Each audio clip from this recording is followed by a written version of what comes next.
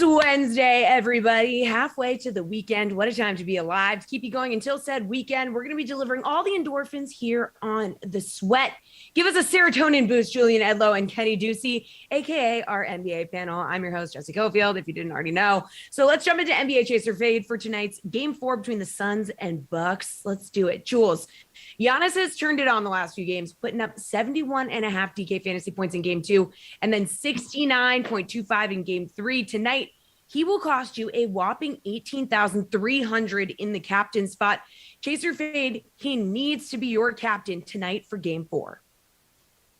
I will fade that he needs to be. I would love him to be because I think he scores the most fantasy points in this game. The problem is then you can fit so much less in your lineup and you can only do what the...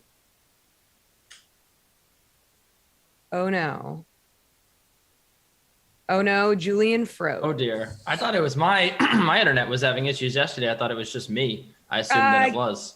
Yeah, well, Kenny, let's just go to you. So Chaser Fade that Giannis needs to be your captain tonight for Game 4, even though he's going to cost you 18,300. Yeah, I can pick up where Julian left off. Giannis Antetokounmpo may have the most DraftKings fantasy points in this contest. In fact, I think it's a pretty solid bet, but I don't think that he needs to be your captain. It's going to hurt you in other areas. You need to have good lineup construction here.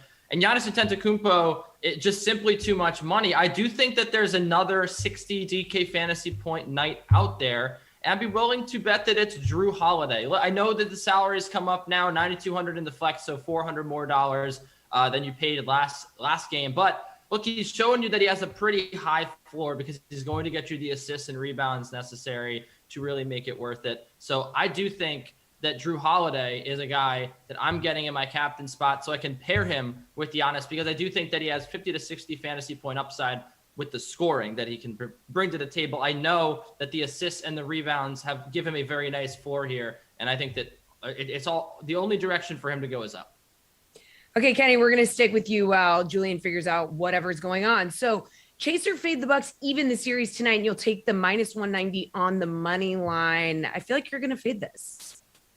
I am fading it. Yeah, I'm not taking the Bucks to win. I'm not afraid to take, a -1 not in the money line if it's going to mean that the team wins. I've done that before in this series, but I'm not going to be taking the Milwaukee Bucks. I don't think they win. I think that this is too narrative driven. Everyone out there, saying, okay, well, the Bucks did it once. The Bucks are going to do it again. They're going to come back from 2-0. The series doesn't start until the home team loses. It's going to start tonight in that case because the Phoenix Suns are a better team. They're going to have learned from their past mistakes here in the Western Conference Finals when they took their foot off the gas really just after Game 1 for about 3 games there. Monty Williams is a better coach than that. I think they see a good scheme thrown at Giannis, do the Milwaukee Bucks. Monty Williams does a good job on him, and they're going to make the role players beat him. And I'm telling you what, Chris Middleton, I'll put my money on Chris Middleton not beating the Phoenix Suns tonight, and I'll put my money on that entire team really crumbling at the face of Mikal Bridges having a better game, Devin Booker hitting a few more threes, DeAndre Ayton continuing to battle in the post and dominate. And I do think DeAndre Ayton can do a pretty good job on the defensive end against Giannis. I expect him to see him matched up with him a little bit more. He's done a decent job in this series. I know Giannis has gone off, but this could be like the first game that Giannis looks maybe a little human. I just think that the Milwaukee Bucks, you look at the shooting splits, they do shoot better at home, but the Phoenix Suns here, they really have, you want to scream variance. They have a lot of room to grow here, and I do think that they grow into this series and they take Game 4. All right, Kenny, Chaser Fade Game 4 goes under the 220 point total. We kind of talked about this a little bit yesterday, and you said these defenses are really the stars here. So do you want to go under this? Yeah, I do. I generally like taking the unders in these Milwaukee Bucks playoff games because I don't trust their offense. They just have too much to figure out on that end. They just have really no imagination in the half court. All season long, the Milwaukee Bucks, what they've done is they've gotten out in transition, they've pushed the pace, and they've been able to score because they have a guy that can Euro step from the half court line. That hasn't been the story in this series. Last 2 games, the pace at 97 last game, 94.5. The game before that, I just don't think that those are numbers that really encourage me to bet the over, considering the over hit in Game 2 and it was a fluke, the under hit in Game 3, and there probably should have been a little bit more cushion there. And Game 4, I'm going to fade the Milwaukee Bucks offense once again against an improving defense. And the Milwaukee Bucks defense is really what's gotten them to this point. They have really played very well against some of the best offenses in the league. So I do think that behind that defense, behind a bad offense in the half court and a slow pace, then we get another under. Julian is back. He's back, baby. We think. Julian, are you back? Okay, he was back and now he's gone again. So Kenny, it's all you, man. Let's go. Let's dive into a player prop for this game now. Chase or fade. Chris Paul will go over 34.5 points, rebounds, and assists. What do you think? Well, it's a tough one because when you look at what he's giving you he had no rebounds last game, and what he's giving you in the assist column, he's pushing towards a double-double, but he actually hasn't had a double-double in this series yet. He's averaged around 8 or 9 assists. So when you look at that, you're thinking, well, okay, now he's maybe he gets you 12 in the assists and rebounds. 22 points. I mean, that's something that he did eclipse in the first 2 games of the series. Last game wasn't that great. Look, I still think that there's something a little bit off about Chris Paul's mid-range shooting. It's not quite where I'm used to seeing it. He has added some threes. I think I'm going to go under here, though. I think if the Suns are going to win this game, and I do think so, it's going to be with their front court. I think Mikal Bridges is going to add in the scoring department from a terrible game that he had in Game 3, and I think that DeAndre Ayton's featured, and I do think Devin Booker hits more shots. It's going to be close. This is a very good line. I don't really have interest in betting it because it's too close, but I'd probably take the under. All right, Kenny, take us home. Slated per pick. What is your favorite bet for tonight's Game 4? Yeah, I said it yesterday, but Pat Connaughton over 7.5 points. Like, this is a guy that really is seeing the floor a whole lot for the Milwaukee Bucks. 30 minutes in Game 3, 33 minutes in Game 2. I like to put him in my lineup as well. I think he stuffs the stat sheet. He's only $4,200. 18.75 fantasy points in Game 3, 25 the game before that. I'm all over Pat Connaughton tonight. He's just, look, this is the sad state that the Bucks offense is in. Pat Connaughton is an important player for them. He is going to take shots. He'll probably take 7 shots tonight. I think the odds are with him getting over 7.5 points. And I do like Pat Connaughton as well in your DraftKings lineups at $4,200. Kenny, thank you carrying the segment. Julian, we hardly knew you. We'll be right back. We're going to take a look at some NFL futures, but right now, here's Adam Kaufman and Jason Sobel taking a look at the Open Championship from a sportsbook perspective. Well, with the John Deere Classic behind us, it is time to look ahead. It's major season once again, and here with Jason Sobel from the Action Network, I'm Adam Kaufman. Jason, we have the return of the Open Championship after a 1-year hiatus. How excited are you? I'm fired up for this. Always one of my favorite events. It was too bad that we had to miss it last year. We understand why, but after 24 months, it's back. And hey, Shane Lowry got an extra year with a claret jug, so he got to celebrate a little more.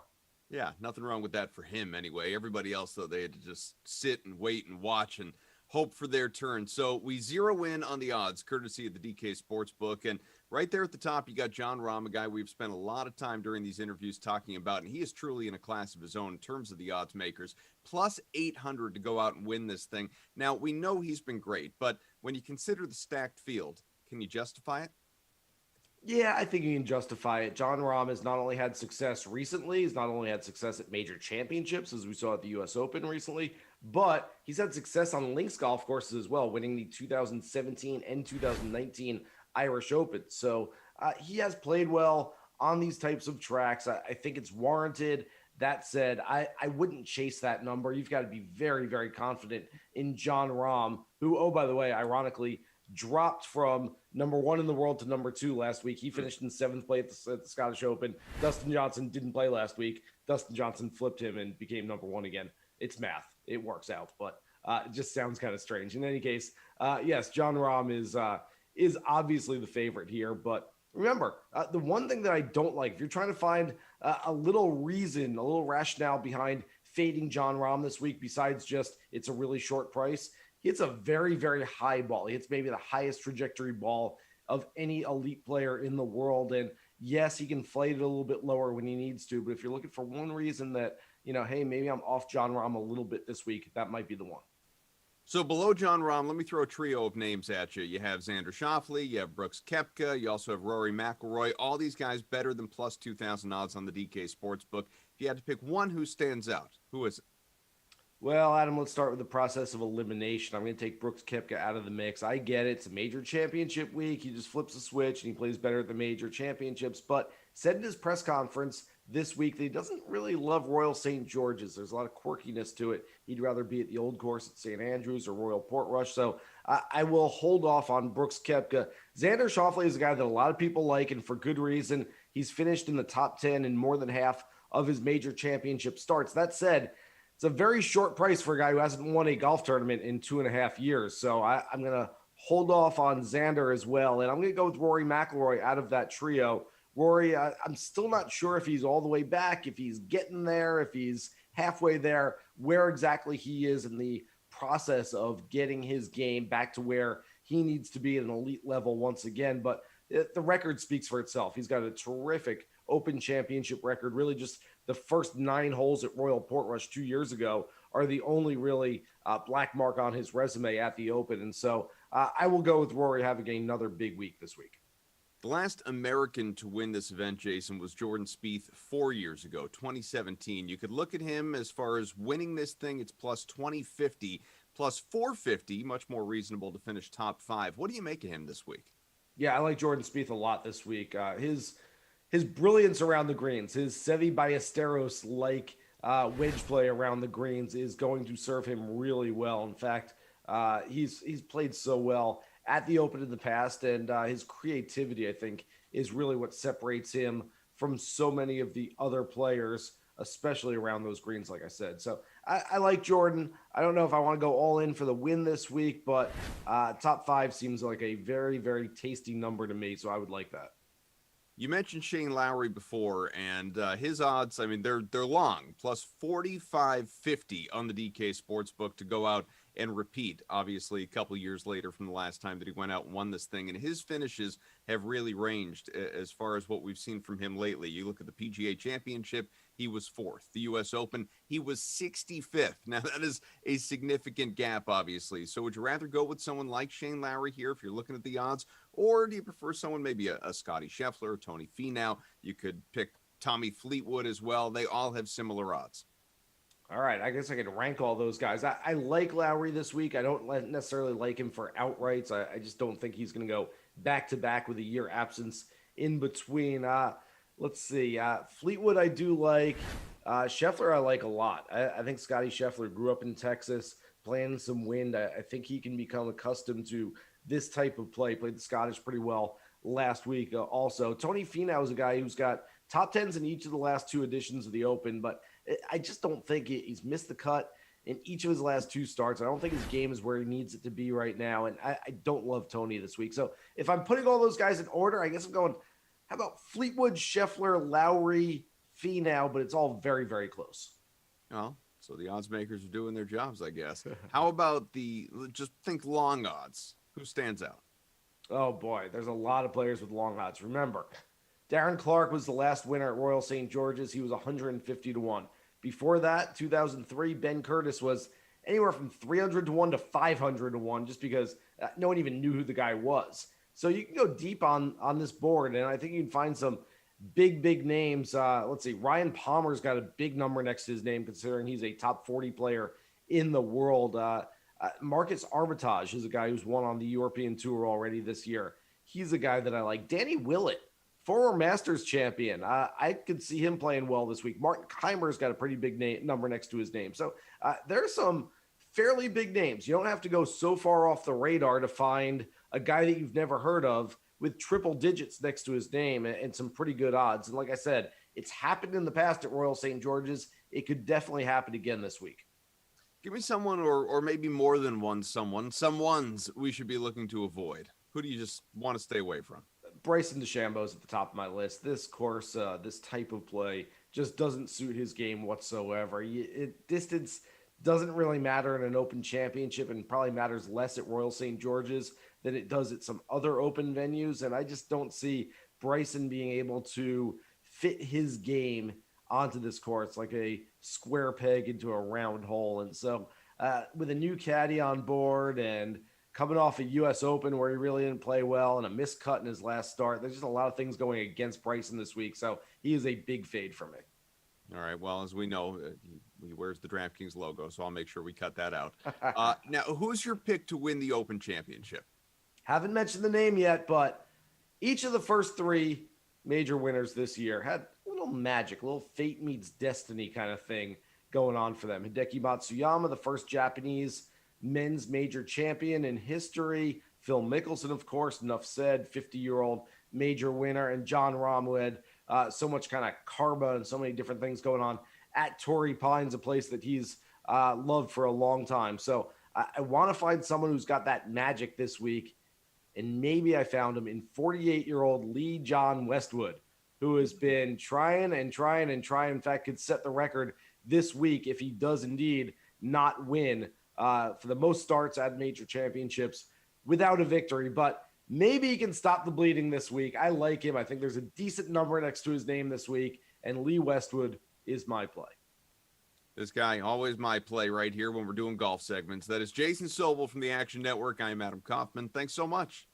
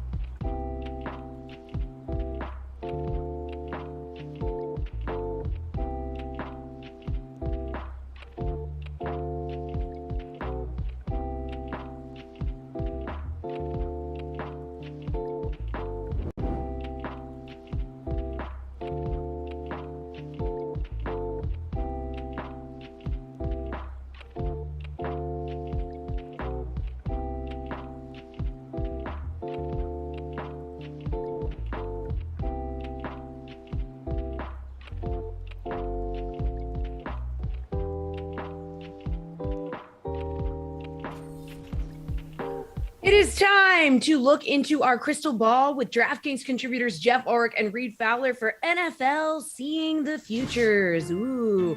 All right, guys, we're taking a look at receiving yards props for some guys with a new quarterback for the 2021 season. So first up is Cooper Kupp. We got Matt Stafford taking over for Jared Goff in LA. So with his new QB, do you think Kupp goes over or under 1,005.5 yards? Now, Jeff, in 2019 and 2020, Jared Goff was around the QB 20-ish in deep ball attempts. Last year, Matthew Stafford was the QB 12 in that category. So I feel like we can only go up from here. Yeah, this one is tricky for sure. I mean, I like Cooper Kupp. You make good points, Jesse. Great research, by the way.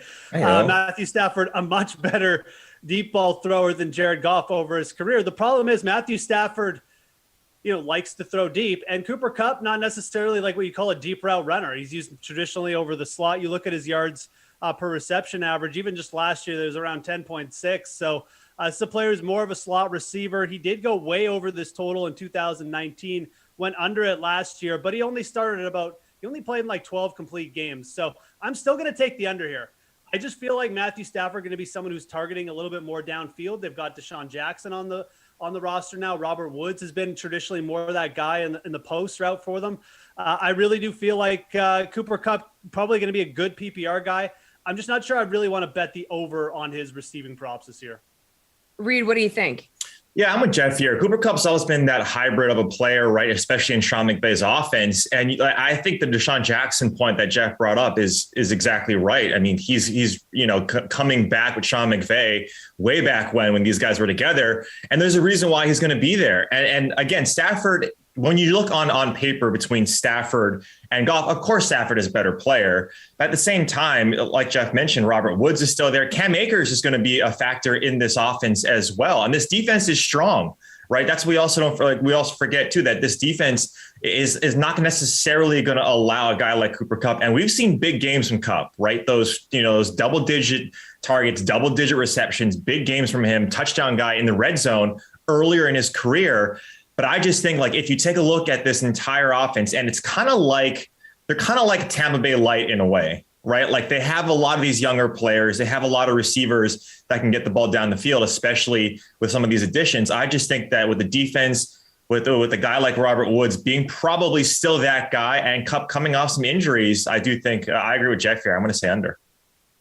All right, down in Florida, we've got Trevor Lawrence taking over in Jacksonville. Down in Florida man takes over at quarterback.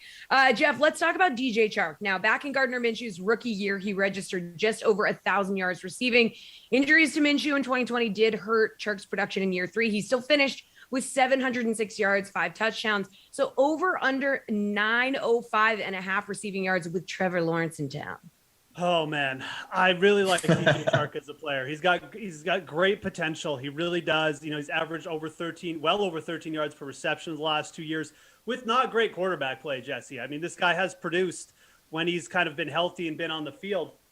The problem is, A, he doesn't stay on the field that much. He's never played a 16-game season. Last year, he only played about 12 complete games. And then B, you look at the Jacksonville Jaguars depth chart, and now you've got Shenault in there, who's a very good rookie himself, and Marvin Jones. I don't know if the targets are going to be there for DJ Chark. If the targets are there, he's going to hit this over easily. But if he's sharing targets with Jones, if Jones leads him in targets, if Shenault takes like the PPR role, I don't know if there's going to be enough there for DJ Chark. You also have Urban Meyer, who's supposedly trying to institute a run-first offense. He obviously drafted a running back high. And you can throw Travis Etienne in there as another receiver to potentially take away targets. There's just not enough here for me to take the over. This is an under for me for sure. I love DJ Chark. I hope he does hit the over. But this is not going to be one where I'll be taking that route. Reed, what's your take? Wow, I thought for sure that any Jacksonville Jaguar that comes up, it's going to be bullish. But I guess that's more of a Foles thing for Ulrich here. Yeah, I mean, all the points that I was going to make, Jeff mentioned, right? Like Shenault is that guy. And I believe that when you take a look at what he's able to do and what he did towards the end of last season, LaVisca, I think he's that guy that Jacksonville wants to focus on, right? And then the unknowns, new quarterback, new coach.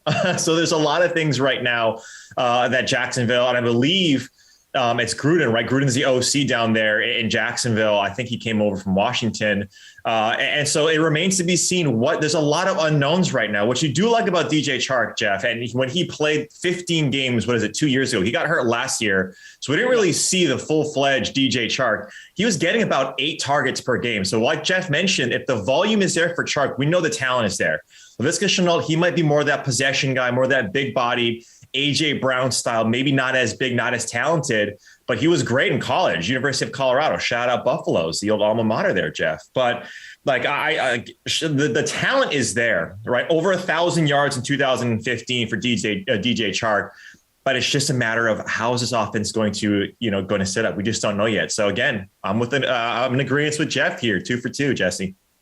All right, Reed, maybe we'll get some dissension on this one. Curtis Samuel is joining Ryan Fitzpatrick in Washington. Do you think he goes over or under 700.5 receiving yards? I wish this was like a total yards, Jess, because Curtis Samuel is such a Swiss Army knife for any team. I think this is a beautiful signing by Washington. I'm much more in the camp of Terry McLaurin being that guy, but it's YOLO quarterback Ryan Fitzpatrick. So I'm going to say over because Curtis Samuel, big guy with yards after the catch, extremely talented. And I don't think Logan Thomas is going to be that guy like he was last year, right? The quarterback play for Washington last year focused a lot on the ADOT with Alex Smith being like under 6 yards, under 7 yards. It was either the J.D. McKissick show or the Logan Thomas show in Washington. It wasn't the receivers. But now when you have a guy like Ryan Fitzpatrick, who I do think is the best quarterback on that team, without a doubt, the Hall of Fame. My Hall of Fame lobbying for Ryan Fitzpatrick is going to be in full force this season, Jesse. I do like it. So give me the over on Curtis Samuel because I think he's a great player. I think this offense is going to prevail better, obviously, than last year. Again, the only thing that scares me, kind of like with the Rams, is that this defense is going to be really, really good. So how many points and how many yards do they need to get to win these games? I don't think a lot, but I do like the player. Jeff, you look like you agree.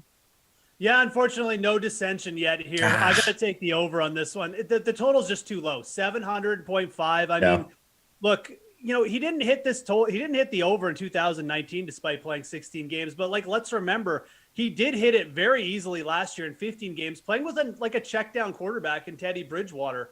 I mean, he had a very good completion rate. And again, you look at Washington's depth chart. Yeah, Terry McLaurin is there. Okay, Logan Thomas is there, but there's really nobody else outside of Curtis Samuel. Like the targets should be there for Curtis Samuel. He's a big enough play dude as well with just the pure sub 4.4 wheels that he has that he doesn't necessarily need 120 targets to hit an over here. I really do think that there'll be enough targets there. And with the 17 game season, like I said, this total is too low. Love me some Curtis Samuel. I think he came into his own a little bit last year, and I think you'll just see an extension of that. Potentially even more explosive plays with Ryan Fitzpatrick at quarterback, who's not afraid to throw downfield. All right, Jeff, Carson Wentz is taking over in Indy. Let's talk about T.Y. Hilton. Kind of a disappearing act last year, signed to a 1-year deal now. He really needs to prove himself. Do we think he goes over or under 775.5 receiving yards?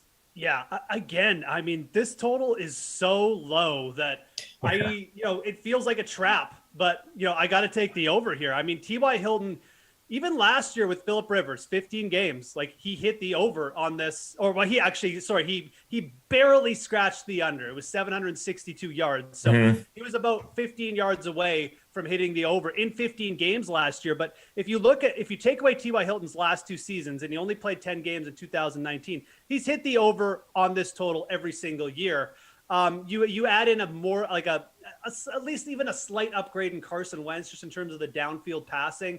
And then you also factor in that, T.Y. going to have an extra game this year. I just don't know how you can even really consider the under here. And lastly, I mean, T.Y. maybe he looked a little bit didn't have quite the Jets, but he's going to be out there on the field for the Colts simply because who else are they going to throw the ball to? They have Michael Pittman. I love Michael Pittman. He's a great prospect. Paris Campbell's back. He's always hurt. We don't even know how they're going to use him. After those 2 guys, the wide receiver depth chart for the Colts, quite frankly, one of the weakest in the league. T.Y. Hilton is going to be on the field a ton for the Colts, and this yardage total is way too low considering we get Carson Wentz and the extra game this year. Reed, what do you think? You going to agree with Jeff again? Yeah, but I will say this, though, with T.Y., and this is the devil's advocate because we can't go 4-for-4 here, Jesse. We need some parity, is that he started off really, really slow. Like T.Y., a lot of people who drafted him either early or took a flyer in the middle rounds and say, oh, my God, it's T.Y. Hilton. He's, one of the better receivers in our game. It started off really, really bad for T.Y. So if that's the case in Carson Wentz, and it takes some time. It took some time to build some chemistry with Phillip Rivers. If that's the same case, you're going to feel really, really shaky about this because we don't know exactly how this is going to shake out with Carson Wentz. He's going to be on a new team. Granted, he gets a full off season, but the way he ended is why I agree with Jeff here in that those last handful of games with T.Y. Hilton, he looked like the old T.Y. Hilton, where finally he was getting balls down the field. Finally, we see what he can do. He's a guy that can easily put up 3 digits in a game in terms of yardage. And if that's the case with that extra game, like Jeff was mentioning, I think this is too low for T.Y. But again, having said that, if he starts off slow again, I will be scared if I have any money on T.Y. Hilton future props here. All right, thanks you two. Sticking with the theme and taking a look at MLB futures after we get a preview of tonight's NBA Game 4 between the Bucks and Suns. Hey, what's going on? He is Shirag Hira. I'm Adam Kaufman. We're here from DraftKings, and this is The Slate, brought to you by the NBA, where the intensity and energy of postseason basketball continues to rise. That's the NBA playoffs. That's game. Shirag, Bucks fairly early last time out called game 3 of the NBA Finals. They rebounded from back-to-back losses in Phoenix to begin the finals with a 20-point win over the Suns to at least narrow the gap here in this set. So what was your that's game moment from that contest? I usually like to talk about game-winning plays in this segment here, but I have to switch it up a little bit. That Cam Johnson dunk on PJ Tucker, that's the game moment for me. He took it full length and just posterized the man. You know what? I even like PJ Tucker's face in that reaction afterwards. Like, oh, that's a block? Yes, that's a block. If you get dunked on like that, no matter what, if it's a charge, a block, whatever, it should count. The dictionary definition, at least in form of a photo of what posterizing looks like. Unbelievable dunk, obviously. So you mentioned Giannis, who went for 40-plus points, real points, not fantasy points, back-to-back games here in the NBA Finals. What are your expectations for Game 4 DFS if you're looking for a player to build around? With Giannis scoring 100 points again in the captain spot, it's difficult to avoid him. So for that reason, I actually like DeAndre Ayton. He only played 24 minutes in Game 3, and he still was able to almost record a double-double. He was dominant in that first quarter. If the Suns are able to keep this close, they're going to need another strong performance from DeAndre Ayton. Yes, Chris Paul will need to step up, and Devin Booker will need to rebound after scoring only 10 points. Still, DeAndre Ayton is the key here. He's much cheaper, and I believe that's the reason why you should put him in the captain spot. All right, my man. He is Shirag. I'm Adam, and this has been The Slate, brought to you by the NBA, where the intensity and energy of postseason basketball continues to rise. That's the NBA playoffs. That's game.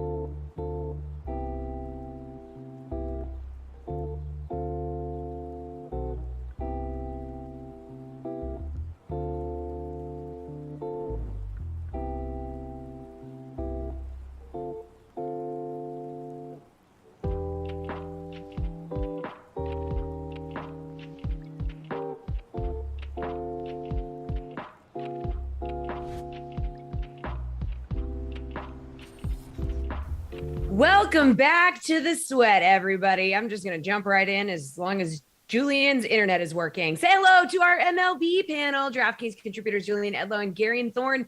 This is MLB Cover the Bases. So, guys, unofficial second half of the season starts tomorrow. Let's take a look at some future bets in the following categories. First, division winner. Who you got here? Julian, we'll go to you first while your internet is working. Yeah, appreciate that. I'll be as quick as possible because this could end any second. A lot of these divisions are tough because it's all big favorites. So unless you like a big underdog in any division but the AL East, there's not much to look at. So I don't necessarily have a feel for any of these longer dogs. It is interesting. I mean, the Giants are like, right there, and you can get them at plus 425, but I got to believe in the Dodgers' talent there. So call me a homer. I'm going to the AL East. I'm taking the Red Sox. I think that the season that they've had, they've proven themselves at this point. They're going to win well over 90 games, I would say. So Red Sox standard minus 110 juice. I think they get there. Gary, what do you think? I think Jules is right that you have to bet the AL East if you want to find value here, because like the AL Central is pretty much over. I think the AL West, while it's still kind of competitive, I think we all know how that's going to end, et cetera, et cetera. But I'm going to go the other way here. I'm going to take the Rays at plus 130. And I think the big thing, I know it's kind of cliche to doubt the Red Sox at this point, but it is true. Their first half schedule, much easier than their second half schedule. And I don't think you have to dig too far into the future to see what I'm talking about. The Red Sox come out of the break with 4 against the Yankees, 3 against the Blue Jays, 4 against the Yankees, 4 against Toronto, 3 against Tampa Bay. Nice little 3-game break against the Tigers. That's nice. Then 3 against Toronto, 3 against Tampa. They play the Yankees 13 times and the Rays 13 times in the second half of the season. Pythagorean win expectancy has the Rays as the better team for the first half of the year anyway. I'm not saying the Red Sox can't win the division because they've taken care of business against the Yankees primarily so far this season, but 13 games head-to-head between the Rays and the Red Sox, that's a lot of opportunity for the Rays to catch up, and they only need to catch up a game and a half, so I'll take them at plus money. All right, Garion, Cy Young winner, AL or NL, what do you think? So NL, again, is entirely wrapped up unless Jacob deGrom is abducted by aliens or something along those lines. So let's go to AL. And again, there's some pretty long odds here. I mean, I don't think it's the worst idea in the world to take a shot with someone like Chris Bassett if you really want to get into the like crazy odds range. But if you do just want some simple value, I think Carlos Rodon has a case to just be the favorite. I mean, right now he's plus 275. Garrett Cole has been regressing. Yes, he had that amazing start against the Astros before the first half wrapped up, but his last 2 months have not been pretty. And in that time, Rodon has taken the lead in the American League in expected ERA, in FIP, in Fangraphs WAR. For all intents and purposes, he is the better pitcher right now. And these awards are so narrative based, and it's a lot of negative energy right now around Garrett Cole. And Carlos Rodon is such an amazing story. This is someone who was, opted out of his contract and then re-signed with the same team because he knew he could turn it around in the White Sox. I think it all just lines up. They're going to win the Central. I think by the end of the season, even in a month, these will probably be even odds. So buy into Rodon now. Yeah. What do you think here, Jules? Rodon plus 225. Yeah, Gary's totally right. Can't bet the NL. That one is wrapped up. And the AL is loaded with value because Garrett Cole, who was an even more sizable favorite last week, is a minus 115 favorite. That shouldn't be the case. Like, even if he turns it around, he's still going to have this glaring hole in the middle of his season where the sticky stuff rule comes into play, and his stuff was worse. So this is something that is voted on. So Gary used the word narrative. If people vote on this, they're not going to bring themselves to vote for Garrett Cole. It's just not going to happen. So that gives you the rest of the field all at plus money. If you want to take the White Sox pitchers, that's fine with me. I just see those two guys, plus 210. You've got Lance Lynn plus 400. Everybody else is plus 3,000 or better. I need to look deep here. These are small bets. You're just sprinkling some money, but why not take a shot on Eovaldi, Bassett, Bieber, Kyle Gibson's plus 3,500? Any of those guys after plus 3,000, I don't necessarily want to tell you which one to bet on because I don't know. You're just hoping one of them has a really good second half. So if you have a take there, go for it. I'm just saying if I bet on anybody to win the AL Cy Young, it's going to be a plus 3,000 or longer. Do you want to? All right, Jules. Oh, yeah. Go ahead, Garion. Just betting Kyle Gibson. I mean, his stats are really great right now. Just remember that Gibson is 100% going to be traded, and we don't know if he's going to be traded to an American League team or a National League team. So be careful betting Kyle Gibson. That's an interesting point. The more you know. The more you know. Let's move on to MVP betting. Jules, you going AL or NL? Yeah, so for MVP, DeGrom is even the favorite here at minus 110, and then there's the rest of these guys. I think the AL is really interesting because it's Ohtani minus 275, Vlad Jr. plus 200, and then the next guy are the Red Sox. Bogarts plus 3,500, Devers plus 4,000. Huge drop off. Just what happened? What happened? Man, we were doing so well. Garion, go ahead and take over. We had a good run. Yeah, I mean, I'll pick up right where he left off. I do think those two Red Sox players in particular, if you're looking at the American League odds, I know I just said they were going to lose the American League East, but they're leading the American League East right now. Shohei Ohtani, a pitcher, someone who exerts himself a lot. I mean, I'm desperately not wishing injury on the guy, but we have seen that before with pitchers. So there's always a chance with that. I guess the contingency there is just Guerrero is having such an amazing season that you'd need both of them to basically get hurt at this point. But someone like Devers, who's 40-1 right now, if the Red Sox are able to win the division, he's got a 400 expected WOBA right now, which is 5th best in the American League. He can have the kind of second half where he hits 6 or 7 home runs in a 2-week span, and suddenly he's now 15-1 and not 40-1. So if you want a long shot bet, I think those are decent odds. But at the same time, if you just want to bet Vlad at plus 200, like this is going to keep going back and forth between him and Ohtani, depending on who has the hot week. And before the All-Star break, it was Ohtani who had the hot week, so he kind of pulled ahead. So a little bit of value there. I'll also say in the National League, if you want someone just deep value to put a little sprinkle on and see if it happens, you actually can't put a sprinkle on him because he's not listed on the DraftKings Sportsbook right now. But in other books, he's around 100-1. But Brandon Crawford, the shortstop for the San Francisco Giants, they are leading the National League West right now with 80 games to go. If they can somehow pull this off and beat the Dodgers and the Padres, it'll be such a massive upset. And I just think there'll be this pressure on the voters to recognize the Giants accomplished this thing. And right now, Brandon Crawford is 6th in the National League in WAR. He's having a great season both offensively and defensively. If the Giants do figure this out, I think he or Buster Posey is going to be the leading candidate as their MVP representative. And right now Posey's hurt. So I think there's a pretty good chance and pretty good odds on Crawford right now if you can find them. All right, Garion, World Series winner. Let's talk about it. The opening day betting favorites to win. The Dodgers remain the favorites, but everything else looks a lot different since before the season started. So what do you think? Yeah, I think there's decent odds on Tampa Bay, as I talked about, especially if you think they're going to come back and win the American League East. Then they get to avoid that wild card game, which is incredibly important. But I would say right now my favorite bet would be the Milwaukee Brewers at 13-1. Milwaukee, while they're not a team you look at and a roster you look at and say, yeah, these guys are going to beat the Dodgers or they're going to win the World Series, when you're talking about teams that can kind of come out of nowhere and win a World Series and go on a playoff run, it's a little bit like a hot goaltender in the NHL playoffs. You need pitching. I think back to the 2016 Cleveland Indians where, they weren't the best team offensively, but they essentially just rode Corey Kluber and a couple other pitchers, Carlos Carrasco, all the way to the World Series. The Brewers can do that. They have arguably the three of the 5 best starting pitchers in the National League in Brandon Woodruff, Freddie Peralta, and Corbin Burns. If you get into a 5-game or a 7-game series with the Brewers, you're going to probably have a disadvantage at pitcher in more than half the games you play. And then they've got 2 studs in the back end of the bullpen in Devin Williams and Josh Hader.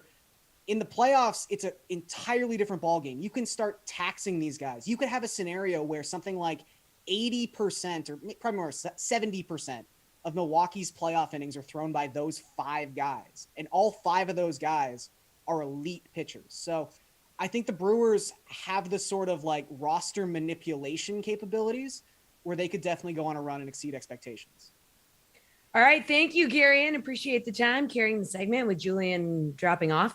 Coming up, Len Hochberg is previewing the Open Championship. And speaking of the Open, here's Pat Mayo breaking down some of his value plays. Take a look. I'm Pat Mayo with your 2021 Open Championship DraftKings picks, $8,000 and below. You missed $8,000 and above?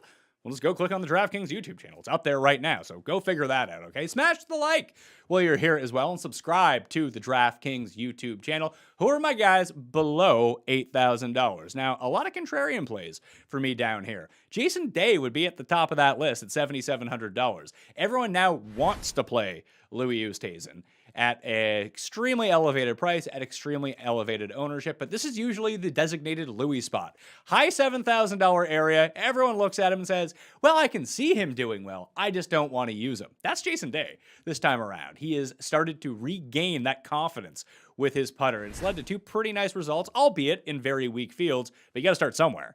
Right? So Jason Day, who has great Open Championship experience, still immaculate around the greens. If you can get it going with that putter, watch out for Jason Day this week in gusty conditions. And, Aussies by and large, very good in the wind historically. So why not Jason Day this time around? It's a course that really rewards veteran guile. At this point, Jason Day is a vet. Joaquin Niemann is not a vet, but another very good wind player. He is also $7,700. That's where I'd be allocating my salary if I was going up to the top of the sevens. But my favorite guys are really in the low sevens this week to make it really easy to pair with a 10K and a 9K guy going down. You can just drop down to this level of player. Phil Mickelson, actually, if we're talking about like the veteran presence, he was top 5 at this tournament in 2011. The last time I was at Royal St. George's. No one's using Phil. He's going to make birdies. He's actually not pretty decent play at $7,500. But I prefer at 74, Christian Bezadenhout, Harris English at 73, and Brendan Grace at 72. Those 3 guys, if those could be the last 3 guys in your lineup, it would have to be a bit of a balanced build, but I just love going that route. All 3 of these guys are excellent around the greens. They can get it going mainly, not so much Brendan Grace, but he's just such an established links player, winner of the Alfred Dunhill Links Classic, and he's just been showing up in majors, led the U.S. Open tee to green, played in the 3rd to last group at the PGA Championship, and holds the lowest round in major history at an Open Championship 3 years ago. So Brendan Grace, very familiar with these conditions, playing great golf coming in, only $7,200. Sign me up for that one. Bezadenhout is like mini Spieth. He chips, he putts, you don't know how he does it, but all of a sudden he's just right there. As long as he doesn't destroy himself off the tee, which is always in the cards, this is the perfect major for him, where driving distance isn't going to kill him. It's all going to be about his irons, his scrambling, and his putting. All 3 things he does very, very well. South African's a great history at the Open Championship too. And why just overlook Harris English? He has 2 wins this year. He had a top 5 at the U.S. Open, just continues to play excellent golf, and this is a pretty good price. Daniel Berger is right there too, where initially I thought that he was the most underpriced player in the field, and he might be, and we'll get to another guy here in a second, but I think I'd rather play English than Berger, right? English is ranked higher in the world. He's the number 12 ranked player in the world. He's $7,300 on DraftKings. That's just a sign to use him. If we keep dropping down, Victor Perez, now we're into like the Euro sleeper guys. So you want to mix and match these guys into your lineups. We got Victor Perez at 7,000. Lucas Herbert, who won 2 weeks ago in Ireland, followed it up with a top 10 at the Scottish last week, $6,800. Richard Bland continues his improbable season, is $6,800. He just won the Betfred British Masters. So, he has success in England, if nothing else, at least this season. Mac Hughes, another guy who scrambles and putts. He's 67. I like him a bit less in his Open debut, but still not a terrible option. Links specialist, Ryan Fox. And then if we go all the way down, you have Jason Scrivener. And then my personal favorite, if you need all the salary relief in the world, Johannes Verman is $6,100. 2 impressive performances at the Irish and the Scottish. He's an American player who plays full-time out of Europe. He's going to hit every fairway. He's going to scramble really well. I think he is a cut maker. I don't know how well he is going to finish, but I do think that he should end up making the cut, and he's only $6,100. He's the same price as, a now withdrawn Joo Hung Kim and Daniel Hillier, guys like I've never heard of before. Johan Vermeens is like a legit player. He's a real option from down in this pricing. If you really want to jam in 2 expensive players into your lineup, that is the way to go. The guy we need to talk about is Sam Burns, though. He's $6,300. He sticks out like a sore thumb as being, $1,300 underpriced for no reason. He is the skeleton key to unlocking a lot of lineups. Just know he's going to be incredibly popular if you want to use Burns. That you need to find somewhere to differentiate your lineup, because essentially, if you use Sam Burns, you're now just playing a 5v5 lineup. And if you use someone else, Jockey, then it's a 4v4 that you have with the rest of your competition. But the rest of your competition isn't one player. When you're playing the Millionaire Maker, all of a sudden it's 50,000 people who have started their lineups exactly the same way. That'd be the reason reason not to play him or the reason to play him, but to take a Jason Day, to take a Tony Finau, to take a Phil Mickelson, and just get away with a little bit of ownership. If you want to leave like $200 on the table, that's probably good enough to do it. But if you have a lineup that has Xander, Spieth, Burns, and Berger in it, trust me, a lot of people are going to have that same lineup. You want to check out the best picks in terms of the higher end, stick on the DraftKings YouTube channel. You want to see full field breakdowns where we talk about each player individually. The Mayo Media Network YouTube channel is where you want to be at right now. Welcome back to The Sweat. I'm Jesse Cofield. He is RotoWire's Glenn Hochberg, and he is here to preview this week's Open Championship from Royal St. George's Golf Club. So, Len, let's get into it. There are 5 golfers at 10K or more for these contests. So we got Rahm, McIlroy, Koepka, DJ, and Schauffele. Can you make a case for fading all of these guys and anchoring your lineup with someone cheaper? Jesse, yeah, I can, and I think that there's certainly an argument to be made for that play. This tournament is wide open. We've seen long shots in the Open Championship. We've seen long shots at Royal St. George's through the years. I'm not saying a real true long shot is going to come in, but I could definitely see skipping the 5-figure guys, going into the 9s, maybe anchoring your lineup with Jordan Spieth, getting a couple of other guys in there, Louis Oosthuizen, Tyrrell Hatton. I think you can do that. And then you can even avoid picking anyone in the 6,000s. Although there are going to be some bargains in the 6,000, some guys to target there. But I think, this is a good week to skip the high price guys, even though the winner may come from that group. Okay, Len, new caddy for our guy, Bryson DeChambeau this week. Any nervousness, trepidation about putting him in your lineup, maybe a little uncertainty there? He is going to cost you $9,900. Is there any non-trepidation, any non-uncertainty, I mean, I'm just completely staying away. There's just so much drama involved. Some of it self-inflicted, some of it not. Look, he is such a talented guy. He could win the tournament, but we also see that of all the top players, Bryson has the lowest lows. He's really a gamble. We are talking about gambling. So take that for what it's worth. But I have a lot of trepidation in this. He's just not for me this week. Len, who's the guy you think might fly under the radar this week, but that you want in your lineups? Tommy Fleetwood is only $8,000, and he originally started the week around 40 to 1 or so. I've seen him move down to about 33 to 1 in some places. He's a guy, he just doesn't seem to do his best in the United States on PGA Tour courses, but he really does most of his good work in Europe. He was second at the Open Championship back in 2019, the last time. He was 12th the year before that. I think he's a guy, and he is almost in the $7,000. He can be a part of just about any lineup. I don't know if he can win, but he doesn't even have to come anywhere close to winning to pay off at $8,000. All right, well, we've talked about some of the high price guys. So how about some value that you're going to be chasing this week? Yeah, there are a couple of guys who are polarizing names, but I like Sergio at $7,600. He's had a great history at the Open Championship, good form coming in. Ricky Fowler, another guy. He was the only way he's even in this field is because he tied for 10. He was in the top 10. He tied for 6th back in 2019, but he has a very good track record and has been playing pretty well lately. Getting into the 6s, Kevin Kisner usually makes the cut this week. Lucas Herbert, probably the Australian, probably the hottest guy on tour right now. He has a win at the Irish Open. He was top 5 in Scotland. He's also played well at the Memorial. And 2 other guys down in the mid 6s. Juice Luton, 6,600, a veteran. This is his 8th Open. I think he knows how to play it. And Jason Scribner, 32-year-old Australian. He's actually low 6s, 6,300. I think he can make the cut as well. So who's the guy you're staying away from, Len? Maybe someone without a good track record here.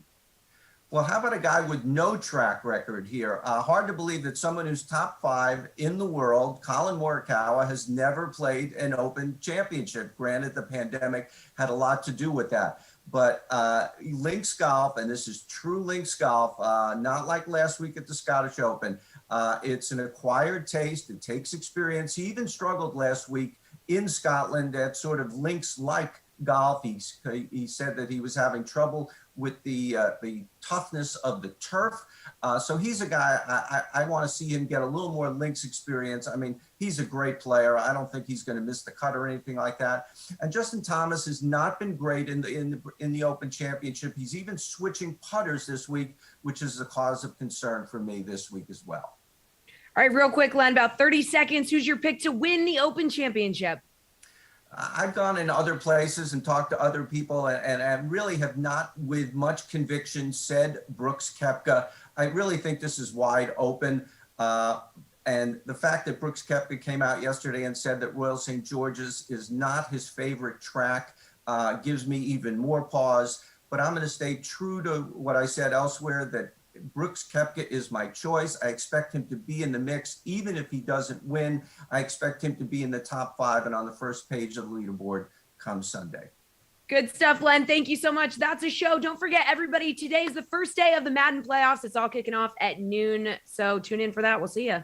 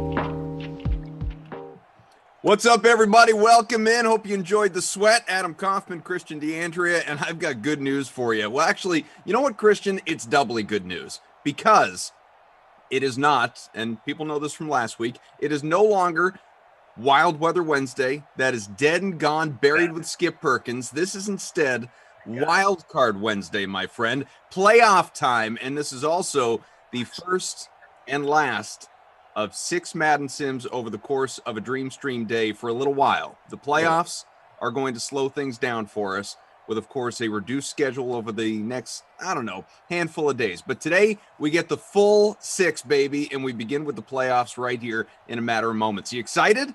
How could I not be? We get to see the playoff-bound Houston Texans. Of course I'm excited.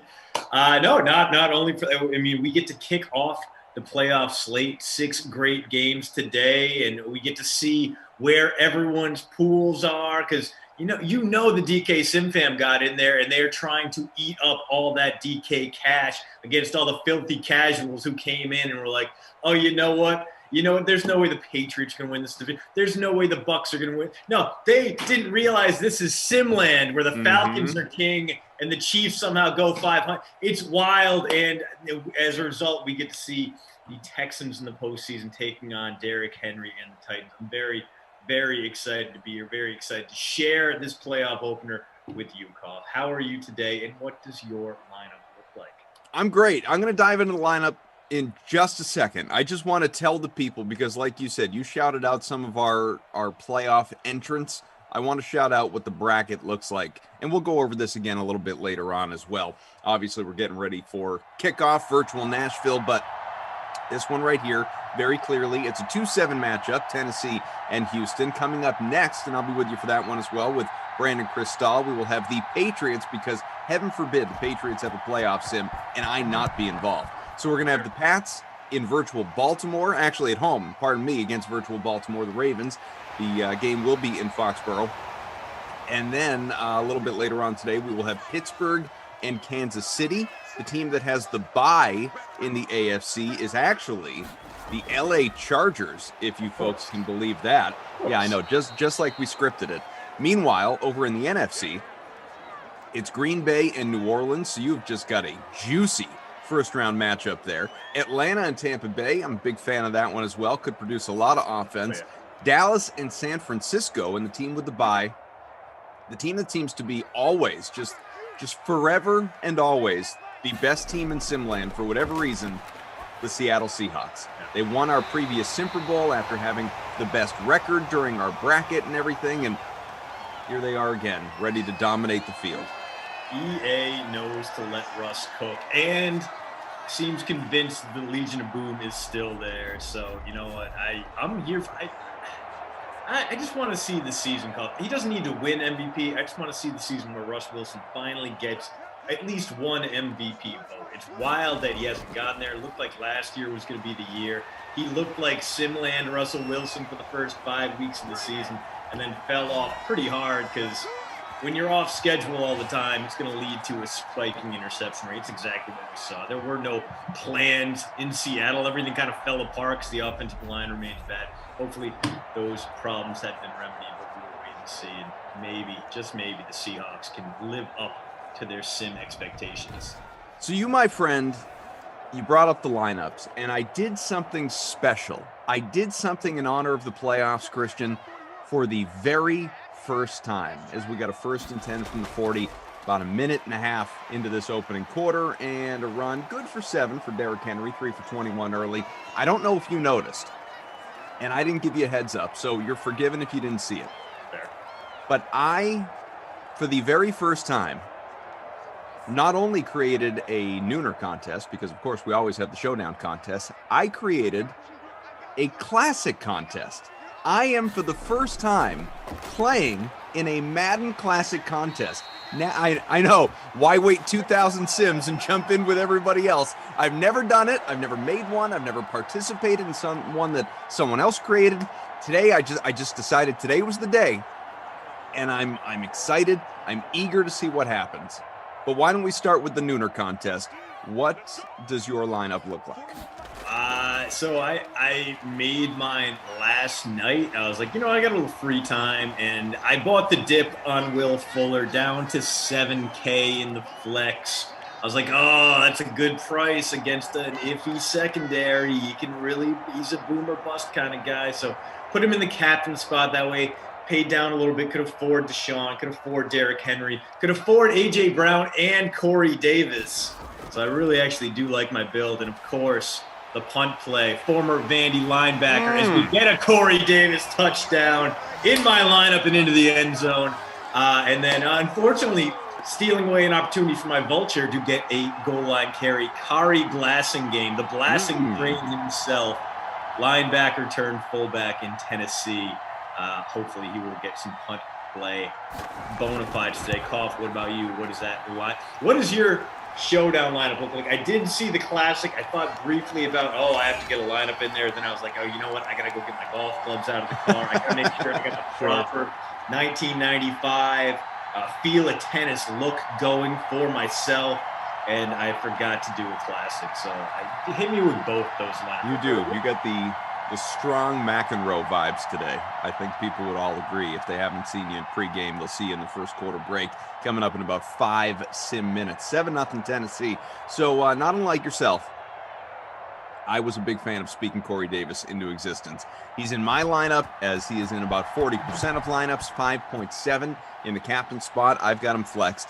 Also have Deshaun Watson, who is very popular, 87% owned in our smaller contest, which has 140 entries. Deshaun is captain about 17% of your lineups. New Patriot Jonnu Smith, as I am always contractually obligated to tell you, he is in my lineup.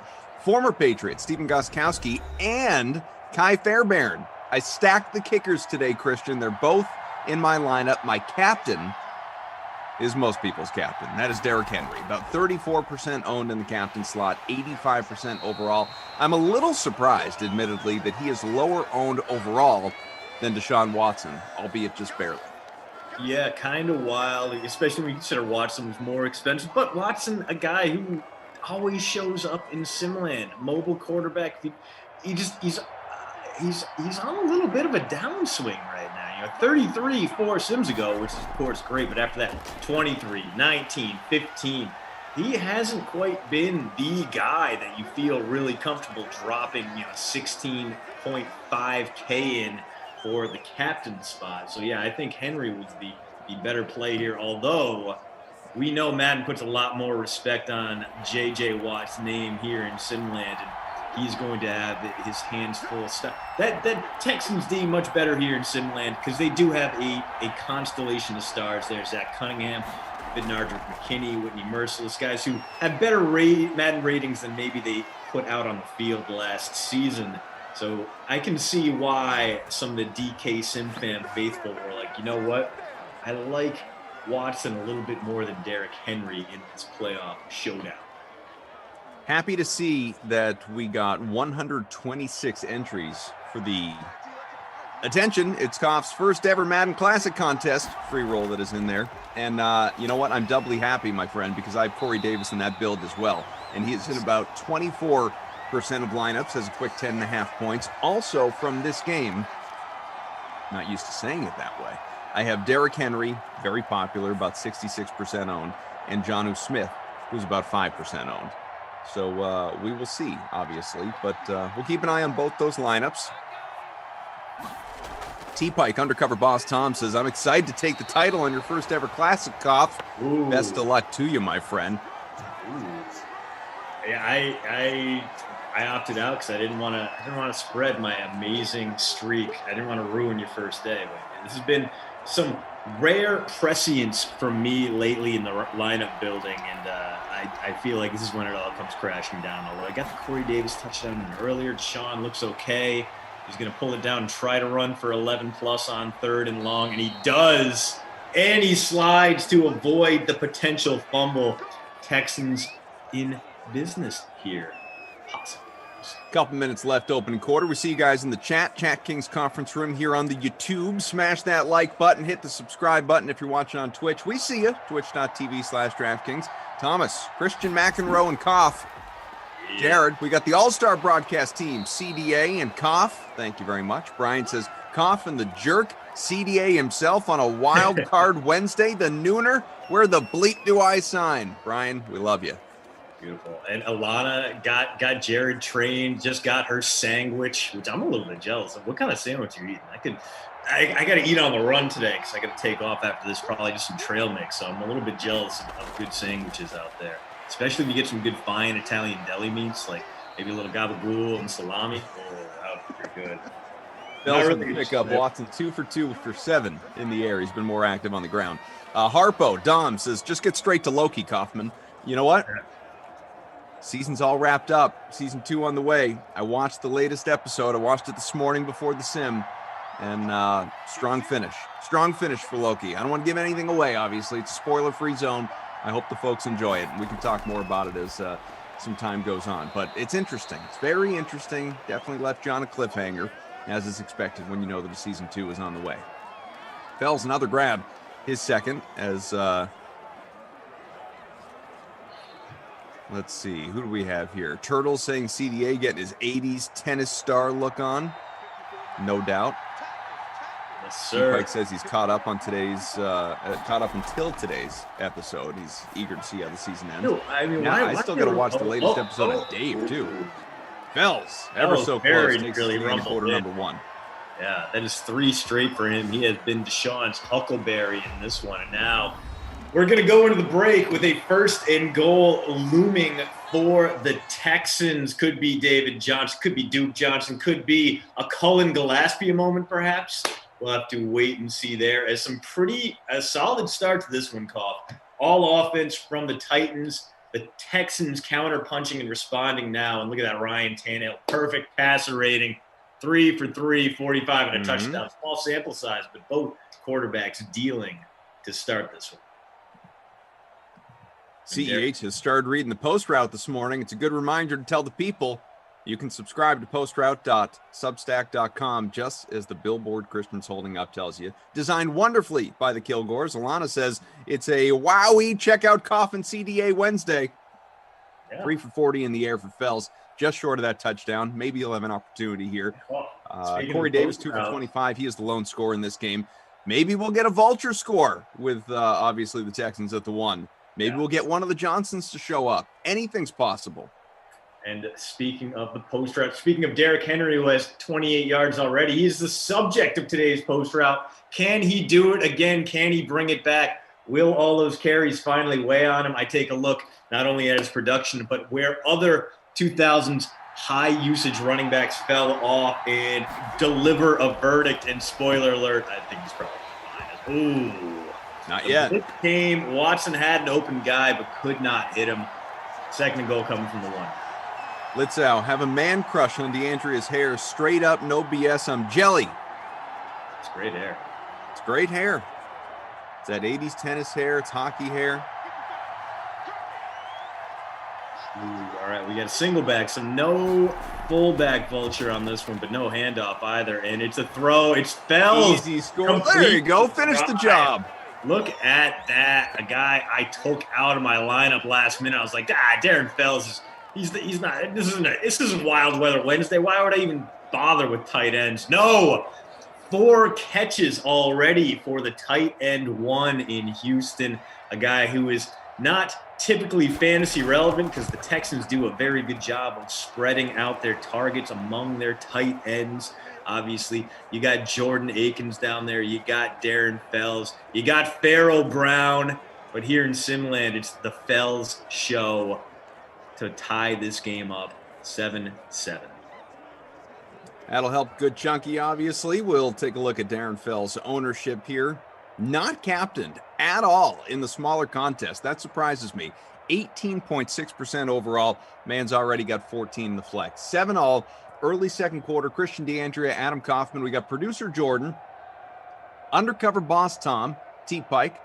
He is our technical director. Bert Hood, always up to no good. Bobo in ops. And we've got Eamon, newest member of our team.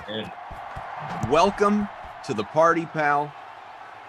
It could confuse many depending on how we approach this because his name is Eamon. It starts with an E. We could just call him E. like Eric and Entourage, we could do that. I don't know if Eamon was an Entourage fan way back in the day, but I mean, that could get confusing for people. Could be fun for us, though. Eamon, as I know, has watched many of these, a great many Madden Sims, is aware that everybody at some point in time gets a nickname, whether they like it or not. This is the man referred to as, Crust by some of you. Yeah. And on cue, Gregory Sims, please don't spend 10 minutes on Robert Wood's nicknames. We did that yesterday. Oh, we spent so much time on Robert Woods. But you know what? Let me just tell you, because you weren't here, we've landed on many, many options for Robert Woods that I think everyone here, at least our crew, will appreciate. Whenever the Rams are involved, we get to shout out Robert Woods. We get to shout out Bobby Trees, or Bobby Stumps, as T-Pike calls out, Bob Twigs, Rob Forrest, Burt Lumber, Bobo Logs, Robbie Redwood, Burt Metals, Robbie Sticks. I mean, so many different options. I mean, and I love them all. Yeah. You did this, Greg Sims. You are the genesis of this. 7-all, 4th and 7, punt on the way. Killa says to Kaufman, what are your thoughts on the b-ball game tonight? Well, Killa, you don't need to limit that to me. We got a Bucks fan over here, and Christian DeAndrea. Well, I am the Valley supporter. Heck of a punt. Down inside the 10 at the 8. That'll put us in safety territory. I'm eager. In fact, we should create a contest. Yeah?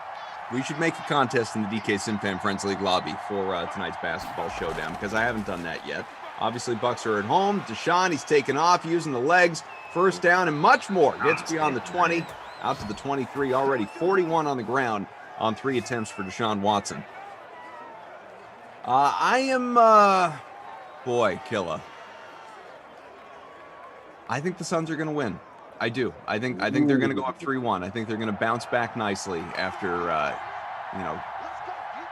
getting game 3 handed to them the way it was. I don't think Giannis is going for 40+ again tonight. Wow. So you would not take up the boost in the DK Sportsbook that I would never discourage, Christian, anyone from taking up the boost on the DK Sportsbook. I'm simply saying, if you're asking me who's going to win this sucker, I think the Suns are going to win. Okay. I am skeptical of your take there. I think the Suns are going to come out extra aggressive, and it's going to. I think, unfortunately, too much of the series is going to depend on the refereeing, because we did see a pretty significant disparity in that Bucks blowout in Game 3, and that plays a huge role, because Ayton's physicality up front, it can be such a difference maker. Especially when he goes up against a guy like Brook Lopez, who has spent the past few seasons really transitioning into more of a stretch 5 than a banger in the paint. However, I did like that, Giannis obviously came out to play, and he's getting some work done in the paint. And yes, the Suns are going to try and stick a forearm in his chest every time he goes in there. But I think we're going to see him kick it out a little bit more often. I think Drew Holiday is building on something here. I think Chris Middleton is refinding his stroke, and I think the Bucks are going to win it based on someone coming off the bench and really providing a spark. Whether that's Bobby Portis, whether that's Pat Connaughton, whether like the universe collapses in on itself and it's somehow Jeff Teague. Who knows? I think this is a closer game than Game 3, but I do believe the Bucks prevail. I think Giannis down the stretch is going to provide just too much offense. And as Burke suggests here, if Giannis is 8+ assists, they'll win. I think that's specific, isn't it? Yeah, it's very specific. That's a big number too. I don't think he's going to get that high, but I think Drew will do enough and will settle into the role that he was brought to Milwaukee to play just in time to even this series up and ensure that we get a Game 6 in Milwaukee. We can keep going with some of the basketball talk as well. Alana throwing out an option for our guy Eamon here. Eamon. As a nickname. That could work. Alana also throwing out the sandwich recipe, which I'm into, like salami, pickled cheese, baby spinach, mustard, mayonnaise. I'm into it, but as much as I like pickle, I'm not a pickle and salami guy. I would swap out the pickle for a little bit of sliced tomato. If just me we're talking about. I mean, yeah, she says, I think we should normalize the, hey, what's in your sandwich as a greeting. Yeah. It's a great idea. I mean, I feel like you really get to know someone by asking them what's in their sandwich, if they're basic, if they're fancy, if they're more complex, if they're lunatics. So, I mean, really, if you're just doing like sliced turkey dry on bread, then I feel like you should be committed. That's a terrible decision, and you're making terrible decisions in your life. And where else is that going to apply? No. That's like work from home, Cough. My sandwich game has improved by leaps and bounds. Everything gets like some fresh tomato on it, some pickles. Look at you. Yeah. As long as it's not like a spicy sandwich, get some pickles on it, maybe a little hummus, a little bit of that red pepper hummus, maybe some cilantro hummus. I'm not a cilantro guy, but the cilantro hummus kind of does it for me. Just there's a wide range out there, and I feel the pandemic has really opened your eyes to sandwich making. It really has. Even before that, even just SB Nation, working from home, not being in an office, not walking around the square here in Madison trying to determine a lunch every day, and not going and getting a burger or settling for Subway. I feel like I'm healthier, and I'm also expanded my mind. Just really opened up my third eye to the beautiful world of sandwiches. I mean, do any of us really settle for Subway? I choose Subway, Christian. And Subway, if you're listening, yes, the Dream Stream is open to a sponsor. Crackle Smack. That's right, last episode of Loki to watch. I know, it's that's it. It's all we got. Then we got to wait till season 2. CEH, where do I know that actor in Loki from? He was in the Avengers movies. Many others as well. Tom Hiddleston is... who you're thinking of. He was in,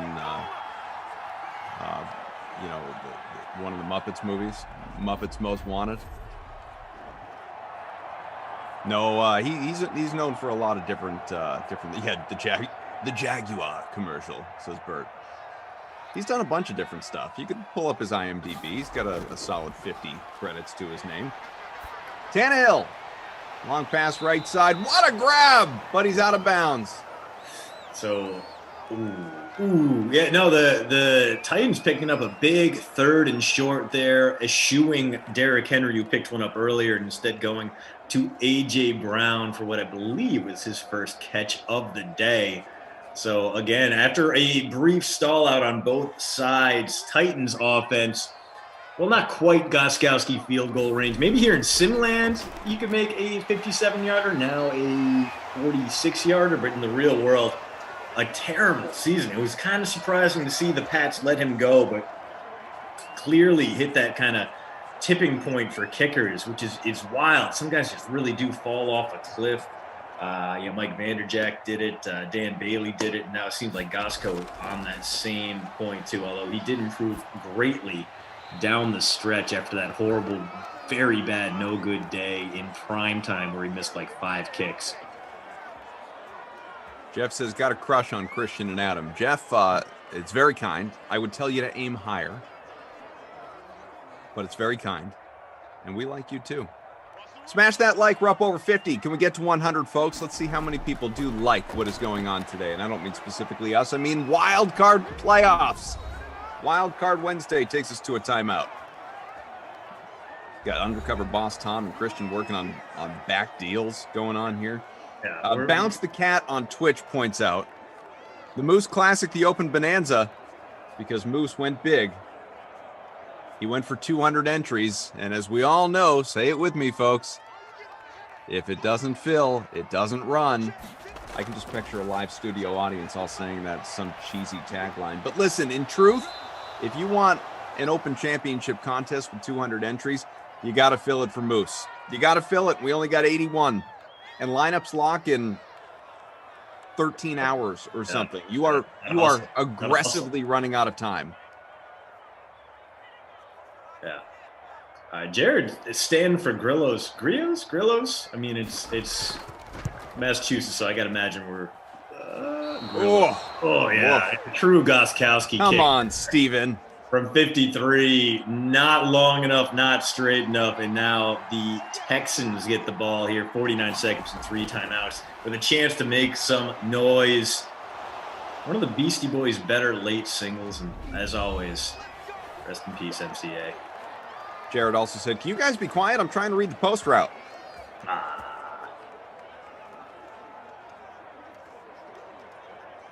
Gostkowski, 21% owned in the larger contest and disappointing. A solid fifth of you. Yeah. Carolyn's phone charger says Bucks in 6. Into it. You would Hear be. it, love it. I'd like to will it into existence. Zach Thompson, ZT, who's my brethren in Valley rooting, was not happy that he rocked his Valley t-shirt yesterday on our sim, and I did not represent. He is holding me directly responsible if they don't win tonight. And I get it. I would be disappointed with you too. I'm owning it.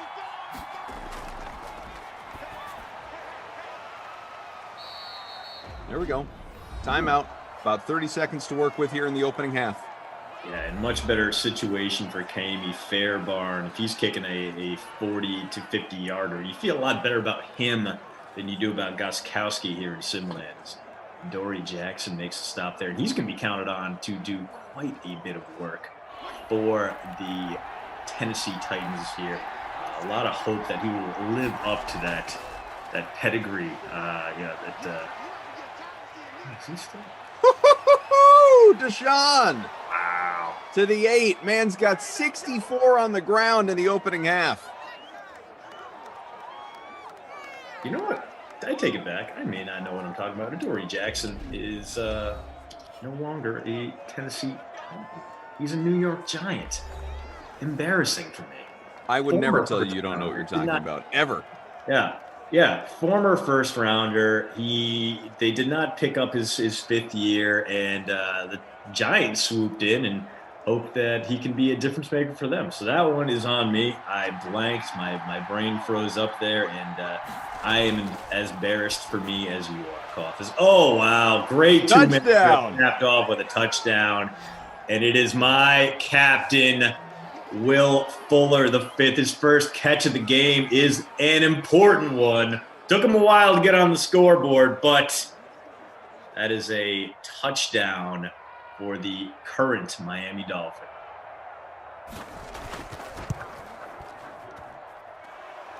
Extra points good, 14-7. Texans doubling up the lead.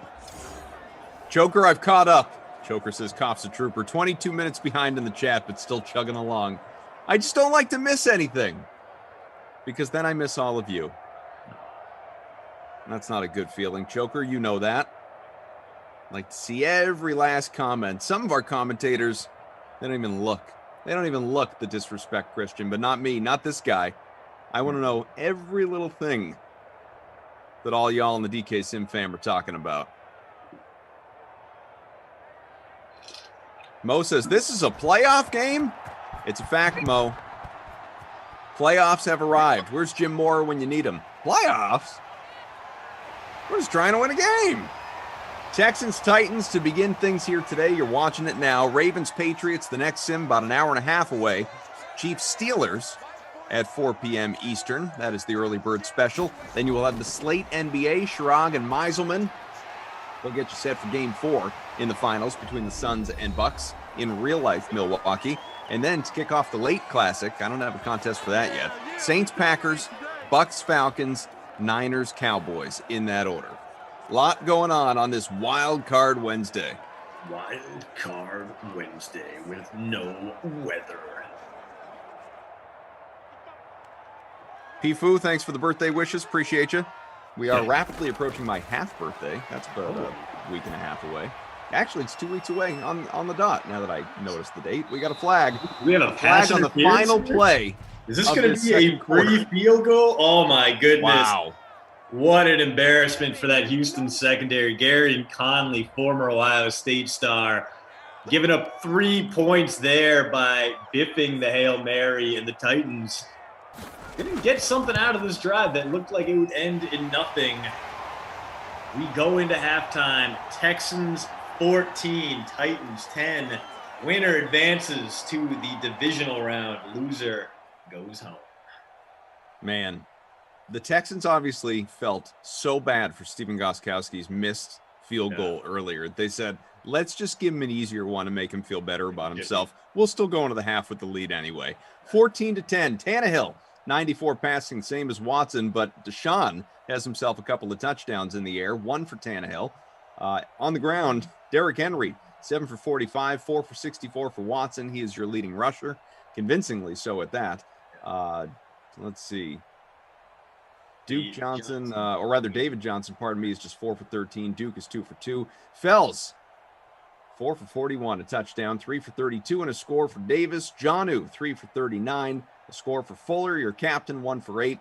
Those are some of the bigger totals here as we've reached the break. Alana says, Koff was good chat listener, mentioned in your wife's wedding vows. Probably should have been. I don't think she's been to YouTube, period, for any purpose in months, let alone to listen to a sim and marvel at the awareness that I give the chat. To that end, Jared, Alana's better half, not so much, says, Koff, in Madden 22, do you think you'll have a 99 chat awareness rating?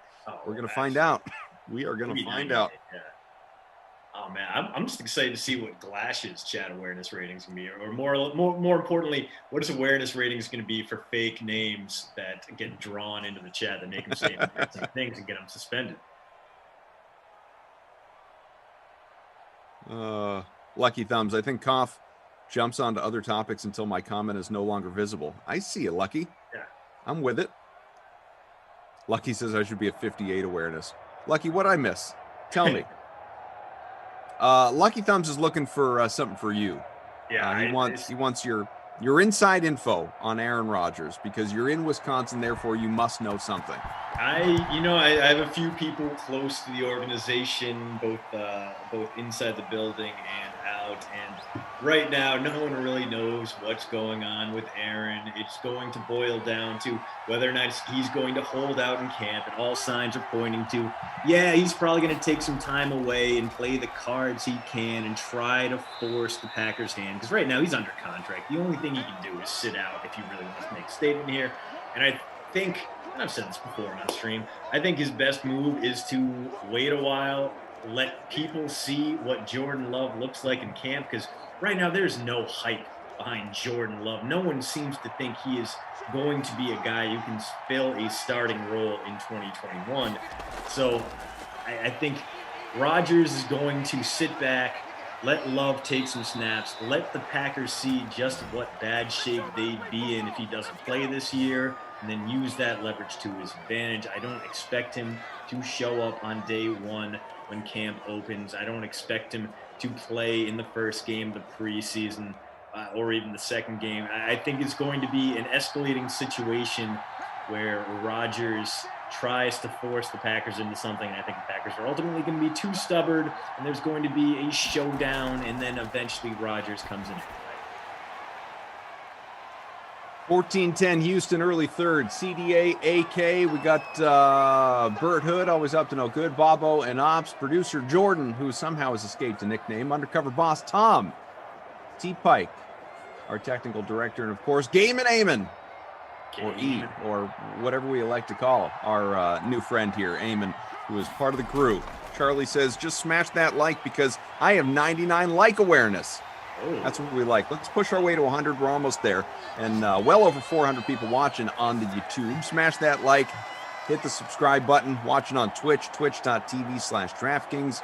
Give us a follow. Emerson's Peloton says, so Koff, at what age did you realize the dream was to be a Madden sim commentator?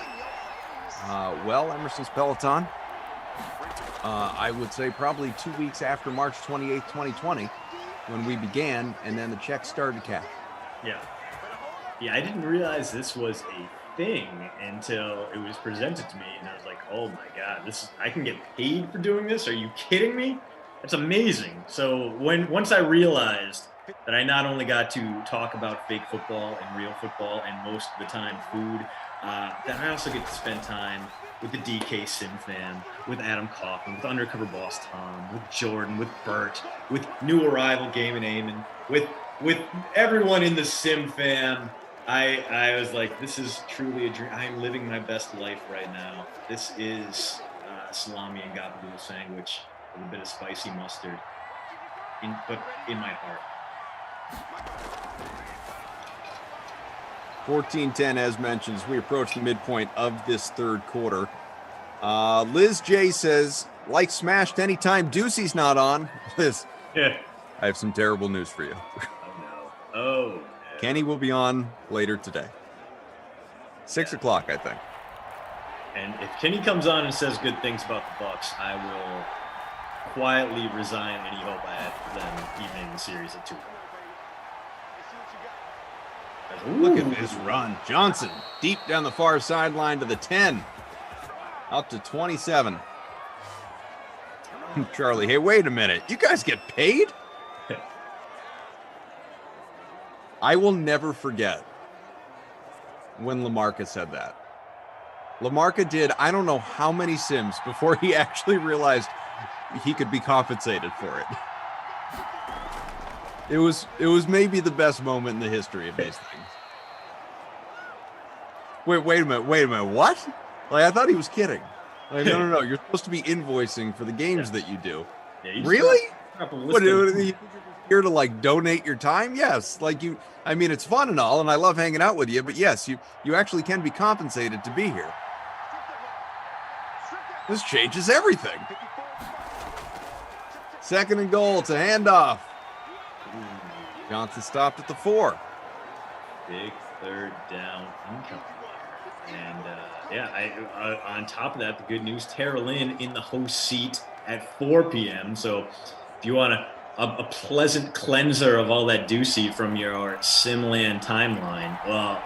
How ironic, too, Christian. You weren't here for that, but I had the Nooner Sim with Tara Lynn yesterday. And at the time, as Deshaun Watson is sacked, at the time, Tara Lynn was not on the schedule for that sit, and she flipped with somebody. I think it was Rossi, if I remember right. But completely unrelated to our schedules and whatnot. I was just saying, so you feeling ready to be in the host seat? Because, you've done enough of these. Like, at some point, you're going to be in the host seat. And she says, oh, God, no. I don't want to be in the host seat. Wow. And sure enough, as the field goal's good, Houston takes a touchdown lead, 17-10. Sure enough, spoken into existence as we have come across so many times in Simland. Tara Lynn, as you said, will be in the host seat with Zach Thompson for the early bird special, the 4 p.m. snack hour sim today. So she better be ready is what I'm saying.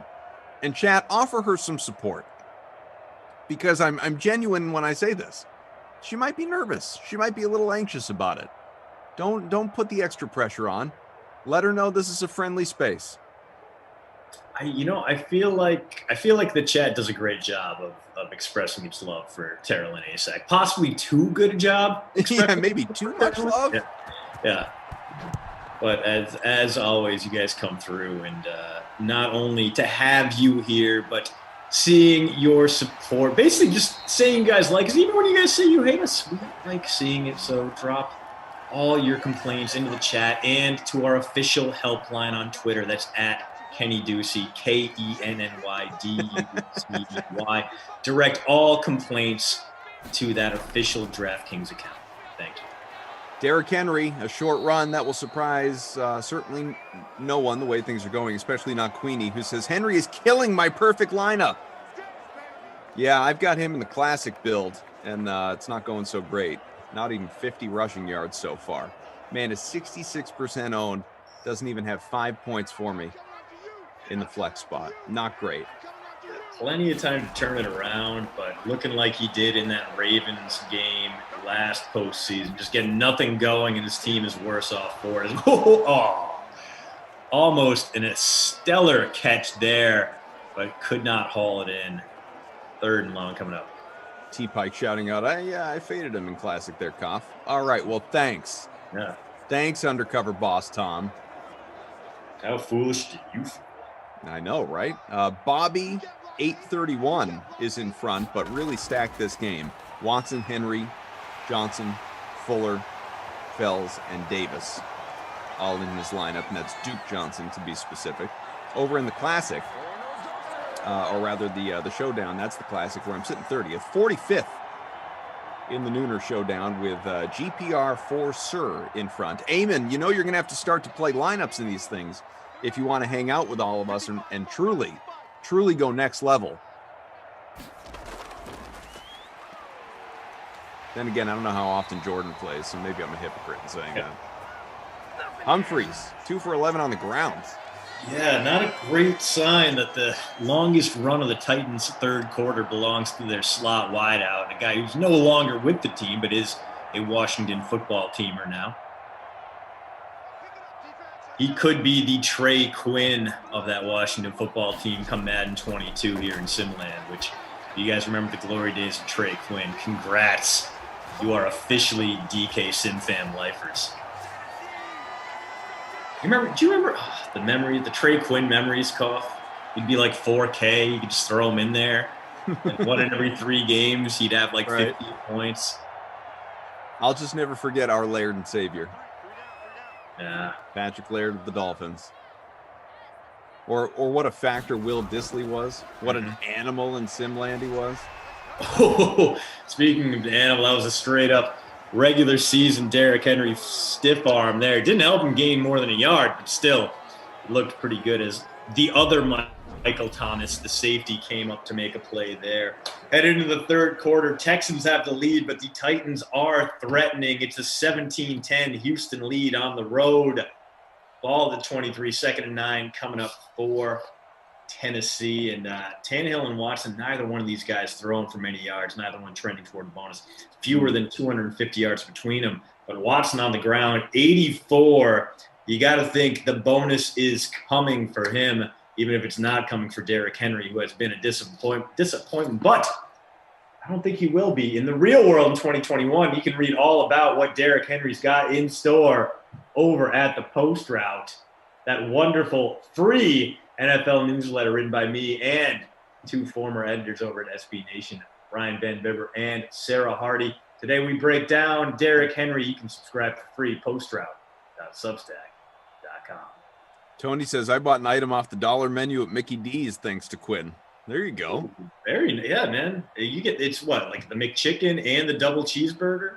I think those are both still dollar options. I honestly, if I go to McDonald's maybe once a year, okay, I alternate what I get there too. Like if it's a breakfast all day, I'll get a McGriddle. If it's like just a regular McDonald's, I'll get a Big Mac. And no matter what, it sounds like a great idea until it actually hits my stomach, and then it just sits there for days, and I feel nothing but regrets. That's why, like, I need the full calendar year to reset that clock, the McDonald's countdown clock. I have not been to McDonald's in years, and I'm missing some McDonald's fries right now. Yeah. I would like some of those in my gullet. I think we can all agree on that. Daryl Travis says, great ending to Loki. Remember, no spoilers around here, Daryl. It was a solid ending.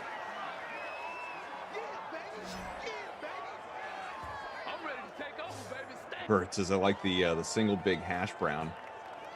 Amen to that, man. Yeah. I used to get like 6 of those. Yeah. Just a disgusting amount of hash brown. You just put it right on the sandwich too. Like, it's just perfect. Like if you get like a torpedo roll or like a ciabatta bread, like you can bring that home, put the hash brown on the ciabatta bread, and then put your own like home cooked egg on top of it. Delicious. Great. Like a little extra starch to your bread. Yeah. Carbs. Big time 4th down pickup there for Henry, who remains stuck in neutral, but does help his team keep this drive alive. 1st and 10 from the 12 coming up. All right, I'm going to make a 50-person contest right now for Suns Bucks. $1 to get in, top 10 win. Ooh, no. Henry breaks for a 12-yard touchdown, but it's going to be coming back due to a hold almost certainly. Yeah, they don't linger on the lineman like that if it's not something terrible. And yes, looks like it's going to be Saffold. No, Nate Davis dinged for the holding penalty. So 1st and 17 coming up now from the 18-yard line. It's all right. It's more opportunity for Henry. Right now. Shambles for the Derrick Henry owners among us. And yeah, the next chance he gets, he picks up 2 yards. Oh, 4. I'm sorry, 4 yards. All right, the contest is out. It's in the DK Sin Fan Friends League lobby with the roughly 2,400 members. So hop in, fill it up fast. $45 prize pool. Christian, feel free to jump in, my friend.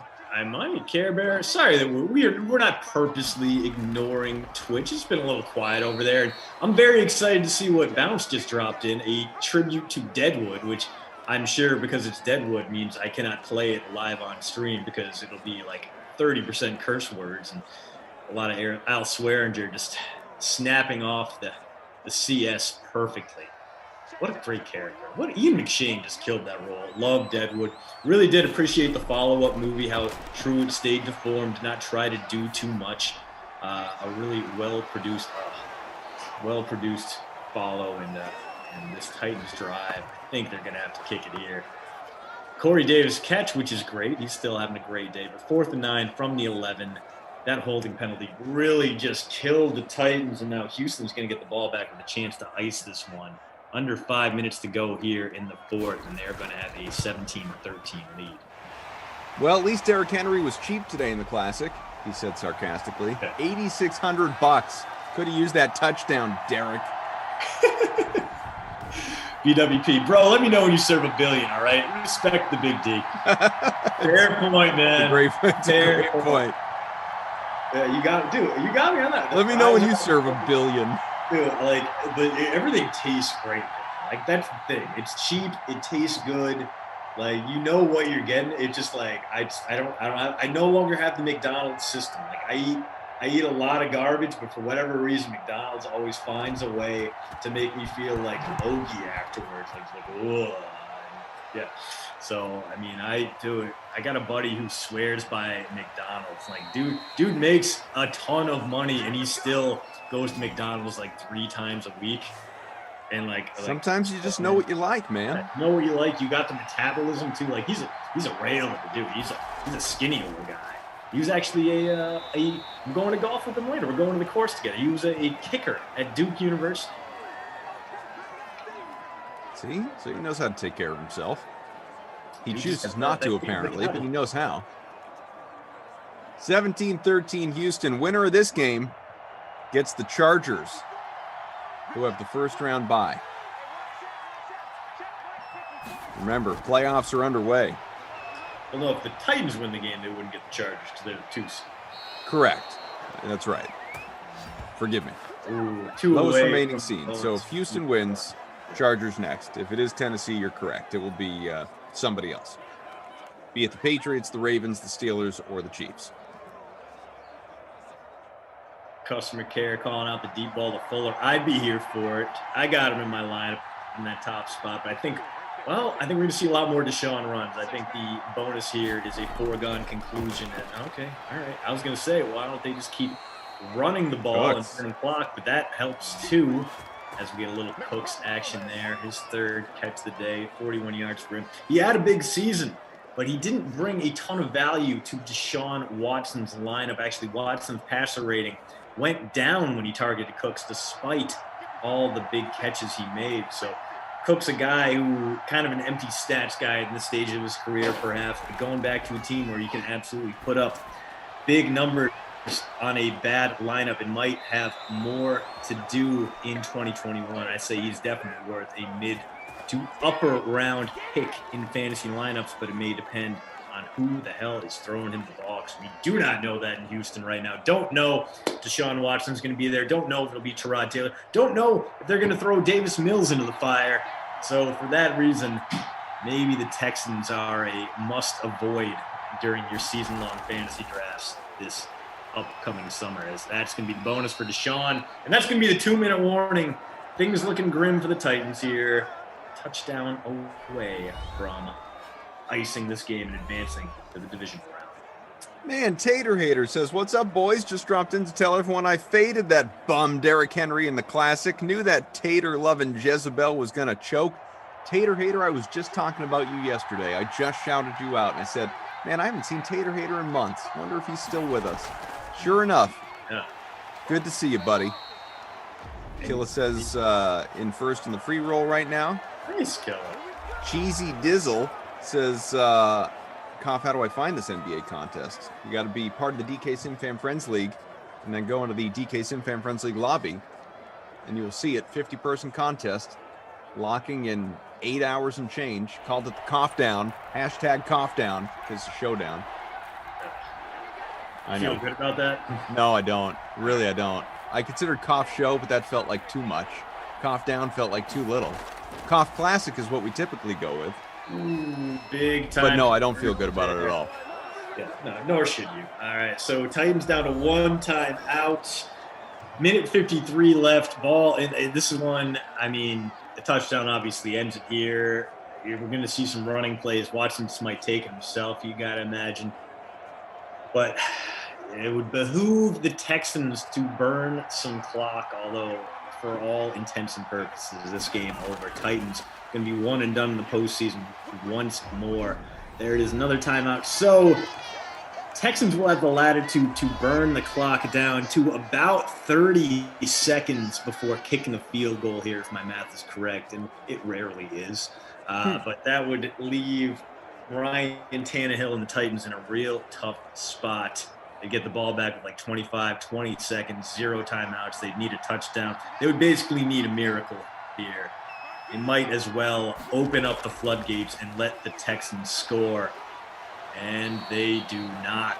So 3rd and goal coming up. The good news is if you have either Johnson in your lineup, could be a touchdown looming. For me, I'm hoping we get a little Colin Gillespie. Let's get that fullback tutty here. It couldn't be Kari Blasingame. It won't be Colin Gillespie, though. Could be 2 tight ends out there, so maybe a little Jordan Akins. Let's see. There's 3rd and goal, handoff, and no! Johnson stopped 1, 4th and goal on the way. Wow. Big stop there, and you know what? Maybe we'll see these bold, new-look Texans go for it on 4th and inches at the goal line.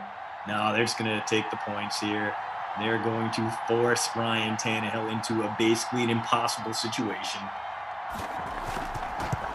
Fairbairn, congrats if you got him. A little chip shot of a field goal to make it 20-13. Smash that like, about 500 people along here on the Dream Stream on YouTube. Thousands more across all our platforms. Game Center, DK Nation, DK Playbook, of course, Twitch, twitch.tv/DraftKings. Hit that like. We're almost at 100 here on YouTube. Let's get there. Next sim, 6-seeded Ravens at the 3rd seed Patriots. Brandon Cristal will join me for that one, an hour and change from now. Excited not only because it's a Pat sim in the playoffs, but because BK was at all the All-Star festivities out there in Colorado. So hopefully we can get some All-Star level stories as well. Man, what a great home run derby. Oh, it was a ton of fun. Beautiful. You do, in fact, love to see it.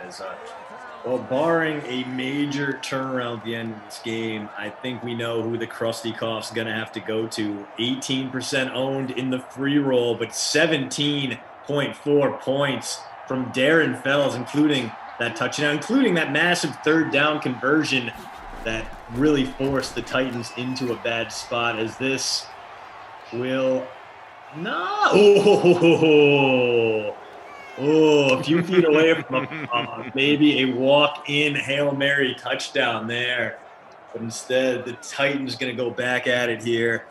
Keep trying to see if by some miracle Tannehill can launch a ball 75 yards in the air.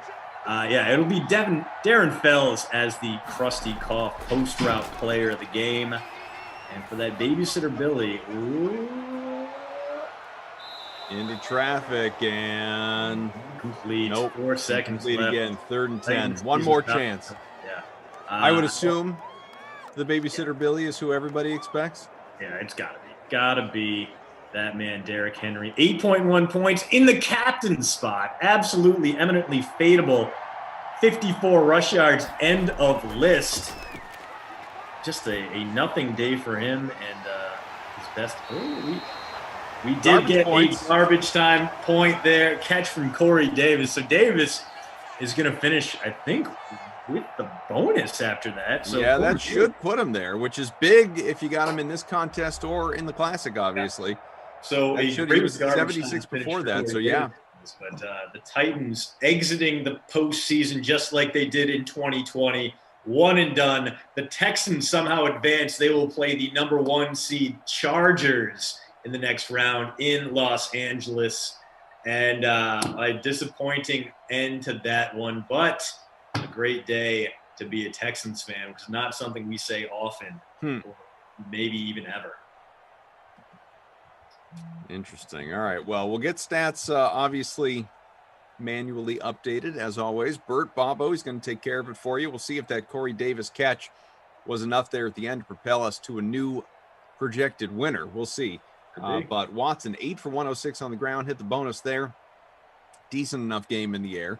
Had 160 and a couple of touchdowns. Corey, 7 for 118 to score, 6 for 54, touchdown for Darren Fells. Fuller, 3 for 24. So Corey Davis turned in. Not going to steal the award from Darren Fells, but he turned in a very good performance, obviously, very for this one. Reminder, subscribe to postdraft.substack.com. As Christian showing you there, a lot of good insights on the NFL and much more. And coming up an hour from now, almost on the nose, as mentioned, playoffs continue. It will be me and BK, Brandon Cristal, 6-seed Ravens at the 3-seed Patriots. Virtual Foxborough, looking forward to it. Christian is done for the day, off to a charitable event. And when I say charitable event, he's just sharing his presence with the world. That is enough charity right there, I think, that we can, all want to bring into our lives, from Christian DeAndrea and the 80s tennis hair. All right, thanks to Jordan. Thanks to T. Pike, to Bobo, of course. Game and Aim, and welcome to the crew. Christian, we'll catch you next time, my friend. I'll see you guys on Friday. Have a great day, everyone. It's Wednesday, everybody. Halfway to the weekend. What a time to be alive. To keep you going until said weekend, we're going to be delivering all the endorphins here on The Sweat. Give us a serotonin boost, Julian Edlow and Kenny Ducey, a.k.a. our NBA panel. I'm your host, Jesse Cofield, if you didn't already know. So let's jump into NBA Chaser Fade for tonight's Game 4 between the Suns and Bucks. Let's do it. Jules, Giannis has turned it on the last few games, putting up 71.5 DK fantasy points in Game 2 and then 69.25 in Game 3. Tonight, he will cost you a whopping $18,300 in the captain spot. Chaser Fade, he needs to be your captain tonight for Game 4. I will fade that he needs to be. I would love him to be, because I think he scores the most fantasy points in this game. The problem is, then you can fit so much less in your lineup, and you can only do what the... Oh no, Julian froze. Oh dear. I thought it was my internet was having issues yesterday. I thought it was just me. I assumed that it was. Yeah, well, Kenny, let's just go to you. So Chaser Fade that Giannis needs to be your captain tonight for Game 4, even though he's going to cost you $18,300. Yeah, I can pick up where Julian left off. Giannis Antetokounmpo may have the most DraftKings fantasy points in this contest. In fact, I think it's a pretty solid bet, but I don't think that he needs to be your captain. It's going to hurt you in other areas. You need to have good lineup construction here. And Giannis Antetokounmpo, it's just simply too much money. I do think that there's another 60 DK fantasy point night out there. And I'd be willing to bet that it's Drew Holiday. I know that the salaries come up now, $9,200 in the flex, so $400 more than you paid last game. But look, he's showing you that he has a pretty high floor, because he's going to get you the assists and rebounds necessary to really make it worth it. So I do think that Drew Holiday is a guy that I'm getting in my captain spot, so I can pair him with Giannis, because I do think that he has 50 to 60 fantasy point upside with the scoring that he can bring to the table. I know that the assists and the rebounds have given him a very nice floor here, and I think that it's all the only direction for him to go is up. Okay, Kenny, we're going to stick with you while Julian figures out whatever's going on. So Chaser Fade the Bucks even the series tonight, and you'll take the -190 on the money line. I feel like you're going to fade this. I am fading it. Yeah, I'm not taking the Bucks to win. I'm not afraid to take, a -1 not in the money line if it's going to mean that the team wins. I've done that before in this series, but I'm not going to be taking the Milwaukee Bucks. I don't think they win. I think that this is too narrative driven. Everyone out there, saying, okay, well, the Bucks did it once. The Bucks are going to do it again. They're going to come back from 2-0. The series doesn't start until the home team loses. It's going to start tonight in that case, because the Phoenix Suns are a better team. They're going to have learned from their past mistakes here in the Western Conference Finals when they took their foot off the gas really just after game 1 for about 3 games there. Monty Williams is a better coach than that. I think they see a good scheme thrown at Giannis, do the Milwaukee Bucks. Monty Williams does a good job on him, and they're going to make the role players beat him. And I'm telling you what, Chris Middleton, I'll put my money on Chris Middleton not beating the Phoenix Suns tonight, and I'll put my money on that entire team really crumbling at the face of Mikal Bridges having a better game, Devin Booker hitting a few more threes, DeAndre Ayton continuing to battle in the post and dominate. And I do think DeAndre Ayton can do a pretty good job on the defensive end against Giannis. I expect him to see him matched up with him a little bit more. He's done a decent job in this series. I know Giannis has gone off, but this could be like the first game that Giannis looks maybe a little human. I just think that the Milwaukee Bucks, look at the shooting splits. They do shoot better at home, but the Phoenix Suns here, they really have, you want to scream variance. They have a lot of room to grow here. And I do think that they grow into this series and they take game 4. All right, Kenny, Chase or Fade game 4 goes under the 220 point total. We kind of talked about this a little bit yesterday, and you said these defenses are really the stars here. So do you want to go under this? Yeah, I do. I generally like taking the unders in these Milwaukee Bucks playoff games because I don't trust their offense. They just have too much to figure out on that end. They just have really no imagination in the half court. All season long, the Milwaukee Bucks, what they've done is they've gotten out in transition, they've pushed the pace, and they've been able to score because they have a guy that can Euro step from the half court line. That hasn't been the story in this series. Last 2 games, the pace at 97 last game, 94.5. The game before that, I just don't think that those are numbers that really encourage me to bet the over, considering the over hit in game 2 and it was a fluke, the under hit in game 3, and there probably should have been a little bit more cushion there. And game 4, I'm going to fade the Milwaukee Bucks offense once again against an improving defense. And the Milwaukee Bucks defense is really what's gotten them to this point. They have really played very well against some of the best offenses in the league. So I do think that behind that defense, behind a bad offense in the half court and a slow pace, then we get another under. Julian is back. He's back, baby, we think. Julian, are you back? Okay, he was back, and now he's gone again. So, Kenny, it's all you, man. Let's go. Let's dive into a player prop for this game now. Chase or Fade, Chris Paul will go over 34.5 points, rebounds, and assists. What do you think?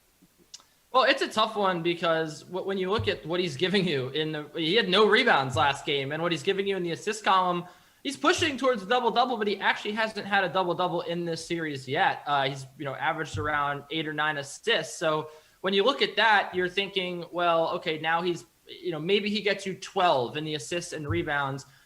22 points. I mean, that's something that he did eclipse in the first 2 games of the series. Last game wasn't that great. Look, I still think that there's something a little bit off about Chris Paul's mid-range shooting. It's not quite where I'm used to seeing it. He has added some threes.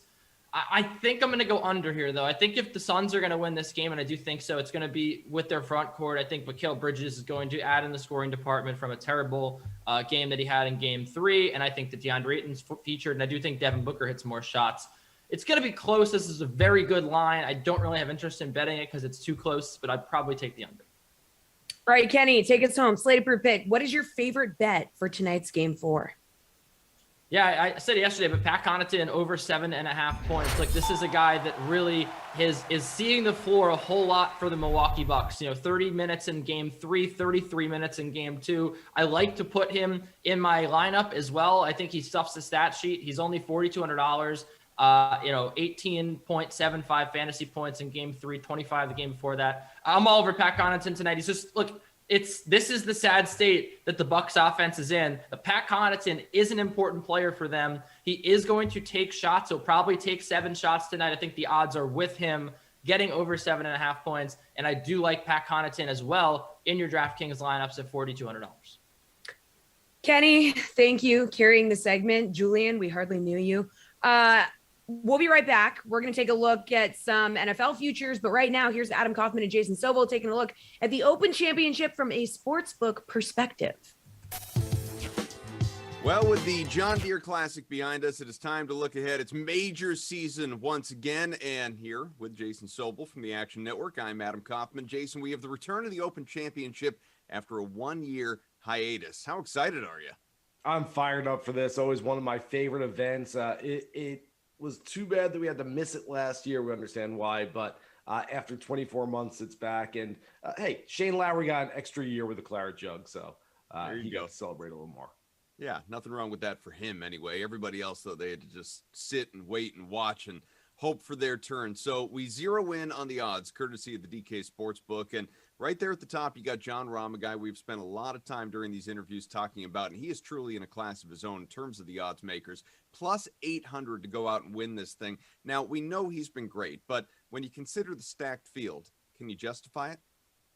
Yeah, I think you can justify it. John Rahm has not only had success recently, he's not only had success at major championships, as we saw at the U.S. Open recently, but he's had success on links golf courses as well, winning the 2017 and 2019 Irish Open. So he has played well on these types of tracks. I think it's warranted. That said, I wouldn't chase that number. You've got to be very, very confident in John Rahm, who, oh, by the way, ironically, dropped from number 1 in the world to number 2 last week. He finished in 7th place at the Scottish Open. Dustin Johnson didn't play last week. Dustin Johnson flipped him and became number 1 again. It's math. It works out, but it just sounds kind of strange. In any case, yes, John Rahm is obviously the favorite here. But remember, the one thing that I don't like, if you're trying to find a little reason, a little rationale behind fading John Rahm this week, besides just it's a really short price, he hits a very, very high ball. He hits maybe the highest trajectory ball of any elite player in the world. And yes, he can flight it a little bit lower when he needs to. But if you're looking for one reason that, hey, maybe I'm off John Rahm a little bit this week, that might be the one. So below John Rahm, let me throw a trio of names at you. You have Xander Schauffele, you have Brooks Koepka, you also have Rory McIlroy. All these guys better than plus 2,000 odds on the DK Sportsbook. If you had to pick one who stands out, who is it? Well, Adam, let's start with the process of elimination. I'm going to take Brooks Koepka out of the mix. I get it. It's a major championship week. He just flips a switch and he plays better at the major championships. But said in his press conference this week that he doesn't really love Royal St. George's. There's a lot of quirkiness to it. He'd rather be at the old course at St. Andrews or Royal Portrush. So I will hold off on Brooks Koepka.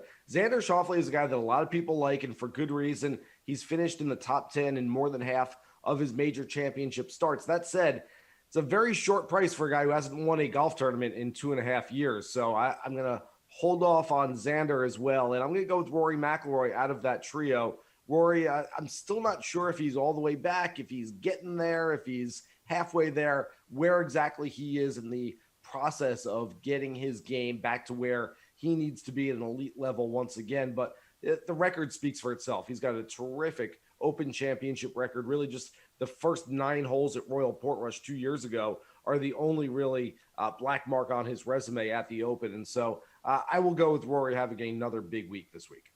The last American to win this event, Jason, was Jordan Spieth 4 years ago, 2017. You could look at him as far as winning this thing. It's plus 2050, plus 450, much more reasonable to finish top 5. What do you make of him this week? Yeah, I like Jordan Spieth a lot this week. His brilliance around the greens, his Seve Ballesteros-like wedge play around the greens is going to serve him really well. In fact, he's played so well at the Open in the past, and his creativity, I think, is really what separates him from so many of the other players, especially around those greens, like I said. So I like Jordan. I don't know if I want to go all in for the win this week, but top 5 seems like a very, very tasty number to me, so I would like that. You mentioned Shane Lowry before, and his odds, I mean, they're long, plus 45.50 on the DK Sportsbook to go out and repeat, obviously, a couple years later from the last time that he went out and won this thing. And his finishes have really ranged as far as what we've seen from him lately. You look at the PGA Championship, he was 4th. The U.S. Open, he was 65th. Now, that is a significant gap, obviously. So would you rather go with someone like Shane Lowry here if you're looking at the odds? Or do you prefer someone, maybe a Scotty Scheffler, Tony Finau? You could pick Tommy Fleetwood as well. They all have similar odds. All right, I guess I could rank all those guys. I like Lowry this week. I don't necessarily like him for outrights. I just don't think he's going to go back-to-back with a year absence in between. Let's see. Fleetwood I do like. Scheffler I like a lot. I think Scotty Scheffler grew up in Texas, playing some wind. I think he can become accustomed to this type of play. Played the Scottish pretty well last week also. Tony Finau is a guy who's got top 10s in each of the last 2 editions of the Open, but I just don't think he's missed the cut in each of his last 2 starts. I don't think his game is where he needs it to be right now. And I don't love Tony this week. So if I'm putting all those guys in order, I guess I'm going, how about Fleetwood, Scheffler, Lowry, Finau, but it's all very, very close. Well, so the odds makers are doing their jobs, I guess. How about just think long odds? Who stands out? Oh boy, there's a lot of players with long odds. Remember, Darren Clarke was the last winner at Royal St. George's. He was 150 to 1. Before that, 2003, Ben Curtis was anywhere from 300 to 1 to 500 to 1, just because no one even knew who the guy was. So you can go deep on this board, and I think you can find some big names. Let's see, Ryan Palmer's got a big number next to his name, considering he's a top 40 player in the world. Marcus Armitage is a guy who's won on the European Tour already this year. He's a guy that I like. Danny Willett, former Masters champion. I could see him playing well this week. Martin Keimer's got a pretty big number next to his name. So there's some fairly big names. You don't have to go so far off the radar to find a guy that you've never heard of with triple digits next to his name and some pretty good odds. And like I said, it's happened in the past at Royal St. George's. It could definitely happen again this week. Give me someone or maybe more than some ones we should be looking to avoid. Who do you just want to stay away from? Bryson DeChambeau is at the top of my list. This course, this type of play just doesn't suit his game whatsoever. Distance doesn't really matter in an Open Championship and probably matters less at Royal St. George's than it does at some other Open venues. And I just don't see Bryson being able to fit his game onto this course like a square peg into a round hole. And so with a new caddy on board and coming off a U.S. Open where he really didn't play well and a missed cut in his last start, there's just a lot of things going against Bryson this week. So he is a big fade for me. All right. Well, as we know, he wears the DraftKings logo, so I'll make sure we cut that out. Now, who's your pick to win the Open Championship? Haven't mentioned the name yet, but each of the first 3 major winners this year had a little magic, a little fate meets destiny kind of thing going on for them. Hideki Matsuyama, the first Japanese men's major champion in history. Phil Mickelson, of course, enough said, 50-year-old major winner. And John Rahm, who had so much kind of karma and so many different things going on at Torrey Pines, a place that he's loved for a long time. So I want to find someone who's got that magic this week. And maybe I found him in 48-year-old Lee John Westwood, who has been trying. In fact, could set the record this week if he does indeed not win for the most starts at major championships without a victory. But maybe he can stop the bleeding this week. I like him. I think there's a decent number next to his name this week. And Lee Westwood is my play. This guy, always my play right here when we're doing golf segments. That is Jason Sobel from the Action Network. I am Adam Kaufman. Thanks so much.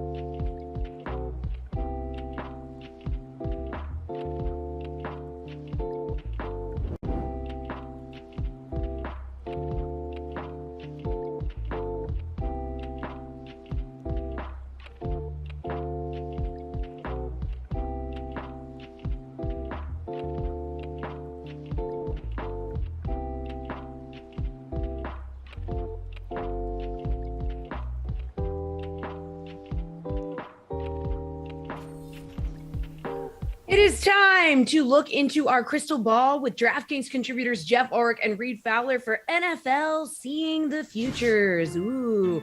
All right, guys, we're taking a look at receiving yards props for some guys with a new quarterback for the 2021 season. So first up is Cooper Kupp. We got Matt Stafford taking over for Jared Goff in LA. So with his new QB, do you think Kupp goes over or under 1,005.5 yards? Now, Jeff, in 2019 and 2020, Jared Goff was around the QB 20-ish in deep ball attempts. Last year, Matthew Stafford was the QB 12 in that category. So I feel like we can only go up from here. Yeah, this one is tricky for sure. I mean, I like Cooper Kupp. You make good points, Jesse. Great research, by the way. Matthew Stafford, a much better deep ball thrower than Jared Goff over his career. The problem is Matthew Stafford, likes to throw deep, and Cooper Kupp, not necessarily like what you call a deep route runner. He's used traditionally over the slot. You look at his yards per reception average, even just last year, there was around 10.6. So the player is more of a slot receiver. He did go way over this total in 2019, went under it last year, but he only played in like 12 complete games. So I'm still going to take the under here. I just feel like Matthew Stafford going to be someone who's targeting a little bit more downfield. They've got Deshaun Jackson on the roster now. Robert Woods has been traditionally more of that guy in the post route for them. I really do feel like Cooper Kupp probably going to be a good PPR guy. I'm just not sure I really want to bet the over on his receiving props this year. Reed, what do you think? Yeah, I'm with Jeff here. Cooper Kupp's always been that hybrid of a player, right? Especially in Sean McVay's offense. And I think the Deshaun Jackson point that Jeff brought up is exactly right. I mean, he's coming back with Sean McVay way back when these guys were together. And there's a reason why he's going to be there. And again, Stafford, when you look on paper between Stafford and Goff, of course, Stafford is a better player. But at the same time, like Jeff mentioned, Robert Woods is still there. Cam Akers is going to be a factor in this offense as well. And this defense is strong, right? That's what we also forget too, that this defense is not necessarily going to allow a guy like Cooper Kupp. And we've seen big games from Kupp, right? Those double-digit targets, double-digit receptions, big games from him, touchdown guy in the red zone earlier in his career. But I just think, like, if you take a look at this entire offense, and it's kind of like they're kind of like Tampa Bay Light in a way, right? Like, they have a lot of these younger players. They have a lot of receivers that can get the ball down the field, especially with some of these additions. I just think that with the defense, with a guy like Robert Woods being probably still that guy, and Kupp coming off some injuries, I do think I agree with Jeff here. I'm going to say under.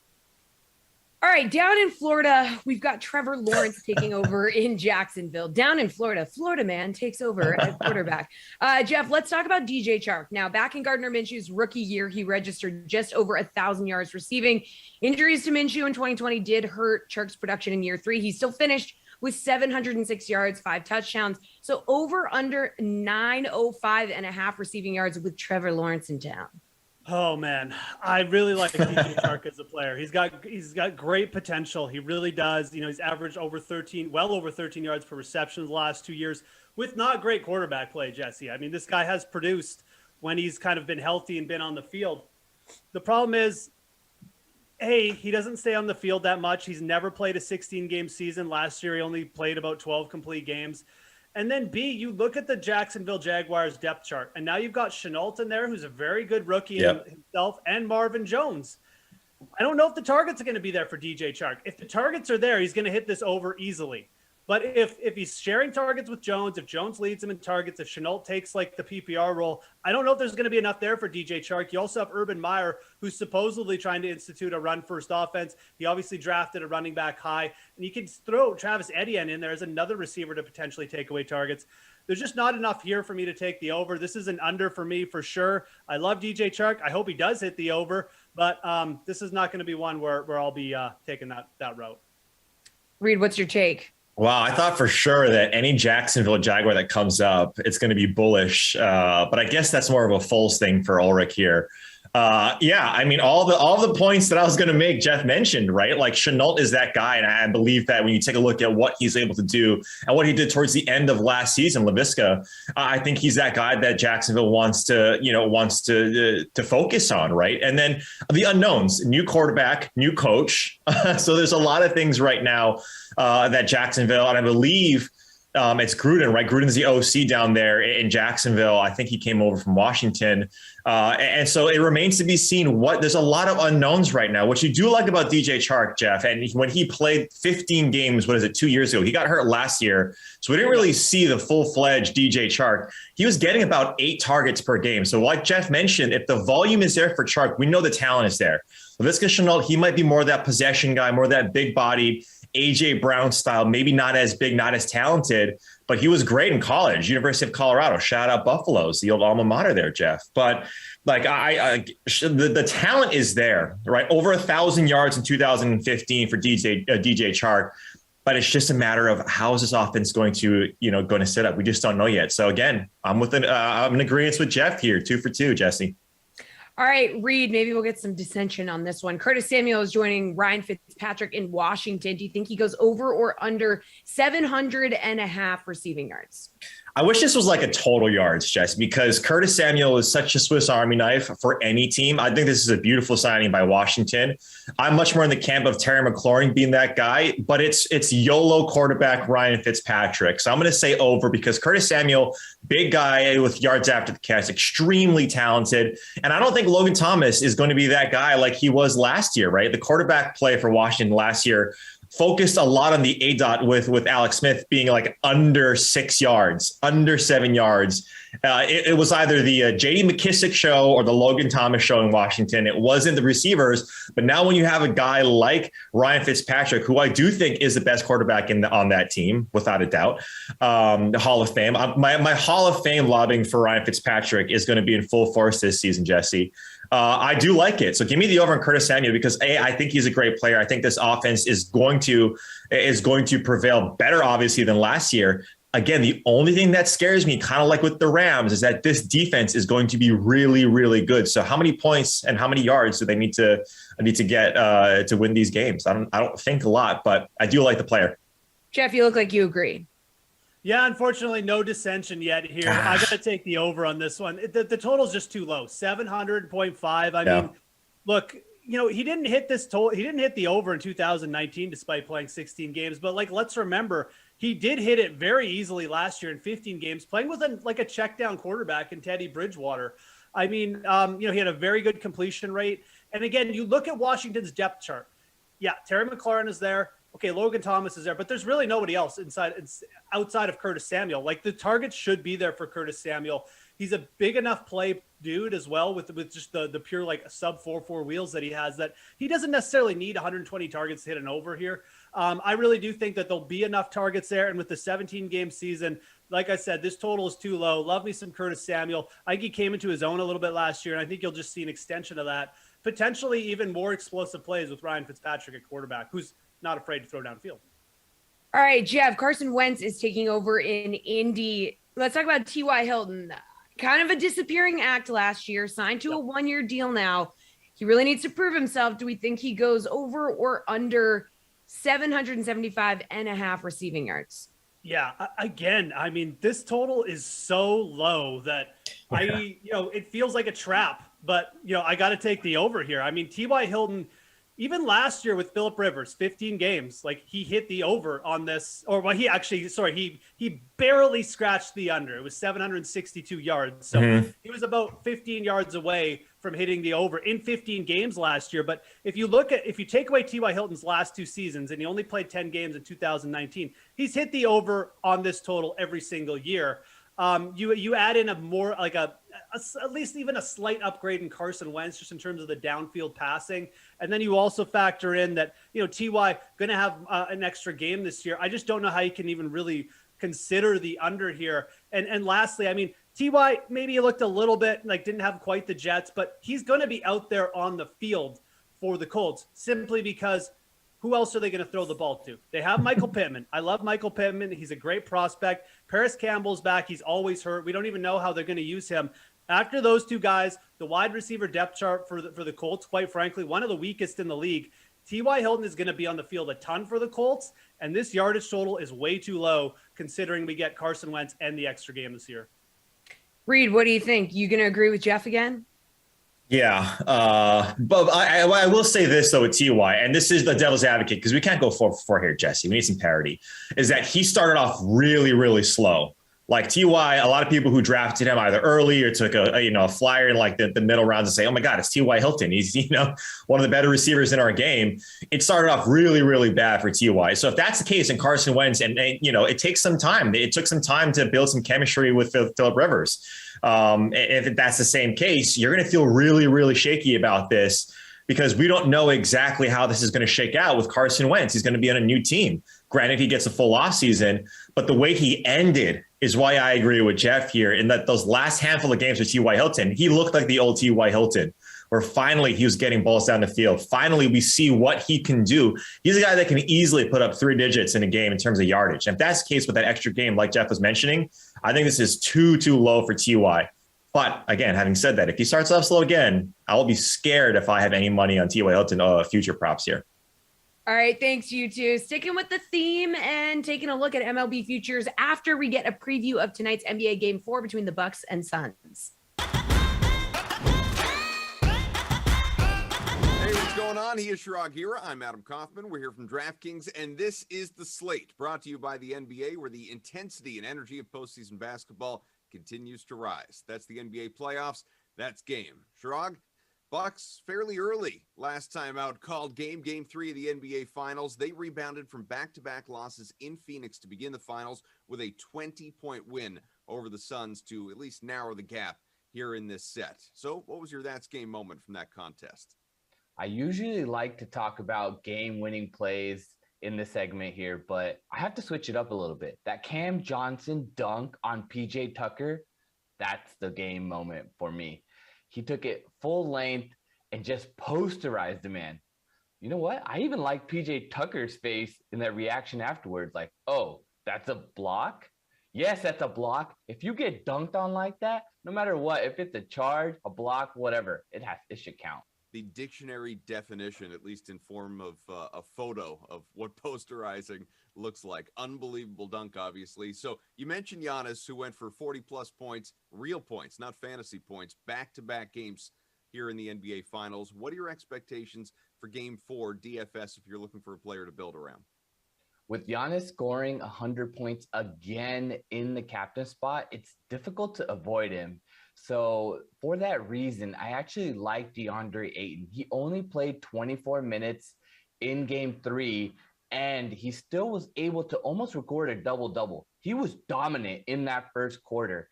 If the Suns are able to keep this close, they're going to need another strong performance from DeAndre Ayton. Yes, Chris Paul will need to step up, and Devin Booker will need to rebound after scoring only 10 points.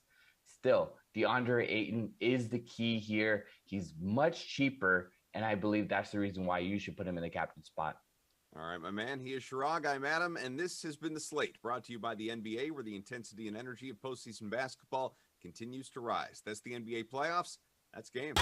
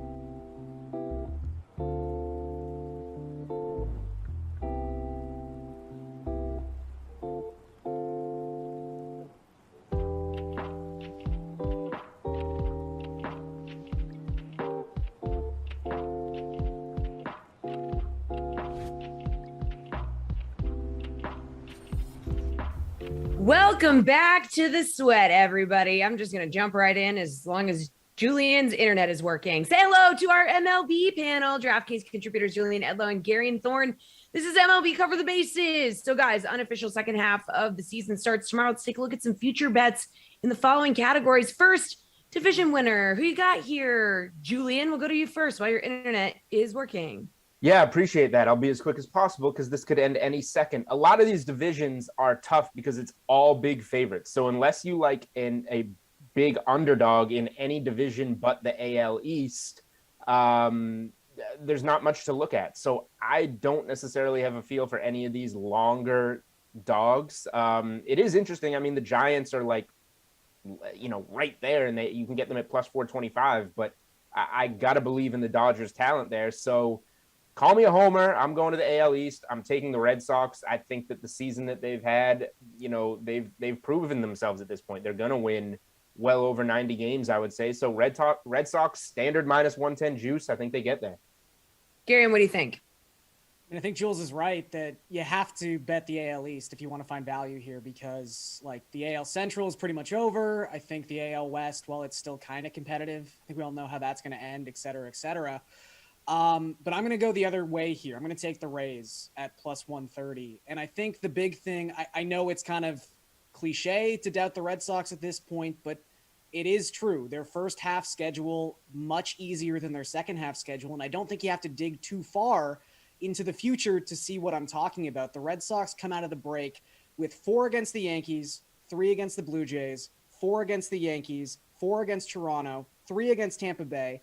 Nice little 3-game break against the Tigers. That's nice. Then 3 against Toronto, 3 against Tampa. They play the Yankees 13 times and the Rays 13 times in the second half of the season. Pythagorean win expectancy has the Rays as the better team for the first half of the year anyway. I'm not saying the Red Sox can't win the division because they've taken care of business against the Yankees primarily so far this season, but 13 games head-to-head between the Rays and the Red Sox, that's a lot of opportunity for the Rays to catch up, and they only need to catch up a game and a half, so I'll take them at plus money. All right, Garion, Cy Young winner, AL or NL, what do you think? So NL, again, is entirely wrapped up unless Jacob deGrom is abducted by aliens or something along those lines. So let's go to AL. And again, there's some pretty long odds here. I mean, I don't think it's the worst idea in the world to take a shot with someone like Chris Bassett if you really want to get into the crazy odds range. But if you do just want some simple value, I think Carlos Rodon has a case to just be the favorite. Right now he's plus 275. Garrett Cole has been regressing. Yes, he had that amazing start against the Astros before the first half wrapped up, but his last 2 months have not been pretty. And in that time, Rodon has taken the lead in the American League in expected ERA, in FIP, in Fangraphs WAR. For all intents and purposes, he is the better pitcher right now. And these awards are so narrative based, and it's a lot of negative energy right now around Garrett Cole. And Carlos Rodon is such an amazing story. This is someone who was, opted out of his contract and then re-signed with the same team because he knew he could turn it around in the White Sox. I think it all just lines up. They're going to win the Central. I think by the end of the season, even in a month, these will probably be even odds. So buy into Rodon now. Yeah. What do you think here, Jules? Rodon plus 225. Yeah, Gary's totally right. Can't bet the NL. That one is wrapped up. And the AL is loaded with value because Garrett Cole, who was an even more sizable favorite last week, is a minus 115 favorite. That shouldn't be the case. Even if he turns it around, he's still going to have this glaring hole in the middle of his season where the sticky stuff rule comes into play, and his stuff was worse. So this is something that is voted on. So Gary used the word narrative. If people vote on this, they're not going to bring themselves to vote for Garrett Cole. It's just not going to happen. So that gives you the rest of the field all at plus money. If you want to take the White Sox pitchers, that's fine with me. I just see those two guys, plus 210. You've got Lance Lynn plus 400. Everybody else is plus 3,000 or better. I need to look deep here. These are small bets. You're just sprinkling some money, but why not take a shot on Eovaldi, Bassett, Bieber, Kyle Gibson's plus 3,500? Any of those guys after plus 3,000, I don't necessarily want to tell you which one to bet on because I don't know. You're just hoping one of them has a really good second half. So if you have a take there, go for it. I'm just saying, if I bet on anybody to win the AL Cy Young, it's going to be a plus 3,000 or longer. Do you want to? All right, Jules. Oh, yeah. Go ahead, Garion. Just betting Kyle Gibson. I mean, his stats are really great right now. Just remember that Gibson is 100% going to be traded, and we don't know if he's going to be traded to an American League team or a National League team. So be careful betting Kyle Gibson. That's an interesting point. The more you know. The more you know. Let's move on to MVP betting. Jules, you going AL or NL? Yeah, so for MVP, like DeGrom is even the favorite here at minus 110, and then there's the rest of these guys. I think the AL is really interesting because it's Ohtani minus 275, Vlad Jr. plus 200, and then the next guy are the Red Sox. Bogarts plus 3,500, Devers plus 4,000. Huge drop off. Just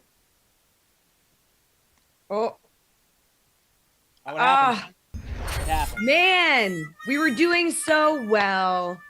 Garion, go ahead and take over. We had a good run.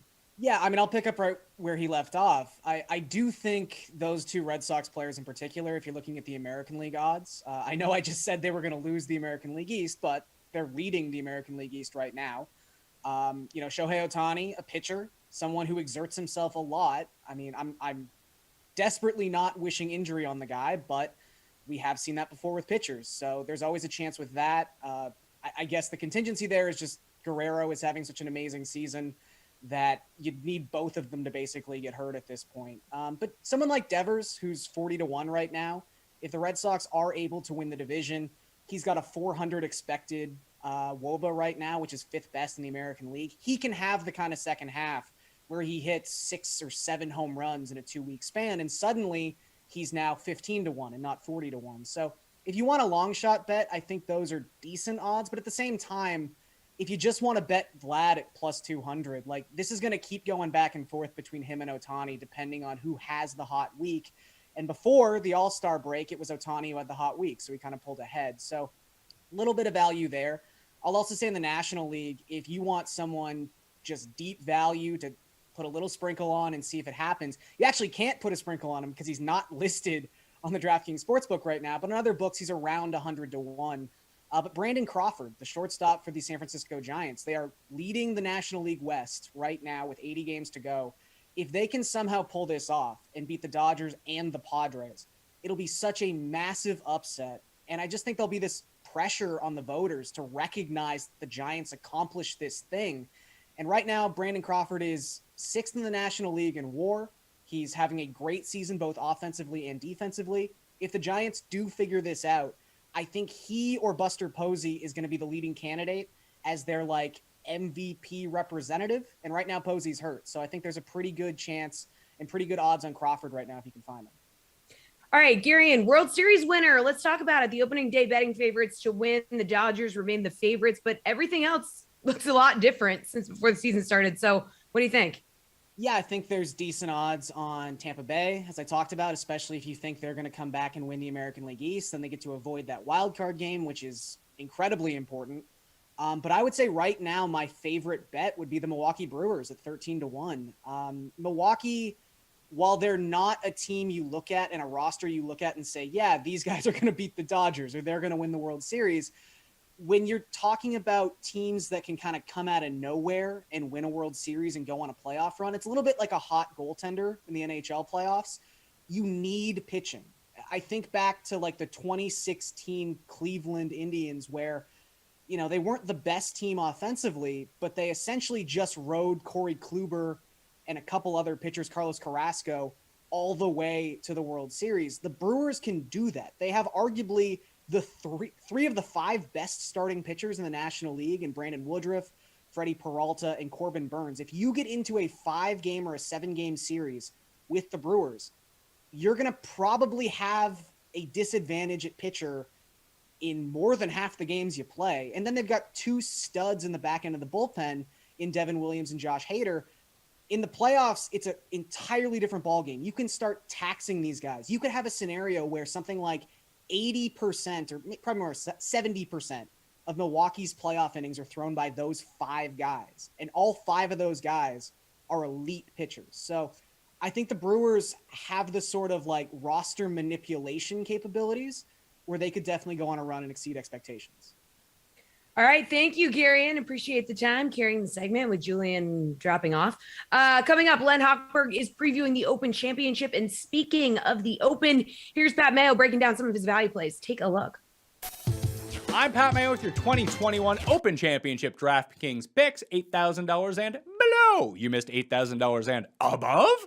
Well, just go click on the DraftKings YouTube channel. It's up there right now, so go figure that out, okay? Smash the like while you're here as well, and subscribe to the DraftKings YouTube channel. Who are my guys below $8,000? Now, a lot of contrarian plays for me down here. Jason Day would be at the top of that list at $7,700. Everyone now wants to play Louis Oosthuizen at an extremely elevated price, at extremely elevated ownership, but this is usually the designated Louis spot. High $7,000 area, everyone looks at him and says, well, I can see him doing well, I just don't want to use him. That's Jason Day this time around. He has started to regain that confidence with his putter. It's led to two pretty nice results, albeit in very weak fields, but you got to start somewhere. Right? So Jason Day, who has great Open Championship experience, still immaculate around the greens. If you can get it going with that putter, watch out for Jason Day this week in gusty conditions. And, Aussies by and large, very good in the wind historically. So why not Jason Day this time around? It's a course that really rewards veteran guile.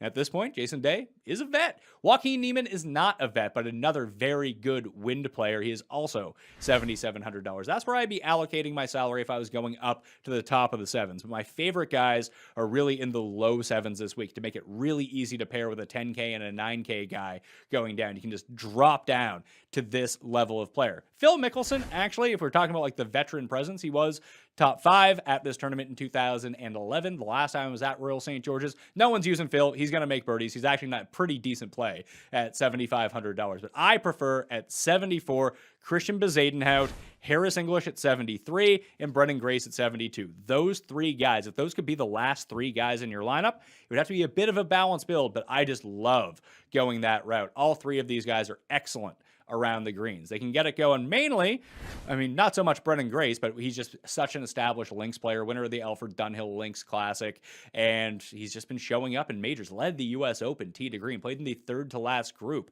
at the PGA Championship, and holds the lowest round in major history at an Open Championship 3 years ago. So Brendan Grace, very familiar with these conditions, playing great golf coming in, only $7,200. Sign me up for that one. Bezuidenhout is like mini Spieth. He chips, he putts, you don't know how he does it, but all of a sudden he's just right there. As long as he doesn't destroy himself off the tee, which is always in the cards, this is the perfect major for him, where driving distance isn't going to kill him. It's all going to be about his irons, his scrambling, and his putting. All three things he does very, very well. South African's a great history at the Open Championship too. And why just overlook Harris English? He has 2 wins this year. He had a top 5 at the U.S. Open, just continues to play excellent golf, and this is a pretty good price. Daniel Berger is right there too, where initially I thought that he was the most underpriced player in the field, and he might be, and we'll get to another guy here in a second, but I think I'd rather play English than Berger, right? English is ranked higher in the world. He's the number 12 ranked player in the world. He's $7,300 on DraftKings. That's just a sign to use him. If we keep dropping down, Victor Perez, now we're into like the Euro sleeper guys. So you want to mix and match these guys into your lineups. We got Victor Perez at 7,000, Lucas Herbert, who won 2 weeks ago in Ireland, followed it up with a top 10 at the Scottish last week, $6,800. Richard Bland continues his improbable season, is $6,800. He just won the Betfred British Masters. So, he has success in England, if nothing else, at least this season. Mac Hughes, another guy who scrambles and putts. He's 67. I like him a bit less in his Open debut, but still not a terrible option. Links specialist, Ryan Fox. And then if we go all the way down, you have Jason Scrivener. And then my personal favorite, if you need all the salary relief in the world, Johannes Verman is $6,100. 2 impressive performances at the Irish and the Scottish. He's an American player who plays full-time out of Europe. He's going to hit every fairway. He's going to scramble really well. I think he is a cut maker. I don't know how well he is going to finish, but I do think that he should end up making the cut, and he's only $6,100. He's the same price as, a now withdrawn Joo Hung Kim and Daniel Hillier, guys like I've never heard of before. Johan Vermeens is like a legit player. He's a real option from down in this pricing. If you really want to jam in 2 expensive players into your lineup, that is the way to go. The guy we need to talk about is Sam Burns, though. He's $6,300. He sticks out like a sore thumb as being I don't know, $1,300 underpriced for no reason. He is a skeleton key to unlocking a lot of lineups. Just know he's going to be incredibly popular if you want to use Burns. That you need to find somewhere to differentiate your lineup, because essentially, if you use Sam Burns, you're now just playing a 5v5 lineup. And if you use someone else, Shockey, then it's a 4v4 that you have with the rest of your competition. But the rest of your competition isn't one player. When you're playing the Millionaire Maker, all of a sudden it's 50,000 people who have started their lineups exactly the same way. That'd be the reason not to play him, or the reason to play him, but to take a Jason Day, to take a Tony Finau, to take a Phil Mickelson, and just get away with a little bit of ownership. If you want to leave like $200 on the table, that's probably good enough to do it. But if you have a lineup that has Xander, Spieth, Burns, and Berger in it, trust me, a lot of people are going to have that same lineup. You want to check out the best picks in terms of the higher end? Stick on the DraftKings YouTube channel. You want to see full field breakdowns where we talk about each player individually? The Mayo Media Network YouTube channel is where you want to be at right now. Welcome back to the Sweat. I'm Jesse Cofield. He is RotoWire's Len Hochberg, and he is here to preview this week's Open Championship from Royal St. George's Golf Club. So, Len, let's get into it. There are 5 golfers at 10K or more for these contests. So we got Rahm, McIlroy, Koepka, DJ, and Schauffele. Can you make a case for fading all of these guys and anchoring your lineup with someone cheaper? Jesse, yeah, I can, and I think that there's certainly an argument to be made for that play. This tournament is wide open. We've seen long shots in the Open Championship. We've seen long shots at Royal St. George's through the years. I'm not saying a real true long shot is going to come in, but I could definitely see skipping the 5-figure guys, going into the 9s, maybe anchoring your lineup with Jordan Spieth, getting a couple of other guys in there, Louis Oosthuizen, Tyrrell Hatton. Yeah, I think you can do that. And then you can even avoid picking anyone in the 6,000s. Although there are going to be some bargains in the 6,000, some guys to target there. But I think, yeah, this is a good week to skip the high price guys, even though the winner may come from that group. Okay, Len, new caddy for our guy, Bryson DeChambeau this week. Any nervousness, trepidation about putting him in your lineup, maybe a little uncertainty there? He is going to cost you $9,900. Is there any non-trepidation, any non-uncertainty, I mean, I'm just completely staying away. There's just so much drama involved. Some of it self-inflicted, some of it not. Look, he is such a talented guy. He could win the tournament, but we also see that of all the top players, Bryson has the lowest lows. He's really a gamble. We are talking about gambling. So take that for what it's worth. But yeah, I have a lot of trepidation, and he's just not for me this week. Len, who's the guy you think might fly under the radar this week, but that you want in your lineups? You know, Tommy Fleetwood is only $8,000, and he originally started the week around 40 to 1 or so. I've seen him move down to about 33 to 1 in some places. He's a guy, he just doesn't seem to do his best in the United States on PGA Tour courses, but he really does most of his good work in Europe. He was second at the Open Championship back in 2019, the last time. He was 12th the year before that. I think he's a guy, and he is almost in the $7,000. He can be a part of just about any lineup. I don't know if he can win, but he doesn't even have to come anywhere close to winning to pay off at $8,000. All right, well, we've talked about some of the high price guys. So how about some value that you're going to be chasing this week? Yeah, there are a couple of guys who are polarizing names, but I like Sergio at $7,600. He's had a great history at the Open Championship, good form coming in. Ricky Fowler, another guy. The only way he's even in this field is because he tied for 10. He was in the top 10. He tied for 6th back in 2019, but he has a very good track record and has been playing pretty well lately. Getting into the 6s, Kevin Kisner usually makes the cut this week. Lucas Herbert, probably the Australian, probably the hottest guy on tour right now. He has a win at the Irish Open. He was top 5 in Scotland. He's also played well at the Memorial. And 2 other guys down in the mid 6s. Juice Luton, 6,600, a veteran. This is his 8th Open. I think he knows how to play it. And Jason Scribner, 32-year-old Australian. He's actually low 6s, 6,300. I think he can make the cut as well.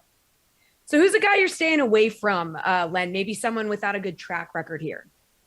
Well, how about a guy with no track record here? Hard to believe that someone who's top 5 in the world, Colin Morikawa, has never played an Open Championship. Granted, the pandemic had a lot to do with that. But links golf, and this is true links golf, not like last week at the Scottish Open.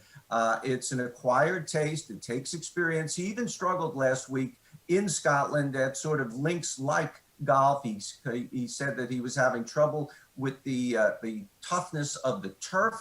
So he's a guy, I want to see him get a little more links experience. I mean, he's a great player. I don't think he's going to miss the cut or anything like that. And Justin Thomas has not been great in the Open Championship. He's even switching putters this week, which is a cause of concern for me this week as well. All right, real quick, Len, about 30 seconds. Who's your pick to win the Open Championship? I've gone in other places and talked to other people and I really have not with much conviction said Brooks Koepka. I really think this is wide open. And the fact that Brooks Koepka came out yesterday and said that Royal St. George's is not his favorite track gives me even more pause. But I'm going to stay true to what I said elsewhere, that Brooks Koepka is my choice. I expect him to be in the mix. Even if he doesn't win, I expect him to be in the top 5 and on the first page of the leaderboard come Sunday. Good stuff, Len. Thank you so much. That's a show. Don't forget, everybody, today is the first day of the Madden playoffs. It's all kicking off at noon. So tune in for that. We'll see you.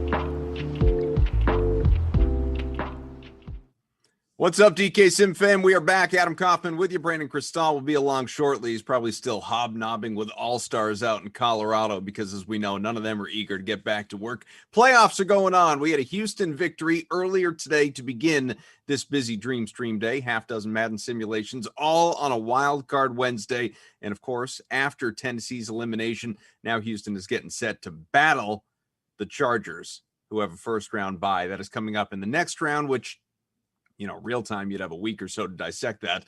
But here in this reality, they'll be at it tomorrow. In the meantime, we got a sim right in front of us to get into. Should be a good time. Looking forward to it. Lineups have locks, so we'll dive into what ours look like, obviously, for this Madden matinee. I am especially excited because the Patriots are involved. They are the home team against the virtual Jaguars in the Madden 20 athlete, the Madden 21, I should say, cover guy, and that is Lamar Jackson.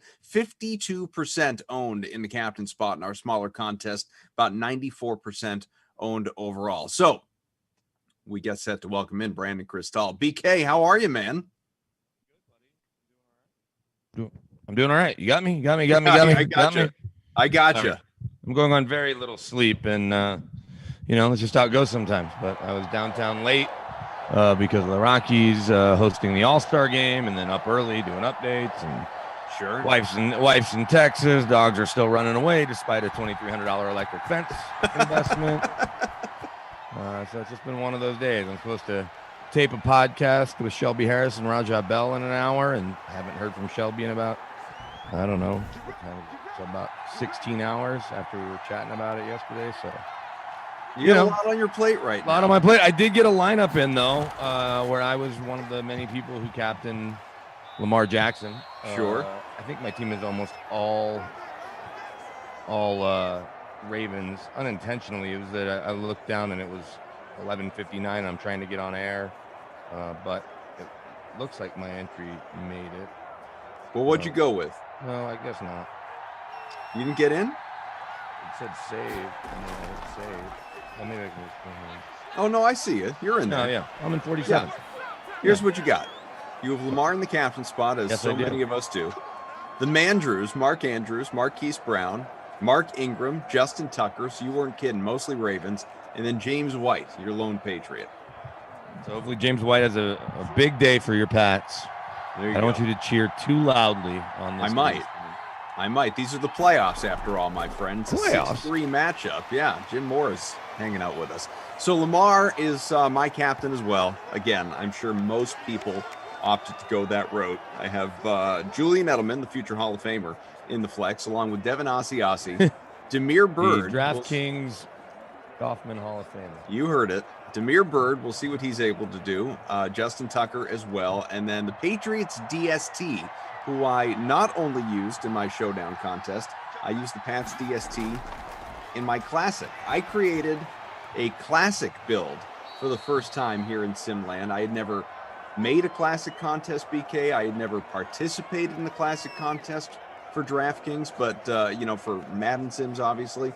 But here we are doing it today. And in this game, I won't be too disappointed. In fact, I'll be elated if James White, your James White pick, does well today, because I've got him in my classic build, along with Lamar, along with Damiere Byrd, and Pat's DST, as mentioned.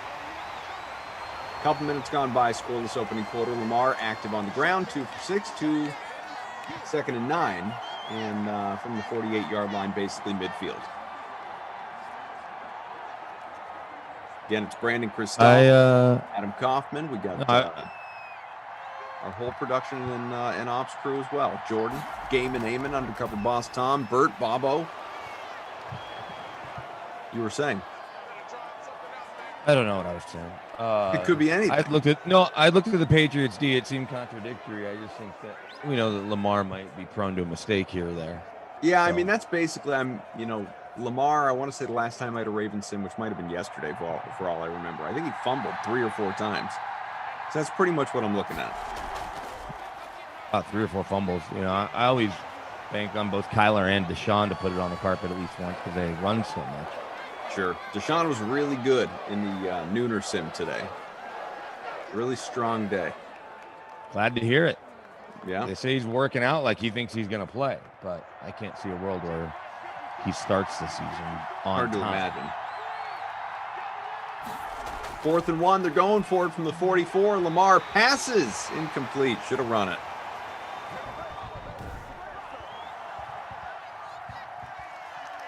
So we will have a 1st and 10 coming now for the Pats from the 44. Cam Newton, who struggled in real life last year, feeling a lot better going into this new real life season. Completed that pass, but out of bounds. So 0 for 1.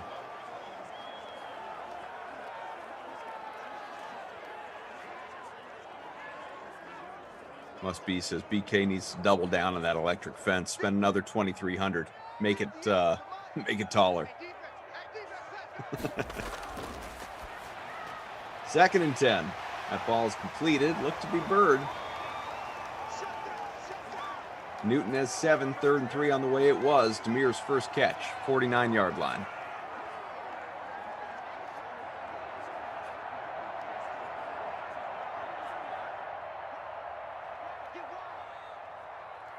Cam stepping up, one man behind him in the backfield. Did you watch? And not quite good enough. Sony Michel picks up 2. Did you watch any home run derby or All-Star game? So, yeah, I'd love to obviously talk a lot about what you experienced, what you saw in person over the last couple of days, but I saw a lot of both. I saw almost the entire home run derby. We were doing a follow along as well here on the Dream Stream, but even beyond that, watched it and really enjoyed the event. Obviously, it's been kind of viewed as a dead event in recent years. I thought it was really good this time around out there in your Denver Coors Field. And All-Star game last night, I had it on. I had the whole game on in the background. I wasn't really attentively on it. I mean, tell me what some of your favorite moments were of the couple of days, just as a viewer at home. Yeah, sure. Well, as far as the home run derby goes, look at Lamar. See you later. We gonna get an 80-yard score out of Lamar Jackson. There goes my captain. Holy cow! That's my captain. 80-yard touchdown. Lamar Jackson, the Ravens in front. Wow.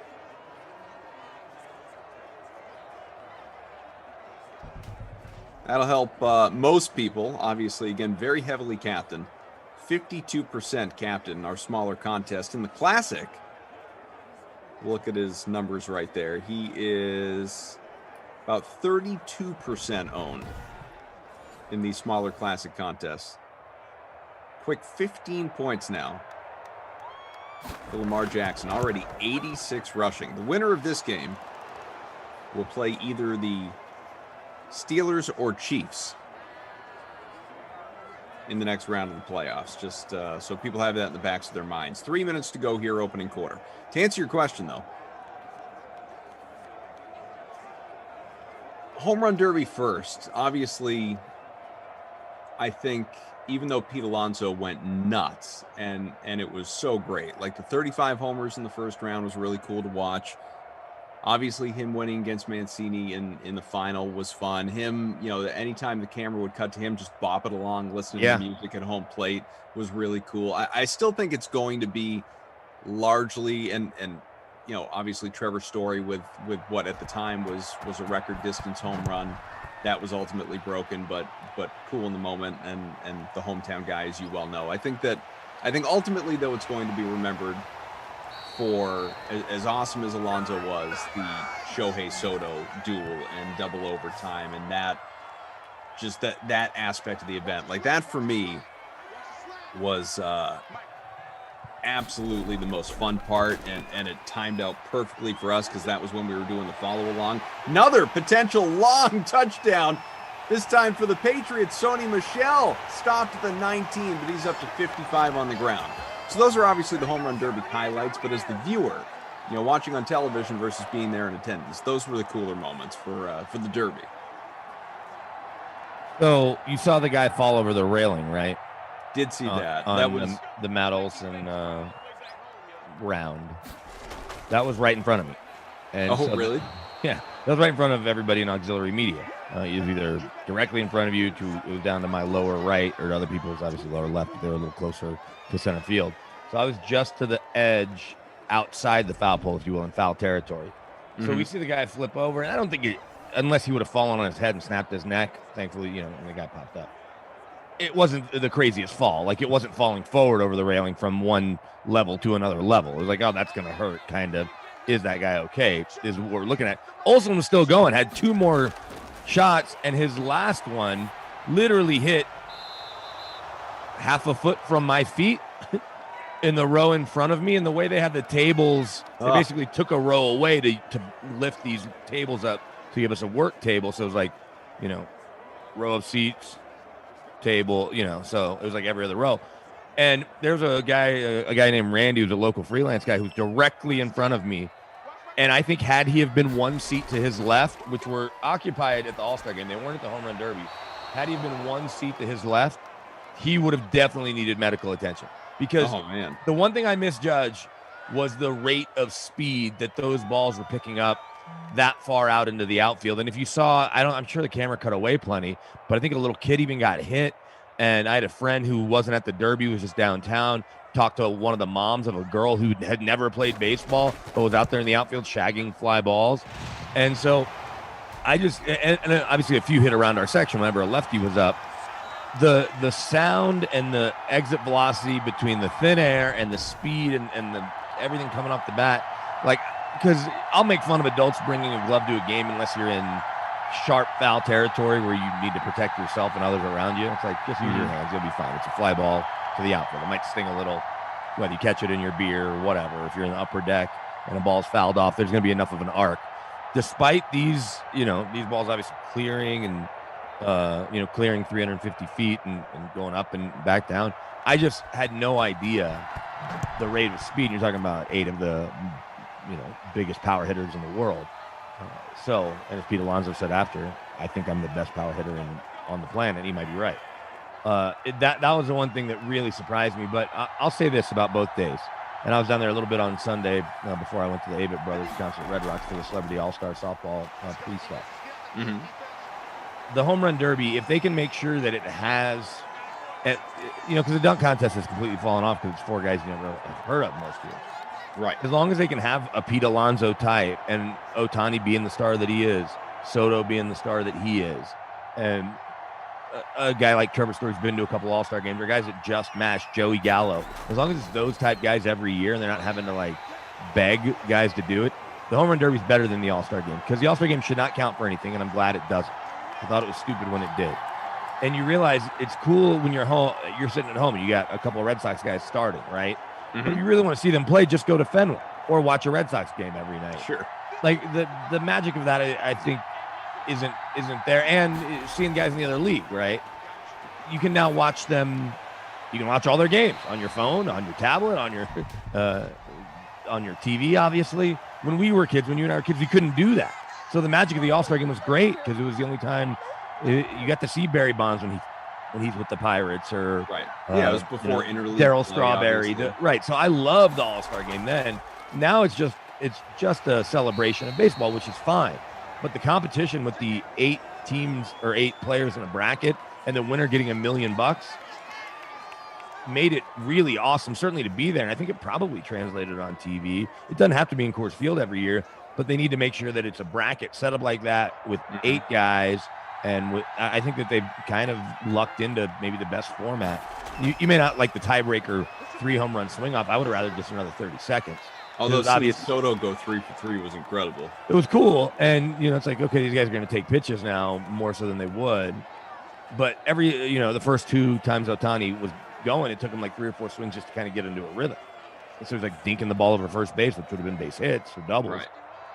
But I'm kind of all in on the Home Run Derby now, and I'll tell people going forward, including all of our friends here, if and when we know where the All-Star game is next year, if you have a chance to go to one or the other, the Home Run Derby's a more fun event to attend.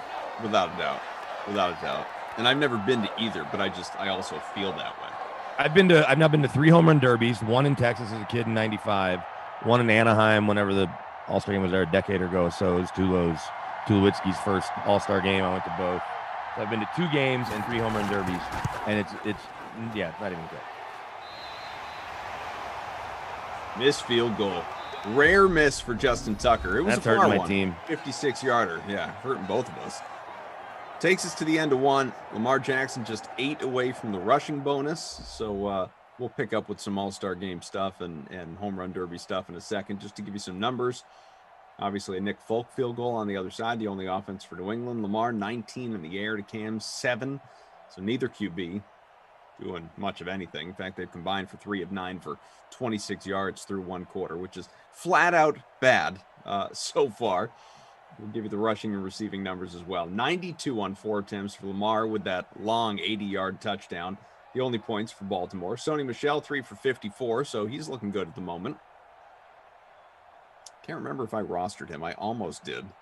Let's see. He's not in my Place I'm in. Not in my classic either. Almost. Came so close.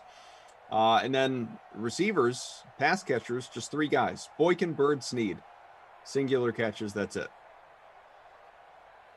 No one doing anything crazy to this point.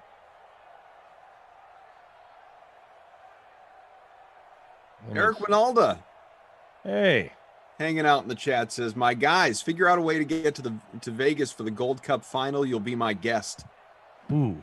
Give me a date. Let me look at that Gold Cup. Yeah, that's pretty tempting. The tricky thing is, unless it's before July 28th.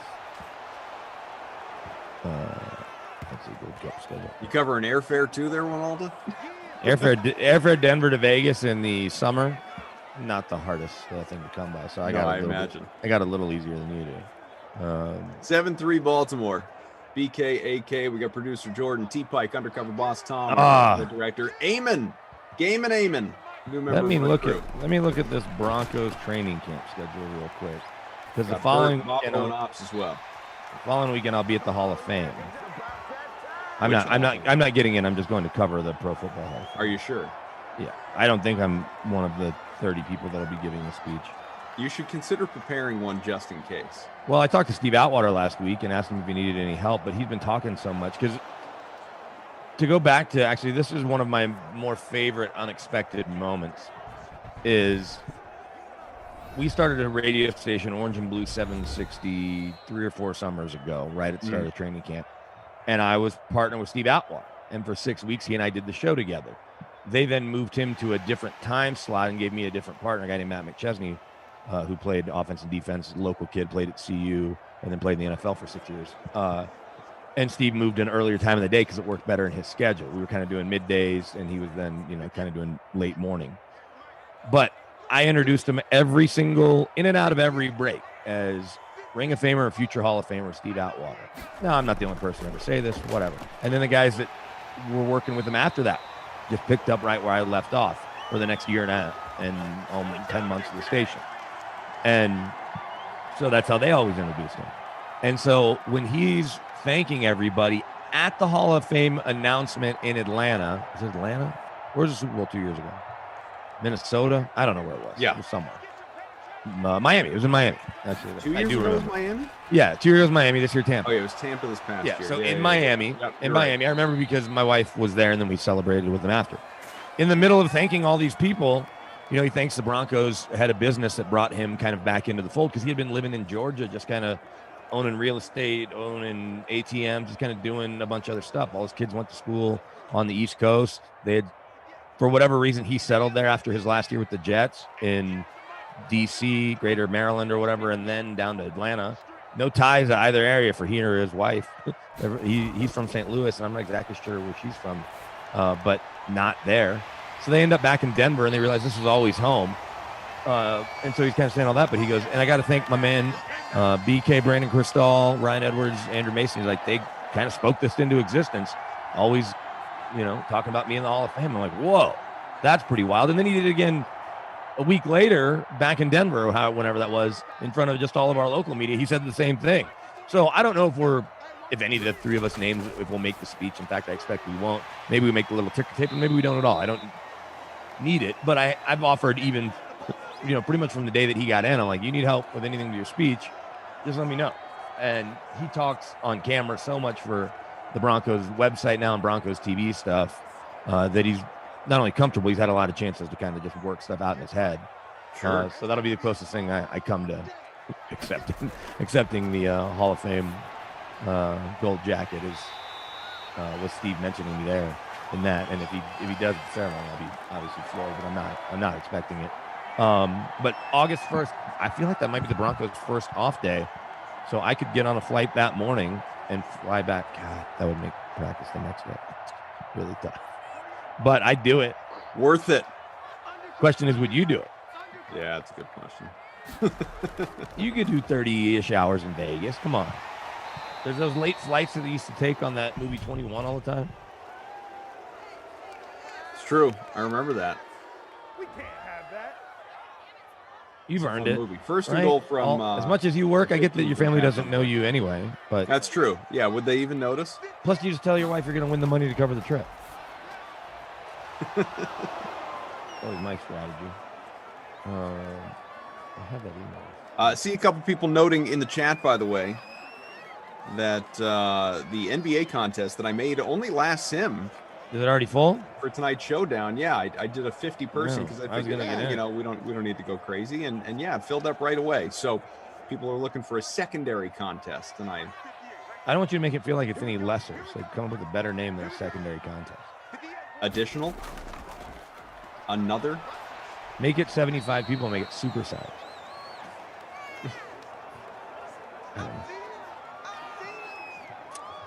I was going to go the other way. I was thinking of making it more exclusive, making it like a 25.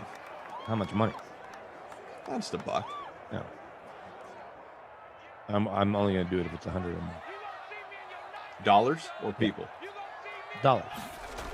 I'm going to send you $100 head-to-head sometime just to see if you do it. Well, 3rd and goal from the 14. Guess who picked Pete Alonso on the DK Sportsbook? Hey, there you go. Easy Cam money. 77 passing, much better second quarter, but a 4th and goal on the way from the 5. Yep, the Broncos are off, and then their practice is Monday at 9:15. That's what time the first flight is out of Vegas on Monday. Nick Folk's going to get another. Practice. But we almost got to get there Saturday night because if we're leaving after the game. I don't know. Whatever. 7 to 6. All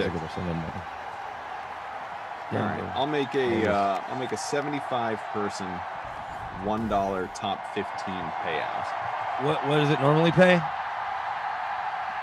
What do you normally pay out on like the 50 person contest? 50 persons top 10. Make this one top 10 also. That makes it, or make it 50 again and top 10 in this one. There's got to be something slightly different. It is slightly different. It's bigger and a bigger payout. Okay. All right. That's the difference. But I think if you made it people top 15. Okay. You want 50 again? No, 75 people top 10 paid out. All right. Fine. You going to jump into it? I'll do it right now. I'm picking all Bucks. Or maybe I'll pick all Suns. We'll never know. All right, it's in the lobby. DK Sim Fan Friends League lobby. The hashtag cough down. I don't like the name. I need something better. But in the meantime, that's what it is. How are you doing right now? 2. I'm in 128th place. So is that good? Sounds bad. Not as good as the run I had a couple weeks ago with all those firsts and thirds. I'm 10. Yeah. Thanks. PGC man coughed. Did Moose's golf contest fill up? Look, we all know that's not going to happen. But I would Suns, love it if Bucks, it did. I don't like the number 2. I wish you would have said also. Sorry. Suns Bucks also. Yeah, the Moose Classic, the Open Bonanza, only 83 out of 200, and you guys have 11 hours to fill that thing before lock. And I hope you do. I reserve my spot. Jump in. But ways to go on that one. Ways to go.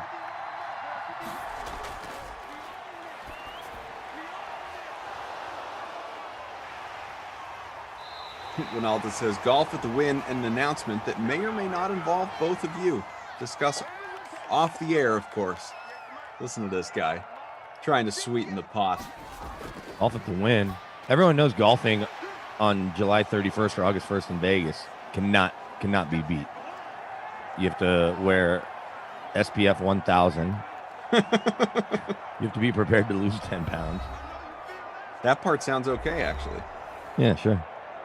And who'd you captain in your lineup? My line for Are you talking basketball or for this? Basketball. I haven't made it yet. I didn't make my lineup yet. This Giannis guy, man, his numbers are impressive. This Giannis guy. 2nd and inches. Got it. Cam up to 92. 1st and 10 on the way from the 25. It's 7-6. I would say his numbers are freakish, even. Cake says, I'm in there, Koff. Smash that like, north of 400 watching the Dream Stream here on the YouTube. Let's get toward 200. Can we get there? Hit that like, hit the subscribe button. Cam overthrew him. Saw that a lot last year. Playoff action on this Wild Card Wednesday. No. Not a Wild Weather Wednesday. Wild Card Wednesday. All playoff games from the nooner on through Madden After Dark. Feels like the Suns don't have much of an answer for what appears to be a pretty healthy Giannis. I mean, losing Dario Saric didn't help. Not that he was going to be the one that stopped Giannis or anything. This is Giannis with a Y sound is what I like. Yogging. It's really cool. It's yawking. This is when we break glass in case of emergency and unleash Frank Kaminsky.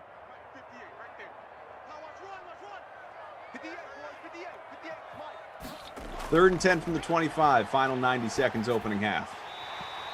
All right, I think I'm gonna Got it to the 14. That's 103 now for Cam. And looked to be Bird again. It was 3 for 32. Bob M. Koff, I'll like that. I'll hit that like button when you say you like my new avatar. The freshly squeezed orange Astros you got going on there. Bob M., I see you. Not bad. I like the old logo. I do. That's 80s Astros right there. Cam rolls out on the run from the 14. Lost a bunch and then made up ground. Touchdown! Sneaks in past the pylon. Cam Newton. Celebrate, big fella. Superman in the house. Cam knows how anti-Cam I am on this game, that when I have a Patson, he plays better. I mean, I did his 5 touchdown games. 4 touchdowns, whatever. For Cam, did you? Yeah. That's a big boy touchdown for Cam Newton right there. 7.5% owned in the larger contest. Not going to help me, but it'll help a lot of you. Cam has owned about 53% of contests, or lineups, I should say, on this particular contest. 3.3% the captain spot. So my wife could have flown home last night, but was so tired because she had flown to Dallas early in the morning. How tired was she? Oh, she was so. So she ended up. She goes, I could get out right now on a 9 o'clock. She calls me at like 5. She goes, I could get out on a 9 o'clock. It was 6 in Dallas, and she was staying next to the airport.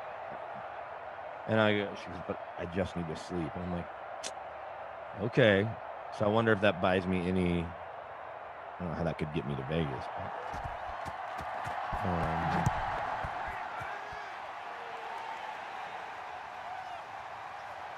I could fly in Saturday, landing at 9:40, which is the best time to get. I love that you're trying to map this out right now. Or even I could leave at 10, so the kids are way asleep. I can even have my wife asleep by 10, so she wouldn't even know I'm going. I could have my wife. If I told her she'd go to bed at 8:30, I mean, I know it's a Saturday, but I'm like, just go watch a movie, have a glass of wine. Doesn't she have free will? I could have my wife in bed by 10. Oh man, coming back will cost. I don't these points though. Tuck her in. T-Pike Winalda just sitting in his chair, following along with BK's itinerary. Well, here, so I could roll out Monday 5 a.m. It's $200, but I can win that in a couple hands of blackjack or sure, yeah, some cards, no big deal. I land at 8. Broncos practice 9:15, and the airport's about 35 minutes. Obviously, I'll have just a little roller bag or even just a backpack. Yeah, you're Lamar bag. Already with a rushing bonus, 112 on the ground. So you're mapping out a little day trip here. I can't do that from the East Coast. No, you got to come in probably Saturday. You can still catch something super early Monday morning like me. You probably got to leave Saturday. Well, you pick up time. So here, just for fun. I'll have some fun for you. I'll be your travel agent. Appreciate you. Yeah, see? T-Pike says you pick up time. Just tell your wife it's for DraftKings. Even just for the stories. And who do want to see what we hope will be U.S. and Mexico in the Gold Cup final? After going to that U.S.-Mexico game before, I'm all in. It'd be fun just hanging out with Ronaldo for a while. Absolutely. Yeah, maybe when that's what I'd be coming for. Maybe watch the game in the sports book.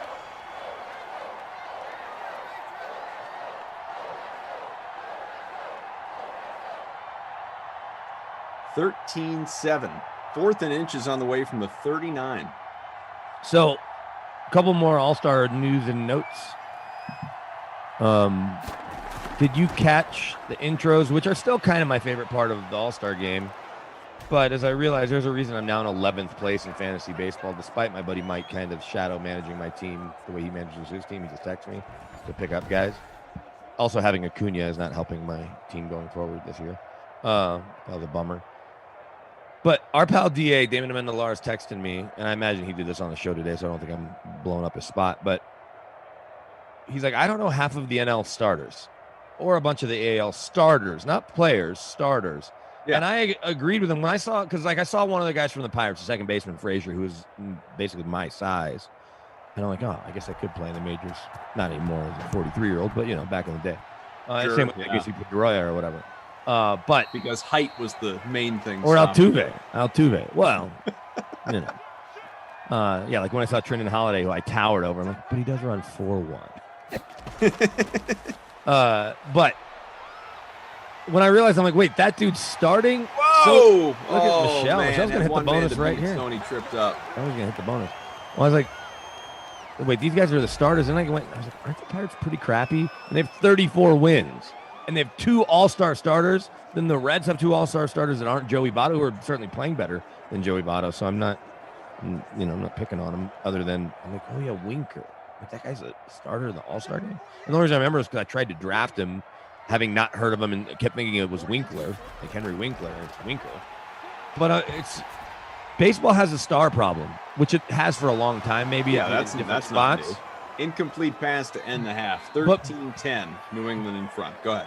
But because we were allowed to be basically face-to-face with these guys over 3 days, which is something that I haven't done as a sports reporter since the Combine 2 Marches ago, it was just more glaring. It's like, okay, Aaron Judge, larger than life.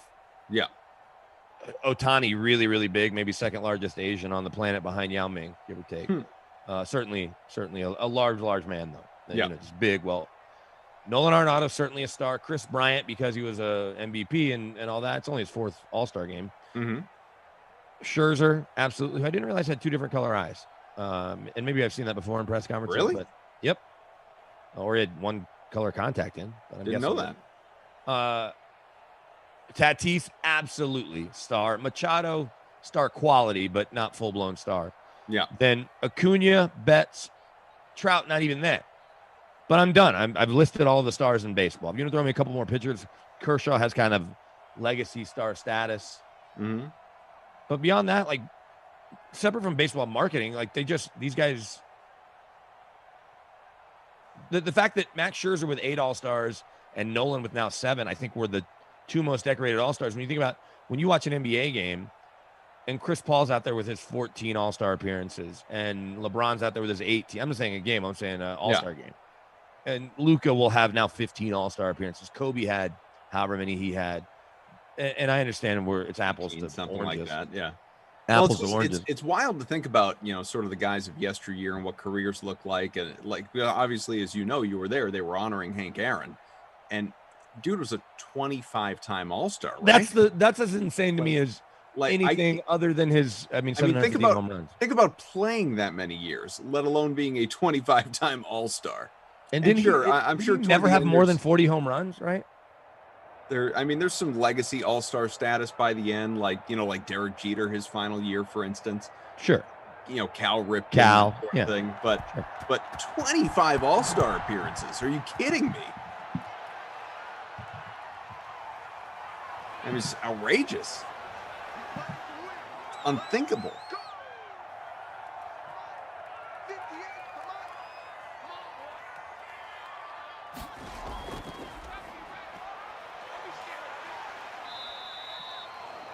Now, Now I'm looking at his career. Who's? Hank Aaron. Yeah, it's right. Am I right? Did he never have more than 40 home runs in a season? Or maybe he never had more than 50. Yeah, he never had more than 50. He had like 3 over 40, maybe? More than that. He had 44, 40, 45, 44, 44, 44, 47, 40. So 7, whatever it was. But no, what I'm looking at is, did he never managed, right? It says 25-time All-Star. We're not going to make the All-Star. Like, they're not going to count managing. No, I know, but the reason I bring this up, it says 25 because it looks like he only played 23 seasons or something? Right. Yeah, I remember having that same issue when he died, and I was reading, I basically, my updates are kind of scripted throughout the morning, and I don't tweak them too much just because the news is the news. Right. And despite having the guy that did it before me say, oh, well, you can do nugs here and now. I'm like, no, the biggest story is going to still be the biggest story. But right? But how does that work? But hang on. So Hank Aaron dies. Yeah. And it happens at 8:30-ish my time that we hear about it. Obviously, I don't know the time of death. And I'm on at 8:44. So I'm like, well, I can't write anything. I think he died at I heard about it at 8:39. I'm like, all right, let's go. And I'm just reading off his Wikipedia page, right? And so then I'm like, 25-time All-Star in 21 seasons. Unless they're counting well, no, because he only played that 1 year for the Indianapolis Clowns. Right. He played 23 years of Major League Baseball and is regarded as a 25-time All-Star. I don't understand. Did they have a mid-season and postseason All-Star game back then? They could just be a wrong Wikipedia page. No, he was an All-Star. He's considered. I'm looking at his awards. He's considered. I know this has nothing to do with the sim, guys, but I'm just really confused now. He was a 2-time All-Star in 59, 60, 61, 62. He was a 2-time All-Star all of those seasons. So, how's that? There were 2 All-Star games. There were. There you go. Why were there 2 All-Star games? I don't know. Why was that a thing in the 50s and 60s? Why did people smoke on airplanes? I don't know. Or not wear seatbelts. There was an All-Star game. I'm just looking at 59. There was an All-Star game July 7th, and there was an All-Star game August 3rd. Why were there 2 All-Star games? Was there AL, NL All-Star games and then a combined one? No, they were both AL, NL All-Star games. Well, now you got to do. Somebody needs to do a deep dive on that. There was Forbes Field in 59 in July and LA Memorial Coliseum in August in 59. You can't be a 2-time All-Star in the same year. That's outrageous. Some of Hank Aaron's stats need to be removed. Among others, not just Hank Aaron. This is not a Hank Aaron thing. This is a Major League Baseball in the 50s and 60s thing. That's dumb. Also, how did I never know this? Or obviously didn't remember it if I did at some point in time know it. I mean, I realize I'm not an historian over here, but that seems to be the kind of thing that one would be aware of.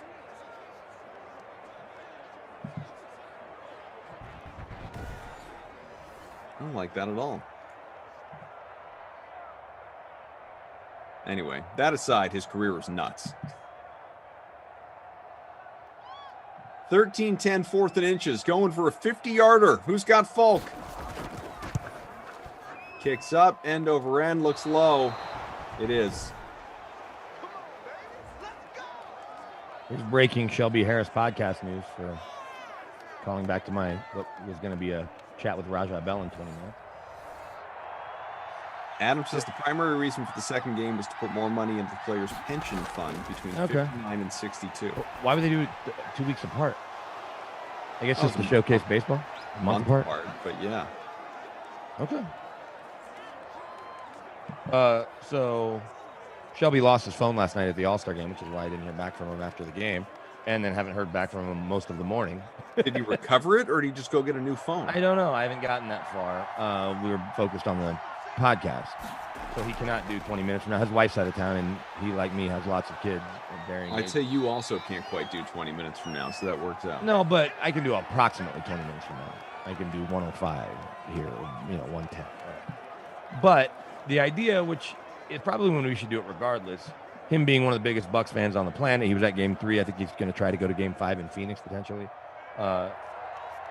Doing it after the game tonight will make for a better podcast on a Thursday leading up to a couple days before Game 5. Look at Lamar. Glad I captained him. I'm probably again. Lamar Jackson rushing touchdown. This time a 40-yarder. Should we be talking about the sim more? I'm not saying that. Oh, no, it's only 16-13. It felt like Lamar scored that. All right, we're talking about the right one. The Hank Aaron thing's more interesting to me. But especially because that got us down a rabbit hole, which was not, let's hit the rewind button. It's cool seeing Ken Griffey Jr. and some of the other stars that were around, for folks that watched Todd Helton play for so many years, seeing Todd Helton, seeing Peyton Manning was his biggest star on the field as anyone for obvious reasons, not just because it's in Denver, but because it's Peyton Manning. But there were some other, Drew Brees was in the building last night, brought his wife and kids to the game. You just realize that baseball, when we were younger, it seemed like the guys were larger than life. But also kind of back to my point, you had 3 of the biggest stars not in the game, 2 for injuries, and 1, I guess, Mookie Betts has been playing well. And he's been hurt too, I guess, right? And Kershaw, whatever. So 4 of the biggest stars were just not even there.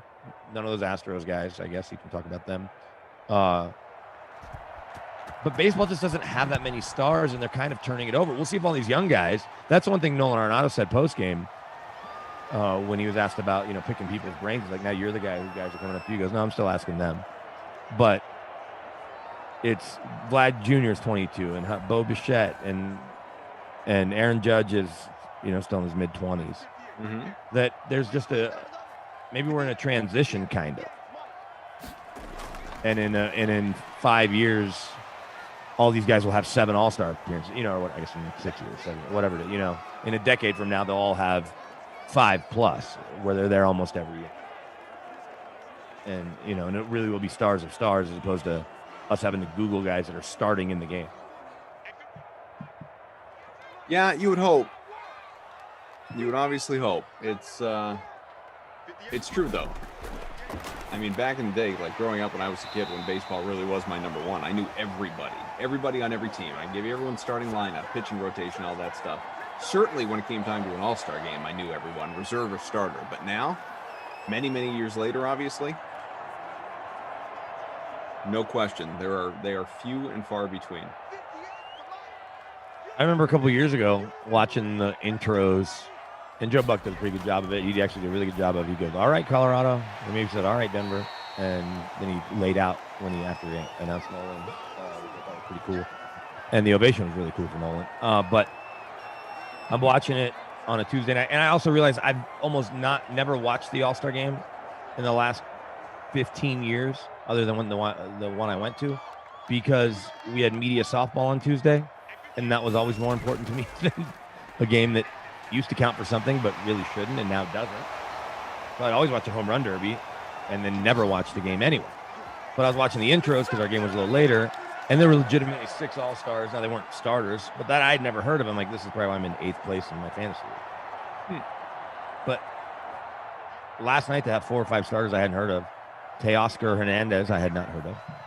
You hadn't heard of Teoscar Hernandez? No. I probably had just because he beats up on the Red Sox. So sure, right. When you're right, I had heard of Cronenworth because I've watched the Padres play 6 times this year. Right. Whereas Da hadn't because he hasn't watched the Padres. Right.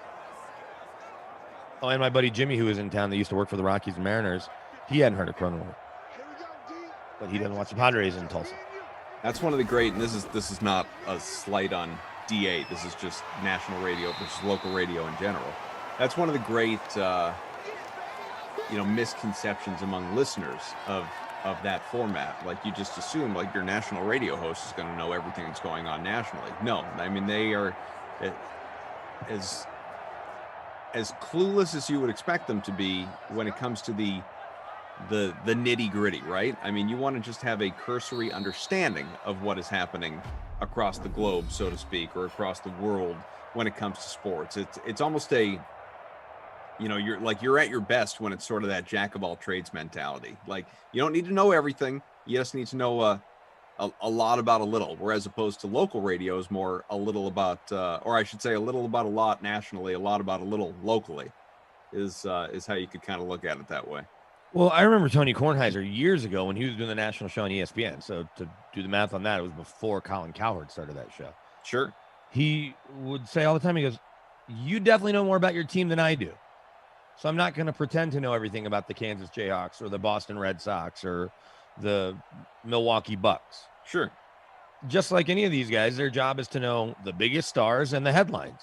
Yeah. And when there's a headline that's worthy of diving into of a lesser player, then that's when you have the advantage of the internet that guys doing national radio. When was the internet really? I guess before 2000, really didn't have. They were having to really grab as many papers as they could, and I remember right all your big bookstores or the local library, you could get most of your Sunday or weekend editions of papers. You were grabbing USA Today as much as you could, and even the New York Times, where you could get it if you were doing national stuff. But now, if there's a good or a bad story about what's the guy's name, Jacob Cronenworth, you just Google him real quick, and then you're caught up in 30 seconds. But you don't have a working knowledge of him or the Frazier kid for the Pirates. We know who Vlad Guerrero Jr. is, right, because of his dad, and Bo Bichette because of his dad. If his name was Bo Johnson and Vladimir Sanchez, you'd be like, all right, I don't know that guy. Right. I would have to Google. I'm like, oh man, this kid's pretty good. Look at this. Don't forget about Biggio's kid and so many others. Yeah. Well, and there was a stretch where the Dodgers had all these famous kids, put famous in quotes, but like Klay Thompson's brother was on the Dodgers, and Van Slyke's kid. There's like 3 or 4 guys whose dads were all pros, 3 in baseball and 1 in obviously hoops. Right. That's pretty remarkable that Michael Thompson, who was the number 1 pick in the NBA draft, by the way, problem is he was a role player who backed up Kareem for most of his career. Obviously won ring and has done Lakers games forever. But that he has one kid that's arguably one of the 5 best shooters, maybe of all time, but certainly walking the planet right now.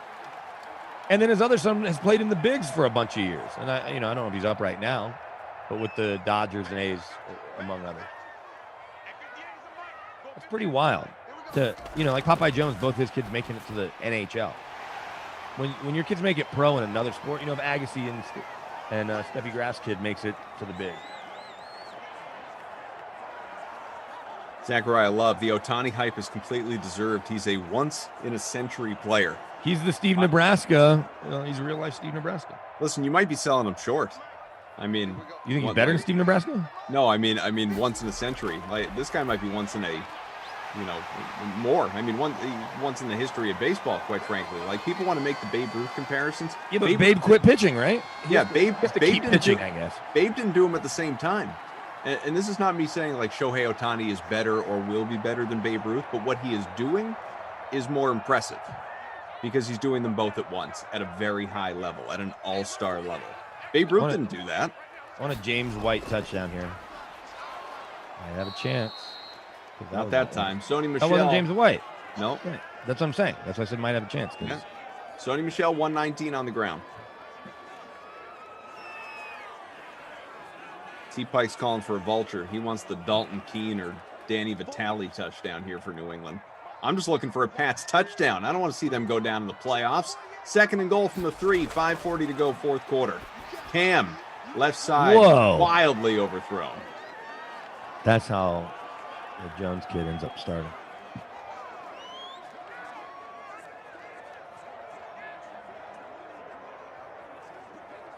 Steve Nebraska was better, though. I mean, he could switch hit. He struck out 27 guys in one game. Yeah, I haven't seen Ohtani do that. Didn't give up a single hit.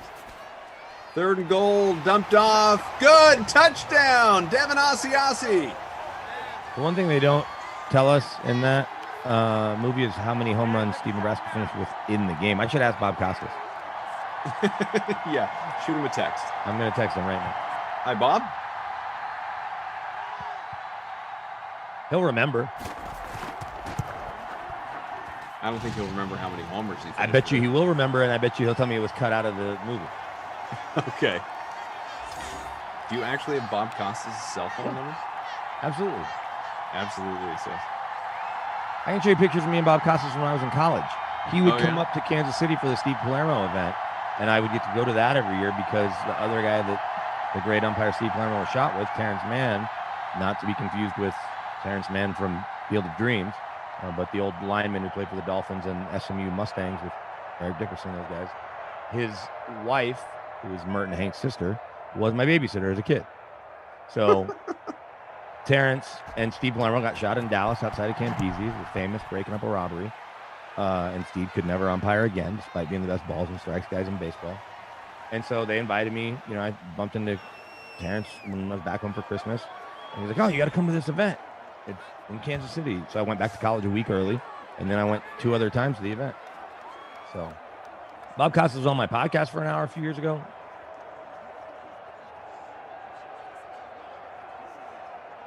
See if you can get an answer.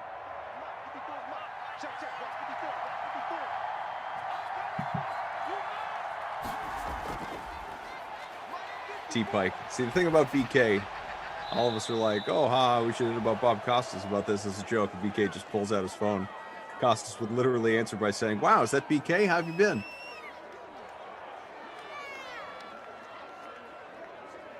Man's connected. BK is a man of many connections. I've known that in my several years running in his pack. He's a guy who knows a guy. BK's a guy who gets things done.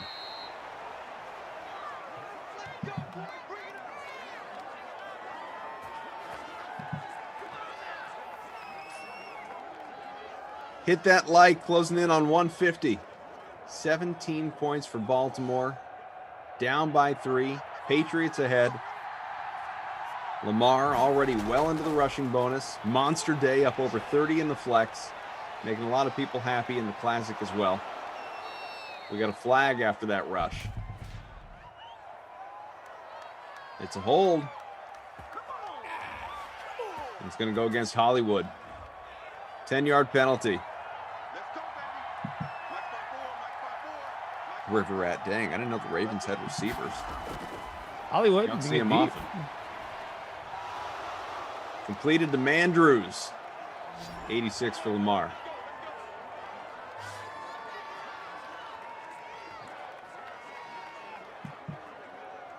I'm top 10 in the classic, top 20. So here's a text. New phone. Obviously, I haven't texted Bob from this phone. Okay. Does that matter? The phone? No, I'm just letting you know. So, yeah. Hey, BC, this is the most random text you'll get all day, but I'm doing a Madden simulation broadcast for DraftKings. And we were comparing Shohei Ohtani to Steve Nebraska. So we're curious, and you may be the only one who knows this, but do you know how many homers Steve Nebraska hit in that game where he struck out 27? Hope to see you in Denver soon. BK. Let's see what he says. The hashtag cough down Suns Bucks 2. 44 out of 75 so far. You got 6 hours to fill that thing up for anyone that wants in. Top prize, about $17. Let me see if I can find the podcast intro that Bob ended up being part of my podcast intro because he had a funny line in the podcast that I then used. It was a podcast called Peel the Onion. Okay. Where I would just sit down with mostly Denver folks and Bob Costas and just, like Chauncey and Todd Helton and people like that and talk to them for an hour about whatever. Yeah. Nolan Arenado was one of my early guests.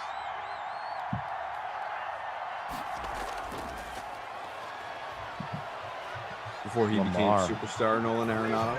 Yeah. Touchdown, Lamar. Third of the day. Are you kidding? This is like summer of 2014 or 15 when I had him on the podcast, Nolan. So at that point he had a gold glove maybe, and that was about it, which is still pretty good. But Lamar Jackson is up over 40 points in the flex now. That allowed me to get Nolan to do the only radio interview he's done in Denver since being traded, and that was yesterday on the field coming off of batting practice. I kind of okey-doked him, though, because I said, hey, will you talk to me right after batting practice for 3-4 minutes? Yeah, no problem. Then I hand him the phone. I'm like, all right, you're on with Alfred Williams. But he was cool. He doesn't do anything he doesn't want to do, once he reaches a certain status. So check this out, though. Other than my Nolan postgame tweet, which is a video, so it has 4,000 views or whatever.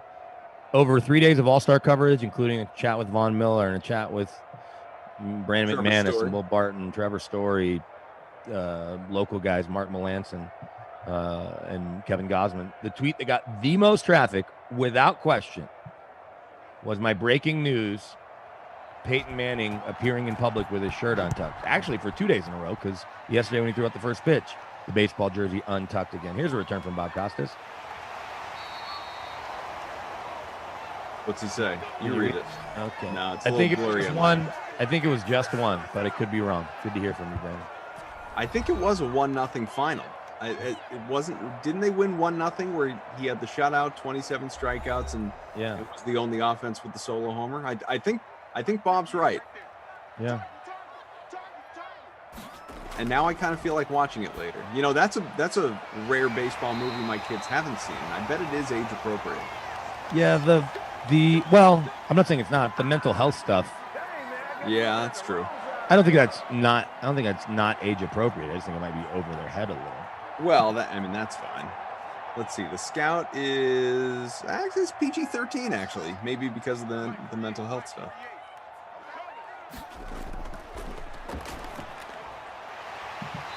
Hmm. 24-20 Baltimore. Final 3 minutes, 2nd and inches on the way. N'Keal Harry with that grab. See if he's long for the Patriots. Apparently plans to report to training camp if he's not traded, which is nice of him. I haven't done that in a while where I'll text whoever we're talking about in game. I guess I did it with Demarius back in the fall. You and I did that. And he told us all he wanted was 273 yards. Or 263, whatever it was. You have Emmanuel Sanders in your phone? Yeah, but remember he didn't get back to me. Oh, I don't remember. I just want to know if anyone other than me calls him Manny. Oh, well, we're still trying to get the Sanders to catch him. He was at the All-Star game. He's at the home run derby. He tweeted about it. That's pretty good, though. Within seconds, Costas returned text. You see it? Well, it's the All-Star break for him. He's around. Yeah.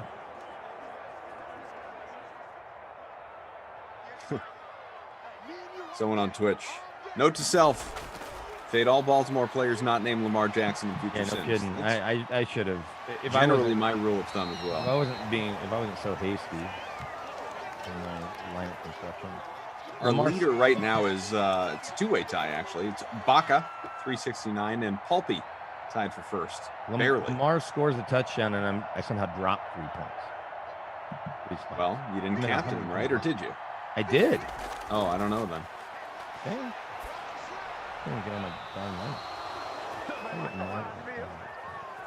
Third and 3 coming from the 37. We got Jordan, undercover boss Tom, Bert Hood always up to no good, and of course Eamon. This is I don't know if there's ever been a lineup constructed like this where the captain is so dominant and the other 5 players are so not. Where you got 64.41 from Lamar. Yeah. 6.4. So 90% worse. Fumble. Oh, Cam. 90% worse is Mark Andrews. Hollywood, 1.6. James White, 0.9. Mark Ingram, the second, 2.1. And then Tucker's got 8. Could have had 13 if he would have made that field goal. So, Babysitter Billy, Not My Kid Award is going to be my whole team. I'm just going to run out the clock here. Tough break, Cam. Patriots, barring a miracle, are going to get knocked out of the playoffs here in the wild card round. Doesn't happen often. Saw Darius Rucker on Friday. I had a pretty busy weekend getting to Chicago for the barbecue festival. What a transition. Just sitting here talking about the Sims. Saw Darius Rucker on Friday. And then saw the Avett Brothers Sunday. But so we got the... Wait, so Darius Rucker had come from, doing his thing at the match in Montana straight to the All-Star game, basically? Darius Rucker was in Montana? Yeah. That was last Tuesday. Yeah, but I just mean, obviously he didn't have much time in between. I'm sure he went home or whatever, but... I didn't see him. What did he do at the match? He was just putting on a concert. I don't think he was ever even on TV, but I know some folks that were out there. Some of the DraftKings crew was out there. And, he so I know he also played in South Dakota on Sunday. No, he played Chicago on Friday. So I saw him on Friday, and then I got to chat with him a little before the show and then a little after the show. Probably would have more if I didn't have as many soda pops as I did, adult soda pops. So my wife wouldn't let me get as close to him, but he did take a great picture and have a nice conversation with my 14-year-old. There you go. Yeah, but as he came got on a stage, picture. I just want to tell you this line. Yeah. Well, I mean, I have a lot of pictures of Darius. This is Who has a lot of pictures with Darius Rucker? here. So that's the 14-year-old and Darius. Why does one have a lot of pictures with Hootie? He's not Hootie. Hootie was a guy that I went to school with. Seriously. I don't know, because we've hung out a lot. Does that make him one of the Blowfish, or he just adopted the name Hootie? No, there's one time. You looking? Yeah, I'm looking. You and your bride. Do you have Darius's cell phone number? I do, but he never gets back.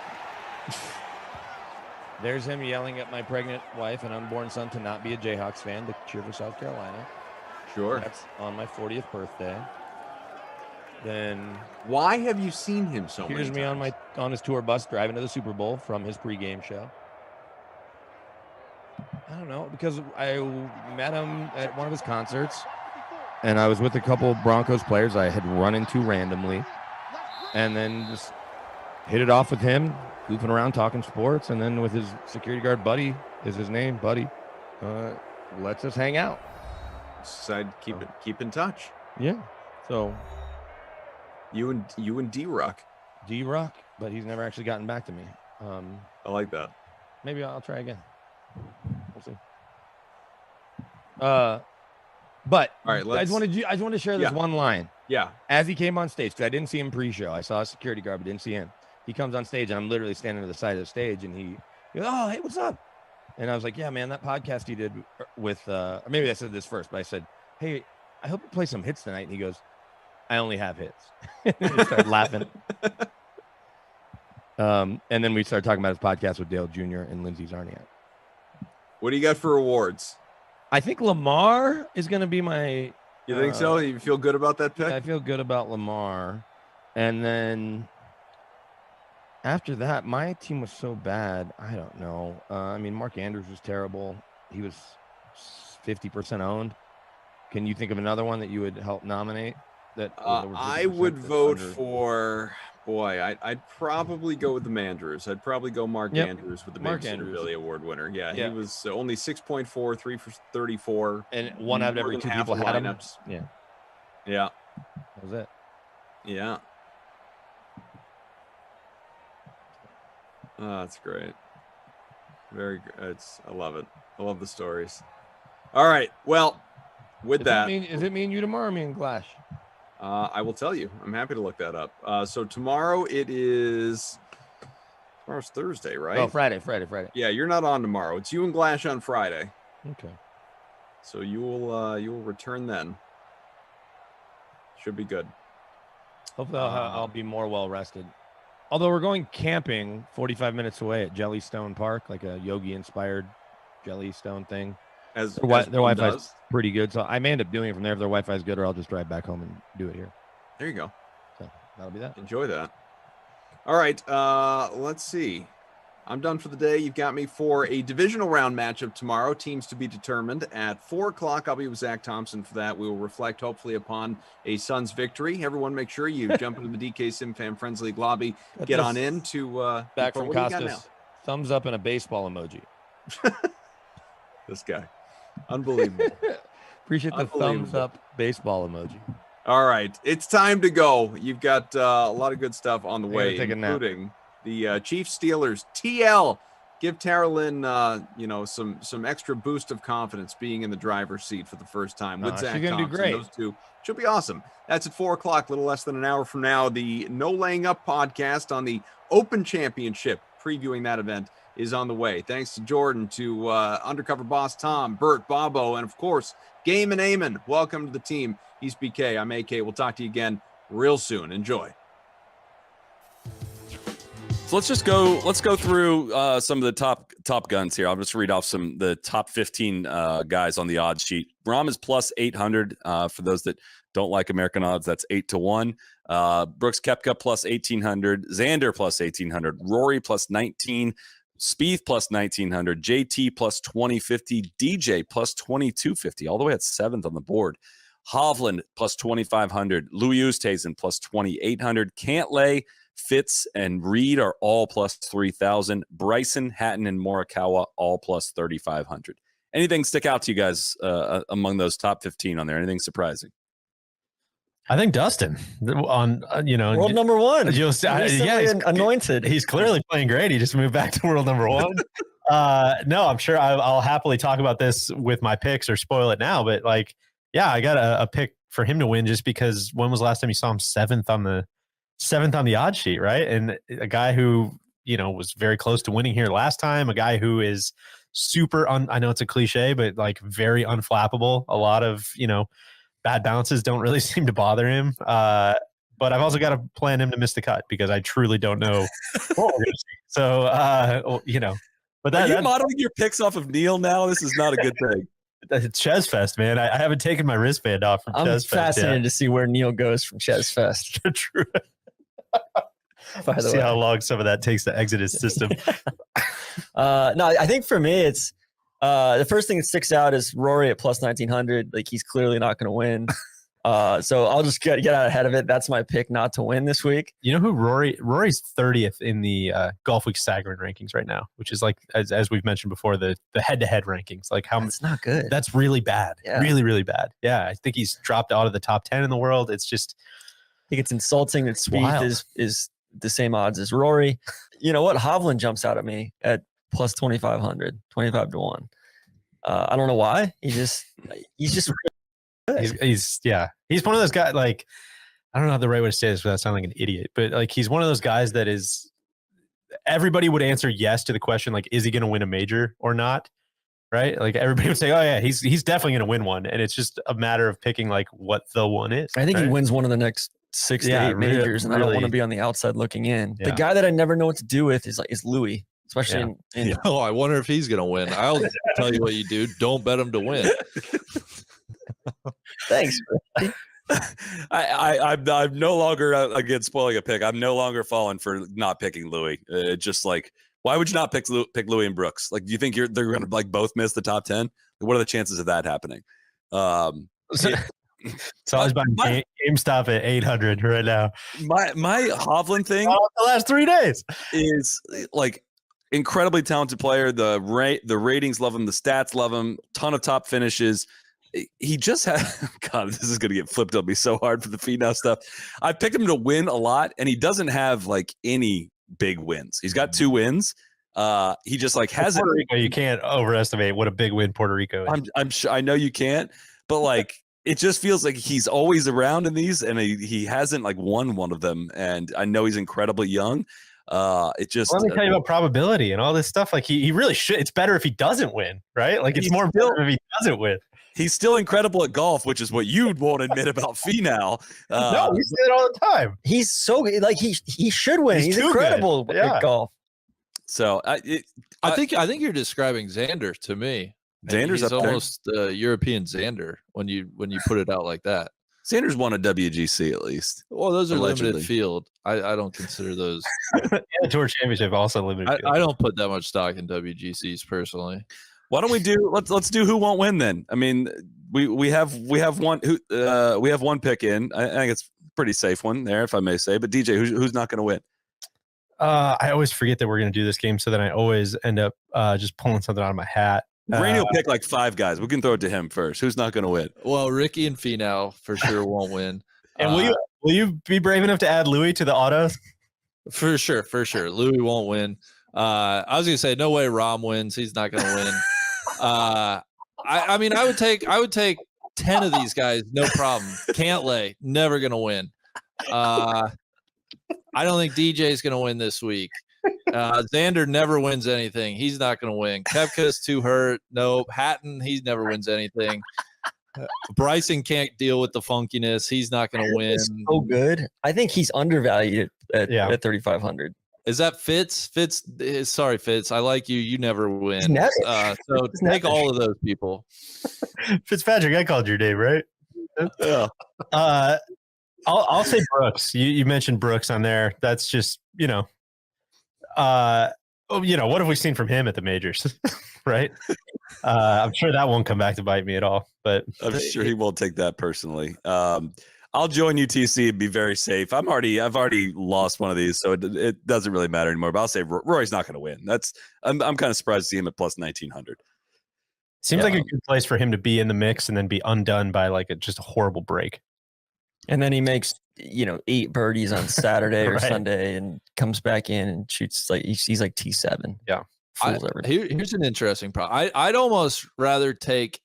I would lay. Essentially, what's Victor there? 25. I kind of like Victor. You can take everybody or you with just better odds than Victor, and I'll take the field below him. Okay, that's pretty like that. Including Spieth. I thought you loved Spieth. Except for Spieth's gonna win. So except for Spieth, yeah, that's a good point. Yeah, let's do our picks now. Let's do our picks. Let's do it.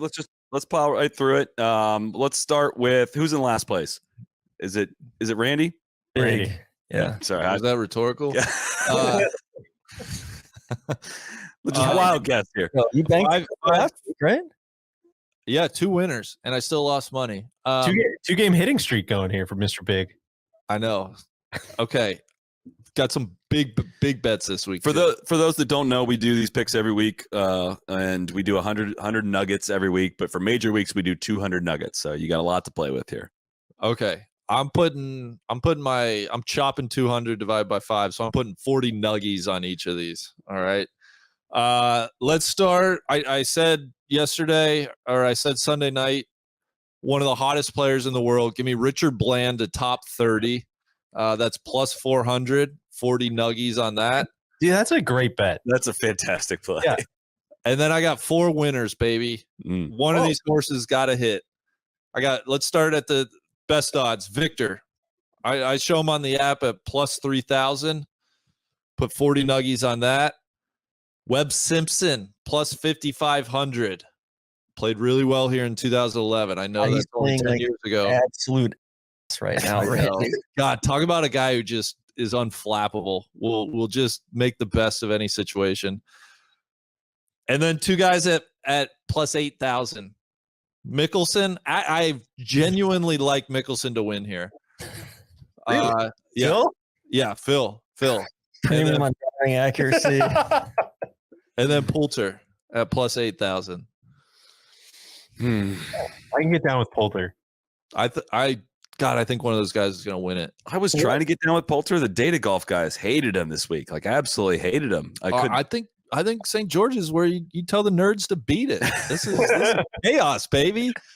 Throw the models out. All right, Randy, good stuff, particularly the Richard Bland thing. Webb Simpson could be an ultimate buy low pick. Who knows? Love that too. Let's send it over to Neil. See what the merch czars got cooked up this week. All right, folks. After a very, very, very successful Chess Fest, I had to rebalance my serotonin levels, get back to homeostasis. The sea breeze is bringing me back. Actually, was able to hang out with some friends of the beluga, some elephant seals. You see one of the seals hanging out there. You know what they do? Once a year, they molt. You know what molting is? Molting is shedding. They're shedding their skin. And I'm going to shed some bad juju from the first half of this year. From Chess Fest moving forward, good vibes only, baby. We've got 5 plays this week. That's right, 5. 40 nuggies each on these. Louis Oosthuizen, top 5, plus 500. Victor Hovland to win, plus 2,500. Lord Tyrrell Hatton, plus 3,500 to win. Jordan Spieth, top 10, plus 200. Pouch Dodge, maybe, but I bet Solly's on that too. And of course, Xander Schauffele, plus 1,800 to win. Xander's got to get it done. Doesn't feel like anyone's talking about him. He's my pick to win it. There you have it.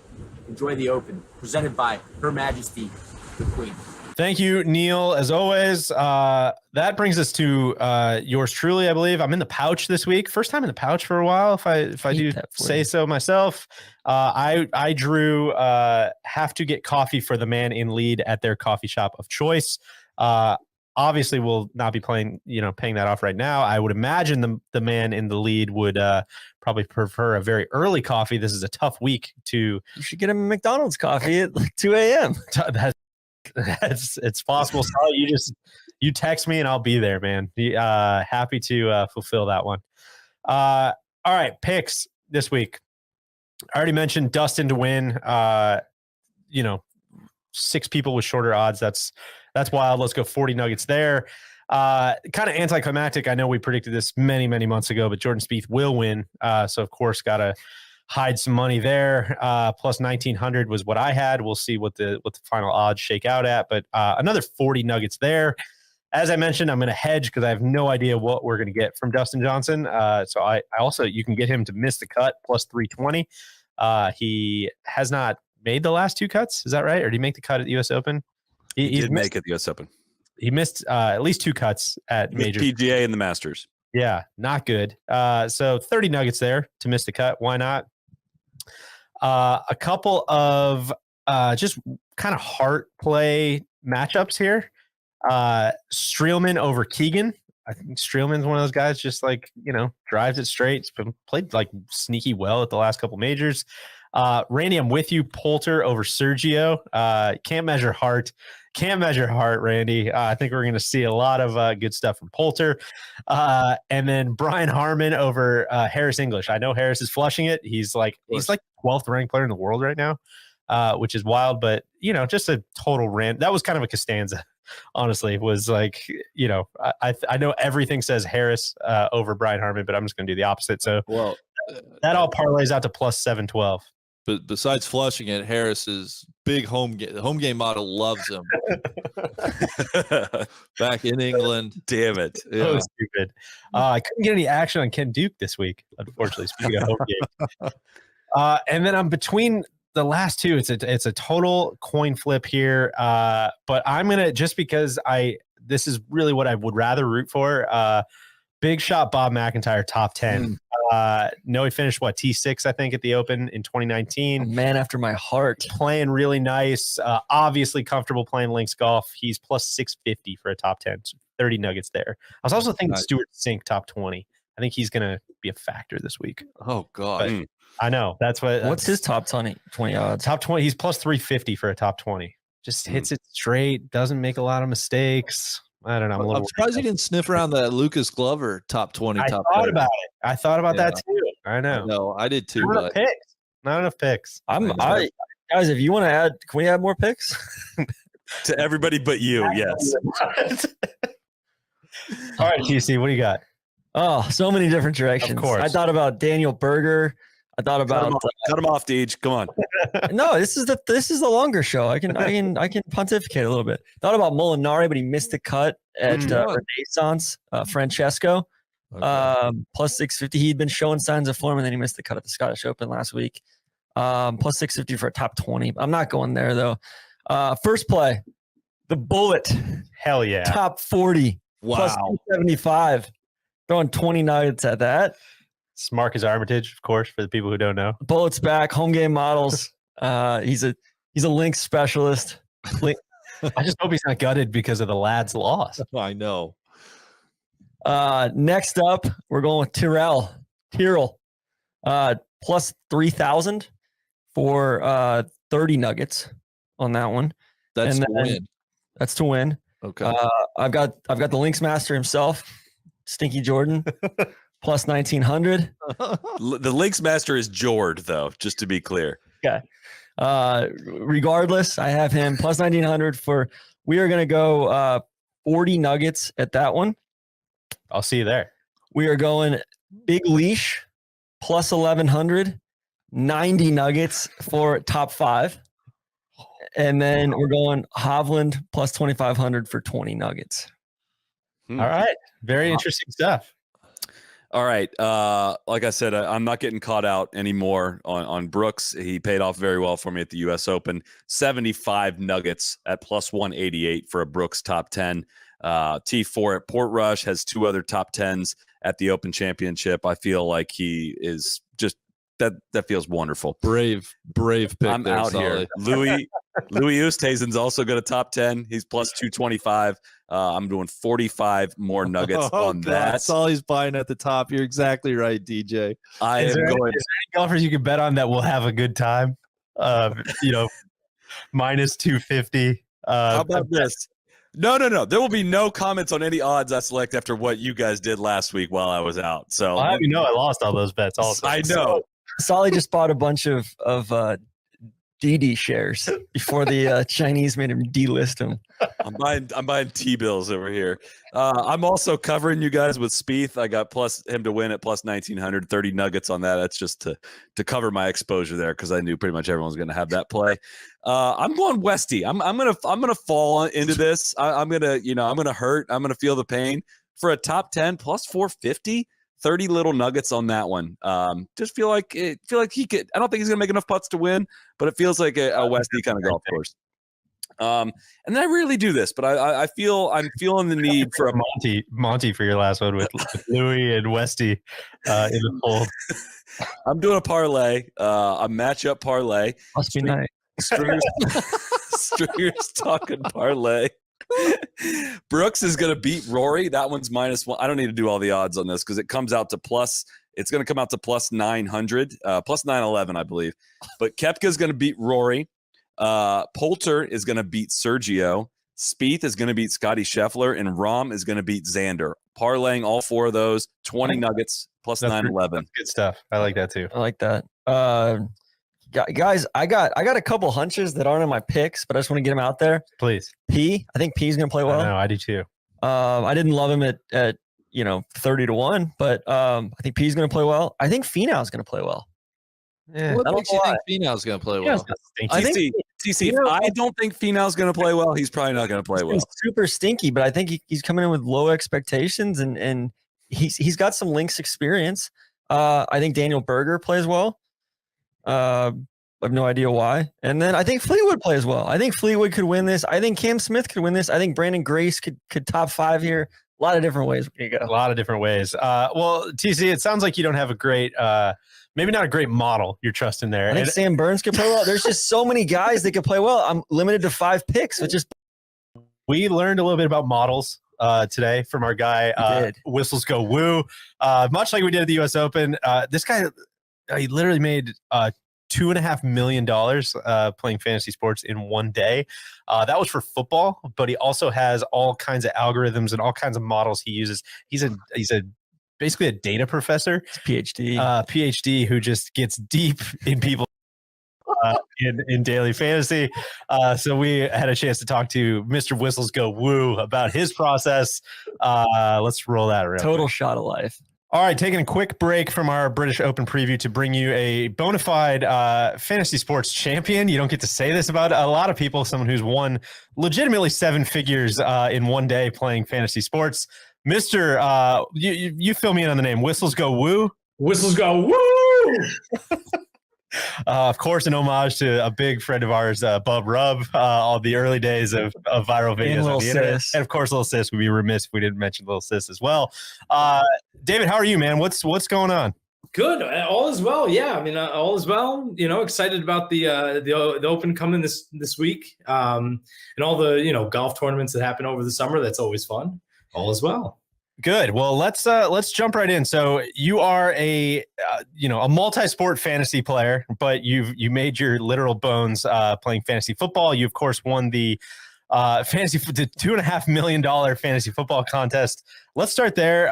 What's it like as a fantasy sports player to one day not have $2.5 million and then the next day have $2.5 million? What was that feeling like? Pretty amazing. I mean, us daily players, we are kind of in the grind every day, and you kind of just hope to hit this one big one every year, right? And it just so happened on the biggest prize of the year, at least from what I understand, right? And it was a pretty amazing experience. I had about 8 of the tickets going in, right? There's a total of 200 tickets you could have had. I had 8 of the tickets, so 8 different entries in the competition, and luckily that was the day that my entries hit. Unreal. I think I want to apologize on behalf of my colleague here who said it was just one day of work, right? It was a lifetime of work leading up to that. What do your models look like? Like are you a fly by the seat of your pants guy? Are you a very, just stick to the models and you're super disciplined? Like kind of walk us through your process. Yeah, so I think I do a lot of analytics. I do a lot of consulting also for companies, and I also do daily fantasy sports. And I think any proper application of a model that you might build has got to use some type of domain knowledge, right? So I do stick with my model always, but baked into it is, of course, some knowledge about the sport, right? And whether it be football, basketball, golf, or whatever it is. So it's a trust in the model. Always go with the process, because otherwise you're going to look at it and say, why didn't I pick this one, or why didn't I pick this one? You have to have some process, go with it, whatever that might be. And then yeah, I try to stick with it as much as possible. Well, you alluded to it a little bit and kind of covered in a lot of the press about your winning was what you do for a living. I'm wondering if you could walk people through that and how that plays a role in your fantasy sports. Yeah, so growing up, I just loved math. And then, I finished my college degree, and then they're like, well, maybe you should get a master's. I was like, all right. Then I finished the master's. They were like, maybe you should get a PhD. I was like, all right. Then I got a PhD. We were like, maybe you should be a professor. I was like, sure, why not? And I just kind of kept that momentum going.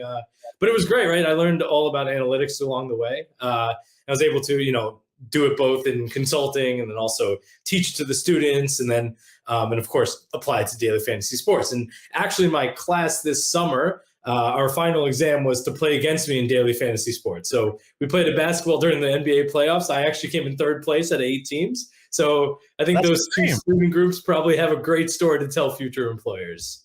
Yeah, that's the dream. When the student becomes the master, right? That means you're doing your job. There you go. Are you Professor Wu? No, not yet. But I think once we're back in person, I wouldn't be surprised if people start calling me that. We'll see. Yeah. All right. Well, talk to me a little bit about the difference between, fantasy sports in general and fantasy golf, because we're theoretically focused on golf. And I'm just curious, golf to me from the outside, I don't watch a ton of other sports, but it seems like the hardest thing to bet on. I'm wondering if you can either confirm or deny that. Sure. So I'll tell you, a lot of the sports, especially team-based sports, right? You've got some correlation or, pairs of people that you might want to put together. Take, for example, quarterback and wide receiver in football or something like that, right? Of course, wide receiver scores a touchdown, quarterback's also going to get a touchdown. In golf, it's a bit different, right? Because golf, you've got individual guys playing against themselves. But there is some type of relationship between what one golfer might score and the other, not because they're going to have different golf games, but because they're going to have different DraftKings days. Take the 2 favorites in the tournament. I don't know. You take Rahm and whoever to this weekend, right? Only one of them can possibly come in first. So if one of them gets the placement points, the other person can't get those placement points. So there is a slight negative correlation between actually what the points are. So I think it is interesting. Most of it is individual, of course. And so you try to get the best projection model you can and then just try to build from there. But it is tough, right? I mean, golf is tough because of the individual nature of everybody. But still, I think, there are some models that can be applied and some things that you can think about, because ultimately you have to pick 6 people, right? And have to stay under the salary cap. You have to find some value somewhere, right? At least someone that you think might make the cut or whatever. Are you like a bottom of the barrel plus a few superstars guy, or do you layer it all the way through? I layer it all the way through, right? I mean, I was on a podcast for some other podcast at some point, and they asked me, like, are there certain people that you just cut out automatically? And I put, I don't like shrink the field, right? Of course, naturally the model's going to knock some people out, right? Those at the bottom of the barrel, but there, my models, they spread it around, right? And I think that's something that I try to do to the best that I can. How do you do for a tournament like the Open Championship where it rotates? It hasn't been to Royal St. George in 10 years. 10 years, yeah. How do you what are you feeding into your models in that instance where, are you relying upon some analysis and then finding a comparable course, or? Yeah, so I try to really just focus in on each golfer and what they do on each type of hole, right? I mean, some golfers have a more propensity for birding on par 4s versus, birding on a par 5 or whatever the case may be in comparison to the field, right? So I try to take that into account and then, of course, look at each hole, right? And I think you can, you can only do so much with analytics, right? But if a hole goes this way or that way, you can kind of look at what golfers have done in previous holes like that and then build some simulation model around.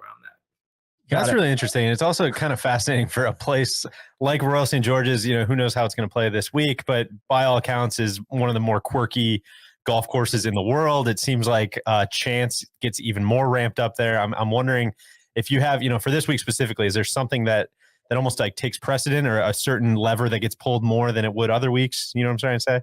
Yeah, I understand. I don't think there's really anything that I'm considering differently from what I would play typically. I mean, it is interesting, right? Some courses, me and my buddies would call the easy courses Mickey Mouse courses, and the other courses real courses, right? So it is a little different when, the field, you think someone's going to win with a -20 versus when you think just like a -5 might be the best score, right? And so that's a bit different, right? Because it's hard for someone to catch up if they make one mistake or whatever. So that built into it, but that's not explicitly put into the model for me. That's just thing that it kind of learns along the way. With your model, do you factor in weather?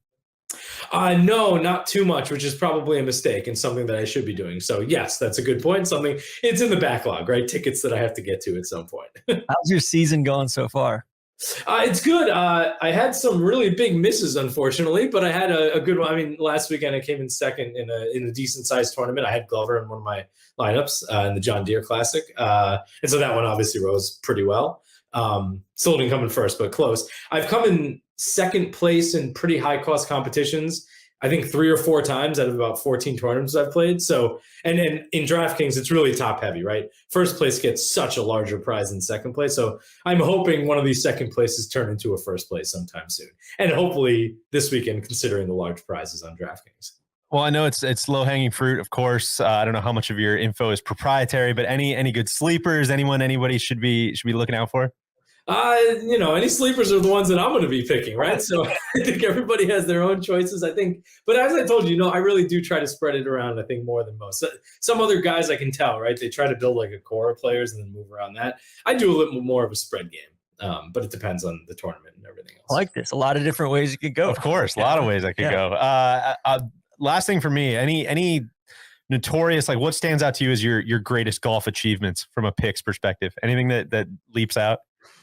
Yeah, so I picked whatchamacallit, was it Westwood back when it was like him and Thomas, I think, were playing for like the top prize, and so I had him in one of my lineups. Just missed first place on that one, but it is what it is, right?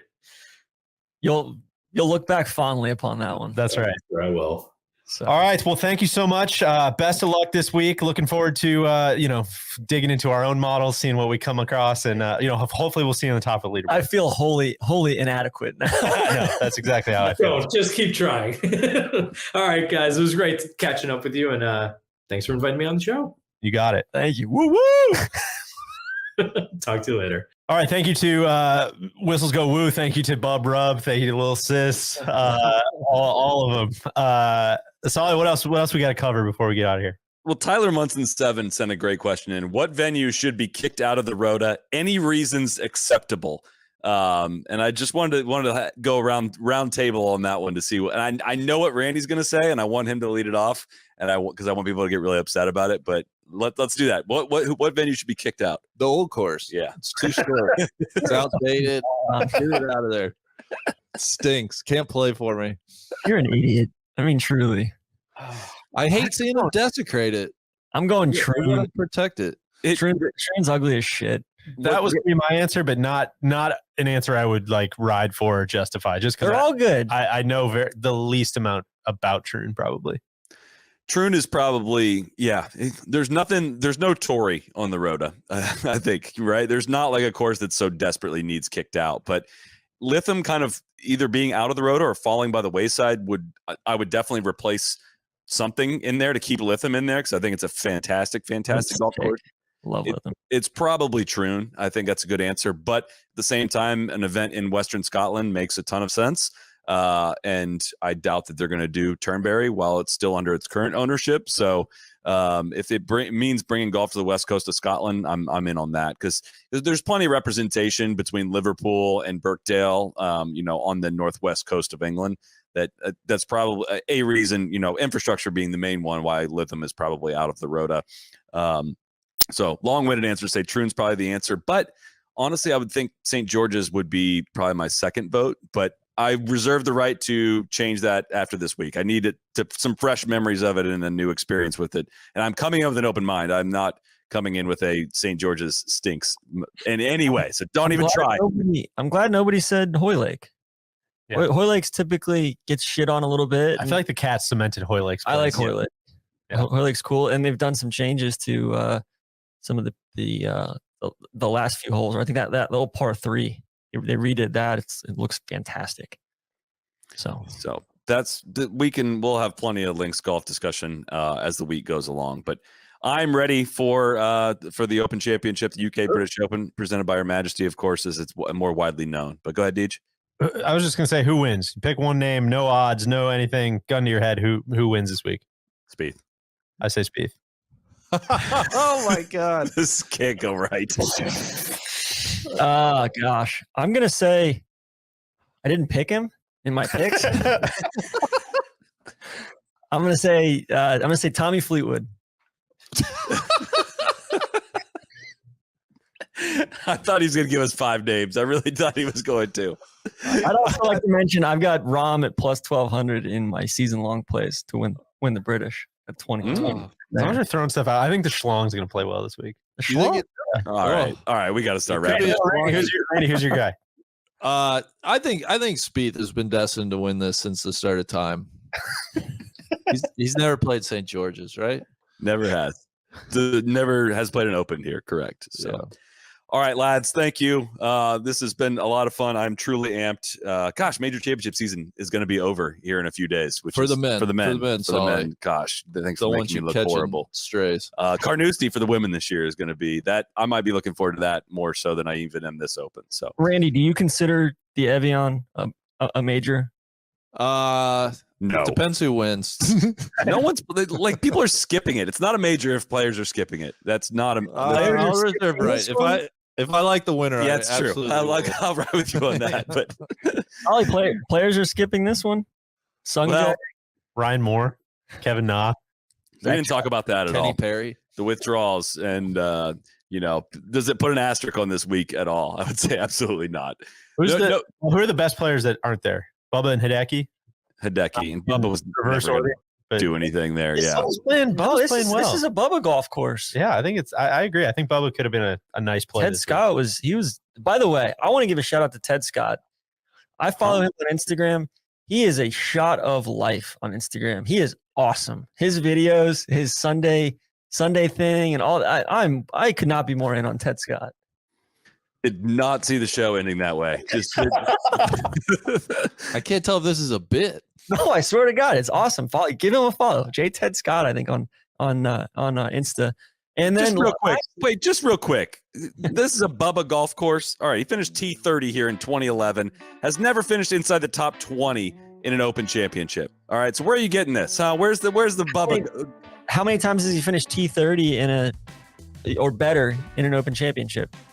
Yeah, it's got to be his best finish at the Open, right? No, he had T23 in 2012. Okay, so this is his second best finish. So we rest our case. I think with the road, I think they should let any defending champion at that course play if they want. Like I think Clark or Curtis should be able to play from the tees they won at. Exactly, that was my commissioner for a day thing. Once you win at a course, you're cemented to play those tees forever. That's more of a Masters thing, but we can talk about that on the Masters. Also, I got another recommendation beyond Ted Scott, which was dead serious, by the way. There was a great article in Golf Digest in their preview from John Barton about the affinity that Ian Fleming, the James Bond. Did you read that? No, but they kept every time I look up something on Royal St. George's, they're talking about Ian Fleming. I'll tweet James it. Bond. It's fantastic, and it's mentioned in the Goldfinger book. Exactly, right? They have like an imaginary match at Royal St. George's. But it really gets into the soul of the place and everything like that. So I would highly encourage reading that. Very quick, like I don't know, this is going to be so backhanded, so I'll just lean into it. But Golf Digest has been doing some good stuff. Lately. They pulled themselves out of a death spiral. What I will say is like, yes, seems like they've been focusing on like golf. Yeah, and it's been great. I've greatly enjoyed a ton of stuff they've done recently. So I don't know. I'm looking for the WAG slideshows. They need some help. Still need some help in headlines and teasers for tweets. There's still sure. It doesn't all happen overnight. I agree. I agree with you. There's a lot of good content. Some good feature writing in there. Yeah, it's been really good. Good to see. All right, let's wrap it. We'll be doing live shows, of course, all week. You can catch them either on our YouTube channel, live on Twitter, or on our podcast feed after they are no longer live. And look forward to a fun week of content. So thanks, everyone, for tuning in, and we'll see you boys later this week. Cheers.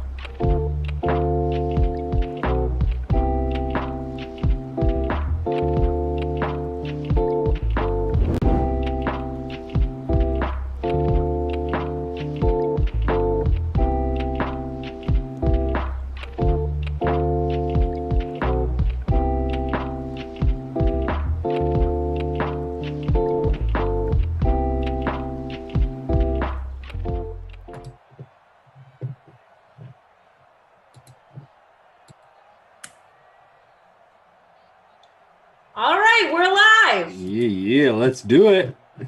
We're here, me and ZT. How's it going? It's going great, ZT. How are you? It's another gray day. I am in good. New England. Yeah, that's true. The weather's not the best, but at least hopefully we can get in the Little League game after this sim, squeeze it in before the thunderstorms get here later tonight. But we'll see how all that works out. Okay, my fingers are crossed for you. Sim fam, appreciate listen that. up. Cross your fingers for ZT so we can get the Little League game in for the thunderstorms. Appreciate that. We've also got, playoffs. We're here to talk about playoffs.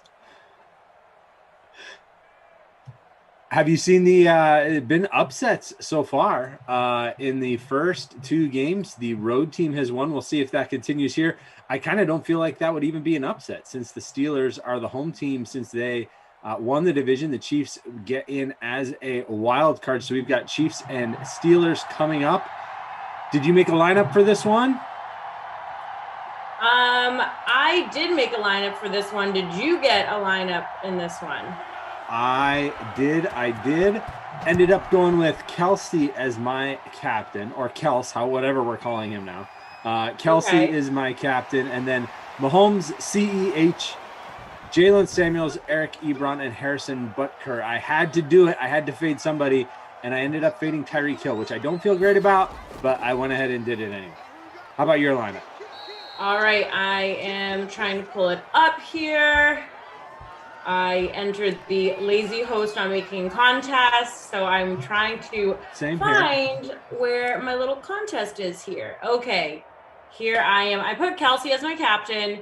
Then I got Mahomes, Smith-Schuster, Watkins, and then I got the Chiefs D in hen. So, I decided to be a little sassy and throw in my backup QB because I haven't done it in a while. And I figured, why not? It's Wednesday. We have no more weather. So we need to add some sort of craziness to this mix, ET. I like it. Yeah, Wild Card Wednesday replaces Wild Weather Wednesday, which I am all about. Some great matchups coming up tonight as well on the NFC side of the bracket. So make sure you check those out. All of that information is up on the Madden Streams information page as well as on the contest page. Obviously, if you go over there, you can see the games coming up. Make your lineups, fill that out. We have a huge contest tonight. Did you see the contest tonight? $30K in prizes. Yeah, $30K in prizes. What a contest. I know, right? $10K to first. So make sure you get your lineups in there. There's still about 600 spots to fill in the $30K playoff kickoff special. And they timed it well, right? Like, there's kind of not a lot of sports today. It's the day after the Major League Baseball All-Star game. We've got the NBA to watch, but can partner that up with some great sim action tonight. Right. Love it. And then have you been on any other sims today, ZT, or? Nope, just the one for me today. And then tomorrow, similar, just the one sim for me, just one and done this week. All right, I like that. That's sometimes the way to go about it. Yeah, one and done for me today, and then I'm on the next 3 days behind the scenes producing. So yeah, just making a little quick appearance today. Cool. Well, it's nice to be able to work with you. This is the first time we've worked together on camera. We've worked together with you telling me what to do off camera, and that worked well. So we get to try this. That'll be fun. Yeah, we'll see how it goes, I guess. JE, no time to throw a free roll in there for us, girl. So yeah, sorry, JE. I've never actually done that before. Maybe I should start doing it. I usually just leave it up to Kaufman or one of the guys. But yeah, I'll step my game up and start creating free rolls for you guys. There's contests there. There are plenty of contests there.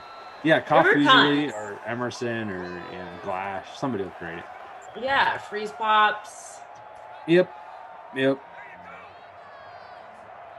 Yeah, so I'm back tomorrow in the same time slot, 4 o'clock, for the divisional round game. So we've got, just so people are aware, a little bit of a modified schedule the next few days because there is playoffs happening. So fewer games on the schedule. 4 games tomorrow, 2, 4, 8, and 10. And then on Friday, we have 12, 2, 6, and 8 because the 10 o'clock slot is the Ultimate Disc League. So That's the schedule for that. And then on Saturday, 2 o'clock is the consolation game, and 8 o'clock is your Simper Bowl. And then on Sunday, we're back to full 6-game regular. What does Koff say? 42-7. Yeah. Flow. So, yep. Plenty of good stuff coming at you at the rest of today, too. I mean, we've got this good matchup here. We just saw, actually, this same game recently. The Chiefs rolled the Steelers. We'll see if that's what happens again this time or if the Steelers can advance. Whoever does win this game will move on to face the Ravens in the next round. They upset the Patriots in an earlier sim today. Then tonight, we've got 6 o'clock, Kenny and Jeff, Saints-Packers. 8 o'clock, Bucks-Falcons with Glash and Rossi, and then Niners and Cowboys with Glash and Freeze Pops to wrap up the day. So really nice matchups. Yeah, I know, right? and a fun crew coming up too. For sure. Lots of nice duos there. In fact, on the 6 playoff games today, there are no repeat duos. Like, there's different people in and out all game because everybody wanted a piece of the action with these contests. And I was putting together my post for tonight as far as who you should play in Classic, which you can check out over on Playbook. But there's so many good options. Like, there's no teams that you're avoiding anymore. So it's all just like, oh, these are all really good plays. So some definite matchups that I think you can attack still, but there's no bad defenses. You can't just stack against the Bengals, which is usually a good strategy, but can't do that anymore. So it makes lineup building a little bit different. We see a nice catch there. Mahomes 5 for 5 on this drive, connecting there with CEH out of the backfield. He's in my line. Love that. Top owned free showdown tonight. We got Patrick Mahomes, 79%, Tyreek Hill, 57% owned, Travis Kelce, 49%, Eric Ebron, 44%, and Juju Smith-Schuster got him 39%. Oh, he had wide open lane to the outside. If he had just run to the outside, he would have been in, but instead cut back to the inside and got taken down. Big day for Lamar earlier, 183 rushing yards in that last game. He is so amazing in these sims. I mean, he's on the cover for a reason. He's a lot of fun.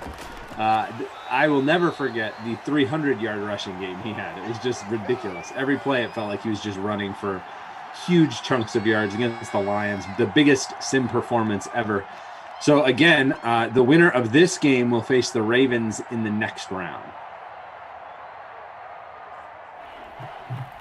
The other game on the AFC side will be the Chargers, who had the bye in the first round, taking on the Houston Texans. Wide open touchdown. That is our captain. The question is, does it count? Does it count? Yes, we're okay. Roughing the passer. We get to keep it. Whew. Scared me there for a moment. We will decline that penalty and take our fantasy points. Kelce from Mahomes, and the Chiefs are on the board. Yeah, so Chargers and Texans is tomorrow at 2 o'clock. The winner of this game will be in the 4 o'clock matchup tomorrow. That's the one I'm on with Koff. Are you producing that game? So we'll kind of be together for that one? Yeah, we'll be together. I'll just be behind the scenes. But yeah, I'm producing that game. So excited for that. You and Koff are always a good duo. You guys really go, you have a good chemistry we go with all each other. Over the place, man. We go all over. That's we actually been been sad tomorrow though, ZT, because me and Kaufman, we had to host the day after our adopted sons let us down. So it was kind of a somber day. Hopefully we're not going to have that same somberness tomorrow, because they're on again tonight, people. Suns, Milwaukee.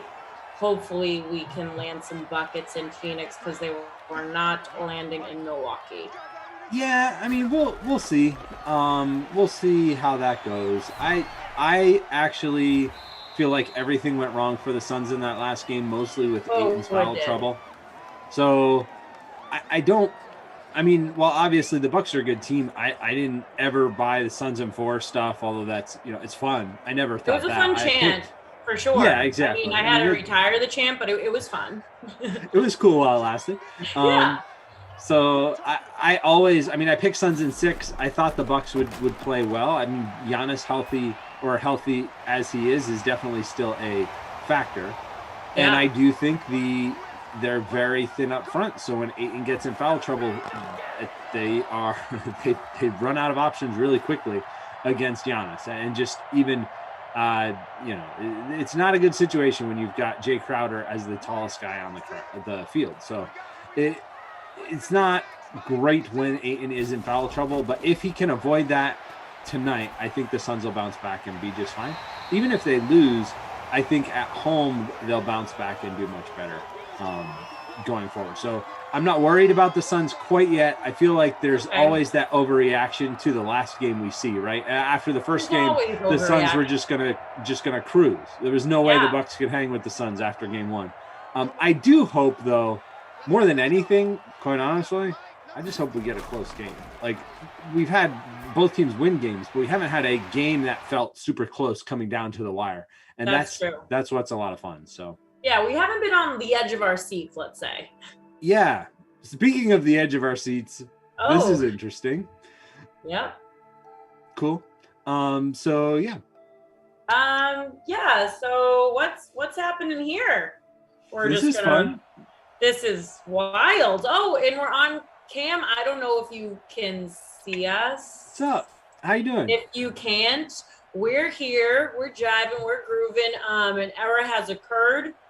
I'm gonna blame the weather. I'm blaming everything on the weather lately. Can't we blame cough usually? Can't we just do that? Yeah, I know. I'm just so mad about the weather. I mean, the sun is literally collecting unemployment. I don't know what's happening over here in Massachusetts, so we did get a little bit of sun. We did get a little bit of sun here. So okay. Just a little bit. It just a little peeked bit. out, just snuck, and then it looks like it's went peeking back out here in Boston now, though, ZT. Now that you just said it, so maybe you're good luck. Okay, cool.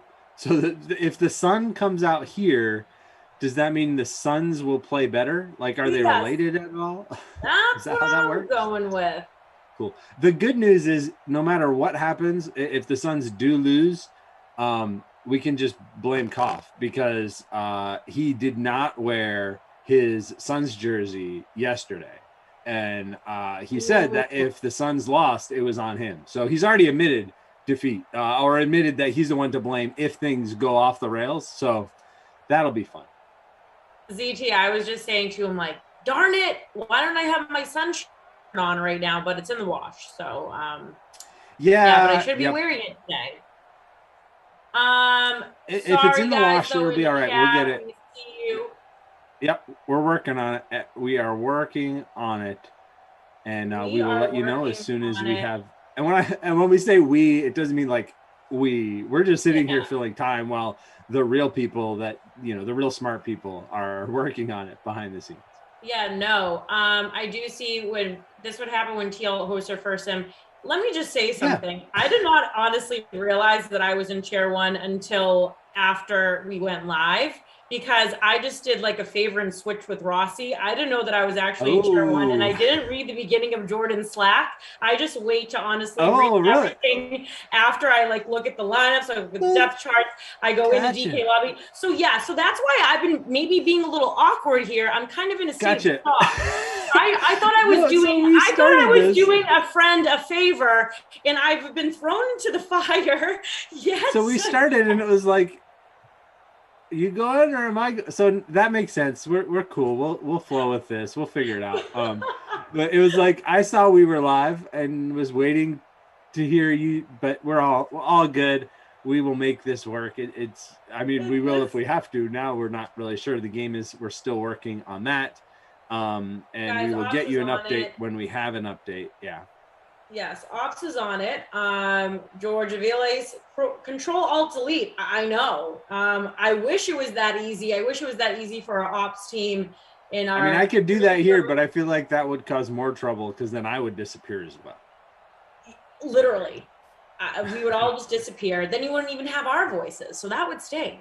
At least you get us here. Yep.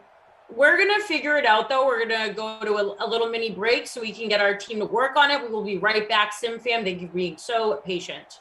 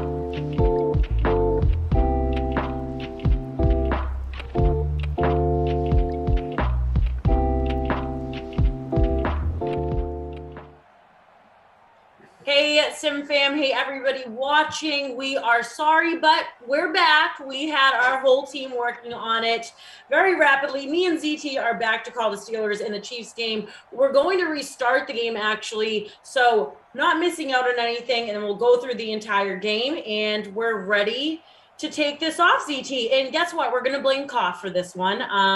Let's just go back to that. Why blame the weather any more than we already have? Exactly. There's no wild weather, but just a reset. This is a wild card game, so we do need to resume it today so that the winner can advance and play the Ravens tomorrow. And it should be a good one. Chiefs and Steelers, we get to see it again from the top. Let's do it again. Top. Run it back. Run it back. Yep.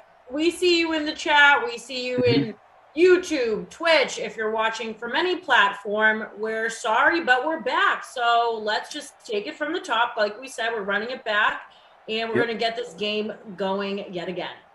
Right. Technical difficulties. The file was corrupted, and we're unable to resume. So here we go. We're going to instead start back over. Your lineups are still the same. The stats have been zeroed out, and we will start from the top. This is kickoff number 2. Kickoff numero dos. We will just review again the top owned in the free showdown. We got P. Mahomes, 79%, Tyreek Hill, 57%, Travis Kelce, got him 49%, Eric Ebron, 44%, and Juju Smith-Schuster coming in at 39%.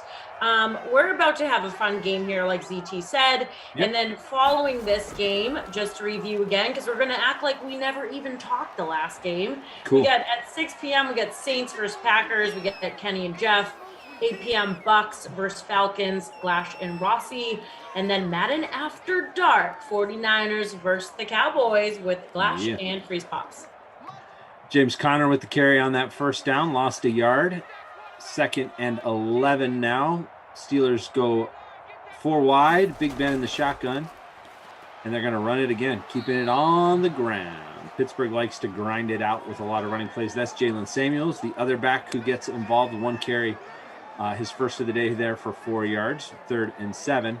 But they do use that split backfield Samuels as the 3rd down back. He's in my lineup. Does a lot of pass catching. And then James Conner early down. See what happens here on 3rd and 7. Big Ben over the middle.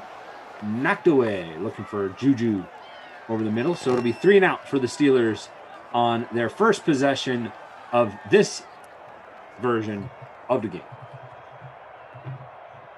We have seen this matchup before, even before we had seen this matchup recently. They met last Wednesday, actually. It's a little weird. I did this game last Wednesday in this stadium with Rossi. So I think he just didn't want to feel too Groundhog Day-ish, and you produced. So it was a really weird Groundhog Day situation. So he was like, nope, I'm not Bill Murray. I'm out. So instead, Tara Lynn joining me on camera this time. The Chiefs won that game 24-3. So we'll see if this one follows that script or not. That's Edwards Hilaire with his first carry of the day there. 4 yards, and the Chiefs offense is off and running. Now, you've been on enough of these sims. Do you stack the Chiefs? Because the Chiefs have so many high-performing players, but they're also so expensive. So, I mean, I know your lineup for this game. We talked about that. And Kelce, both our captain, and Mahomes scrambling there, going to chuck it out of bounds. Do you usually stack when you have an offense as good as the Chiefs, or do you try to keep it balanced? I think it's hard not to, ZT, and then I try to be creative. I try to think outside of the box when it comes to Madden, but I do tend to stack, but then on other days I'm like, you know what, let's get creative here. Let's use some of the Steelers players. Let's throw in a backup QB. And that's why you have Penny, right? Yeah. Why not? I pay like 5 cents for that guy. I try not to leave money on the table, though. Okay. All right. So Bud Dupree with the sack there, actually credited for a sack on the loss there. Mahomes looked like he was trying to get to the edge, but Dupree got him before he got back to the line of scrimmage. So another 3 and out and a punt here from the Chiefs. So a slow start for both offenses here. About 3 minutes into the first quarter, both offenses 3 and out. See the Steelers with their second possession here. That's Connor in the backfield. See if they keep it on the ground with him. They will. Not a lot of room.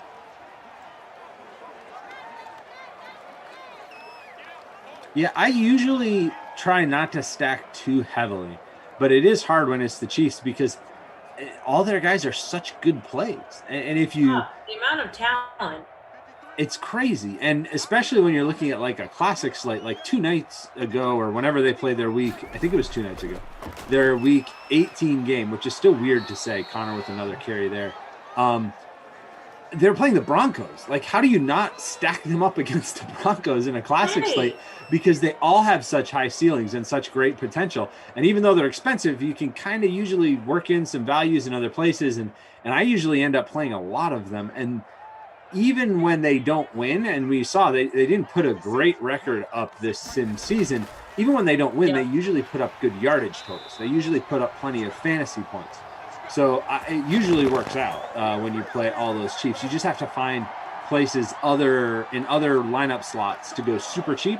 And there are those places. Jalen Samuels is an example of somebody on the Steelers, but there are other places where you can go cheap and save some salary, whether that's with a wide receiver 3 or a slot guy or a running back that does pass catch out of the backfield. Eric Ebron's been really good for the Steelers too. He's usually not too super expensive. He's got the catch there. He's in my lineup as well as 44% of lineups in the free showdown. So 2nd and 4 coming up here for the Steelers from the 44 just over midfield. Finally getting a little bit of offense here as we pass the halfway point of the first quarter. Catch over the middle. That looks like Washington? No, Johnson. Juice Cup. Deontay Johnson with the catch there. I never know what to do with these Steelers receivers. I usually avoid the whole lot of them. Did you play any? You played Juju, right? I play Juju. I do like playing Juju. I feel like he does well in Madden. But why do you stay away from the Steelers receivers? So in this game, I just feel like they're super inconsistent. They all have high ceilings. Like Johnson can go off for a long catch, but then he can also have one catch and be done for the day. Same thing with on the other side. So you got Johnson, obviously, and Washington. James Washington's kind of the same way, where he tends to be very boom or bust. And they can both have really good games, but you have to pay up for them. And then they can also just totally bust and not be involved at all because Big Ben does check it down quite a bit, as Juju, your boy, there with a first down catch. He does check it down to Ebron and Samuels so much. So out of the backfield, he throws a lot to Samuels. He throws a lot to Ebron over the middle. But a nice drive here for the Steelers, looking to put the first points of the day on the board. Probably getting very close to field goal range. Just can't take a sack here. They do have 4 wides in the game. Samuels in the backfield.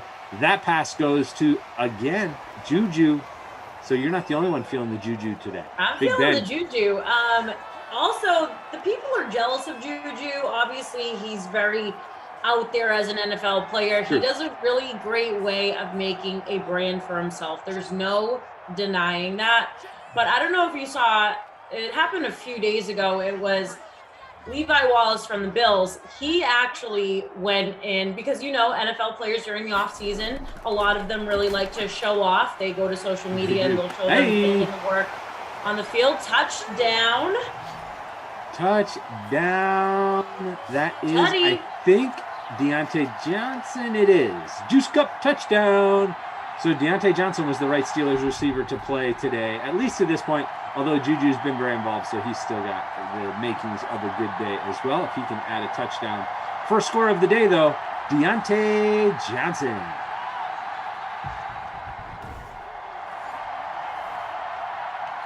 %36% in free showdown ownership for Johnson. So a nice start to your day if you've got Johnson in your lineup. Steelers on the board and up. Sorry, what was that? I said cheers to the Johnson owners. There you go. Yep. And already the Steelers have more points than they did in their last matchup against the Chiefs when they scored only 3 points the entire game, losing 24-3 in what was week 18, 17, 16. Sorry. The whole week 18 thing still throws me. I'm not used to there being a week 18. does throw you off. It has been week 17 is the last week of the season for so long that the week 18 is going to definitely take some getting used to. Having these sims has hopefully helped me overcome that a little bit so that when we actually get to figuring out what week of the season it is, I'm used to counting down from 18 instead of 17. Tyreek Hill with the return there. We've seen him return some of those for touchdowns. Not that time, though. It gets out to the 24. And we'll see what the Chiefs can do in response to that touchdown from Deontay Johnson. You do have Kelsey in the slot. Hill just outside him. 3 receivers to the top of the screen. They're going that direction. That is our captain, Kelsey. First down, and the first one of the day for the Chiefs. This Chiefs offense. I'm loving my lineup right now. Yeah, right? It works out well for you. Although, do you have Johnson? No, I don't have Johnson. Okay, so you don't have the touchdown, but other than that. Way to bring that up. No, I'm just checking because I was going to congratulate you for having him because I forgot you had him. If you had him, but you don't. So you're still ahead of me at this point. So you're in 12th in the Sims Don't Make a lazy host not making contest sim, which is cool. And thanks for cleaning that up for us. Fooligan making that contest for us. And by the time I went in there, it was made. So why would I make another one? That didn't seem to make any sense at all. So is that no second down now? I was gonna say they didn't give him a first down. I read this graphic wrong. Thought it was first down. It is second down for the Steelers here. Yeah, Mon Valley Roach sitting at number 1 in the Hooligan contest. He has Johnson as his captain. Yeah, Mahomes, that's a good call. Roethlisberger, Smith-Schuster, Watkins, and then the Steelers D. That Steelers defense, man, they are pretty solid. We'll see if they can slow down the Chiefs. I mean, so far, a shutout through the first quarter. Very good showing for the Steelers defense. They like big plays, plenty of sacks usually with them, and do force some turnovers. We'll run down some stats here. Yeah. Welcome to the first quarter break. Welcome. Big Ben, 50 yards and the touchdown. So a solid start for him. Mahomes, underwhelming to this point. Only 15 yards, no touchdowns yet for him. That. Yeah, we'll see. We'll see. He can turn it on and pile up points in a hurry when he gets rolling. So we'll see if he can do that. On the ground, plenty of carries, but not a lot of yards. 17 yards. The leading rusher is Jalen Samuels. Johnson, 2 catches, 23, and the tutty. Juju, your boy, 2 catches for 21. No catches yet. 0 for Tyreek Hill, who I faded and was really worried about that, but that's okay because he's been quiet so far. He's also one of those players, though, that 1 catch and he's gone, and then you feel pretty stupid that you faded him, which I'm already afraid is what's going to happen.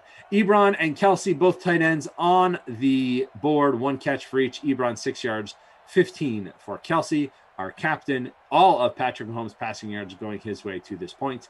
And James Washington has a drop, so 0 for him. But he is on the stat sheet, officially on the stat sheet with the drop, but no yards. See what the Steelers can do here as they continue this drive. They did take their second possession of the game for a touchdown. This is their third possession. The Chiefs have gone punt. So not a great start for them. But we know this offense can get rolling when they do, and they're about to get the ball back. Brian Anderson, Carolyn Azak, please explain why there was a restart for all of you joining now. If you missed the restart, I will be ever so nice and give you a recap. That is so nice of you. Yeah, so we had to do a restart. We had an error the last game, and we couldn't get it to reboot back up, so we had to take a pause, go behind the scenes, have our producers and our ops team, they worked ever so diligently to get it back up, so we had to do a restart for you because we couldn't push it till tomorrow. We had to do it today. So playing the whole game out. Yeah, it's playoffs. We have a strict schedule. When we got the system back up, the file was corrupted, and got to stay on schedule. So gonna run it back and roll it again, which is the plan here. This is the second quarter now of our second role at this game. That was Juju's third catch of this version after the pick from Patrick Mahomes. Don't see it a lot, but Joe Hayden got him while you were giving that excellent and very kind explanation of the restart.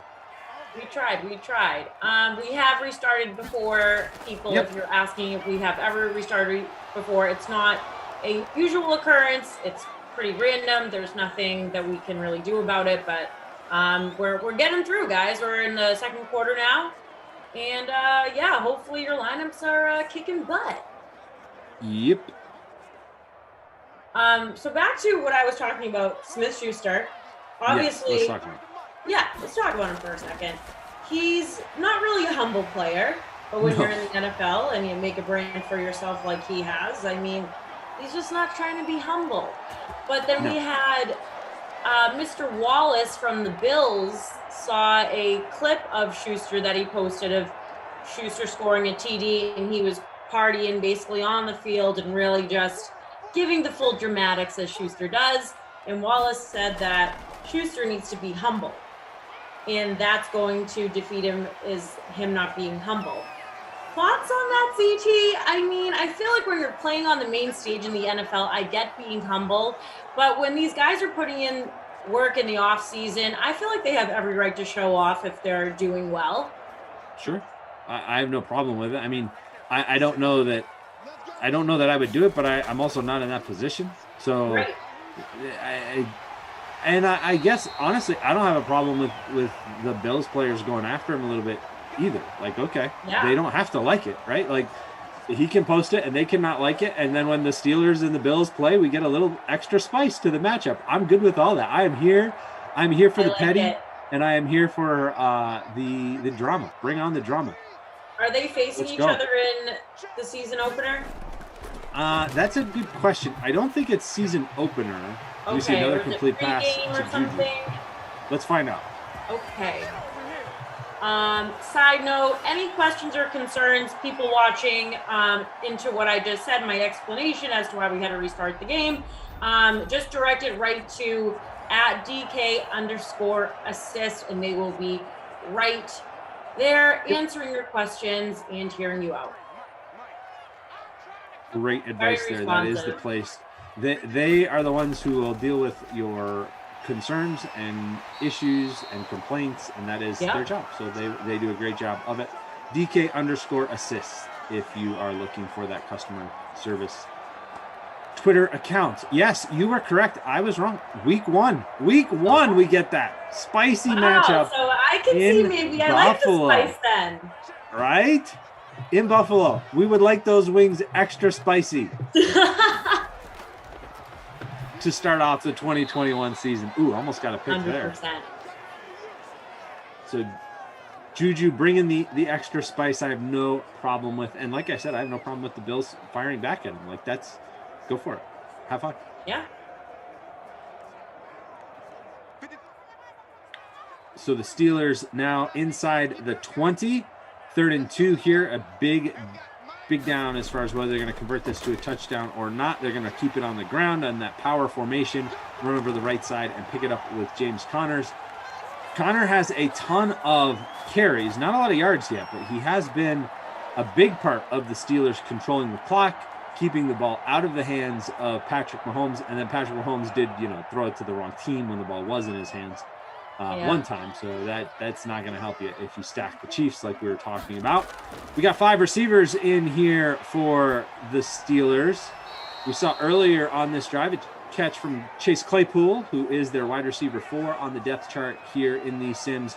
Gets involved in a few formations, not nearly as dynamic in these week 1 ratings as he will be in the new version of the game, which we're all super hyped about. Will be coming soon after we wrap up the simulated season in the playoffs, and we'll see exactly the timing on that. As soon as we get it, we will announce it, and we will go to that. But definitely expect a boost for the second-year receiver Claypool after his huge rookie campaign. He is involved here, but like I said, just a few formations. Wide receiver 4 did have a catch early on this drive. It is now 3rd and 9 on the 14. Got stacked up to the top receivers, and they're going to get the dump off. Oh, almost picked it up, but stopped just short. That is Samuels. They love that screen. Big Ben able to get it to him just before the pressure got to him, but stopped short. That brings up 4th and 2. A situation we could see them go for it. We have seen the aggressive AI, and they are going to go for it. I like this call. It is gutsy. Let's see what happens. Got it. Touchdown on 4th down. That's Ebron. Celebrate. Easy E. You just put your team up 2 touchdowns on the Chiefs. Wow. Got him in the lineup. Same. Look at that. Points for us. Ebron. Touchdown. I do not have Big Ben, so only the receiving points on that one. Yeah, cheers to the people who have Big Ben. I wish. Yep, if you've got them stacked up, that helps you quite a bit. Big Ben connecting for his 2nd touchdown pass of the day.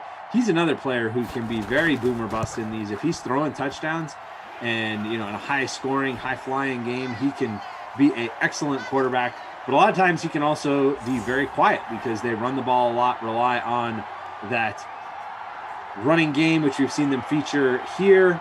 But congratulations if you've got Big Ben as your captain, or Ebron as your captain for that matter, on that score. Putting the Steelers up 14-0. Still, though, 2:30 feels like an eternity for Patrick Mahomes, right? Like he's got plenty of time to lead his team on at least 1 scoring drive, maybe 2. Who knows? The Oh My Godfather over on Twitch put, "Oh, Captain, my captain." Exactly. There we go. I would assume he's referring to Ebron, but correct me if it's Big Ben. That would also work out well for you. Yeah, drop it in Twitch. The Oh My Godfather. Let us know. Hopefully this 14-0 game has been kind to your lineup, but if it has not, the upside if you did stack the Chiefs is they gonna be throwing, right? Like they gotta take to the air, they gotta stay aggressive, they gotta take those vertical shots, which that's fun, right? Because Mahomes with his bazooka X factor, we'll see if he can get that activated, can throw it a very long way, but they will have to stay aggressive. Their CEH with the carry to start this drive. As I talk about how much they're going to throw it, what else would they do but run the ball? 2nd and 7. They're trying to catch everybody off guard with a little draw up the middle there. We'll see if they take to the air here after the 2-minute warning. Yeah, Damon Ariel in YouTube land. Chiefs will make a comeback and win this game. Watch. They very easily could. We've seen them do that both in real life and in these sims. That offense can put up a lot of points, and it doesn't take them long to do so.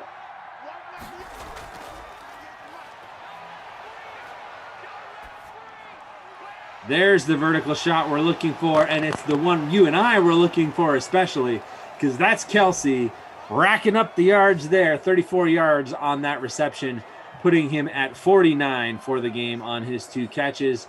Let's see if the Chiefs can put some points on the board before halftime. That is a big gainer down to the 36, already in long Harrison Butker field goal range, but looking for a touchdown here after giving up the 2 scores to the Steelers. They're going to check it underneath. That is Tyreek Hill. Always a good idea to get the ball in his hands. He is the only player in these week 1 ratings that we're using for these sims with the perfect 99 speed rating. That's why you want to get him the ball. He can do cool things with it.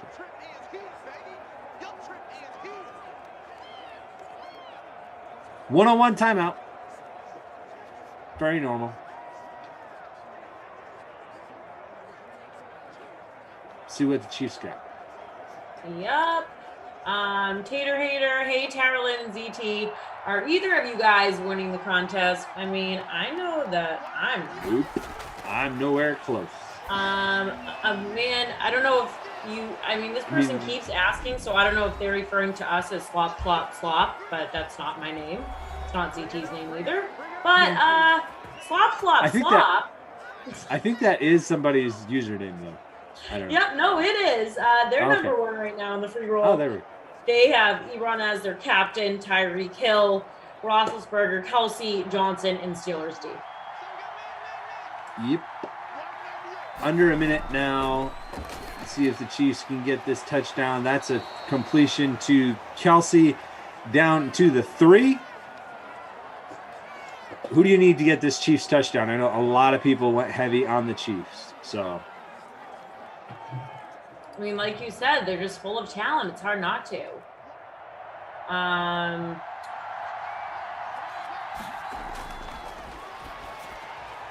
There we go. Oh, he dropped it. Tyreek Hill had it, and he dropped it. Sorry, Cheetah fan. Tough. Youch.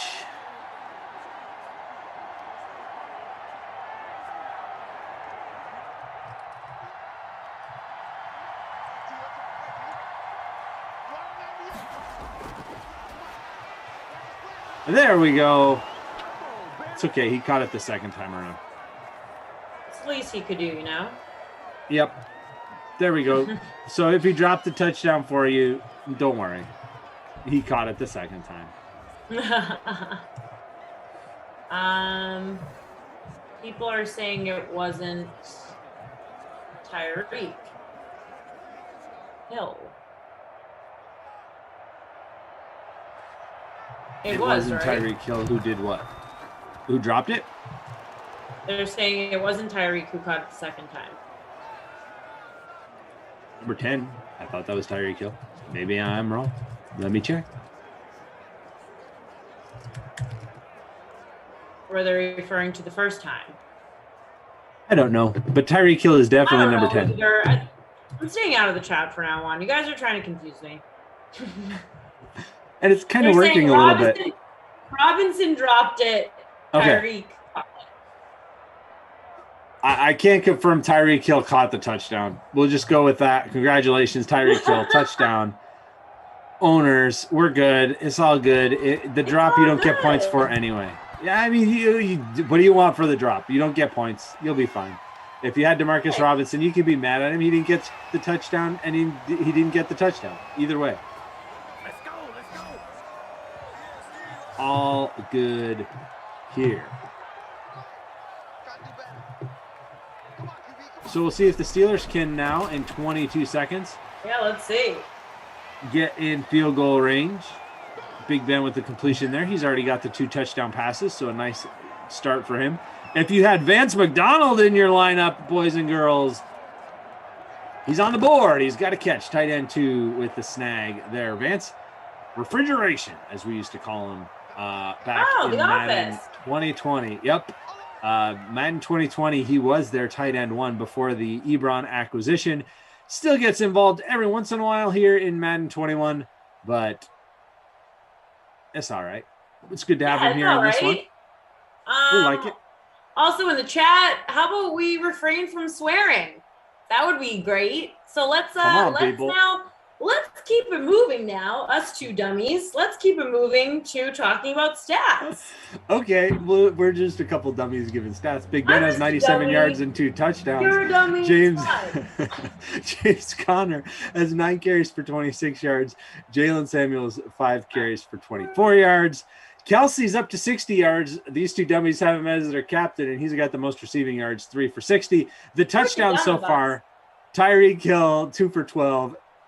Eric Ebron, 2 for 14, and Deontay Johnson, 2 for 23. Those are the 3 gentlemen that have the 3 scores, all receiving. So Mahomes and Big Ben throwing dimes for touchdowns. We've got points here in the first half. We like that.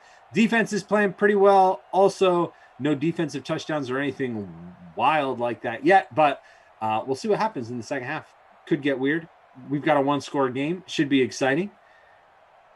I'm here for it. You're here for it. Let's go. I'm totally here for it. And then you got some other dummies coming your way that are definitely going to be here for it. So let me just read it again. 6 p.m. We got the Saints versus the Packers. Kenny and Moose coming your way. That will be fun. They'll probably get into an argument. They'll probably get along. Who knows what will happen? Maybe Jeff's dog will make an appearance. I would guess argument if I had to pick one of those 2. Yeah, I'm going to go and bet on argument as well. Then we're moving it along to 8 p.m. We got Bucks versus Falcons, baby. Glash and Rossi are coming in. You know, there's going to be a lot of positivity. Rossi will probably be spitting like rainbows and sprinkles the whole time. Glash usually the way it works. trying to figure out his identity. I don't know. And then 10 p.m. Madden After Dark. It's 49ers versus the Cowboys. In Glass is making his way back, your king of Simland. And then we got the one and only Tommy Freeze Pops. You know it. You know it. Old school NFC matchup. Cowboys 49ers. Feels like we're going back to the 90s. I hope we get, well, I mean, it's not Throwback Thursday. That's tomorrow, but it feels like it would be right for that matchup. It felt like when you know, it was the NFC Championship game every year was Cowboys 49ers. I don't know. Maybe I'm wrong, but that's kind of how I remember it during my childhood. Anyway. They're meeting tonight. Cowboys won the division. That was some drama. Caught the Eagles last game of the season with a long field goal. Won the tiebreaker. Won the division. Got into the playoffs. And now they get to host the 49ers, who were on top of the NFC West for much of the season and then caught by the Seahawks. They needed a win in their last game to get in, and they did. They beat the Rams last night to get into the playoffs tonight. But don't worry, their fatigue will not show the fact that they are playing on back-to-back nights. That has no impact because these are simulations, people. Yeah. People are saying they love playoff sims. Oh, yeah. It's exciting, right? It's fun. It definitely raises the stakes, and it makes it kind of fun, too, because if your team is in it, or just a team you like to play fantasy players from, right? Like, if the Chiefs lose this, I'm kind of disappointed that I don't get to see Tyreek Hill for a while, because he's just fun to play. Now, there are consolation sims and other things like that, which the Chiefs could be around for, so stay tuned for those kinds of things. The consolation bracket and schedule and all that stuff will be posted as we continue to work our way through here. But, yeah, you will get to see some of these teams. They're not just off till Sunday, but it's only till Sunday anyway before we get back to the full regular 6 sims a day. That's Kelsey with another catch there. That's his 4th of the day. A solid day for him, as always. He is the most reliable tight end in these sims. He's just a beast. Oh, yeah. Even though it's crazy because Tyreek Hill is by far the best wide receiver. Like, if you look at the numbers, it's not even really a debate. How he's way better than any other receiver on a game-to-game basis. Like, Julio Jones might have one game that's better than Tyreek Hill, but if you look at his average over now 100-plus sims that the Chiefs have played, Tyreek Hill is far and away the best wide receiver. Not even close. You would think that to keep him at that level, Kelsey would have to at least have some down games, but he really doesn't. He is very reliable as well, and the most reliable tight end. So it just shows you how outstanding Mahomes is as a quarterback, and his 99 overall rating would obviously support that. But he makes those guys the best at their position. And it's not like Sammy Watkins never has good games either, or Demarcus Robinson doesn't pop up every once in a while. So there's plenty of fantasy goodness on this Chiefs roster to enjoy. But our boy doing work over the middle, Travis Kelce, closing in on the bonus. We'll see if he can get there. Off to a good start here as the Chiefs look to tie this one up with their first possession of the second half. Thanks for joining us, people. Thanks for hanging with us here as we roll on through a Wild Card Wednesday.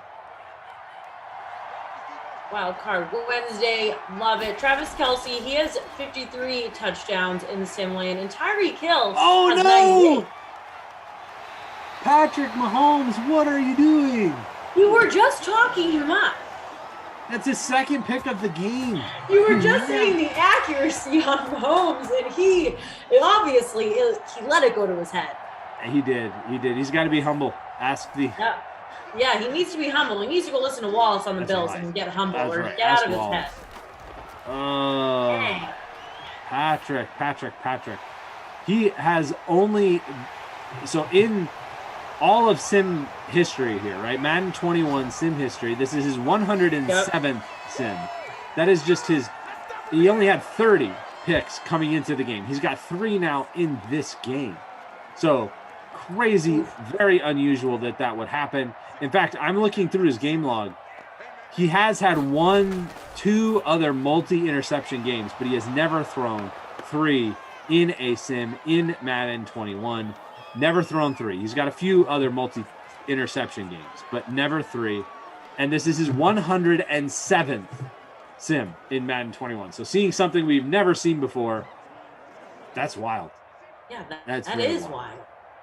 The Steelers defense 90. turning into a very nice play. They've got 11 points now with the 3 picks. Yeah. I'm mad I didn't take the Steeler D. Just a reminder, 93. if the Steelers do hold on to win, you can take the Steelers D tomorrow. They'll be playing the Ravens if they get the win here. If they get the dub, we'll see who gets it. Now, Who's if gonna the be playing the Ravens Steelers tomorrow. If the Steelers win, I believe they host that game. And producer Jordan, you can let me know if that is correct. I think they host the game where if the Chiefs win, do the Chiefs go to Baltimore or is Baltimore the better seed? I don't remember the seeding there. Let me know on that. Can't remember where that game would be if it's Chiefs Ravens. Steelers, obviously the better seed because they're hosting this game right here. Right. Oh, we got a nice little bracket. Nice little bracket graphic here. So yeah, the Steelers. Oh, so the Chiefs would host too. So the Ravens are going to be on the road either way. They are the 6th seed.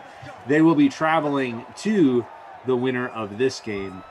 Okay. Whether that be Pittsburgh right back here at Heinz Field, virtual Heinz Field, or virtual Arrowhead.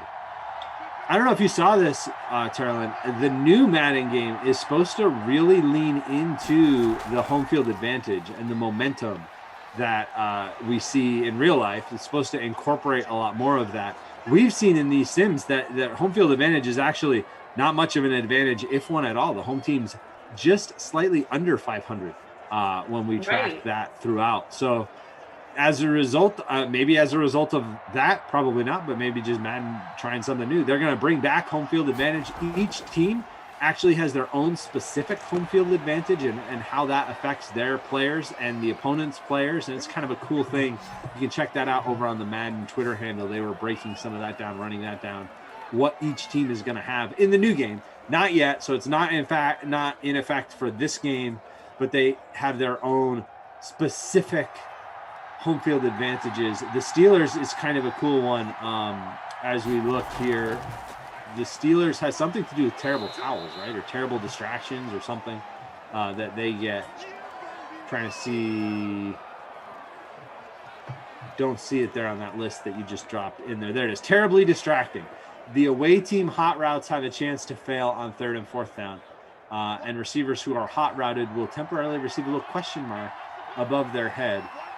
So that could be fun to watch for, right? Like if all of a sudden the receivers are getting very confused there on hot route reads, which makes sense that crowd That's being fun. loud, twirling those towels, terribly distracting, obviously a reference there to terrible towels. That's our captain hitting the bonus. Don't mean to distract you with that. And thank you. Take the extra points. Yeah, if you see that little question mark, that would be because the receivers are getting distracted.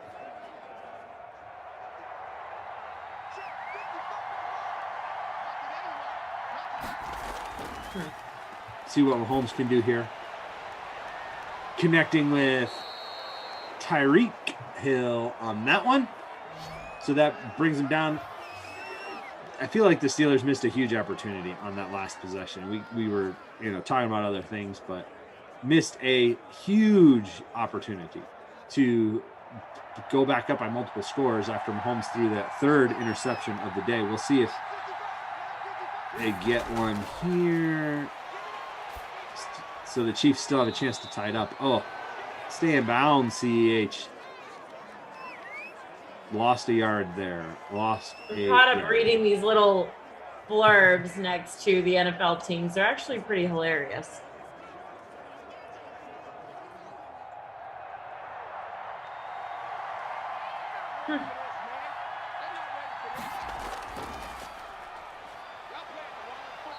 Yeah, there's some good ones. Which ones are standing out to you there? Well, just the one that producer dropped in about the Buffalo Bills. Downwind, the away team kicking arc is harder to control. Yeah. I think like the mile high makes sense, right? Denver, the away team players have less stamina during plays, so people can be tired. So that feels like that's right. Already figured in was the elevation as far as kicking. And home run derbies also work really well there in the Mile High City, as we found out this last week. Did you watch the home run derby? Are you in on the home run derby or no?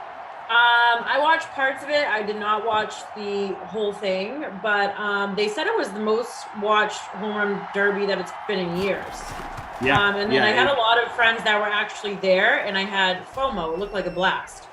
It looked like quite the celebration there. Yeah. I'm always worried though, like maybe it's the little league coach in me, but those players in the field, somebody's going to get smoked. Somebody's going to take a line drive to the face because they just keep hitting, and then they're chasing the last one, and there's a major league hitter swinging as hard as he can, trying to crush the ball while the people in the field are not paying attention.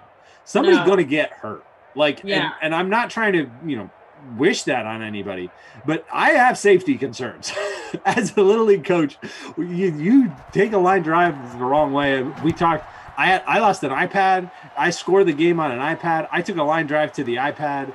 I was standing way too close. So I know I'm further away. But, you could take a ricochet, right? Like if a home run hits an empty seat and bounces up and hits somebody, you got to have your head on a swivel. And when I was watching, it didn't seem like people's heads were on swivels. No, they were not on swivels. Definitely not. They were just in the moment, not really paying attention. But enjoying themselves, right? It looked like a great time. I would love to see one. But I would definitely, as they're hitting home runs, make sure I'm paying attention.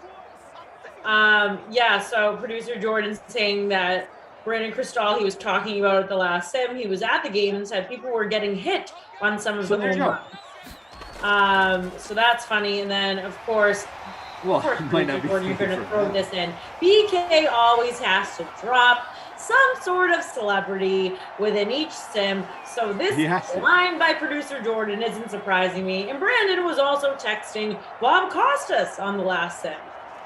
There you go. I have not texted Bob Costas on this sim. Have you? I haven't either. So I'm sorry if maybe that's why the chat's just PO'd, because we don't have really any celebrities that we can text right now. So I don't blame you. Yeah. Nope. My phone is bereft of celebrities. Nope. I really don't have anybody in my phone who anybody would be excited. I mean, I could text Emerson, but he'd probably text back. I mean, I just have some Barstool friends, but I mean, I feel like they're on the same wavelength as us, so it's fine. I will say though, it has been really cool. Hey, welcome. Good to have you here. It's good to be here with you as we hit the end of the third quarter. We've got Patrick Mahomes, 168 yards and a touchdown.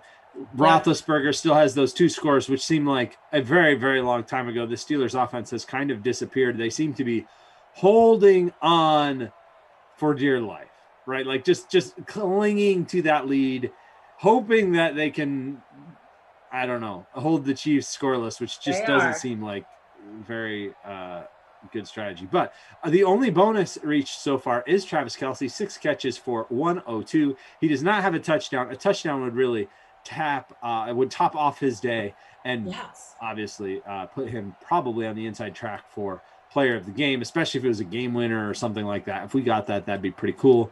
Ebron has a touchdown on the other side, as does Deontay Johnson. The only Chiefs touchdown is Tyreek Hill. You mentioned all those touchdowns for him, averaging just under a touchdown a game, and always a threat to hit 100 yards. I feel like he could still hit 100 yards in this one, just because anytime he touches the ball, he can break away with that 99 speed rating and take it to the house. So we'll see what happens. We've got an exciting fourth quarter upcoming. 1-score game, anybody's game. The winner, once again, advancing tomorrow. They will host the Ravens. So thanks for hanging with us here as we head into the fourth quarter. James Conner. You just mentioned this, Germ. Hey, TL, you can text local celebrities, Emerson and Glash.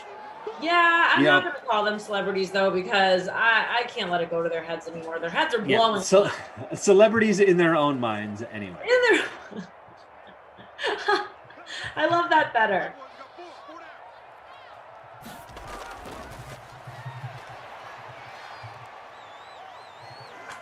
All right.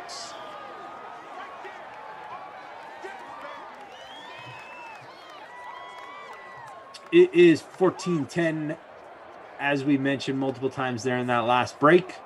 looking forward to a good fourth quarter. Steelers need to pick up this first down. I feel like they got to get points on this drive if they want to hold on and win this.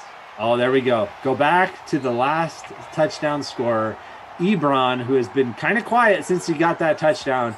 Yep. Huge first down catch there. 3 catches now, 24 yards to go with that score. That was a big conversion because that probably puts them in field goal range. It takes more time off the clock. You can't give Patrick Mahomes time, even though he has had, if you're just going on interceptions, his worst game in these Madden 21 sims. The playoffs is not a good time to do that, Patrick. Just heads up. Ask Paul George. Yeah. Sorry, I had to do it. I had to do it. If you're going to call yourself Playoff P, you got to show up for the playoffs. That's my feelings You on it. got to. So I get to troll him if he's going to call himself Playoff P. That's my feeling. 100%. And thank you, Paul George, for setting up the value. My favorite moment of the NBA playoffs to this point. Oh, we've got a fumble. Big Ben, ball out. Big Ben dives for it, does not recover it, though. And the Chiefs' defense rises up with a huge stop, forcing the fumble. That was, taking points off the board for the Chiefs because they were in field goal, or for the Steelers, and getting the ball back for the Chiefs. But we've got a fumble right back. Are you kidding me? And a flag. So we got all kinds of stuff going on here. What just happened?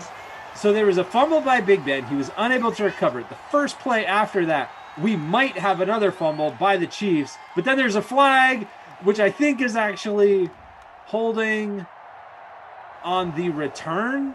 So the Chiefs are, I think the Steelers are going to get the ball. Yes, they are. Andy Reid is pissed. Whoa. All right. Well, that was fun. Fumble and then fumble right back. Steelers recover. That is their 4th forced turnover. This Steelers defense making a strong case to be player of the game. And they probably just saved their team, to be very honest, because it felt like that was a huge momentum shift. The Chiefs were about to go down and get the game winner and move on, but instead the Steelers defense forces that fumble. And we get another. Nope, not a turnover there. Just an incomplete pass. Everybody's diving on the ground. I thought we might have another one. I know. That was wild. That got fun. Your mind out. And then there was the holding, right? The holding on the return. So there's a flag involved. Crazy town. But we like it. We like our wild card weekend Wednesday sims to be wild. And that one was. Yeah. No weather anymore, people. Wild Weather Wednesday is over. Wild Card Wednesday here on this Wednesday. We're not going to do it every Wednesday, obviously. We can't do that because we don't have a full season every week. But this week, it's Wild Card Wednesday. 6 great matchups throughout the day. This is number 3. Terrell ran through the 3 coming your way the rest of the day. On the NFC side of the bracket, I previewed that classic slate over on playbook.draftkings.com, so go check that out. You look for the picture of Can you give us a Ezekiel Elliott Elliott. of what you wrote about ZT? I feel like people happy need to. in Finland, they need to go check it out. And They do. They come in here and they act like they have nothing, and then they act like we're not giving them information. You're writing about it constantly. Yes, every day over on playbook.draftkings.com. You can find my preview of the featured classic slate, which is usually the 6 o'clock one. As things kind of move around the next few days schedule wise, that might be a little different, but usually it is the 6 o'clock sim, and then the 3 games in the late classic. So tonight, that is the NFC side of the bracket. What I will say is the Cowboys against the 49ers is not as bad of a matchup as you might think it is. The Cowboys actually did pretty well against the 49ers in both their earlier matchups, while the 49ers offense really struggled against the Cowboys defense. Specifically, Raheem Mostert was not good in those 2 earlier matchups. Now, does that mean he's not going to be good? No, but it means you might want to not pay all the way up for him when you can get Zeke much cheaper, and Zeke was much better in both of their previous matchups. So I think it's a Zeke night. I think it's a good night to play some Cowboys in your lineup. I like it. Also, can I just say, side note, I'm excited for Dak to be back this season. Oh, yeah, right? After that horrific, ankle injury, obviously. Stop it. But My I ankle don't hurts. even, I have PTSD from that. I still get it from Gordon Hayward. The injuries just keep piling on. Conor McGregor the other night. But besides all of that, I'm excited for Dak to come back this season. If you watch Dak off the field too, very inspirational. He has such a story. But I want him to I love that you bring that. I love that you bring this off the field stuff, which honestly I do not keep up with, right? Like I'm very head down, numbers, crunch them, here's your stats, that kind of thing. I like the angle you bring from the off the field stuff. That's a lot of fun. Keep bringing that. So tell me about Dak off the field. I know he's very inspirational and people love him. What's he done this offseason? Thank you. So Dak Prescott, not only is he just such a giving man in the community too, and he's so open now. He didn't used to be open, but mental health has been a huge thing across all sports in the country, especially since the pandemic, everybody's been more open and being vulnerable. And Dak stepped up, especially after his interview, lost his brother, and he is talking a lot about mental health and being open. And he said after quarantine in the off season, he was experiencing emotions that he never felt before. And he started opening up in interviews, which I find is very inspirational because it's tough to talk about mental health. People get nervous about it. There's certain stigma when it comes across it. So I thought it was major for Dak to come out and talk about that, especially after an injury. People are probably thinking, oh, Dak's down in the dumps, he's not going to come back. But he even said he's using this as a platform. He's on the main stage. Everybody watches Dak Prescott. Why not talk about it? So I find it interesting, and I really do want to see him have an outstanding season. I love that. That's so cool. Do you think that the Cowboys win the NFC East with him back? Deontay Johnson, that was an end around. They lost 6 yards. It was bad. I'm going to go yes. Okay. I think they're definitely contenders. I think it's going to be Washington, but I think the problems with Dallas is on the defensive side of things, in my opinion. Right. Dak should be great. I love Dak for fantasy. If you can get him later, I think he's going to have a big bounce back here. Again, you don't overpay. I feel like I have to do that with everybody, right? Like, I'm not saying you take him with your first overall pick or anything, people. I'm just saying if you can get him at the right price, I like Dak to have a good year. Right. Going to keep it on the ground, keep that clock moving, make the Chiefs use their timeout. This is setting up a pretty dramatic finish here because they got 156 left. The Chiefs are about to get the ball back. They have 2 timeouts remaining after that one they just took. We've seen them turn the ball over 4 times against this Steelers defense.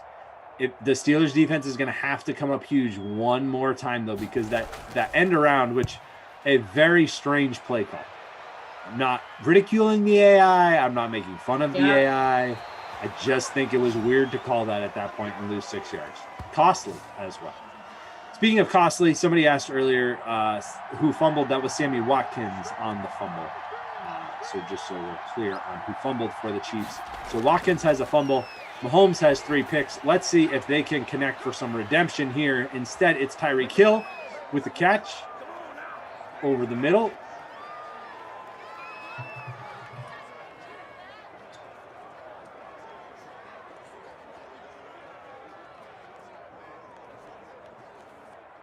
Again, YouTube, Twitch, if you're watching over on DK Nation, thank you for being so patient and hanging with us for the restart of this game. We appreciate it. There's Sameh with the catch there. No, Robinson. I get those numbers mixed up all the time. Robinson with the catch. There. Robinson, second catch of the day. He might have dropped a touchdown earlier, depending on, Cleveland.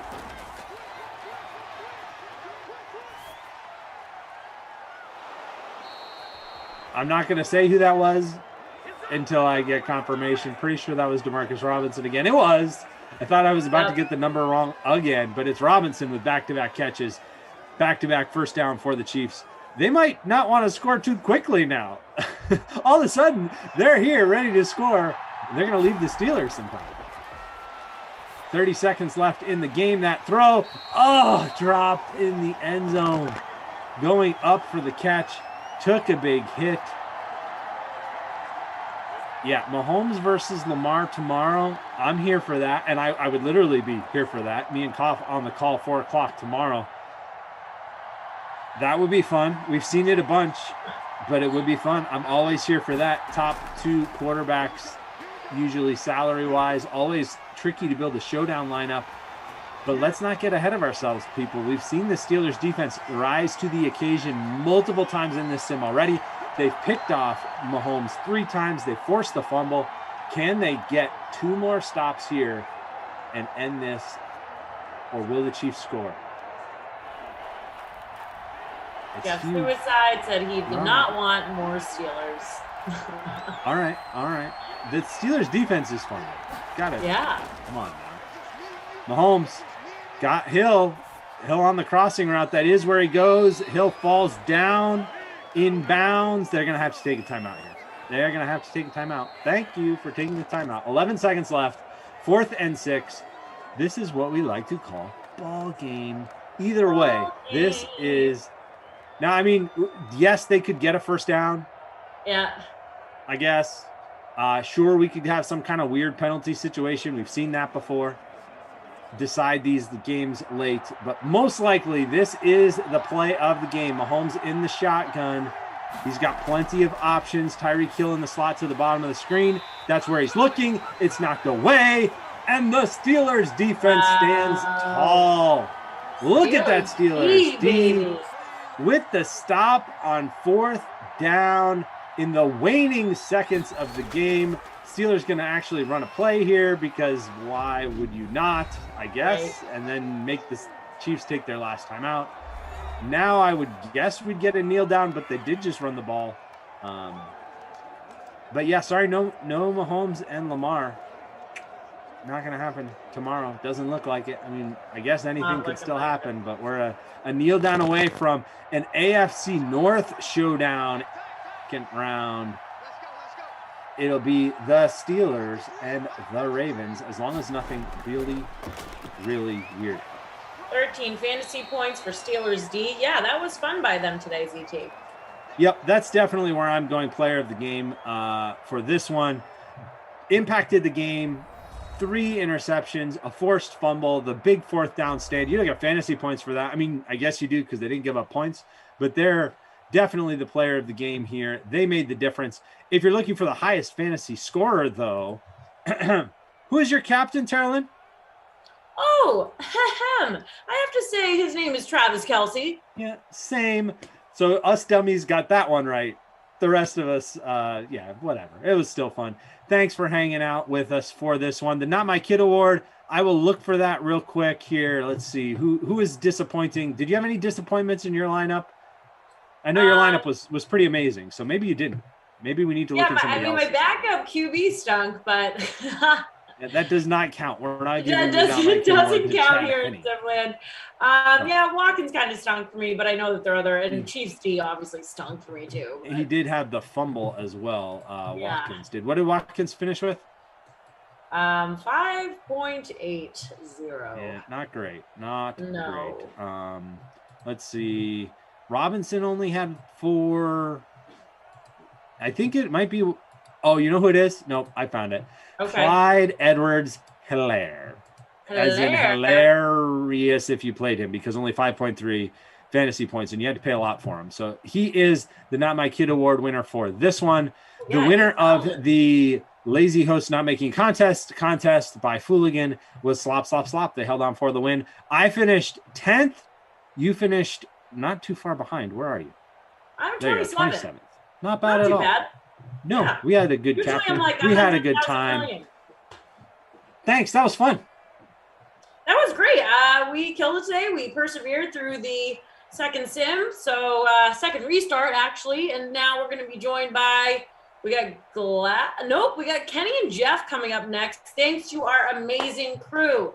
We are actually, so because of power issues and just because today's kind of weird, we're going to call an audible.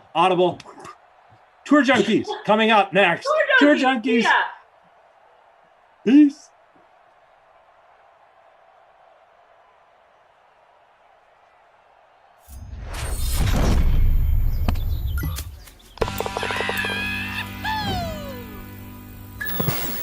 What's going on, golf addicts? Welcome to Tour Junkies After Dark, presented by DraftKings. We are the Tour Junkies. I'm David Barnett. I got Pat Perry with me. It's Open Championship week, and we are jacked. The final major of the year. It's one of our favorite events to watch all year. It's great. The Open Championship from Royal St. George's in Sandwich, Kent, England, right there along the North Sea, kind of southeast corner of England. It's going to be a great event, Pat. We're excited about it. We just got done recording our own podcast. You got tons of content that DraftKings is putting out all week. Our friend Pat Mayo is putting out a ton of content. Go ahead and give this video a like, a thumbs up if you don't mind, please. That'd help us out. Subscribe to the DraftKings channel if you haven't already, because there's going to be, like I said, so much content already up or coming for the Open Championship. If you're playing, DraftKings DFS, if you're playing, betting DraftKings Sportsbook, which we're about to talk about for the Open, it's a great spot to be. Now, that being said, between our channel and the DraftKings channel, you can get all the course breakdown, course detail information that you need from us and DraftKings and Pat Mayo. So we're not going to really get into that tonight. We want to talk a lot of picks, right? We want to talk about some early odds. Now, we are recording this on Sunday night, looking at outright odds posted by DraftKings Sportsbook to kind of see some names that we really want to start looking at and pay attention to. That being said, it's Open Championship week. It is the tournament every year where weather can play a huge factor, and we've seen it happen time and time again at the Open. It's, you have to be ready for the tee time advantages and the weather wave advantages, whether you're going early, late Thursday and Friday, or late, early Thursday and Friday. The weather advantage is a real thing, and we've seen it happen. So it's kind of tough to lock in your bets prior to like Wednesday afternoon, Wednesday evening for those of us on the, in the U.S. Looking at the forecast, because it can change quickly right there on the North Sea. It's a little tough to lock in your bets early like we're typically used to doing in the States. So I would probably warn against some of that. Maybe you just, some of the names we talk about, let's mark them. Let's watch them. Let's see what happens to their odds. Let's see if they catch the good side of the draw, if there is a weather advantage to one side or the other. And let's be patient. I think that's the name of the game here at the Open Championship, Pat, is patience. Now, talking about the golf course, because that's weather. We're not going to get into a whole lot of details. But other than that, like, at every Open Championship, you got to come in good form. That's probably most important. You got to have a little bit of experience in Open Championships. We've seen older guys experience pay off in Open Championships of past, right? And you got to be able to be a grinder and kind of get up and down from everywhere, get out of these pot bunkers and deep face bunkers along the greens. You got to be able to avoid the fescue. You got to be able to be patient and take sudden changes in weather and conditions and all that stuff getting real squirrely on you. Other than that, is there anything else you're kind of looking for in terms of conditions, in terms of players, before you kind of start firing off your bets for the week? No, I mean, I think when you look at this course, almost any style player can win here. It's not particularly long, just under 7,200 yards. I mean, the course itself is definitely going to play difficult. It always has in the past. I do think when I look at, your typical Open Championship style player, I want a guy that's creative. I want a guy that can grind, like you said. I want a guy that's a good scrambler, because you're going to have to get up and down from kind of weird spots all over the place here. So I think that's important. And you can go with your gut a little bit this week, okay? Just go with some guys that you've seen in recent form, guys that are grinders, just thinking through the back of your mind. Go back to your experience just watching golf. Seeing guys that are in good form and playing well. I think that's key. One thing to note, just because it's a little bit different than we see, on the PGA Tour in general, is, a lot of, more guys are going to make the cut this week. We got 70 and ties will make the cut instead of 65. But other than that, look, you just want guys that are great ball strikers that can really control their ball in different conditions, whether it's very windy, whether it's raining, cold, whatever it is. That's what you want to look for this week. And your winning score is likely to come in that 2 under to 7 under, depending on weather and all that kind of stuff. So this is a grinder kind of course, and it's where pars are your friend. Take advantage of the birdie holes, make par on the others, try to avoid big numbers, understand you're going to get some tough breaks. All those things come into play. And that means that if your guy makes the cut and he's kind of barely making the cut, it's hard for someone to like really pull away in this, in a tournament like this. So they can catch fire and go deep on the weekend and be all right. So something to think about there. Pat, let's look at the top of the betting board here on DK Sportsbook. Jon Rahm clearly leading the way as the number one player in the world, newly minted U.S. Open champion, and had a really good run at the Scottish Open this past week. We're recording this now. The Scottish Open was kind of the warm-up for a lot of these guys, right? A lot of big names played the Scottish, where Min Lee Kim, or Kim, Australian, won. I can't remember. Min Woo? I don't know. Anyway, he won. He beat Fitzpatrick and Thomas Dietrich in the playoff. You had Lucas Glover win the John Deere Classic, but a lot of these big names got in some prep work at the Scottish, and Jon Rahm played pretty well. You've got DJ, Rory, Brooks, Xander, Spieth, JT, Bryson, Louis. Those are kind of the favorites there at 20-1 or shorter. Any name here or a couple of names here that you're looking at to start? You threw me off, by the way. It's Minwoo Lee, by the way. It's not a Kim. Not a Kim. I know we love Siwoo Kim, but yeah, sorry, my bad. Anyway, huge Siwoo Kim fan. On the shorter end here, Jordan Spieth is the one that I just gravitate to here at 18-1. Actually, he and JT, both of them together, best friends. Jordan Spieth and JT. I think you can play both of them at 18-1. I think that's a very good number. So if we're just looking at the shorter odds here, less than 25-1. And then I like Louis Oosthuizen at 20-1. Look, the guy just plays in majors. He's always up there. If we're going to talk about Brooks Koepka being a big game hunter when it comes to majors, why can't we talk about Usti? Now, Koepka wins them, Usti doesn't. Okay, but you never know when it might happen. You're getting them at 20-1. So those are the three guys that I really like here. Yeah, I don't know about the Louis love at 20-1. Kind of tough for me to pull the trigger on actually winning at 20-1. I mean, he's now only won one major despite being so close. And it wasn't open. It was the Open Championship a while ago. But this is a pretty solid field to have Louis at 20-1. I actually don't like that number at all. Now, I love the Jordan Spieth number at 18-1. This is a perfect Jordan Spieth venue. So I'm all in with you there. He's the only one I have here. I don't, I notoriously don't bet short numbers in golf. I just don't. So Spieth is the one that really gets me going here at 18-1. So I'm with you there. As we work our way down the board, I am a huge fan of like the mid-range here. And honestly, with the Open Championship, I mean, I didn't talk about this in the beginning, but you don't see a lot of long shots win the Open Championship. Darren Clark won here in 2011 at this same golf course. I think he was a little over 100-1 at the time. He was an old guy. But other than that, it's a whole lot of guys in that short to mid range. A lot of guys in the top 40, top 50 in the world golf ranking win the Open Championship. That's been the case over the last 10 years or so. It's very tough to do for a long shot. So I'm not going to have a lot of 100-1 names. So a lot of these guys in this mid range is where I'm really going to have my card, stay. Patrick Cantlay is going to start that off at 33-1. You talk about controlling your ball flight, controlling your distance, ball striking, the chops to win a major, looking for his first major, playing well, just coming off a win at the Memorial, played well at the U.S. Open, played well at the PGA. Patrick Cantlay checks all the boxes. So him at 33-1, I love. Patrick Reed at 40-1, I also love. Grinder, major champion winner, can play well in tough conditions, can play well in easy conditions. One of the best short games in all of golf. He's got a great game for the Open Championship, so I love him at 40-1 as well.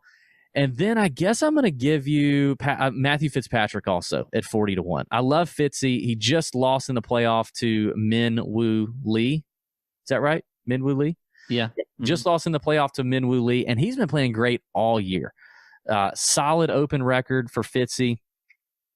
Added some distance with the driver. That'll help him here a little bit.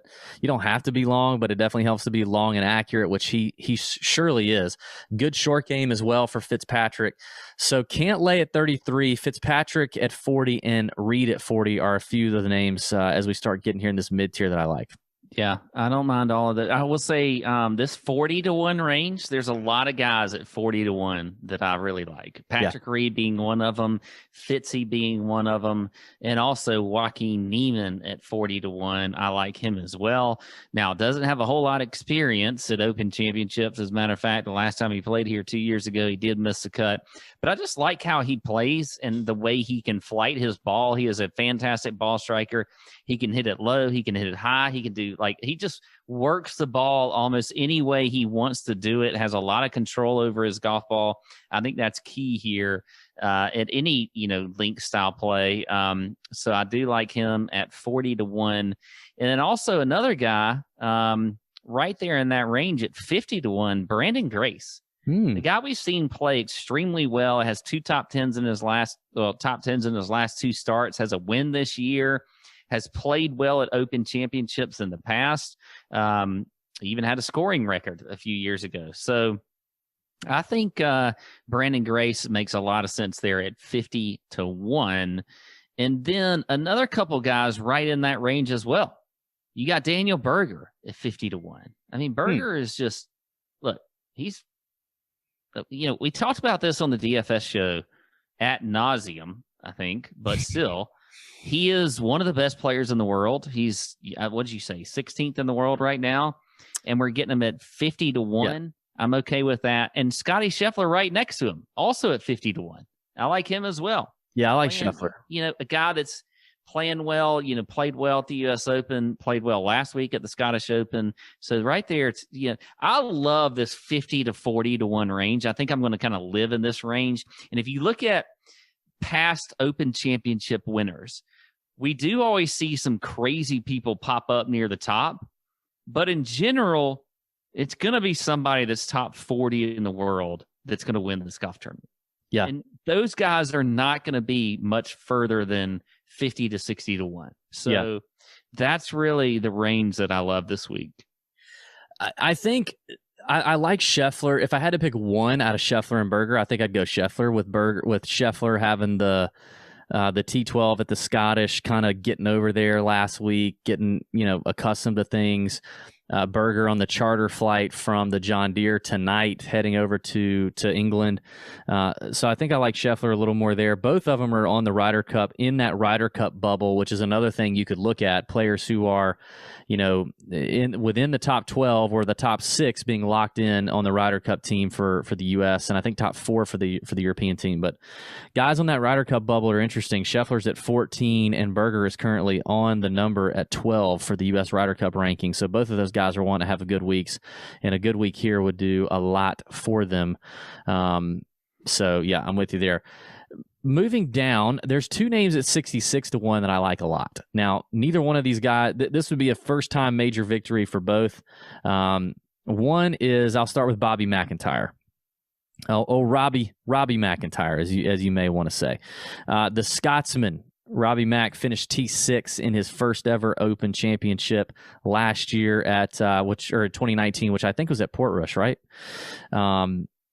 So T6 for him. He made the cut, finished 35th at the U.S. Open, 49th at the PGA, 12th at the Masters. This young guy, sweet swinging lefty, has a lot of game and just a lot of balls, honestly. He's a studly guy, young guy, hits it a long way, confident. He could win this thing. Like he's got the chops to get it done at 66-1. So I like that.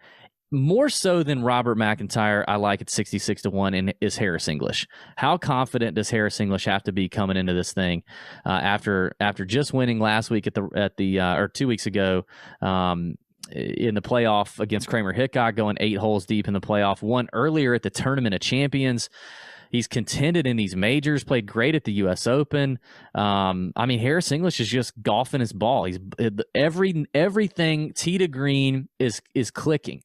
He's accurate. He's long enough. The irons are clicking. The around the green game scrambling is clicking. The putting has always been there. He's got to be as confident as ever. And actually, this is his 6th Open Championship, and he's made 5 of 6 cuts. It's pretty. I mean, I think Harris English is in a great spot here at 66-1. I'll give you one more name before I get into the triple digits, because I got a few triple digits I'll give you, but I'll give you one more name, and that's Kevin Kisner at 80-1. I think you like Kisner as well.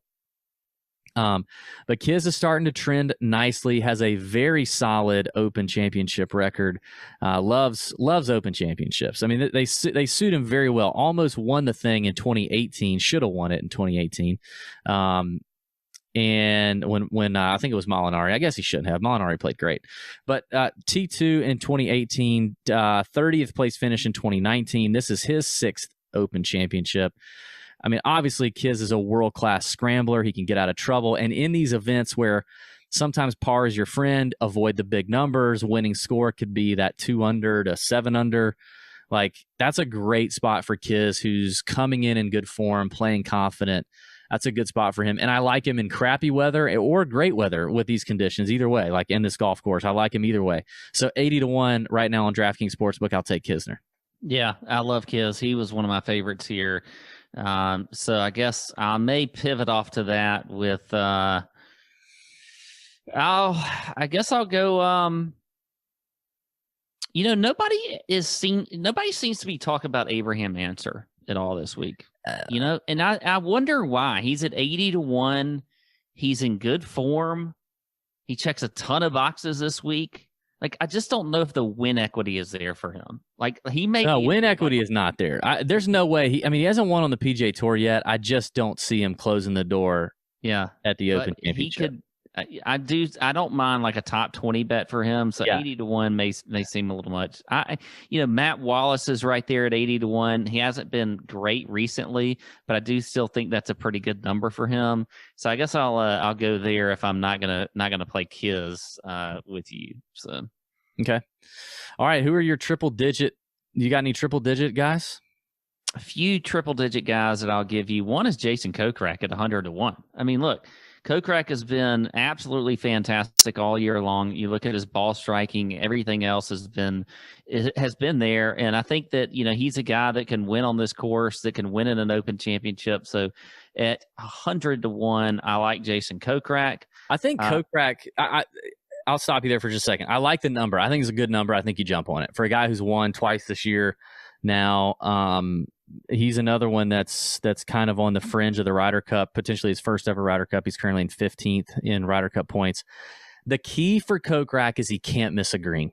Like, his scrambling is bad.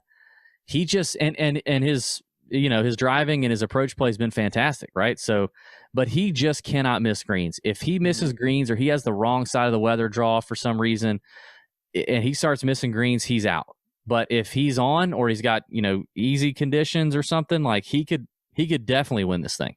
And 100-1, that's you should take a chance on that. Yeah, I agree. And then Stuart Sink is 150-1. Obviously has won an Open Championship before, has been playing great golf this year. I mean, he could be like the next, like John Daly won an Open Championship and he wasn't as old as Sink is now, but then he won one, like it seemed like, 7 or 8 years? Because he's won 2, hasn't he? Or has he just won 1? Maybe he's just won 1. Daly or Sink? Daly. I think he just won 1. He's won 1. I think. Oh, yeah, he's won 1. But still, you just never know with Sink. I just think Sink's a good play this week. And 150-1, the way he's playing lately with, I like him at 151. So there you go. 2 guys right there. I mean, I like those 2 a lot. That's probably it for me. I'll give you one more, and that would be Brian Harman. And listen, Harman has only made 1 cut in, I believe, 5 or 6 attempts at the Open Championship, which is a little odd considering his style of play. I mean, Harman is kind of Kevin Kisner. I mean, he's a short hitting, accurate off the tee. Very solid around the greens, excellent putter. Can it all click for him in the same week? And can he make up for a lot of that he lacks in distance? Can he make up for it with accuracy and great putting? And that's it. That's what it boils down to. But what's working really well for him in his favor this year, as opposed to all the other years he's missed a cut, is the form that he arrives in. Now, he did just miss the cut at the John Deere, but I honestly feel like he kind of I'm not going to say he mailed it in, but I feel like he kind of mailed it in at the John Deere. I'm not worried about the miscut at the Deer. 5th at the Travelers the week before that, 19th at the U.S. Open, 8th at the Schwab, 12th at the Masters, 3rd at the Players. I mean, like, the guy's been playing really, really well lately, and he checks boxes. He's very accurate off the tee, like I mentioned. The approach play has been solid. He's one of the best scramblers in this entire field. He's one of the best sand players in this entire field. So if he gets in one of these nasty deep face pop bunkers, he can get out of there. It's just, it's a long shot, but he's 150 to 1 on DraftKings Sportsbook. So 100 to 1. Maybe a better top 20 bet. Actually, it is a better top 20 bet. Like, whatever that number comes out to be, it's probably a much better thing to do top 20. But at 100 to 1, put a little, 10th of a unit, 0.2 of a unit on him. I'll do it. There you go. So that's it. That's TJ After Dark, presented by DK Sportsbook. Thanks for listening. Thanks for watching. Hit the thumbs up. Hit the subscribe. Don't forget to check out our previews on our YouTube channel over on Tour Junkies. You got Pat Mayo stuff going on. It's going to be a fun week. The Open Championship is great. Don't forget, kind of be patient this week. Maybe don't lock in too many bets before Wednesday, and let's keep an eye out on the weather. Thanks for watching. May your screens be green. See ya.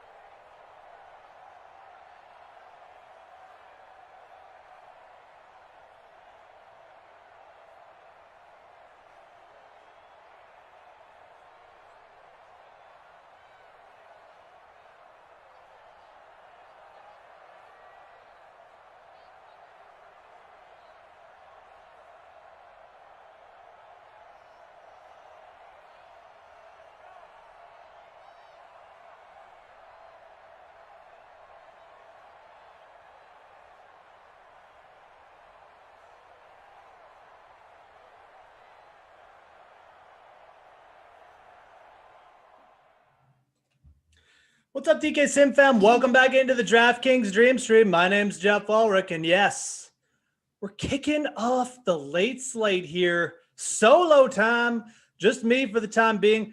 Maybe Kenny Ducey will show up. Maybe he won't. It's just what happens when you're the international man of mystery like Kenny Ducey. But hey, we got the AFC playoffs out of the way. We got the early slate. Now we got the late slate. We got this juicy $30K guaranteed $15 entry to track. I believe it's $10K to first, but regardless, yeah, we got a big contest to track. We got the playoffs kicking off. We got Green Bay. We got New Orleans, and Drew Brees versus Aaron Rodgers in this first sim of the Lake Classic. Should be an interesting one for sure. These are two very good sim teams, as we know, two high-end quarterbacks. You know, we got the Aaron Rodgers, can flick it downfield. Drew Brees still very accurate in these sims. Michael Thomas versus Devontae Adams. So lots going on here, guys. Again, there was that Lake Classic. Yes, 10K to first, as my producer is telling me, so that's good to know. But it's an awesome contest, and we're going to be having these bigger contests throughout the playoffs, so keep an eye on that. As we're waiting for the game to load here, and again, you know, I don't want to spoil it, but I guess I already spoiled it. Kenny Ducey may show up at some point. We don't know. But as we're waiting for these games to load here, just a reminder that, like, earlier today, we had the Texans win as the 7th seed. We had the Ravens win as a 6th seed. We had the Steelers beat the Chiefs as the 4th seed. So it looks like we had some upsets that should set up the AFC matchup of Texans, Chargers, Ravens, Steelers in the next sim. That's not 100% guaranteed, but we're like 99% sure that's how it's going to work out. So something to consider. You'll see contests for those up soon as well. But hopefully all your lineups are set. Again, this $15 30K playoffs kickoff special for the Lake Classic, 10K to first. It's in there. I'll even go over some ownership percentages for you guys because I got them up here as we're waiting for this game to load again. We got Drew Brees, quarterback, 19.8% owned in the Lake Classic. We got Alvin Kamara, 32.5% owned. Aaron Jones, 50.2% owned. Interesting that Aaron Jones, more highly owned than Alvin Kamara. It's only $500 cheaper than Kamara in the Lake Classic. So that's one to watch. Michael Thomas, 40% owned. Jared Cook, 19.6% owned. Traquan Smith, 17.4% owned. See if I can find a couple more. Devontae Adams, 28.7% owned. See if I can find Rodgers in here somewhere. 29.5% owned for Rodgers. So about 10% more owned than Breeze. Mercedes Lewis, 10.7% owned as well. So he's in there. That's just some of those early percentages for the Lake Classic, guys. Again, big contest for the playoffs. Make sure you keep checking them out this week as well. And yeah, just me here, folks. We're going to get this game loaded right away. Oh boy, look who decided to show up. All right, we may be having a Ducey appearance. It's okay. It's good either way. I mean, it's good. Good timing. We're starting the there game. We go. There he is. Perfect timing. It's Mr. Aaron Rodgers and the Green Bay Packers. Get Didn't ready. want to do the intro. Rumble. That's all that happens. Yeah, I'm taking a big stand against intros. No more intros. Just right to the game. Straight to it. It's like an appearance fee. It's like, you gotta, you know. So I've already given the people a good recap. So as we're waiting for the game to kick Good off. recap of the day in Simland of the playoffs. The playoffs, the ownership percentages, the big contest. What happened, buddy? Like, did the hospital steal your internet again, or what? No, it was the highway. It was a little jammed up today. It is rush hour, and it is. Yeah, you live in a busy city. I do. You know, just a few people live here. Came from the golf course. Had a great, okay round, but I had the best. The 18th hole was probably the craziest, funnest hole I've ever played in my life. It was a very normal round until then. Okay. But I hit my drive off a tree. So it ended up, or no, I didn't even do that. I hit it like, my dad was filming me swing, so I was very nervous. So it was the first bad drive I'd really hit all day. I hit it low. It was a burner. Barely made the fairway. So I'm 250 out. So what do I do, Jeff? I take out the driver and I go, I'm going to go driver off the deck. no one does driver off the deck, but it is such a fantastic shot if you have it. To me, like I don't usually break it out, but if it's like a long par 5 and you're about 250, 260 out, perfect, right? So I'm like, you know what? I'm so far back. It's the 18th hole. I'm not gonna lay up. I'm gonna go for it. So I hit the driver off the deck, sting it like right where I want it, crack it, run it up to the green. I got like 50 feet, and I turn to my dad. I go, I'm making this. This is going to be the unlikeliest birdie ever. And of course, I sunk it. So it was very fun as Aaron Jones gets us started with a 10-yard run. Speaking of yards. But yeah, I hadn't. That was fun. I just didn't expect it. Not an easy shot. Driver off the deck. Not a conventional birdie, But not one I usually go to in rounds. Unless like you said, maybe it's the end of the day. Maybe you're just so sick of how bad you're playing. You're just like, I'm just going to hit driver. Yeah, I usually have the length where I don't need to do that. But if it's like a 560-yard par 5 and I want to go for the green in 2. Yeah, if it's like a dead straight par 5. That's the other thing. It was dead straight. 550. I didn't have to worry about anything. I just. Yeah, if there's bunkers in your way or something, usually not good because you're not going to carry it. It's just going to sting it, like you said. So. Well, the last time out, I tried it once again, I was same situation. It was a par 5. Well, this was a par 4, but it was par 5. I was about 250 out. Also, I lost my 3-wood somehow. So I don't even, that's not even an option. Like in the past, I would hit my 3-wood, couldn't do that. So driver off the deck. 2nd and 8, Aaron Rodgers on the slant route to Devontae Adams. I don't really use my 3-wood anymore, but I hit my 5-wood like far. Should I just get a 5-wood? Should I not get a 3-wood? I think you should. I honestly, the reason I don't use my 3-wood is because I feel like I hit my 5-wood further than I think most people do, and like I just hit it well, and I don't think that I'd be gaining much by like hitting a 3-wood. Well, how far do you drive, and how far do you hit your 5-wood? How far do I hit my 5-wood? And how far do you hit your drives? Like, what's I'm not a big hitter. I mean, I'm not a big hitter. A really good drive for me, 270, just over 270, 280 probably. I mean, I've hit drives further than that, but that's a good drive. Like it's solid, probably averaging 260 or something like that. But my 5-wood, like I've legitimately hit it like 230. I mean, I can carry it 200 easy. Like it's when I hit it, it goes. I mean, I use it off anything like a shorter hole. I mean, I can tee off with that, and I got a good approach left. Like so, it's like one of my go-to clubs for whatever reason. But yeah, 3-wood never really factors in for me anymore. Interesting. Yeah, because I would like something where I'm finding that I have too much. So I need to go shopping for clubs as that one is out of bounds. Yeah, Devontae Adams just missing the touchdown. Yeah, I end up. I used to have an attack wedge. I don't have it anymore. I lost it like years and years ago. And so I don't really have a club to like get in from 120 to 100 yards. Yeah, so that's very difficult. So I try to like hit a knockdown pitching wedge or something. Like I've tried just trying to rip a sand wedge. Like, nothing seems to work.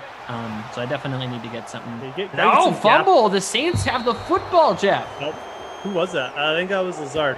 Got to get some gap wedges in your life, some 52s, 54s. Yeah. No, 52. That was what I used to have. So I got to get some wedges, and I got to get a 5-wood. That is, I've had my wedges for a long time. I have a 7-wood too. I have a 5 and a 7-wood. Oh, what are you, 60 years old?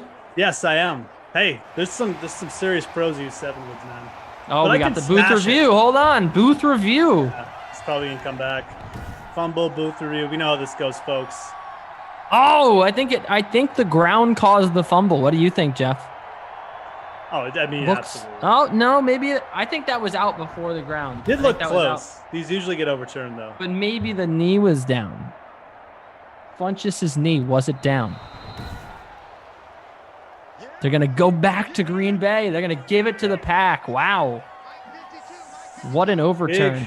Big moment here. Again, this is a 2 versus 7 matchup. So big moment for Mason Crosby Nation, although that's a first down. Yeah, you got Crosby like that. So if what you said is true, you really set the scene very well for tonight. Yeah, absolutely. For this game.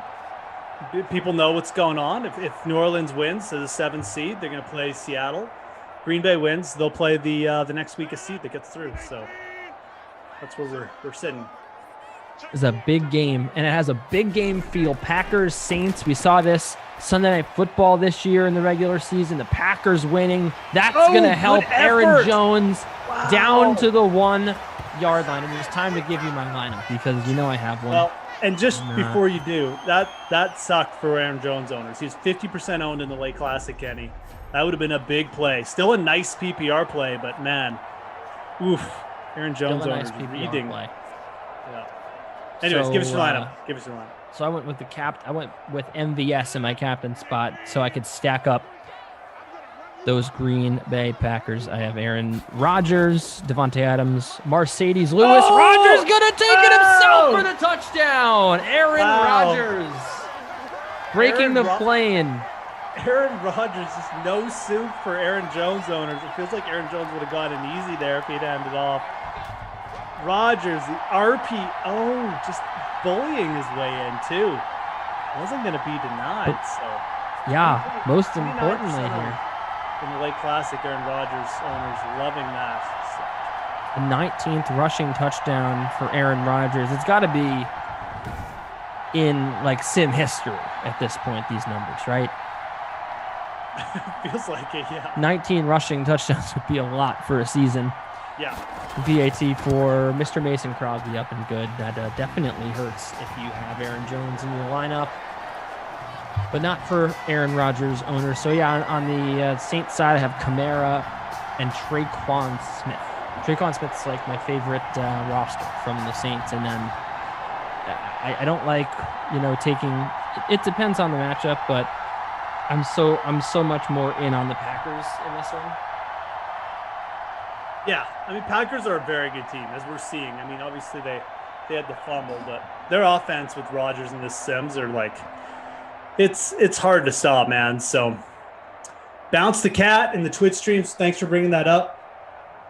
Moose Open, man, the Moose Classic, guys. Guys, the Open starts tonight. We don't have much time. Fill it. Fill the Moose Classic. There's still like 100 spots left.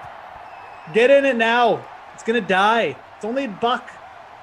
I keep promoting it. I'm trying to do this for you guys, but Len, are you in the DK Sim Fam League, Len? If not, give me your username and I'll add you. But yeah, you got to be in the DK Sim user fam, man. User league, excuse me. If you're in, it should be in there.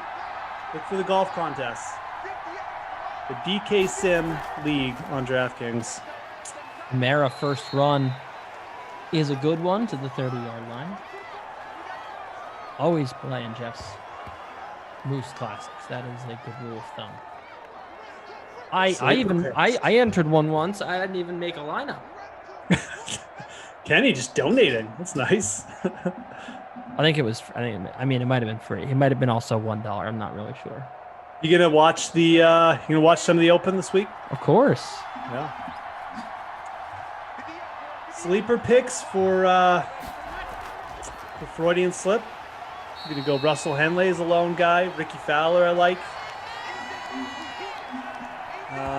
Kevin Kisner. If you want to get crazy, Justin Harding.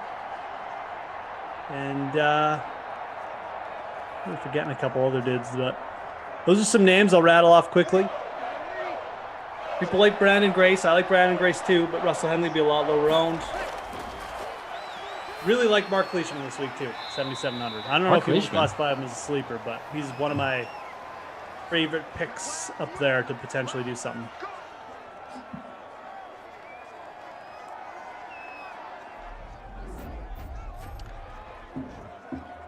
Aussies have been good in golf lately. Brian C. One yeah, weekend. the Cam Smith. Brian C. So how did you lose your 3-wood? Did you leave it on the course? No, I did not leave it on the course. I lost it in my move. I'm not sure how, but I had it. I had my 3-wood at my old apartment. I moved, and I don't have it anymore.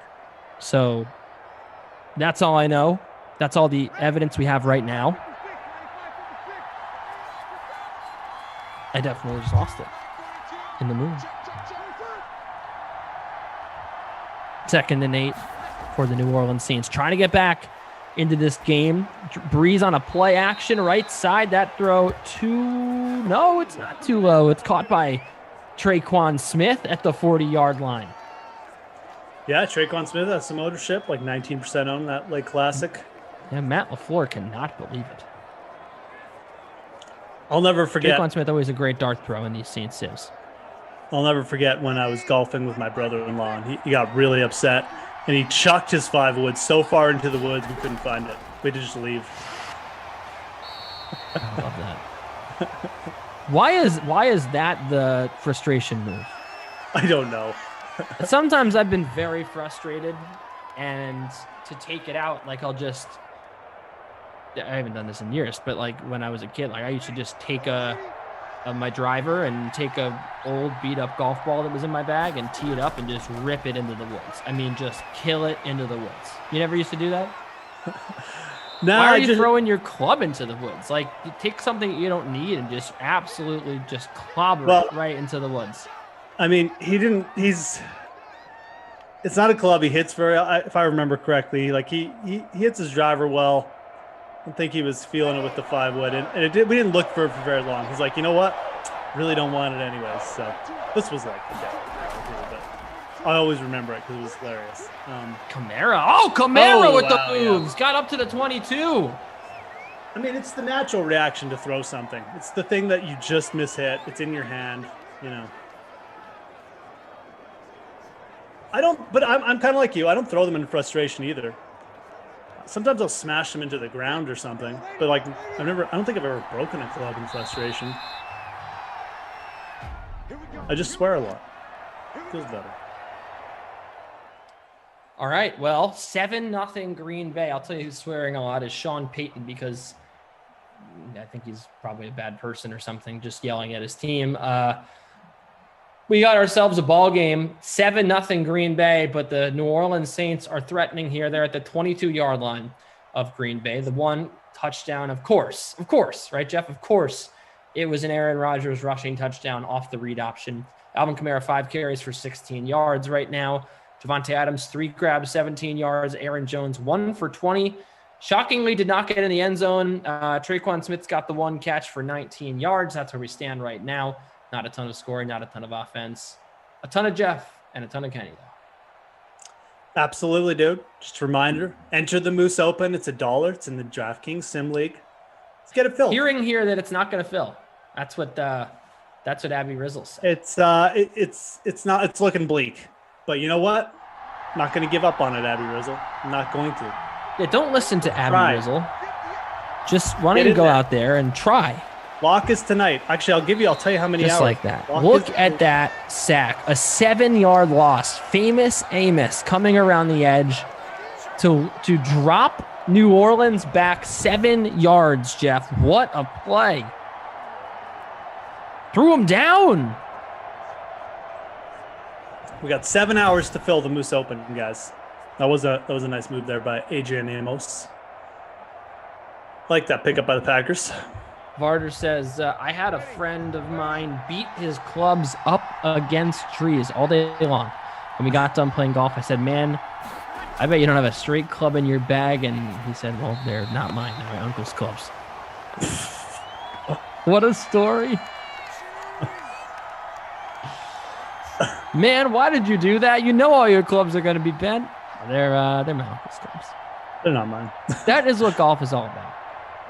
Because his uncle's going to go out there and, you know, the uncle's just going to be just hooking balls into the woods. Like, what's wrong with me today? You know? Nope. My clubs are bent. Clubs will be flying apart as he swings. That is not going to get there for Michael Thomas. Second catch of the day. It's up to 27 yards. Didn't get the first down. And, I just got invited to a contest by DraftKings at Moose Classic. That has happened to me. Have a club fall apart like after you hit it. It's a weird feeling. When the club club head flies off. They go for it on 4th down, and Alvin Kamara is absolutely stuffed. Yeah. What are the New Orleans Saints thinking early in the game? Why are you going for it there? I mean, the Packers defense all over them. Not even close. And now Rodgers going to get a couple. I'm going to get back to that one here. We had the comment from Veed Always said LMAO, Breeze arm just retired. But yeah, Veed Always also said go for it. So he says Drew Brees can't throw. Then he says go for it. And then the Packers go, well, Drew Brees can't throw. We're just going to blitz. We're just going to sell out for the run. And it worked. 2nd and 10. That's not going to get many yards at all. In fact, it's going to lose to Aaron Jones. So give him 0.8 points. He got tonight in the NBA Finals game, Mr. Jeff Ulrich. Oh, man. I honestly... And I didn't watch Game 3. It's Game 4 tonight, right? Yeah. Yeah. Didn't watch Game 3. I mean, I'm just gonna go with Milwaukee. You know, they've been really good at coming back into series. I mean, I don't know. Feels like if Phoenix doesn't win in 6 or 5, they could be in trouble. I think that Phoenix wins here. They close it out in 5. Yeah. It is hilarious to me how the public swings. Oh, everyone after the first 2 games of the Suns, they're like, "Oh, Suns are gonna sweep! Oh my goodness, here comes again, Suns in 4." And the narrative here, Perry Nickerson, wow, former Jet, there he is in the flesh. Well, in the Madden flesh, virtual flesh. Now, I mean, everyone in the world's like, "Oh, Suns are Bucks are gonna tie it at 2-2," right? That's the narrative. Yep.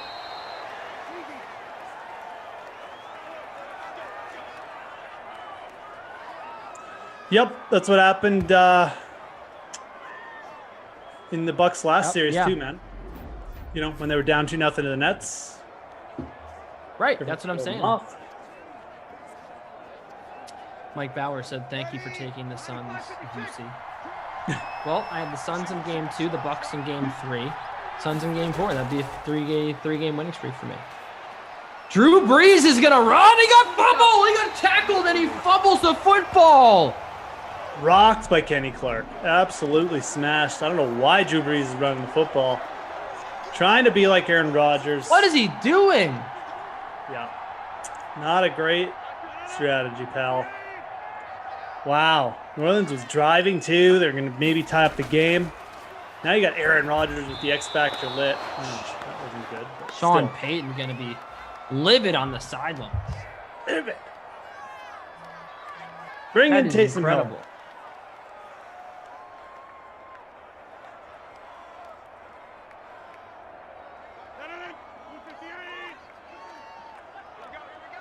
Five minutes to go. Again, got that late classic. We'll update it as we go. Obviously, it's the first game. 30K, 10K at a first.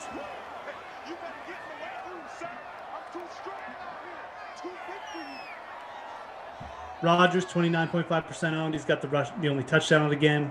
8.26 points. Mike Thomas has 42 yards. He's 40% owned. So the chalk doing okay so far.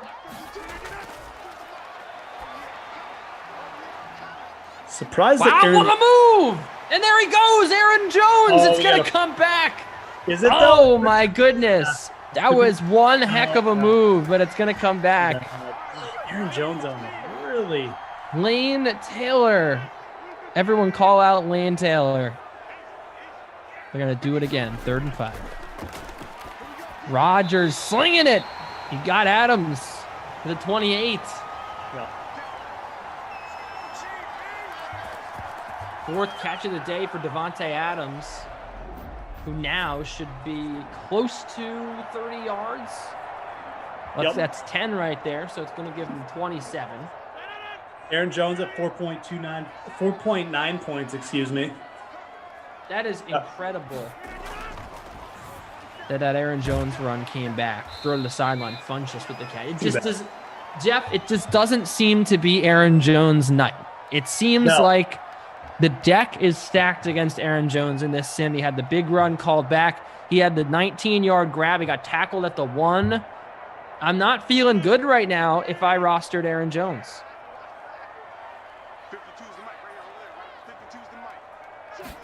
2nd and 2.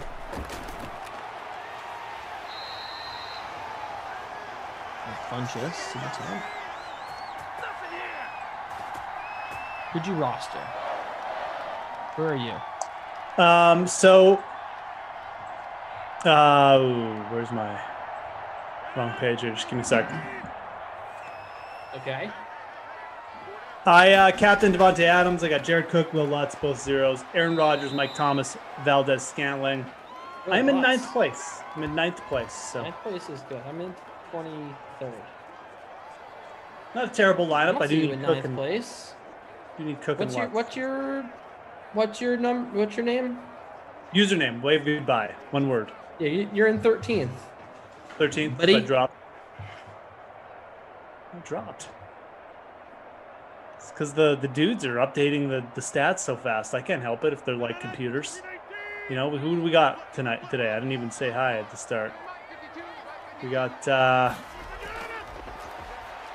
Jones. To the 2. Stats today. Aaron Jones, yeah, wow. If Aaron Jones doesn't get a touchdown here, it's going to be... Oof. Could have 2. Could have more yards. Got 2 yardage called back. Big moment here for the Packers, though. Do not want to get down 14-0 Aaron Rodgers. Yep, this would be bad. Big play here. Biggest play of the half. Maybe one of the biggest plays of the game coming up. Rodgers. He threw it right over the head of Marquez Valdez Scantling. Yeah, I thought that was an auto touchdown. He was wide open, Jeff. Looks like he maybe had to rush it because the pass rush was coming. That's the only thing I can think of. The only reason why the computer missed it. But they're going for it. This is huge. Let's go. This is a they rush need 2 formation. yards. They're going to run it. Aaron Jones owners. Touchdown, Aaron Jones. 14-0 on the 4th down run. Yeah, and Aaron Jones even said it himself. The little chalk celebration. The chalk just flew there, Kenny. It's like the Sim What knows. a giant play. Matt LaFleur. 50% owned. The Aaron guts Jones. right there to go for that. Wow. That was unexpected from the 2. That wasn't even from like the 1-yard line. They know it's the playoffs, Jeff. They know. Yes. J.E. said go in 3-3. Quasi Wabbit said just go for it. Just do it. Wow. Incredible scenes here as the Green Bay Packers at Lambeau lead by 2 touchdowns.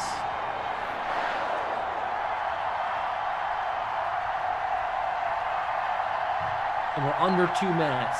Got to the 2-minute warning. After all that, perhaps it is the day for Aaron Jones. Sweet, sweet justice. He was tackled at the 1-yard line earlier. He was stuffed. And he gets the touchdown. MVS Nation, I'm so sorry. He was my captain.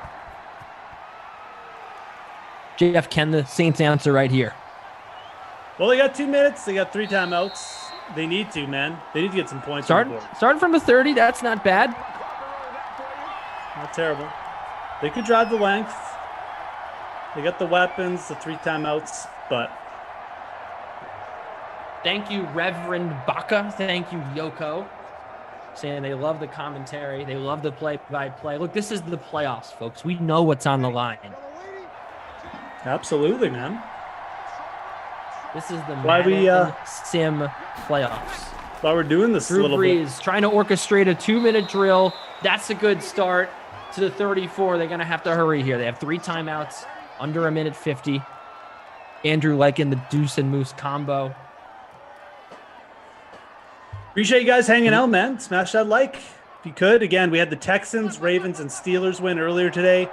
That's going to set up a Texans-Chargers, Ravens-Steelers semifinal in the AFC.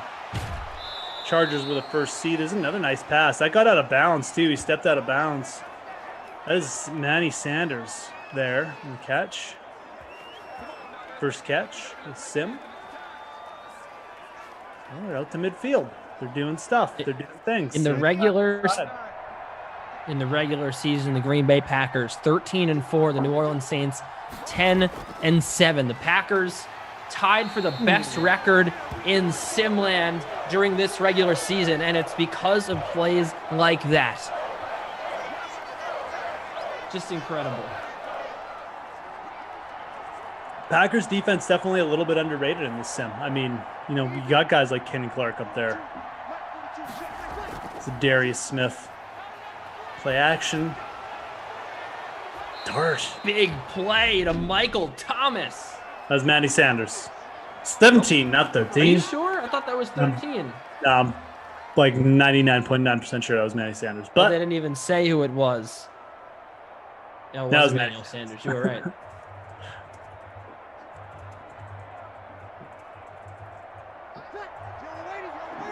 So we're under a minute. Saints still have 2 timeouts. Conditions looking good here for New Orleans. On the road at Lambeau. In the road whites. They get to the 15-yard line that time. They squeeze it in there. I believe that was Michael Thomas. That was Michael Thomas. It was that Michael time. Thomas. 4 catches Correct. for 54 now. You see right there on our helpful ticker or score bug, whatever you may want to call it.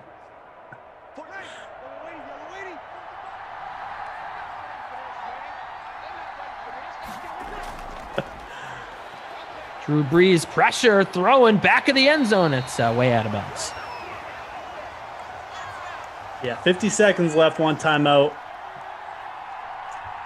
You don't want to burn that timeout. You don't want to see that timeout burned if you're on New Orleans. If you got Drew Brees, if you got any Saints hope here, because then it comes into if they go over the middle twice, then you know the quarter can just end. So Need 14.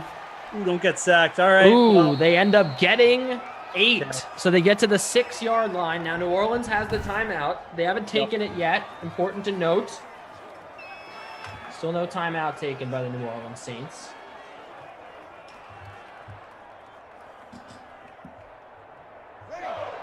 Big 3rd and 2. Clock ticking.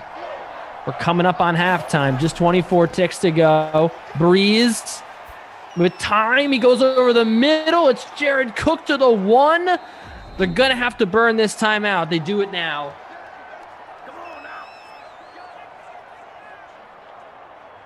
Scenes, Chef. Scenes. First catch of the day for Cook. yeah, they held on to that timeout. So, I mean, quick throws. They should be able to. Oh wow. Okay, I understand. A little surprising. They're but- gonna run it Maybe. here. No, they're not. No, they're not. They're gonna throw. 3-step drop. He's got his him. man. Touchdown.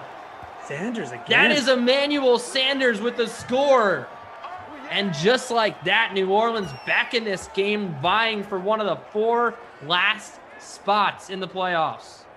17.6% owned Andy Sanders. He's the lowest owned of the top 3 wide receivers.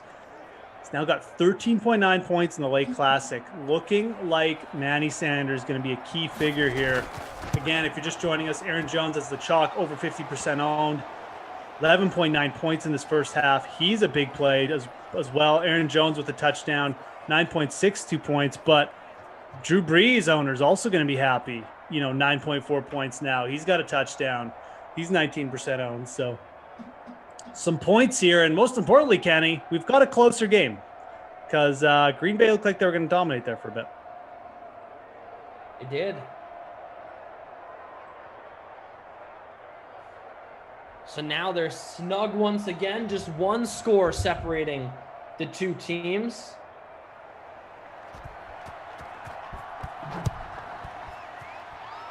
So we'll presumably get halftime here. We're going to return out to the 26.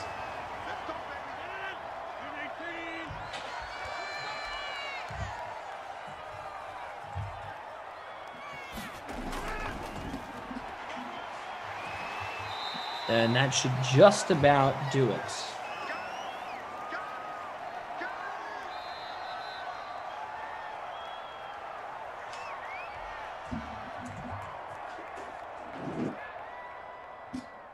halftime, 14-7. Kenny, do you see a Jeff Ulrich? Yeah, absolutely. It is absolutely us. Yeah, you're right. You said, Kenny, do you see a Jeff Ulrich? And you said, absolutely. I don't know why I said that, to be honest, but Ashley Edwards in third. But before we do that, we're going to head to a clip from earlier today. Yep. 11 a.m. every day on the Dream Stream. We have this show called The Sweat. Not sure if you guys remember that. The Sweat. It is back. We do it every day now. And Len Hochberg discussed the best golfers to play in the 10K plus range in the last major of the year, the Open Championship at Royal St. George. Jeff is excited. I'm excited. Len Hochberg going to get you ready with his favorite golfers. We'll watch that now. There are 5 golfers at 10K or more for these contests. So we got Rahm, McIlroy, Koepka, DJ, and Schauffele. Can you make a case for fading all of these guys and anchoring your lineup with someone cheaper? Jesse, yeah, I can, and I think that there's certainly an argument to be made for that play. This tournament is wide open. We've seen long shots in the Open Championship. We've seen long shots at Royal St. George's through the years. I'm not saying a real true long shot is going to come in, but I could definitely see skipping the 5-figure guys, going into the 9s, maybe anchoring your lineup with Jordan Spieth, getting a couple of other guys in there, Louis Oosthuizen, Tyrrell Hatton. Yeah, I think you can do that. And then you can even avoid picking anyone in the 6,000s.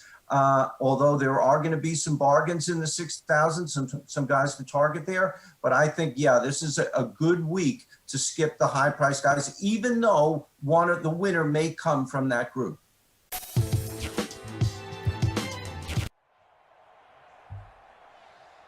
Yeah, The Sweat every day, 11 a.m. Definitely want to check it out. It is a wonderful show. We run through every sport that you can play up at DraftKings. We have wonderful panelists. We've got wonderful hosts, Jesse Cofield, Emerson Latzia, your friends from the Dream Stream, your friends from the TV, if you will. And we definitely have some hard-hitting analysis on there. I say it because Jeff and I are frequent guests on the show. It's reason enough to watch it.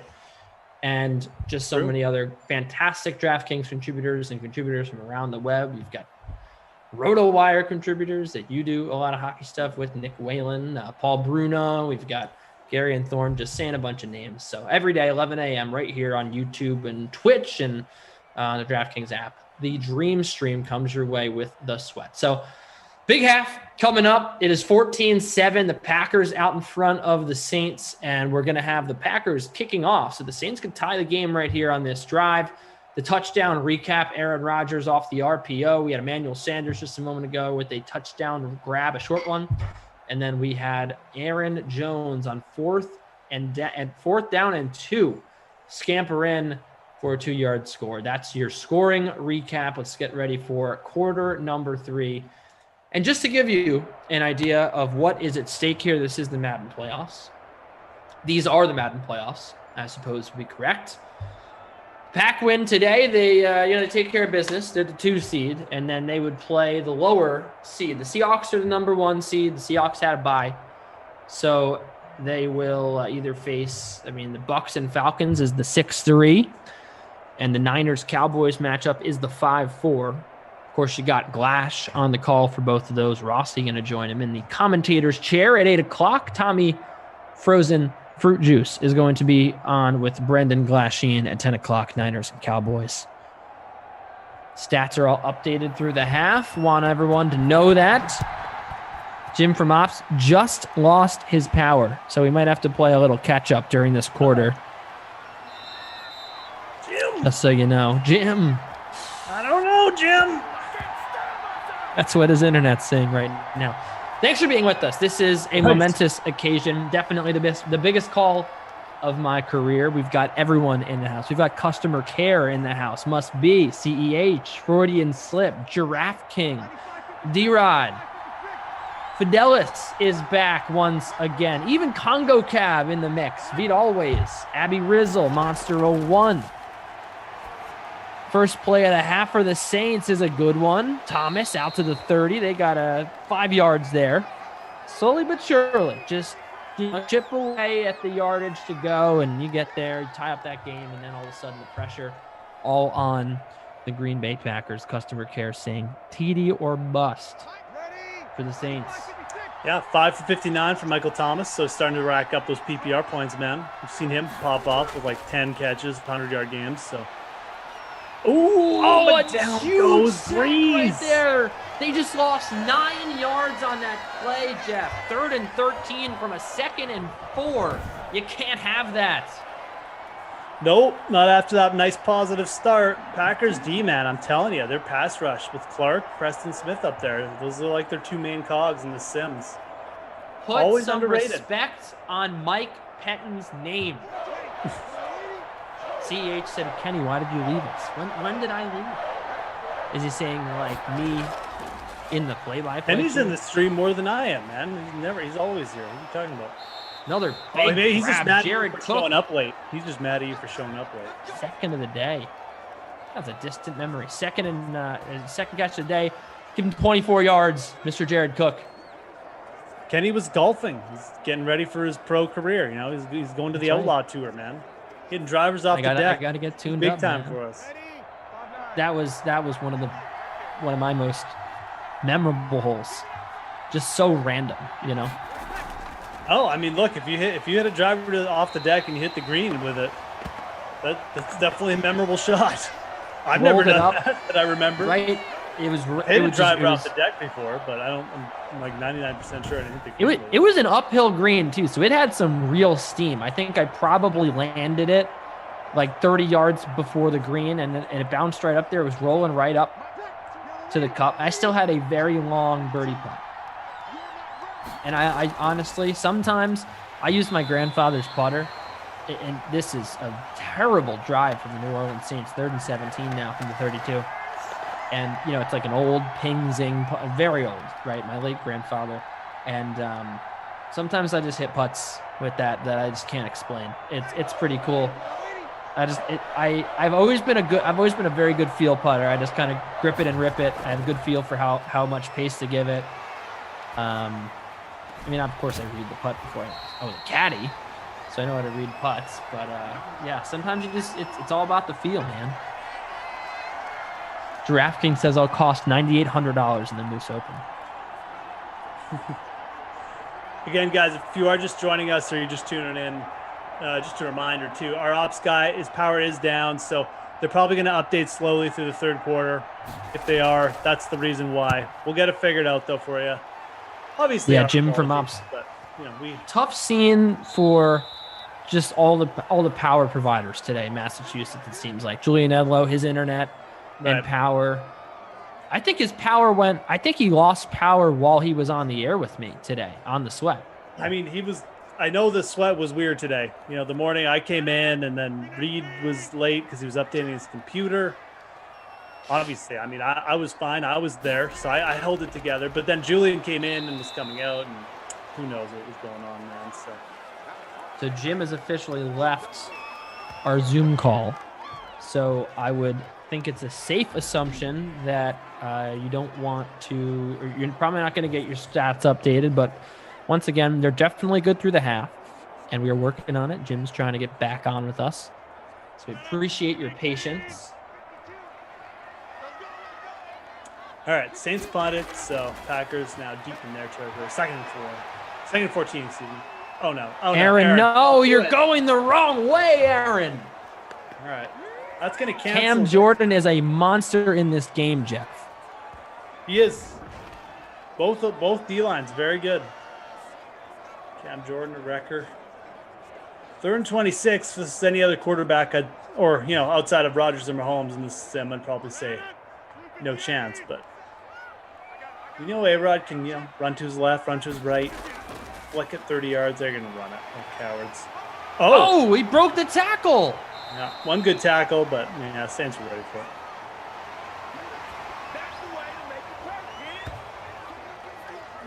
That was a cowardly move by the Packers, but whatever. Okay. It was 4th and 18. I don't want to say the game is slipping away from the Packers, but boy, they have had so many chances to put this away, Jeff. It's kind of getting ridiculous. Yep.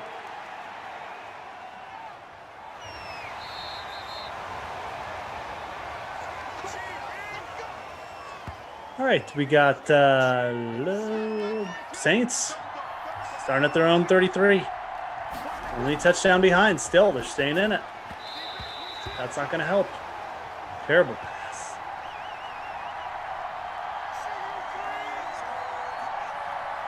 So where'd you play? Where'd you play golf today? Split Rock, New York City's finest golf course. Okay. I'll take your word for that. Yeah, it's nice.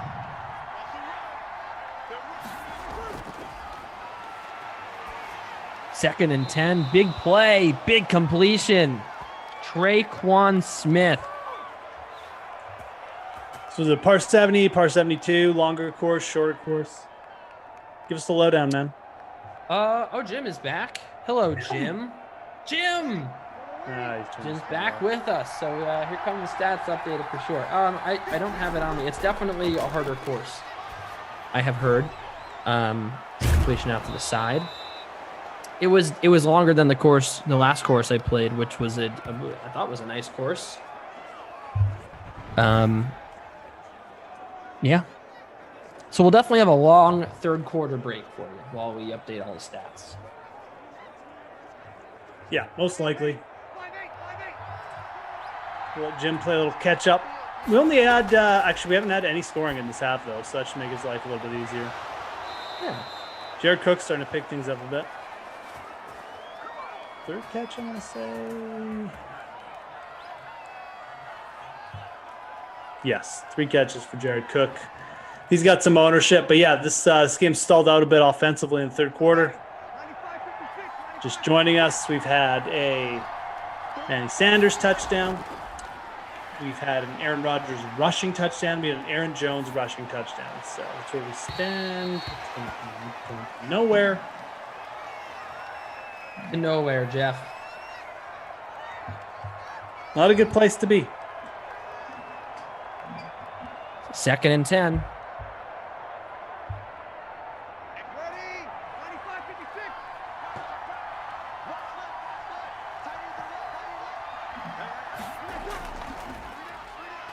Oh, play action. Beautifully done. Drew Brees, all the time in the world, airing it out right side to the end zone. It is tipped and incomplete.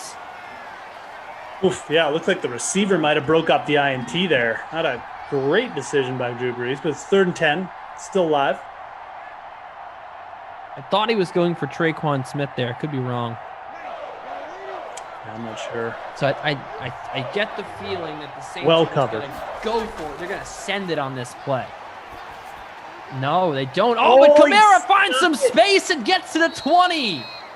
Wow, that was all Kamara. I mean, Breeze put it in there, but Kamara hauled it down in front of the defender and then had the presence of mind to spin quickly. Slower defender couldn't keep up with them, and Abby Rizzle says, let Cook cook. Let's see. Let's see if they get Jared Cook the ball once again. He is on the bottom of your screen, but he's blocking for Latavius Murray, who picks up 4 yards. Yeah. Martyr wants to know what I shot. I'm embarrassed.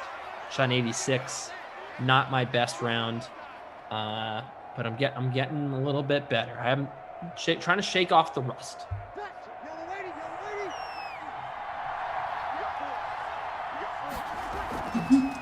Second and 5. Kamara powering through to the 7.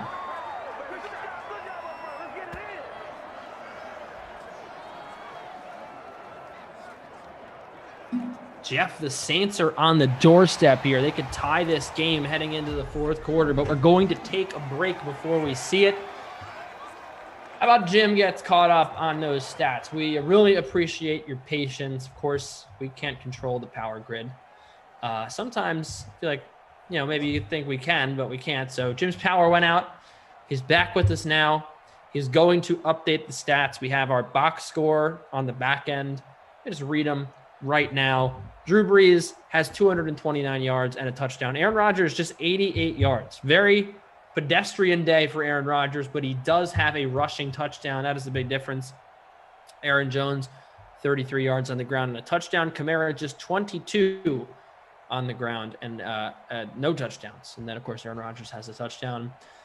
And, in the receiving department, it has been all about Davante Adams. He's been the man for the Green Bay Packers. 4 catches for 24 yards. So I had to wait for the other screen to come up. Michael Thomas is your leading receiver with 5 catches for 59. Alvin Kamara, 5 for 48. Jared Cook, 3 for 35. Manny Sanders, 3 for 49. And he has the lone touchdown of any receiver in this game. Traquan Smith, 3 for 38. No sight of MVS really, or Mercedes Lewis, or Robert Tonyan. You did have 3 catches for Devin Funchess, but the big guys to own right now are probably the touchdown getters. Aaron Rodgers, Drew Brees has had an okay game, and Aaron Jones has a touchdown, and Emmanuel Sanders and Michael Thomas. I'd say those are the 4 that we're zeroing in on right now as the impact players in this one. Ashley Edwards, congratulations. I see it. You're in second place. Way to go. And Fidelis mentioning that, Latavius Murray already had his 1 touch, so we're done with that. T. Breezy was talking about, it's Murray time. We'll see. I don't think most people are hoping it's Murray time. Probably hoping it's Kamara time or more Aaron Jones time. Aaron Jones, like I said, the most heavily owned player in the DraftKings Classic so far. Obviously, we only have 1 game. We only know the ownership percentages from 1 game, but that's where from this game. There's 2 more to go. You're in the $15,000, the $30,000 guaranteed $15 entry. We got a dart to Sanders again from Drew Brees, and it's tied, Jeff. Just like that. Couldn't even get through the announcing the dude at the top. But Manny Sanders, he is going to be the pivotal play, folks. Not sure if you're going to be winning anything if you don't have Manny Sanders in your lineup. Wide open. Beatone Walk says, don't announce / no play-by-play need, Kenny. Isn't that my job? I love it. I love the fact that we're actually doing some play-by-play, and now someone's telling us. Everyone, you know what's so funny? Everyone in the chat is always like, you got to do more play-by-play. How about you guys pay attention to the sim? And we do it. We're riled up. We are just thrilled to be bringing you playoff action on the Dream Stream. And what do we get but a comment that says there's no need to do play-by-play. Don't announce. How can you not announce? Look at how great this game is. It's tied at 14. We're watching with 464 of our closest friends on YouTube, many more on Twitch and on the DraftKings app. Under 8 minutes to go in this one, and it is knotted up. We are starting a new game here, Jeff. Yeah. Manny Sanders, 21.6 points now, 17.6% owned. From a bust perspective, Davante Adams, 7.5 points, not good. Drew Brees has 16.84 points. So really outplaying Aaron Rodgers right now, who I don't even know how many points Aaron Rodgers has. 9.62 points. So getting it done. Like Kenny said, 0-0 going into the fourth, man. Anything can happen now because we're tied up. That's right. It is a level playing field. The Packers started hot with 14 straight. They got that run on 4th and goal or 4th and 2. And of course, Saints come right back. Just like Sean Payton always does. And just like the Saints always do. Are they going to choke and blame it on the refs? Well, here's a good start for the Packers out to the right side. That is not Jordy Nelson. That is, I believe, Robert Cunyon.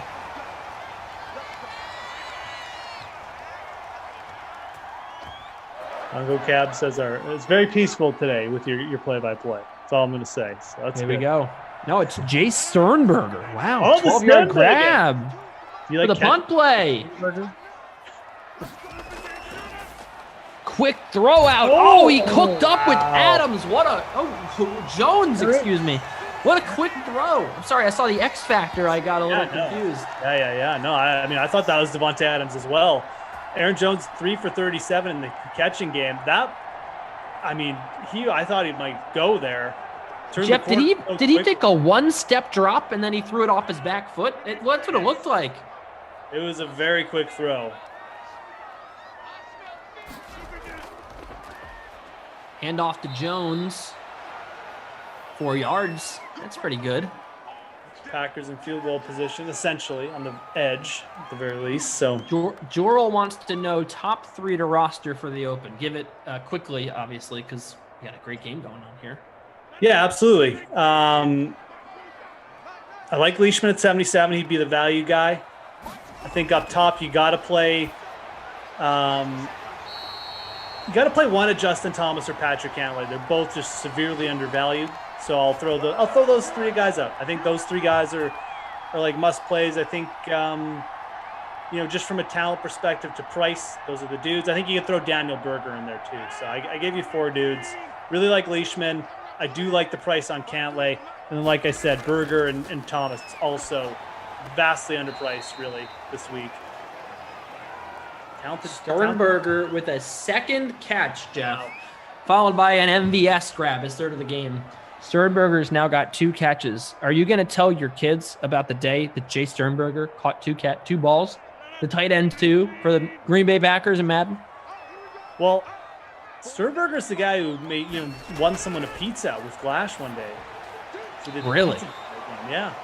MVS again to the 18. I think the person needed 2 Jay Sternberger catches, and he got them in the first half or something, just kind of like we're seeing now. So incredible. Tight end 2 might even be the tight end 3. I can't remember, but I'm down at nearly the bottom of my own contest. I haven't checked my lineup for a bit. I'm probably not doing well though. Yeah, you're in 49th. I'm in 52nd. Hand off to Jones, and not really going anywhere. Mercedes Lewis throwing up a bagel has really got me scratching my head and, on my knees looking at the heavens. And I think, we've got Traquan Smith not having a great game either. Devontae Adams, just 7.5 DK fantasy points. It's a good answer drive by the Packers, though. They're burning a lot of clock, too. So great drive.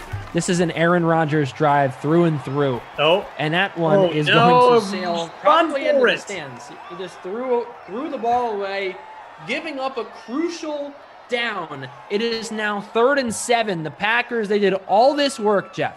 They moved all the way down the field just to have it potentially end with this one play. Are they going to continue driving, or are they going to have to kick a field goal?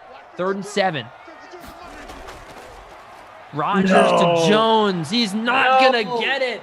What do you do? Do you go for it on 4th and 2 again, or do you just kick the field goal, take the lead, and hope for dear life that the New Orleans Saints don't come back with a touchdown? Cowardly play call there. What are you doing here? 4th down. You going for it? I mean, I'm going for it. I mean, I'm not running it, but yeah, I didn't think the Packers were actually going to go for it.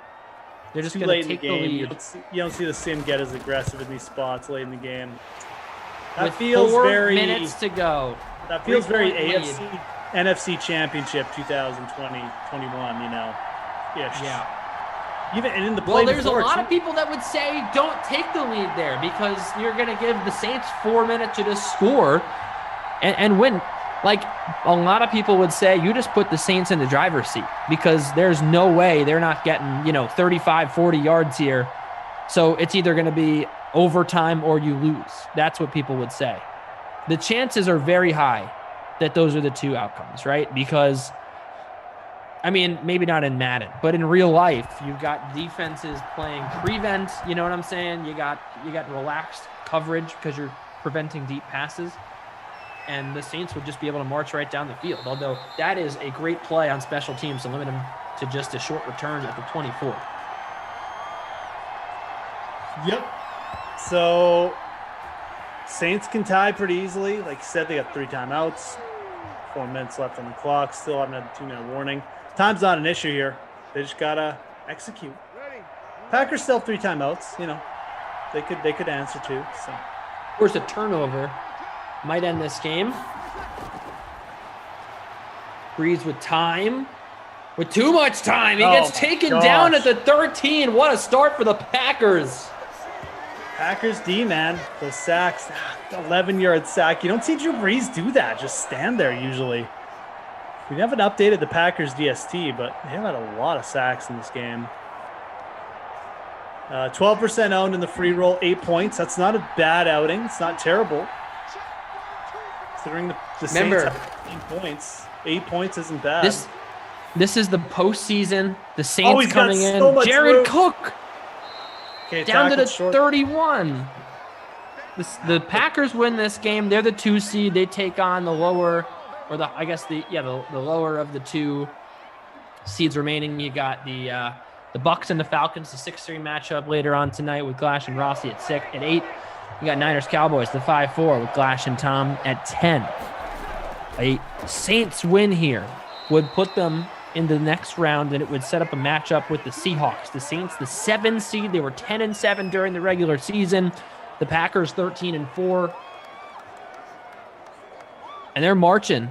Jeff, they got a first down. They gotta keep the gas going. No, they need to continue to move down the field. Time is not of the essence, or as of the essence. I don't know. Throw to the sideline, and that is not going to help. 2 yards, and we're going to get all the way down to 2-minute warning. Most likely. Yeah, it looks like he got out of bounds, so the clock stopped. But Saints, driving here. 2nd and 8. Still on their side of the field. Still enough time left. Should be the 2. That is 2-minute warning. Oh, okay, there we go. Never mind. We really need the 2-minute warning, don't we, Jeff? You need to have it. It sets up like this. 3 timeouts for the New Orleans Saints. A field goal will tie the game. A touchdown likely wins it. 2nd and 8. Packers stacking the box. Now they're going to relax on the coverage. Brees going to get to midfield and then some to Michael Thomas at the 45. Almost in field goal territory. Almost there. And Thomas up to 77 yards. And this is what I was talking about not going for the touchdown. I guess if you don't get it, you're just essentially giving up the game. But, I mean, very easy for the Saints to get nearly into field goal range here. And to throw to the outside. Oh, he's got an open man. The Packers need... That is Jared Cook to the 24. Well within field goal range here. Packers need to stop this clock. Saints trying to pull the upset. They could do it here with a score. On the road, in the playoffs, at Lambeau. Brees in his swan song, throwing for the end zone, got him for the touchdown. Wow. Traquan Smith, quiet all day just to bust the game open late. Potentially a 4-point lead, but 1:06 for Aaron Rodgers, Jeff. That is scary if you're the New Orleans Saints. It is, but since the Packers went up 14-0 in this game, the Saints have outscored them 21-3 since about 2 minutes left in the second quarter. It's been all Saints, man. Drew Brees dealing. That's his 3rd passing touchdown. Wow, this game switched pretty dramatically. Packers, number 2 seed. We were building them up at the start of the game. They're a really tough sim team to beat. They're on the verge of elimination right here. They need Aaron Rodgers magic, and that's it. They don't get it. Their season's done. 4 points. It's touchdown or nothing here. Yeah, the pictures we're seeing right now would indicate it's a loud Lambeau Field. I'd be willing to say it's a stunned and silent Lambeau Field right now because the Green Bay Packers, the hometown team, down 4 with 1:06 left. But they do have one of the greatest quarterbacks to ever play the game on the sideline. Let's see what happens. You can hear a pin Traquan drop. Smith catch was huge, Jeff, for fantasy purposes. He was pretty quiet all day. Now up to 16.2 DraftKings fantasy points. Right. That's right. Yep. Forgot he caught the touchdown. We got Drew Brees, 24.16 points. We got Traquan, 16.2. Sanders, 21.6. If you went with the full Saints stack, you're liking your position. Michael Thomas, only 13.7, but the other 2 value receivers, Sanders and Smith, doing well. Jared Cook even has 12.4 points. Drew Brees has hit the bonus. He's got 3 passing touchdowns. He does have that 1 fumble, but who cares?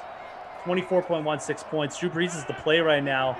Rodgers just needs to keep his team alive. And you do see Jeff Ulrich on the DK Dream stream. Michael behind the scenes with Daniel. Jim on ops. A wonderful game here.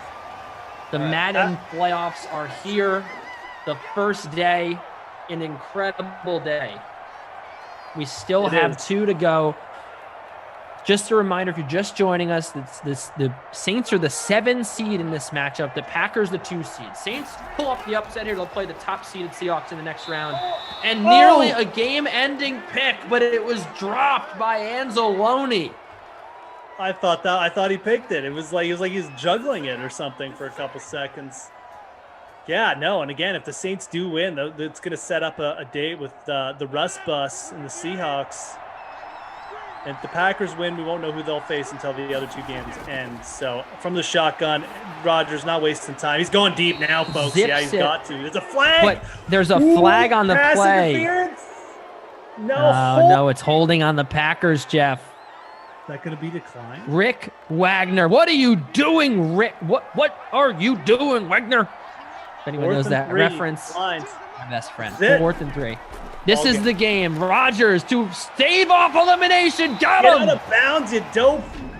Oh, he didn't get out of bounds. Stays in, but the Green Bay Packers, more importantly, stay in the game. Yeah. Okay. That was the game right there, and they stay in it. They still got 2 timeouts, but man, this is getting tight. They're still on their own 42. Aaron Jones would have been very smart to get out of bounds there and save them a timeout. Then they would have had a shot. This is, again, they need something big. They need a chunk play. A stroke of luck or maybe a stroke of genius. Oh, that is Rodgers, that was not genius at all. That. Tackled at his own 38. All right. We got the Packers need a long play downfield, and then they're going to have 1 shot at the end zone. That's pretty much where we're at this point. This is as bleak as it gets. This is like the doors. The coffin has 1 more nail to be put in it, Kenny. You know, the guy in front of it, up top, you know, the corner, he's got his nail. The hammer's in the air. All it's left to do is just come down and strike it and put it in. And the Packers are done. This game feels so real. Oh, what a catch by Devontae Adams inside the 30 into the 23. Oh my goodness, what a strike. 15 seconds. He got past the first quarter. The safety just saving the season for the Saints.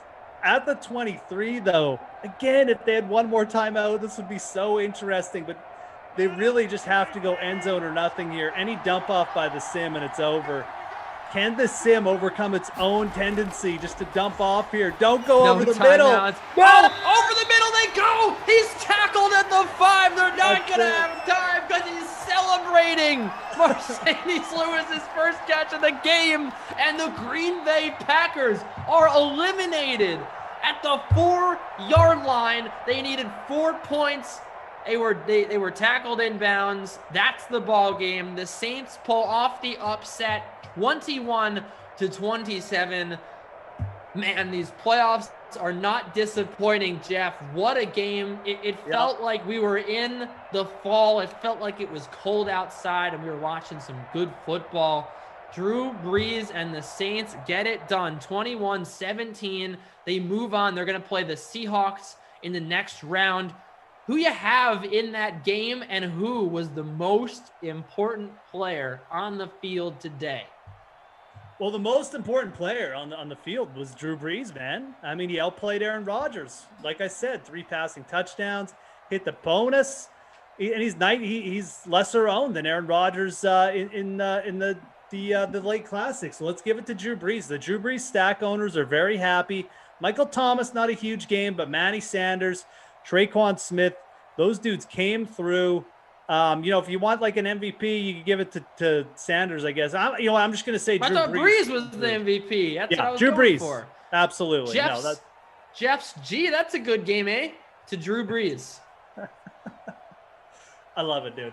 And then, for a guy who didn't produce, let's give it to Devin Funchess, 5.4 yards. He was 31% owned, so he actually was very chalky. More owned than almost any other receiver outside of Michael Thomas. So bust game for Funchess. Yeah, Jeff's not getting in my classic award. It goes to Devin Funchess. What a bad game by Devin Funchess. Yeah, we didn't get much from Mercedes Lewis either. But Devin Funchess, looked upon for a little bit more. All right. What a sim. That was absolutely incredible. Thanks to all. Lisa Robinson, I think that's like the fake Lisa Robinson, but either way, thank you for the kind words, everyone in the chat. It was a lot of fun. Hundreds of you watching as the New Orleans Saints knocked off the Green Bay Packers right here in the Madden Sim playoffs. We got plenty more coming up tonight. The 6-seed Bucks travel to Atlanta or Simlana to take on the 3rd-seeded Falcons. That is at 8. Brendan Glashian joined by Jason Rossi. Then at 10 o'clock, the 5th-seeded San Francisco 49ers are in Dallas to face the 4th-seed Cowboys. Brendan Glashian and Thomas Frozen Fruit Juice, Tommy Freeze Pops, Tommy Popsicles, whatever you want to call him. He's on the call for that one. At 10, coming up next, though, Ross Tucker, joined by Andrew Brandt to talk about the business of football, or his business of football, the Hall of Fame list, and more on the 2021 franchise tag deadline. Again, he's Jeff. I'm Kenny. Thanks to our entire staff, Michael and Daniel behind the scenes, Jim on ops. No thanks to his power provider, the Power Grid, where he lives. But thank you for being with us. Thanks for a great sim. Let's throw it to Ross Tucker. It's the Ross Tucker Football Podcast. Oh, yeah, it is.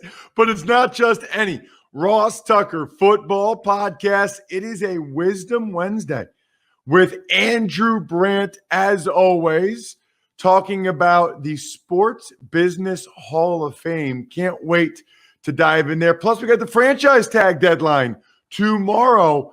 And nobody's talking about it. What's going on? We'll talk with Andrew Brandt momentarily. Big Wednesday here at the RT Media Podcast Factory. We will later on in the Fantasy Feast name 3 more best ball contestants. These are people that either became patrons or took advantage of a couple of our sponsors or just did the Warby Parker home try-on for free, and boom, they are going to go toe-to-toe with me and Joe on the DraftKings Best Ball Draft. We are presented by DraftKings. We'll have a Spread the Word winner, a sponsor confirmation email winner, and a YouTube shout-out. All of those tomorrow. Get in on it. Speaking of shout-outs, today's patron of the day, Giancarlo Libertino. That's a great name, Giancarlo. Giancarlo Libertino. He is the patron of the day. Patreon.com/RT Media. It's Big Show time. The Big Show. All right. We talk to him not every week, but almost every week. And even if he's not here on the Ross Tucker Football Podcast, every week he is doing a new episode of the Business of Sports podcast. Now, Andrew, truth be told, I did not get a chance to listen to it yet, but I did read your story over at Sports Illustrated, MMQB, about the Sports Business Hall of Fame. You have been tweeting about this and talking about this for years, and you finally did. Andrew, of course, if you're new, longtime NFL executive, longtime agent. Now he's got a bunch of different gigs. He writes for MMQB, and he advises for Gary Vee and Vayner Sports, and he heads up the Sports Law Institute over at Villanova. But he also just created, for the first time ever, the Sports Business Hall of Fame. I love it, Andrew. They even had good graphics for you and everything. Good morning, Ross. Yeah, good to be with you. I got the hat on today at haircut day, so I don't want to freak out your viewers with my hair right now. Something I've been tweeting about this forever for people who follow me, and when these contracts come out for players that haven't really achieved levels of success on the field that they have off the field in my world. So the Sports Illustrated editors said, in the slow time of year in July, why don't you do this? Why don't you put together a Business Sports Hall of Fame, and we'll do some graphics, as you mentioned, about who's going to be the headliner. And I think we all know, spoiler alert, it's Sam Bradford. I just looked at it, and the Sports Illustrated editors made some cuts. So I came in with 20-something names, and they said, no, we got to get it down to 12. So without teasing too much, 8 quarterbacks, 4 non-quarterbacks, 12 new inductees into the Andrew Brandt Business Hall of Fame. I'll do it again next year. And I want people to sort of look at it. Let me know. And as you mentioned, it was a nice opportunity to do a companion podcast where this was kind of a nice merging of some of the media I do, where I could do a podcast about the column, a column with the podcast. So I went through it. You'll hear it with all the guys. And I talked about some of the honorable mentions that just missed the cut. So it's an interesting list, and it's kind of a labor of love, and I think it's doing well out there on the interwebs. People should check out the podcast. So my one question, because I want people to check out the podcast as well and listen to your logic and going through the guys and all that stuff. Is this a list that you want to be on or that you don't want to be on, Andrew? From a football point of view, you probably don't. And some of the guys that missed the cut, Ross, were tough because the 2 Matts, okay, let's talk about 2 honorable mentions. The 2 Matts, Ryan and Stafford, are going to go down, I think, in the top 5 earners in the history of the NFL. Are they overpaid? I don't know. You know, they've done really well in the NFL. They probably are top 10, 12, 15 quarterbacks. But, you know, there's a tough thing. So they probably don't mind being on the list. They've achieved the level of success. So we kind of looked for under that, where they've had not that much success. And then you have the bust category headlined by Jamarcus Russell and Brock Osweiler. But you probably don't want to be on it. But you look back at names, a couple of giveaways like Larry Fitzgerald and Darrelle Revis. Yeah, I'm sure they're happy to be on it. It's a good point. Really good point. I got to tell you, some of the guys on there, it like bothers me. Like Chase Daniel bothers me because I just played so much more than he did. And it's crazy how much more money he's made. And look, I'm not like, I mean, I guess I am jealous if I'm being honest. Like I wish I made half. I'd be crying tears of joy if I made half what Chase Daniel made, and he didn't play half as much as I did.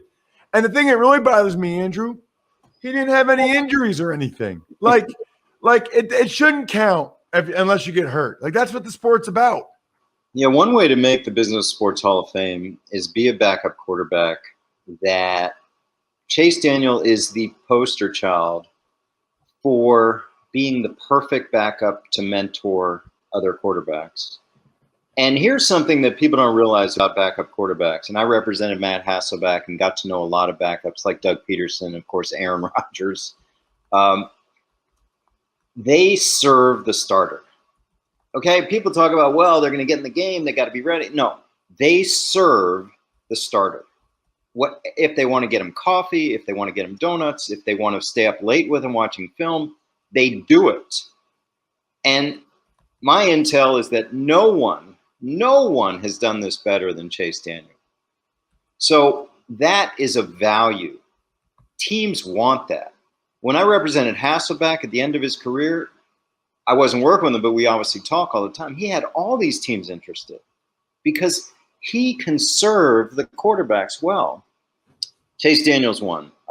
Nick Foles is on the list. Alex Smith is on the list. You know, these are quarterbacks that just find their way. And, of course, Ryan Fitzpatrick. Ryan Fitzpatrick signed all these deals to be a backup and proved himself to be a starter. So this is how you make it in the league.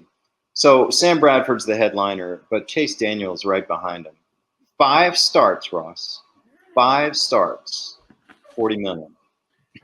I know funny because like Fitzpatrick, like I feel like he's earned every penny, you know, whereas Chase Daniel, it's like, I don't know. He's still there for the Chargers with Herbert right now. It's crazy. The other thing that's crazy, Andrew, is the franchise tag deadline is tomorrow. And I think it may be the quietest franchise tag deadline I can ever remember. Why? I don't know. I just think, I guess an easy excuse is COVID and a uncertain cap, not only this year, but next year. This year, of course, but they're already counting that money. I just think in terms of putting forth these huge contracts, and back to my list, you have the Kirk Cousins, I'm giving away the names, but you have Kirk Cousins and Trumaine Johnson on it. And they, more than the teams, decided to play out tags 2 years in a row for each of them that made it a great financial decisions leading to free agency. So I think it's partly the teams, but we don't discount the fact it's coming from the player side too, about what to do, because financially it's been rewarding to play off these tags. And for the teams, my saying, Ross, teams would rather rent or date than marry, because why sock in all that guaranteed money if you just have them for the year and you can rent them. So we'll see. I mean, full disclosure, I have some dealings with the agents for Allen Robinson. I'm not going to share what we're talking about, but that situation's going on, and probably the likelihood of all these guys is not to do something. It's so unique with the cap going down. I guess on some level, I understand why it's hard to get a long-term deal done. On another level, though, it would seem like this year more than any other, the teams will want to get a long-term deal done to not have these big one-year cap numbers with the cap having gone down. I think they've gotten through it. These teams that are carrying these Allen Robinson, all these numbers, they're there. They've accounted for it. So the time to make that decision was February, and now they'll deal with it. I don't even know, Ross, how many of the guys we have. It's been a while since I looked, but I guess I'm predicting, no deals. So I think that's where we are. You're right. It used to be a much bigger deal, but not anymore. A lot of teams just holding their powder in this down cap year. The one in particular situation I did want to ask you about was Marcus May with the Jets, because that's the only one where we've gotten any hints of discontent. Ian Rappaport had multiple tweets yesterday about it's gotten contentious. That's the only one where you really heard that, Andrew. Yeah. I mean, sometimes the franchise tag gets to a point where it's just a complete difference of opinion on value. And it can get rough. So you're looking at that as, okay, we're going to date 1 year and then we'll go our separate ways. And that's where we are. The business of football gets tough. It gets emotional. It gets raw. I'm sensing from what you're talking about that Marcus May is just pissed at what they see as value. But that happens. I've been there. Yeah, and I think it's interesting, pretty clearly the agent, is frustrated and talked to Rappaport about that. Your thoughts on that as a strategy? Yeah, media is everywhere. I just think we're in a different age now. I mean, there's so much media, so much spinning that I don't think people make too much of it. And I will say this, even back in the day when I was running a team's finance, I didn't care. If an agent wants to play the media, it's not going to change things. It may, in fact, hurt things with us, the team. But you can't control that. I mean, agents are going to vent. The one advice I always give to agents is that, like you write an angry email, or send an angry text, just before you talk to that reporter, just let it sit, let it sit. Don't go off the handle right away. Last thing I wanted to ask you about, Andrew, you're always all over not only the business of sports, but anything dealing with legal, anything with lawsuits. And I haven't been following it that closely, but evidently Stan Kroenke, the owner of the Rams, had a pretty major loss in his court case against the city of St. Louis. What do you know about that? What can you tell us about that? And what does it mean, if anything, moving forward? It's been a long running lawsuit by the city of St. Louis against the NFL and Kroenke. The primary legal argument is fraud. They fraudulently put together a scheme to move the team to LA. Didn't give St. Louis a chance.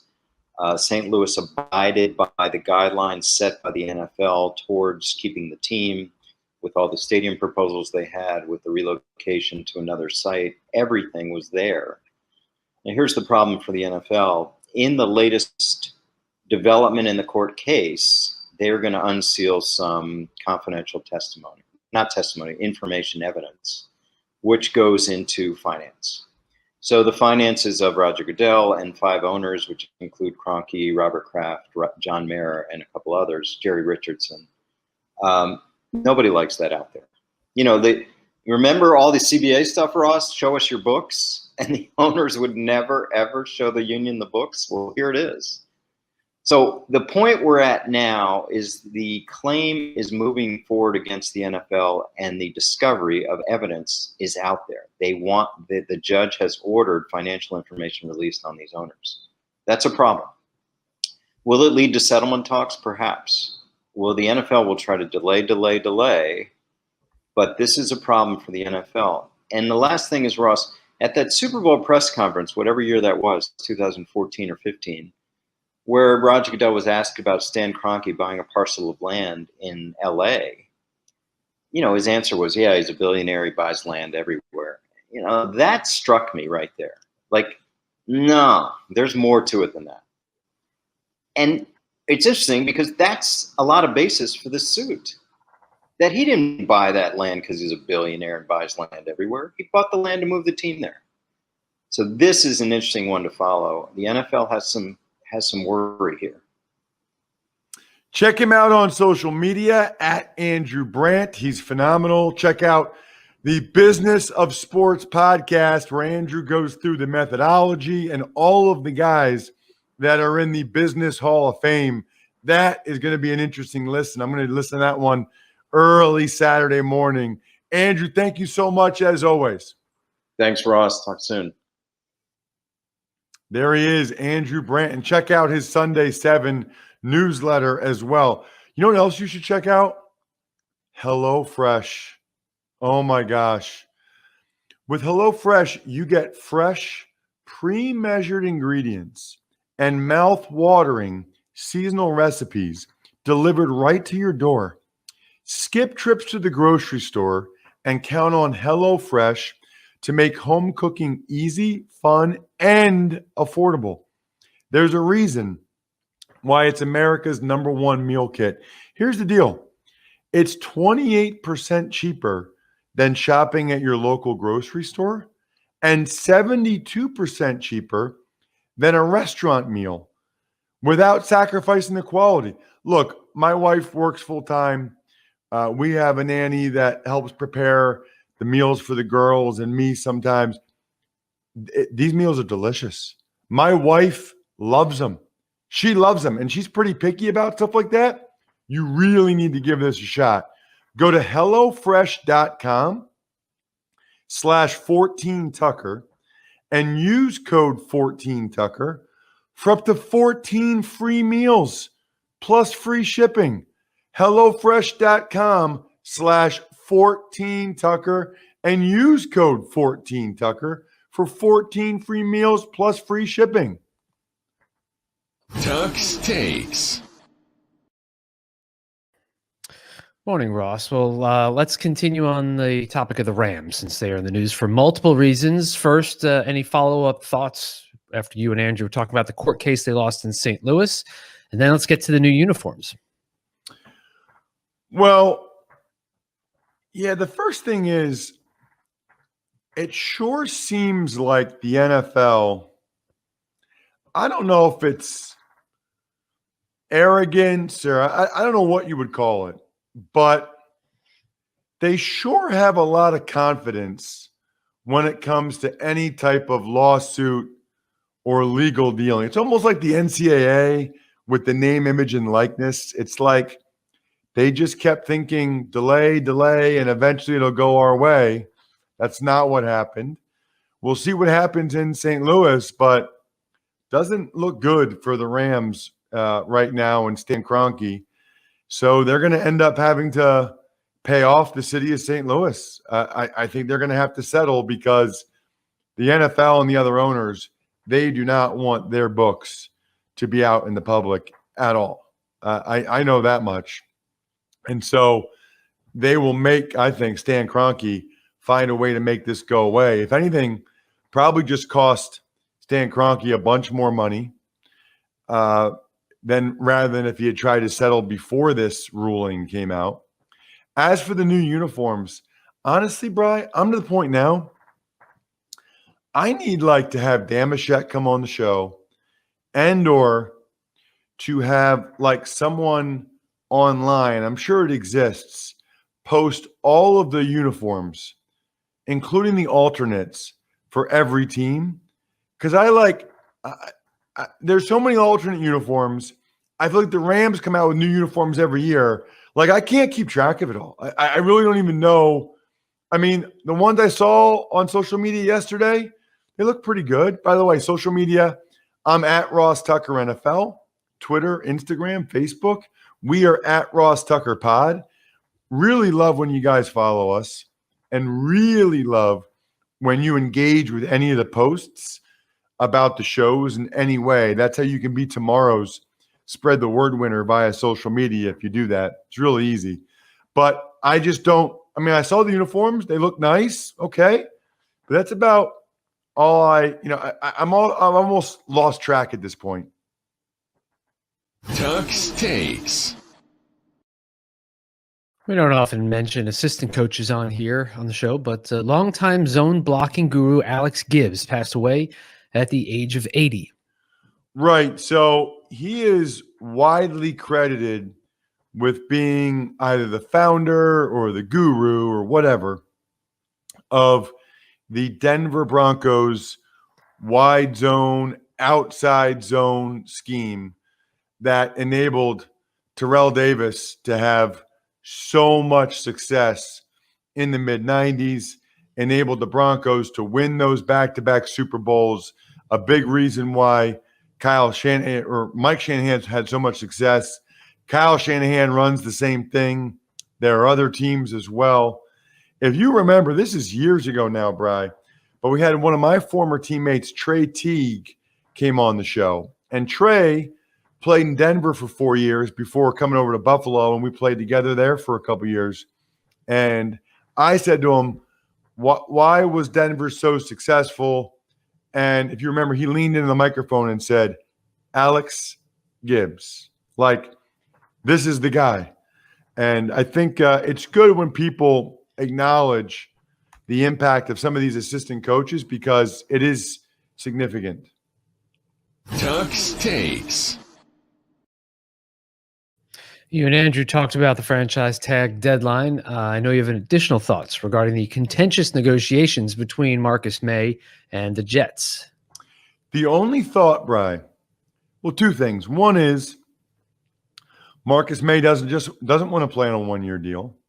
He wants a long-term deal and the guaranteed money that comes with it. And so he's frustrated. Some guys have learned to love or at least live with the franchise tag. Others, they don't like having the injury risk hanging over them, and they want the guaranteed dollars that come with a long-term deal. So that's the frustration for him as a player.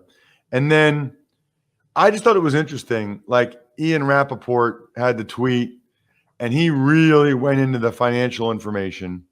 And it was like, per my source, like at that point, when you're that specific with the contract negotiations, you might as well just say the agent's name, right? Like, it's so obvious it's the agent.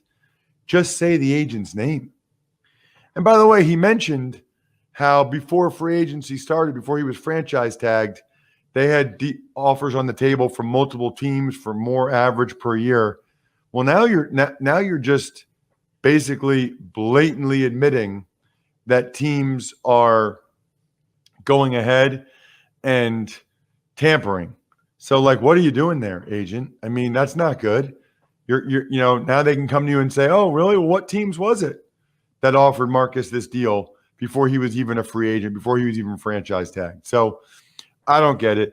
Before we get to Bri, an email question, just wanted to mention, hey, whether it's HelloFresh or Raycon or the Warby Parker Home Try-On or DraftKings, you guys send me anything.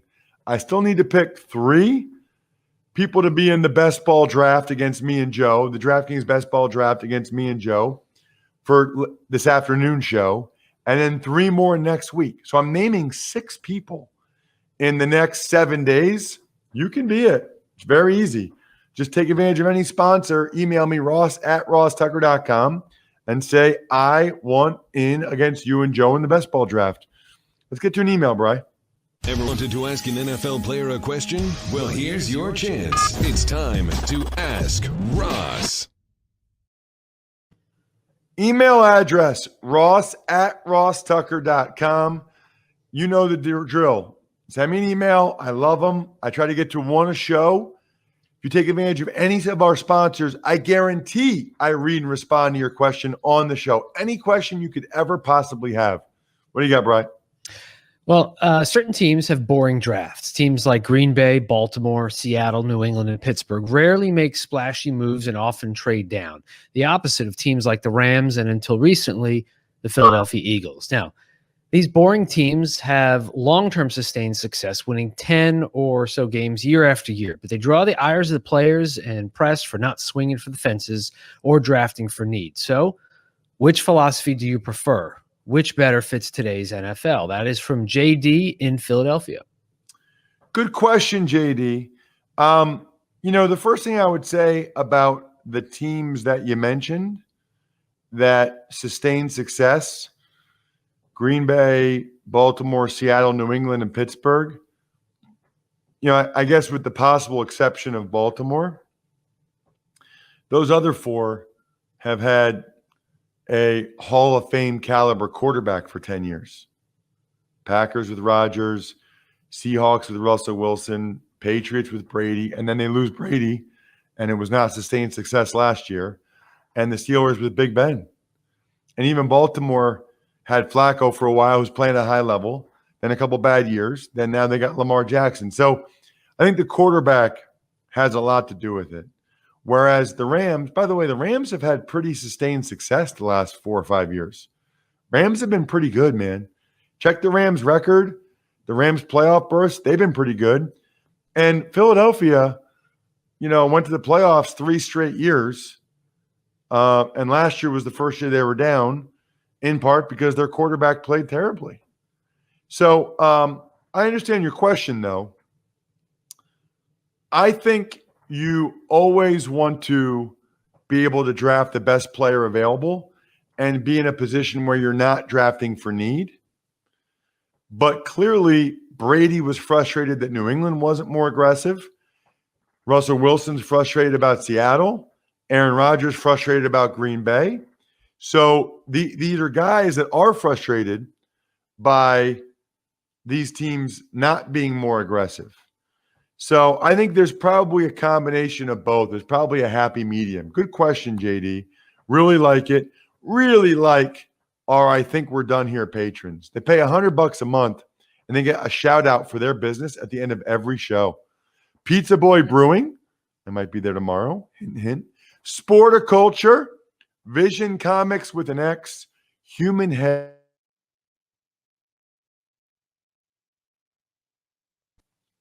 The Even Money Greg Cosell breaking down the AFC West. The Even Money podcast yesterday with Dan Bach was awesome. We'll have Jason from the Fantasy Footballers, Jason Moore, on today's Fantasy Feast. Other than that, I think we're done here. Thanks for listening to the Ross Tucker Football Podcast. Make sure to also subscribe to the Fantasy Feast, Even Money, Business of Sports, and College Draft. All available at Apple Podcasts, rosstucker.com, or wherever podcasts can be found. A lot of times on the show, I mentioned DraftKings. Here's what you need to know. You got to be 21 or older, New Jersey, Indiana, or Pennsylvania only. New customers only. Restrictions apply. See DraftKings.com/sportsbook for details. Gambling problem, call 1-800-GAMBLER, or in Indiana, 1-800-9-WITH-IT. By the way, if what I was talking about included a deposit bonus, doesn't always, sometimes it does. Deposit bonus requires 25 times playthrough, and deposit bonuses are paid out in site credit.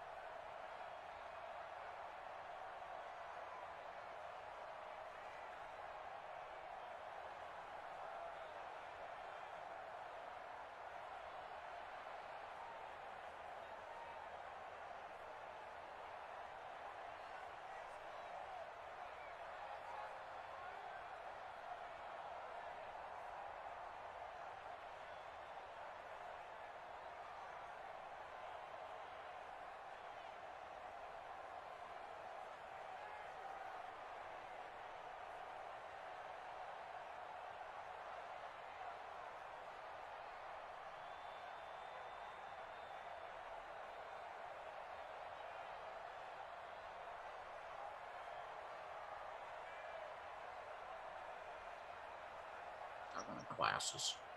Hey, hi, what's up? Whoa, who's this guy? Dude, they look good. You look nice. 4 eyes in the house, baby. It's so weird looking at myself with glasses. It's very bizarre, but I'm very excited to now see what the world is. I did not know that the world had such edges. I had no idea. It's amazing. And I also look absolutely horrendous. I did not know how disgusting of a human being I was. Like all these little hairs that you see up here, Glash, like you probably saw them this whole time. I knew they were there, but then when you really see them, you're like, ugh, gross. But now I see you, Sim Fam, and I love you. You look way older and smarter than you used to. Older and smarter. Okay, I'll take. Nah, what the hell? I appreciate it. Like a good old, like a sharp old, not like a crusty old. Yeah, back in my day when they used to be doing simulated football, I remember throwing the pigskin around in a leather helmet, and they called it a pigskin because there actually was a pig. Yeah, not that old. We have the Bucks visiting the Atlanta Falcons. Falcons won the NFC South. Tampa, the visitors. Tampa Bay used to wild card weekend, Rossi. Yeah. They can handle this. They'll be fine. They're the 6th seed. Falcons are the 3 seed. We do have a free roll up on the DK SimFam Friends League. What does your lineup look like? So I, maybe foolishly, I'm trusting my guy again because there's only so much time left on the clock where Julio Jones will be a Falcon. Captained him. I feel like I got a good lineup here. I went with Todd Gurley and Calvin Ridley for the Falcons. A lot of passing I feel in this game. A lot of offense. Mike Evans, LaShawn McCoy, and beam me up, Scotty Miller is rounding up my lineup. So no kickers, no defense. I feel like we're going to get some offense here between these two teams. Okay, so recency bias kicking in for me. Todd Gurley had one of the sims of his life the last time I was here in Simland. Maybe that was the one before because doesn't look like he did that much against the Saints. Oh no, he did. Pardon me. 5 catches, 135 receiving yards. My. So put him in the captain. He scored 31 points last time out against New Orleans. I have Brady, Julio Jones, Mike Evans, also Scotty Miller. Oh, nice. And Ryan Suckup. Mr. Irrelevant from back in the day, Kansas City. Now he's the kicker of the TB Bucks. I like it. Always like when I hear kickers in lineups. Can't get a zero. I never feel like it's an awful idea if you want to load up on other pieces to take the cheaper kicker. A couple $100 matters.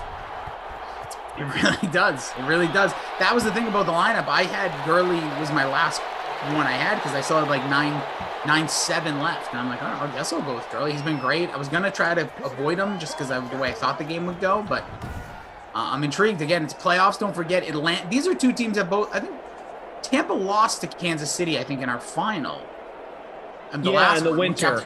Yes. Or Super Bowl. Yeah. Or the bracket challenge. Pardon me. Bracket challenge, good call. And then the Super Bowl, Atlanta was the victor. So this is one of these two teams will not return to the championship, and we're going to see it happen here. Cena, what's good? T Breezy has Ridley, Ryan, Julio, Hurst, Gronk, and Miller.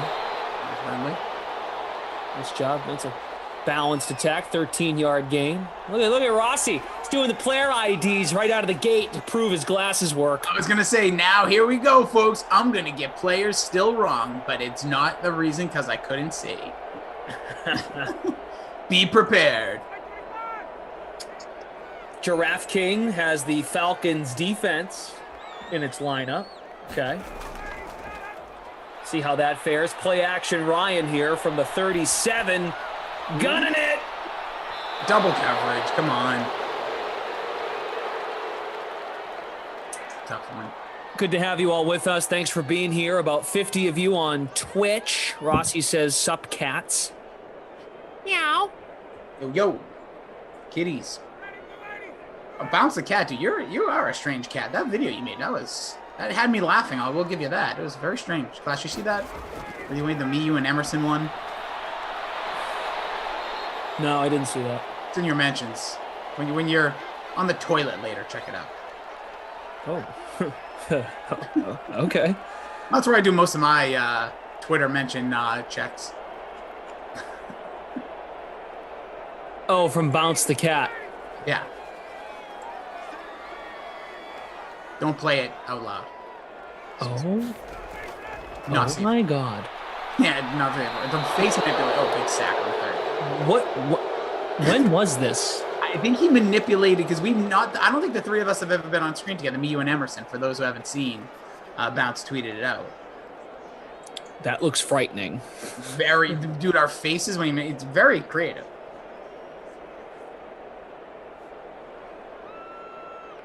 Bad boys of pop. The arm is strong on Matt Ryan. Yep, but they're punting. Sean Callahan, thank you. Yeah, I watched a little bit of the first half. WNBA All-Star Game leads into the NBA Finals tonight, which is good. Yeah, I like that. Got the push nod from ESPN, so I said, let me check it out. Yeah, man, it's the Olympians, Team USA against Team WNBA. So those WNBA All-Stars, they're motivated because they were snubs. Love that. Actually, I kind of like that. That's like a cool way of looking at it. You weren't good enough. Pretty much. I mean, that's kind of the idea in terms of why they might be motivated. And there's some true snubs, like Candace Parker, 13 years in the league, not on the Olympic team. Arike Agumbawale, first-time All-Star, but she's fantastic. Shout out for that pronunciation. No Connecticut Sun on the Olympic team, which is a bummer. The Glash curse, I heard. Emerson Screwdriver, go do WNBA. You are no longer one of us. Oh, see you, dude. Interesting. Okay. Energy of the sim is strong, bad boys of pop. There's a good energy in the sim. Uh-huh. Love it. Falcons just punted. I'd be stunned if there were 3 teams from this division, these 2 in New Orleans, in the postseason in real life. Stunned. Yeah, it's if you really had to pick 3, would you pick Atlanta or would you pick Carolina? Atlanta, I would. I feel the same way. Like, I just don't know if Sam Darnold's going to have that much. New coaches for Atlanta, like, did they turn it around? And even New Orleans, like, they could have a real down year. I think overall you're right, though. The point being, I think 3 out of the NFC South, unlikely. I could see Atlanta, like, being in it and then falling apart at the end. Because the quarterback, I know Matt Ryan hasn't been great the last couple of years, so must be, don't yell at me. But, like, Matt Ryan could give you a one-off good year. He was an MVP. If must be, what cracks me up about must be is, you know, he has such belief in Cam Newton. Well, Cam Newton was an MVP, was in the Super Bowl a couple years ago. Well, what about Matt Ryan could very well do that again. Absolutely. He has more of the, you know, I guess, prototypical quarterback, you know, skill set than a Cam Newton does. So I would say Matt Ryan, absolutely, especially with the weapons. You know, he's getting a Kyle Pitts. If Calvin Ridley makes the jump, and if that defense can keep them in games, could happen. Fizz on Twitch, don't sleep on the offensive weapons in Carolina.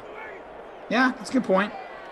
Oh, yeah, true. If Sam Darnold really does get his fresh start and things go well, could be a match made in heaven, him and Matt Rule. Yeah, he's playing with the best running back he's played in his career. Not that he's a long veteran in the league, but he's going to have Christian McCaffrey. Him and Robbie Anderson were a really nice duo 3 years ago now, 3 years ago. And time is all over the place. It wasn't the ghost year, the year before that. And then you have, you know, guys like DJ Moore. Yeah, he does. That's a good point. I'm saying that's why, like, Matt Ryan, could he have like a one-off decent year? That's why I don't get must be. You love Cam, but you won't give Matt Ryan his due. Really, really interesting. Robert says, curious start for a stack. What's your stack, Robert? What's your stack for this one? Ooh, Matt Ryan, little fake. Gurley. It's gobbled up. Gain of 1 to the 46. Yeah, that's true. Pitts is a game changer. Yeah, I mean, that's what I'm saying. Like, they're going to have some pieces. I know they lose Julio, but Calvin Ridley's still a very good player. Listen, Calvin Ridley, you know, had almost 1,300 yards, double-digit touchdowns, and then you have Pitts coming in. Even if he can't live up to the expectation right away, he's still going to be viewed as. And then you still have Hayden Hurst, a guy who is, you know, above quality tight end in this league, and he can catch the ball. Saw what he did with the Ravens a few years ago. Didn't really live up to it last year. And Mike Davis out of the backfield. I don't think he's a full 17 game, 20+ touch running back, but he's valuable. There's no reason they can't be good offensively. I cannot speak to the defense. The defense is going to be tough, and the whole new coaching GM, whole new philosophy in there. On the run, that's complete. Who is this? We're going deep in here. I don't know, 48? No, that's the other teammate. I thought it was Keyshawn Johnson. K. Smith. We got Kevin Smith. Kevin, I think you're right. Keith Smith. Glasses won't help us there. Nope. You can have the best eyes in the world. You can have 30-30 vision. Daniel, that's a great point. We have producer Michael, Daniel, and hey, Jim! Jim from Ops. Jim doing an NFC wild card game. Hey, Jim! Jim. Ooh. Oh, now is the carpet all wet, Todd? All the way to the 16. Slippery. 2 for 15. Gurley owned in 47.6% of lineups, 12.8% in the captain. We are talking the $250 free showdown. There is a big money contest on DK, the late classic, the Madden postseason kickoff. It was a $30,000 contest, $15 to enter, $10,000 to first place. Oh boy, ball on. Oh, pick. Whoa, whoa, whoa. Hey, yo. Whoa. Picked up by the big man from I think it was number 3 overall. Jake Matthews. Not Jake Matthews. Matthews. Other Matthews. Corey Matthews, maybe. Boy Meets World. 'Cause Boy Meets World. 3. Oh, I think my cat's acting up again. You want me to bring him to Galoshes? It's just time. Hey, Sarah, I'm going to drop time. End zone. Oh, wide open. Julio. There he is. I was right, Jake Matthews. But there it is. What a pass. Matt Ryan rolled out to his left. Nobody near him. Just had to make sure he got the feet down. If there's a review, spoiler, it's going to be a touchdown. Look at this. Nobody even close. Julio Jones, boom, boom, puts them both down. Very sleek looking all black unis here from Atlanta. So 7-0 in Hotlanta, wild card weekend. Wild card Wednesday. The winner of this sim takes on the winner of the 10 p.m. sim, which is between the Cowboys and the Niners. Cowboys. Hold on. Rossi's got to run away for something. We'll find out what that is. Hopefully his glasses are okay. What was I saying? Oh, Cowboys are the NFC East winner, hosting the San Francisco 49ers. So the winner of this one plays the winner of the next one. Must be. He had a guy named Greg Olsen. Ever heard of him? Greg Olsen, tight end of the Seattle Seahawks and Simland. Must be. Come on. Come on. CEH. Glash Groupies. That's a new one. I like that hashtag. JE flexed Julio. Jellyfish faded Julio. Needs Ridley, Gage, or Hurst. Justin Harden says, nice. Oh, Brady in traffic to Godwin. Got it.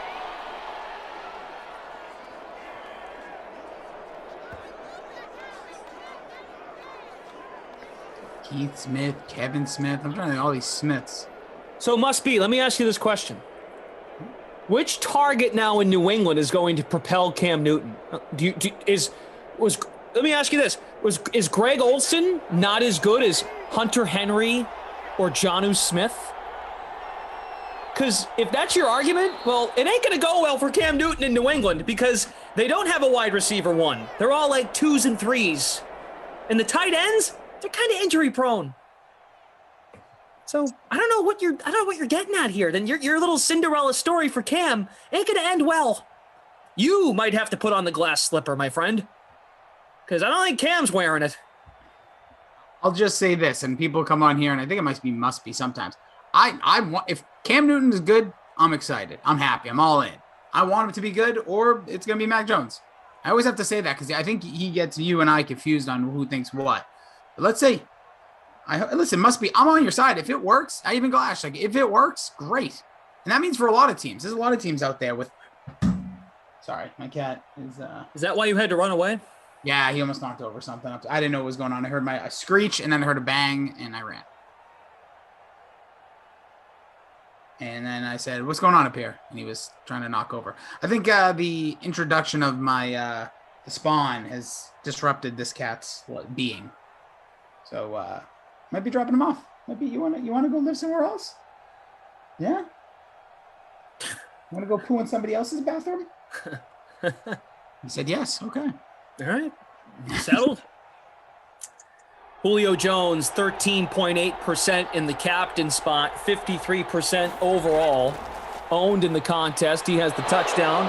Abby Rizzle asking to confirm those are prescription glasses? Those are prescription glasses. The blind man can't see.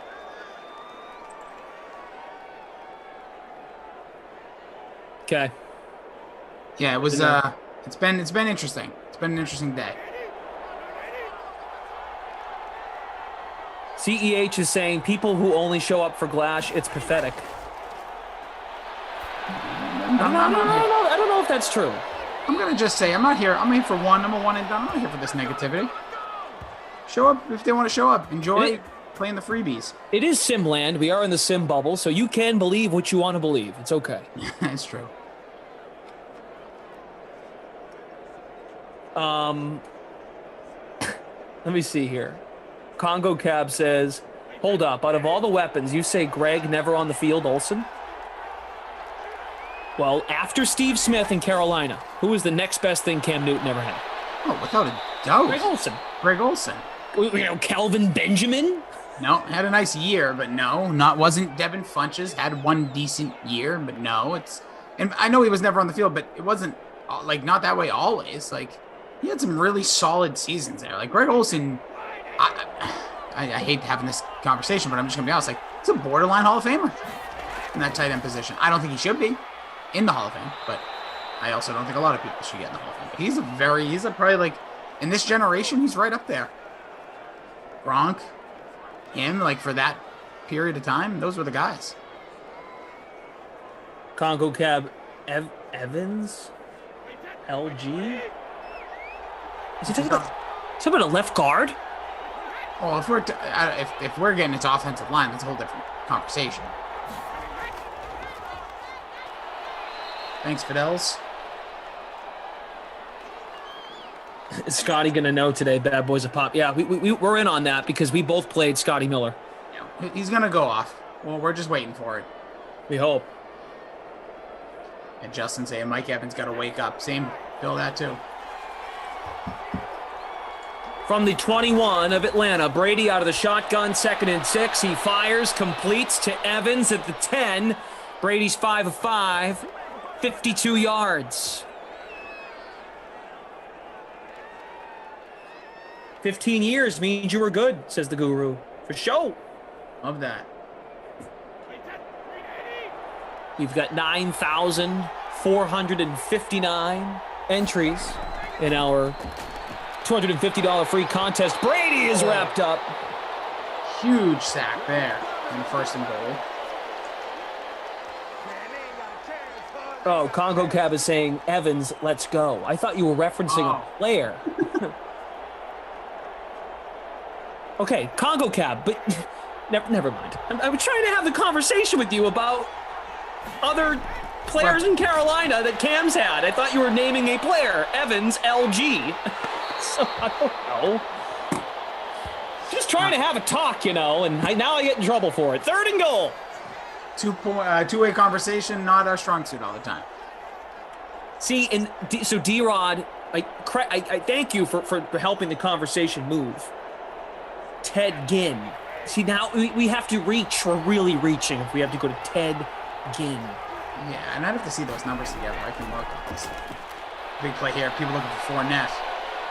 Ooh, another. Wow. That's a huge loss. They were at the 9-yard line, weren't they, on that first play? Now they're at the 33. Sorry, my cat is legit all over me here, but you gotta beat it. Mr. Miyagi, who scored for the Falcons? Julio! Captain, baby. Here comes Koo. Oh, no, suck up. Excuse me. It's a guy just inside for 49. Oh, look at that. Money. Let's go. There it is. Also, yeah, good point there. D-Rod, D'Angelo Williams, Jonathan Stewart. D'Angelo was great. He had some really, really strong years there. Look at this now. I'm just going to look at the Super Bowl team. Like, who was on there? Emerson Screwdriver. Glash is not a PR guy. Try me. What does that even mean? Why, Glash isn't supposed to be a PR guy. I can do it, though. I can fake it. Try me. Of course you can fake it, but that's not what we're here to do. That's it. You never get motivated when someone tells you can't do something? I mean, there actually are some things I can't do. But well, yeah, it's not about that, though. Like, this is not, this is the hill I will not die on here. I just want everyone to be happy and smile and have fun. Same here. People aren't happy. That has nothing to do with us.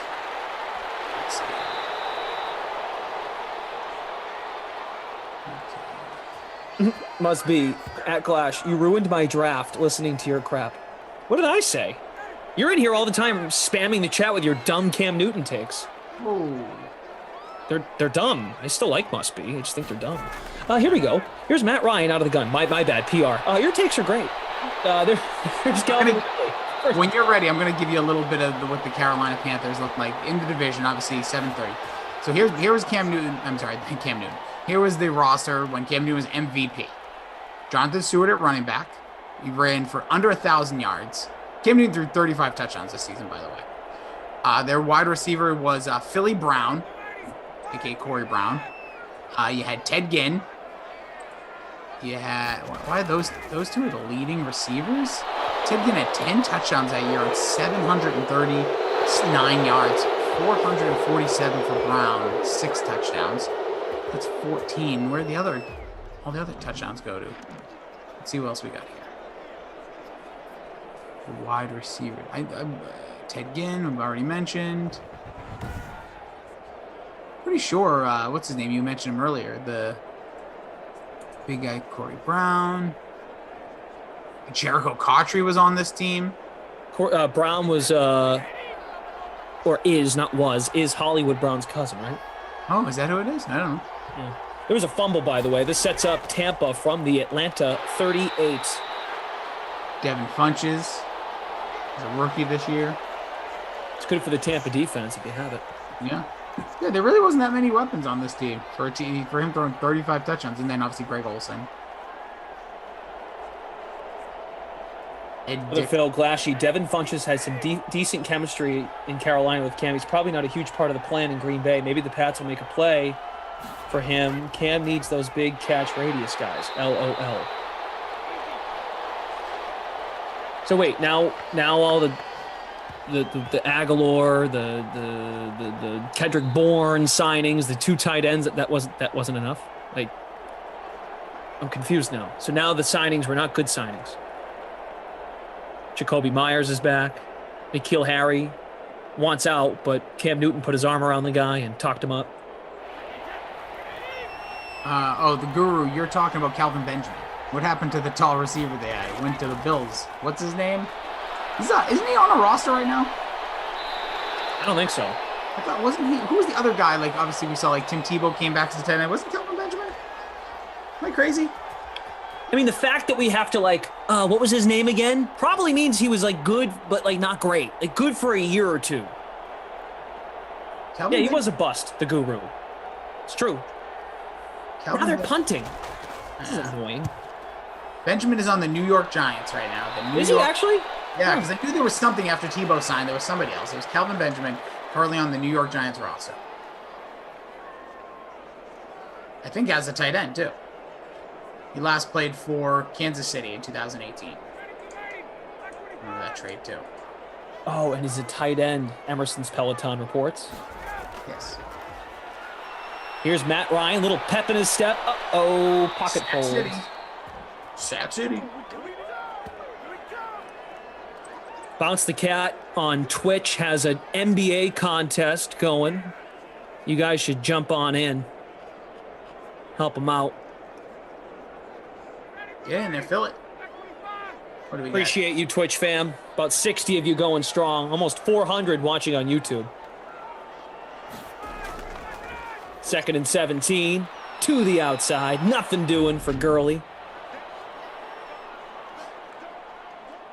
Wow. Lack of offense in this first half. Big time. How many folks in our free roll tonight? 137.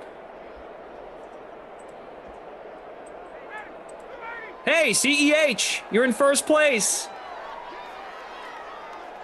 Falcons D, captain. Nice work. Keep it up. 3rd and 18. Let's run the ball from the 6. I guess they're just playing conservative. And I'm not going to push it at this point. Shampoo. Star Wars muffin. Shampoo says too much defense. Yeah. Well, if you're rostered the defense, you're maybe not enough. And CEH has got to be happy about this. Falcons D, 1.5% captain in our contest. Yep. We'll see here. Tampa Bay also don't sleep on Brady with. I know it's just one timeout, but it was about 50 seconds to play with. Needs about 35 yards to get a field goal. Doesn't seem unreasonable. And don't be. I wouldn't be shocked if he throws a couple deep ones. This could be time for Mike Evans to get involved. Maybe Godwin, Gronk, Scotty. Maybe a Tyler Johnson sighting. Yeah, we're seeing all the sacks because it has been a saxy kind of night so far. Godwin in the slot. Evans at the top of the screen. But Tom. Uh-oh. Hippity hop. Throws complete. Scotty! See, now it's going to be interesting how much time is going to be taken off the clock here. Probably get the snap somewhere about 25 to 20 seconds left.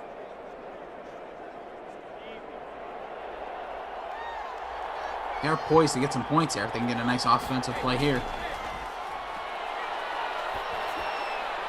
It's the same way. Look at that. Okay, let's go. Godwin, 4 for 47. Probably going to call the timeout. What, 6 seconds left? No, 10. What a random time to call it.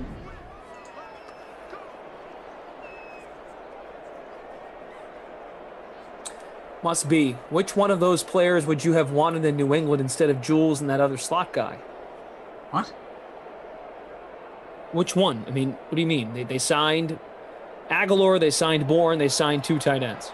Hey, it's Suck Up again. This one from a 40 on the nose, just about.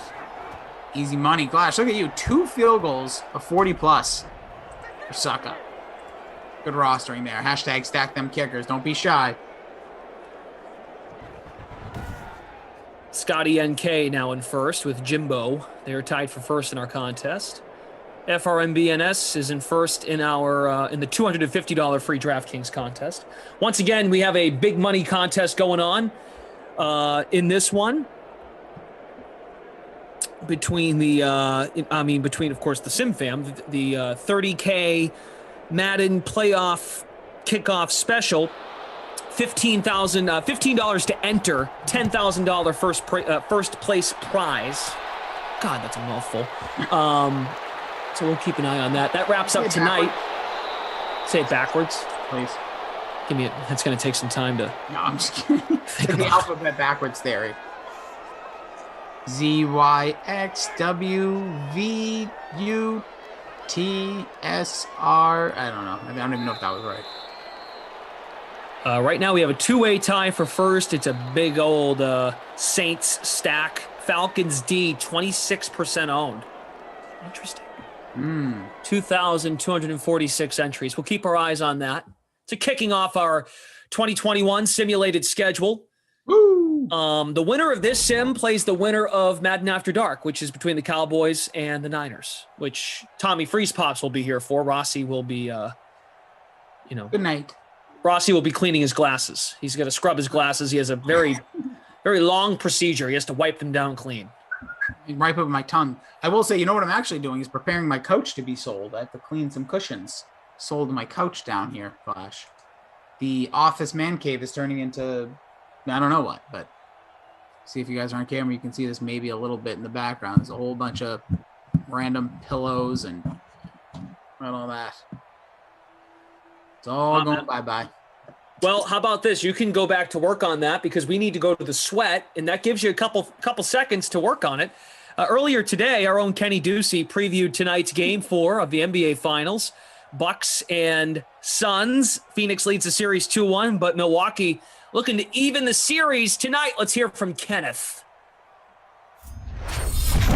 Chaser fade the Bucks even the series tonight, and you'll take the -190 on the money line. I feel like you're going to fade this. I am fading it. Yeah, I'm not taking the Bucks to win. I'm not afraid to take, a -1 not in the money line if it's going to mean that the team wins. I've done that before in this series, but I'm not going to be taking the Milwaukee Bucks. I don't think they win. I think that this is too narrative driven. Everyone out there, saying, okay, well, the Bucks did it once. The Bucks are going to do it again. They're going to come back from 2-0. The series doesn't start until the home team loses.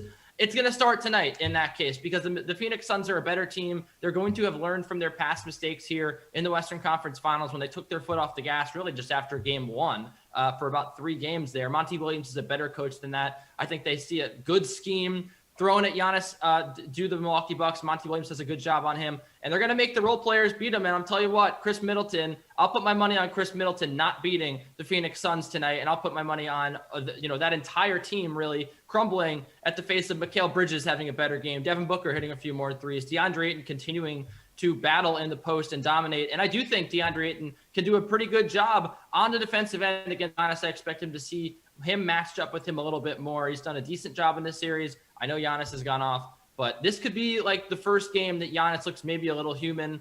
I just think that the Milwaukee Bucks, look at the shooting splits. They do shoot better at home, but the Phoenix Suns here, they really have, you want to scream variance. They have a lot of room to grow here. And I do think that they grow into this series and they take Game 4. I'm ready for the ride. Ooh. The ride of this sim continues, Rossi. It's 7-6, but reminder, watch the sweat.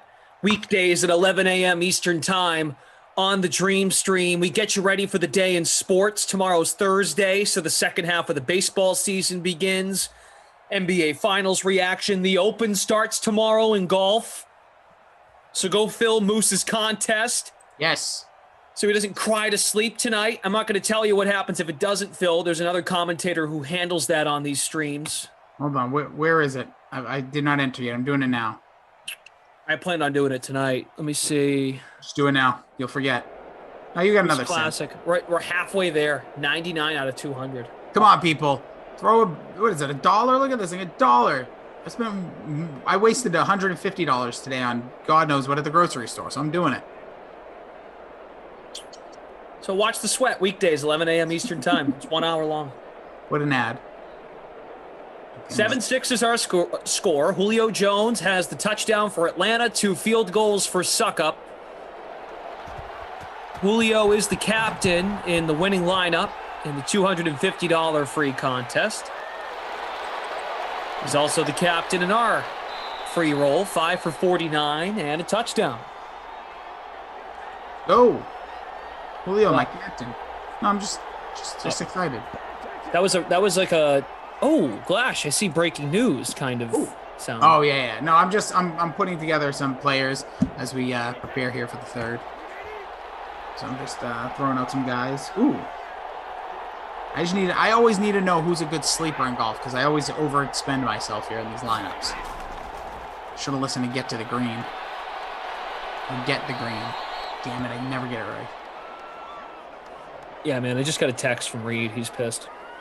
Yeah, he lights me up every day. You're just such a moron. I'm like, yes, sir. Just please grace us with your beautiful, beautiful complexion.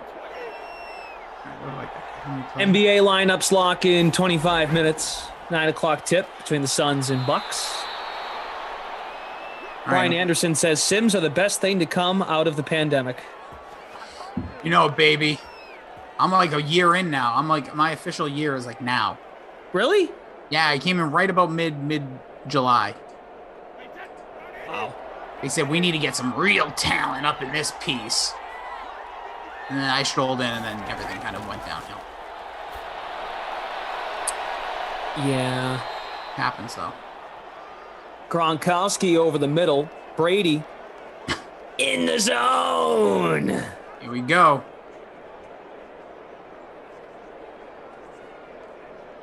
Let's get some offense here. Unless, of course, you rostered one of the defenses, then good luck to you. But I'm sure for your classic lineups, you'd like some offense in this 8 p.m. sim. Hand off to Shady McCoy. Gain 6. Yeah, he's had some really good games recently, and I'm hoping that we'll see a little bit more out of him, too, through him in the lineup. Obviously, 7-6, not the offensive output you're looking for, but still plenty of, Calvin Ridley's having a great day without a touchdown. So I need to see a little more out of that guy. He plays a lot here in the shotgun, and Brady being in the zone, you'd expect him to be more in the shotgun. Ooh, Shady again. Choker is informing you Moose was on Grace, Harding, and Burns for value plays. All right, now I just need to know, Choker, how's Moose been? Yeah, Koepka, Speed. I can tell you I threw some of these guys in there, but I'm gonna throw one of those in. I'm gonna edit. Upcoming entry. I'm gonna take one of these guys. So what's that name? Choker. There it is. This is Grace. I gotta find Grace. Hopefully he's under 6,500. Oh, Harding. You said Harding. Harding's right. Oh, I have Harding in my lineup. Ooh, well, let's see if I find Grace. Sorry, very important. CEH says, I'm just retired from Sims. I didn't even play tonight. Well, CEH. It says CEH 1,300 in 4th place. So is that not you? Is that an imposter? Is there an imposter, CEH? I have been questioning a lot of people recently in the chat because there's a lot of burners in there. Oh. People being other people. Like there's 2 Lisa Robinsons. There's a couple other people that I've sniffed out that have other people. I don't know if we can handle another suck-up field goal. Oh, we can handle it. So, on 3rd and 5, with 5 minutes to go in the third, Tom Brady. Let's go! Mr. Nick raising his hand, looking for Evans or Howard. Oh! Highly contested ball going to Gronk. You know what, J.E.? He says, happy anniversary. I think I'm going to officially make the noon on... Should I do Saturday? I'm filling in for now Emerson on Friday at noon. Should I do Friday or Saturday be the anniversary then? Maybe Saturday just to spice up the weekend. I'll come in here with my birthday suit, so it'll be great. You own a birthday suit? I do. Wow. You not? No. Oh, you got to get on that. I think you do. Just saying. All right. Mo says I'm out. Mo, please come back. Mo, let's go to Mo for the rules. Mo! No more suck-up tolerance for me. Yeah, it's kind of fair. It's all Mo. Listen, here's the deal. You got to remember the way these sims work. This game clearly is going to find a way to get. So at least I believe you're going to see more scoring coming up. Usually, like if I'm just trying to navigate in my head. I was talking to like we always joke about it. Like, oh, they're going to find a way to get to overtime, but this game just feels like you're going to get like a score from Atlanta, and then Tampa Bay will come down and score. Just have a funky feeling. Funky feeling. There you go, Brian Anderson, suck up for MVP. There you go. Matt Ryan. Oh, come on. Where are you sitting right now, Glash? How's what's the temperature check in this contest? I'm in 20th. My kicker's doing all the work for me. Yeah, you're right ahead of, you're a little bit ahead of me. I'm in 29th. Yeah, Griff. That's our guy, Mayor. And then you got, CJ's in there. CEH, I don't get what your deal is, man. Stop trying to make... I'm just reading the chat. You're in here saying I have groupies watching, and I shout it out. Then I see your name in the contest, and you're doing well. I don't understand. I don't get it. I shout out you just as much as everybody else. We love everybody. We love all of you. I do this to everybody. I don't really get it. Like I don't get it. DraftKings saying where the F is Gurley. It's a good question. Sleeping. The leases have arrived. Yeah, there's one. See, that's not the real Lisa. Or unless somebody randomly took a picture of a different woman, and this is the real Lisa. I can never tell.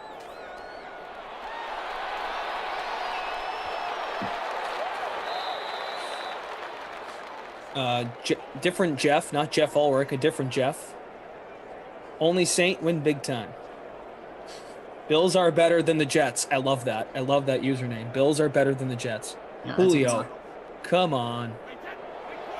Julio is, he got the touchdown, the one touchdown of the game. Obviously expecting some more, but let's see what Tampa Bay can do here, winning in the playoffs. Come on, Tom. Brady Jarrett sacking Brady in the playoffs. Seen that before. And it's 9-7. Rays leading the Braves.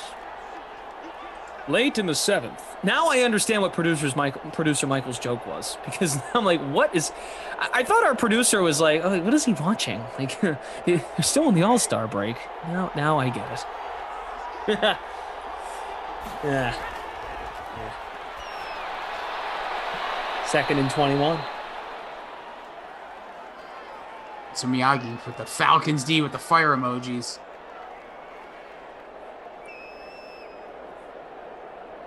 D-Rod says Glash is very one-sided. It's either his side or no side. Please elaborate. I don't agree with that. Well, I'm not sure. Again, I'm not really sure I follow. I will always be critical of people where criticism is needed, but I don't think that about Glash. Oh, but I don't think I was supposed to read that, because if I read it, that means I'm giving it attention, right? So, Can't win either way, huh? Oh, Midwest Heather says she got in a snake NBA draft. Good luck. Oh, yeah. Dude, Midwest Heather, you're always in the mix. I know you're going to do just great. Emerson Screwdriver? I don't know. It's a great question. I don't know. I'm here all week. 9-7 Tampa. Be back tomorrow.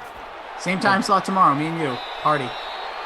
Hey, Mike Evans. Way to be. Brady's at 144.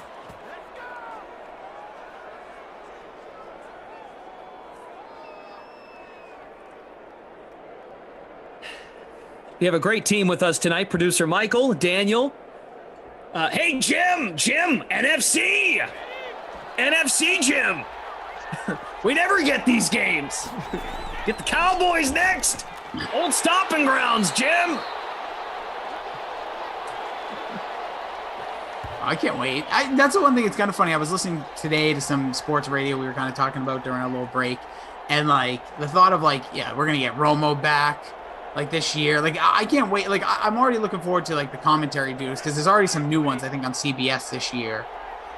So I know it's great. Whatever team you're a fan of. So Congo Cat, Raiders. I don't know what AFC. You're probably getting that 3rd or 4th tier commentary team most weeks. And I don't mean that disrespectfully. I just don't know. Usually Romo and Nance are usually doing the game of the week, and then.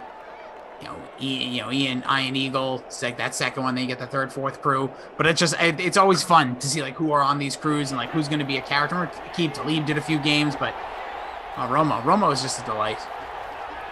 Just pure entertainment.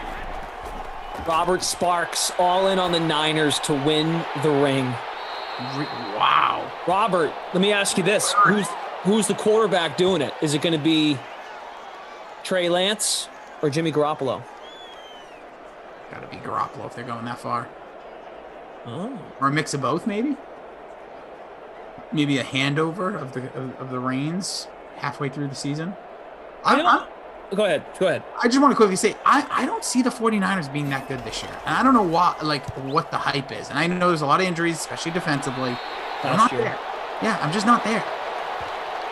I was saying this to Jeff last night. That division was it's been so talked about, rightfully so. A lot of changes, a lot of rumors and speculation, and young quarterbacks want to be traded, and weapons are added, guys are getting healthy.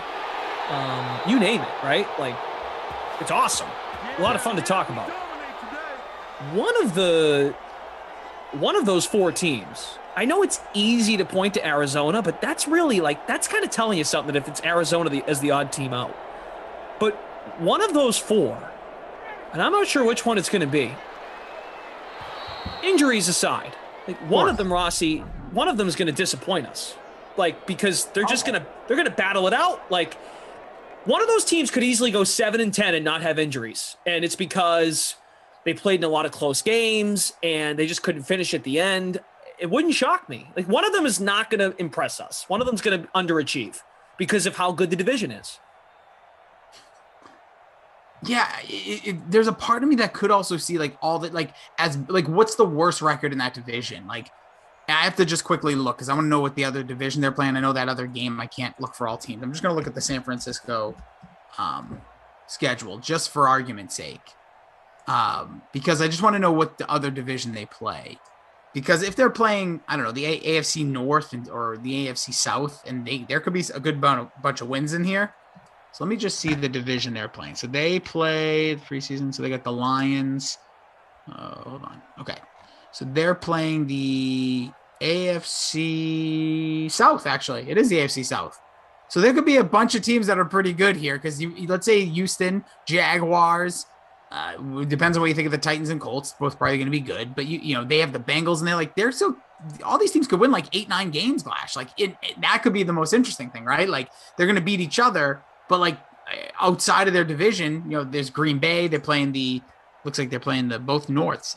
Maybe they're, let me just do a quick scan. Packers, Lions. Yeah, they must be playing. So they're playing the North. So just say the Packers don't have Aaron Rodgers. You got Lions, Packers, whatever you think of the Bears and the Vikings. I'm just saying all these teams in that division could be contending.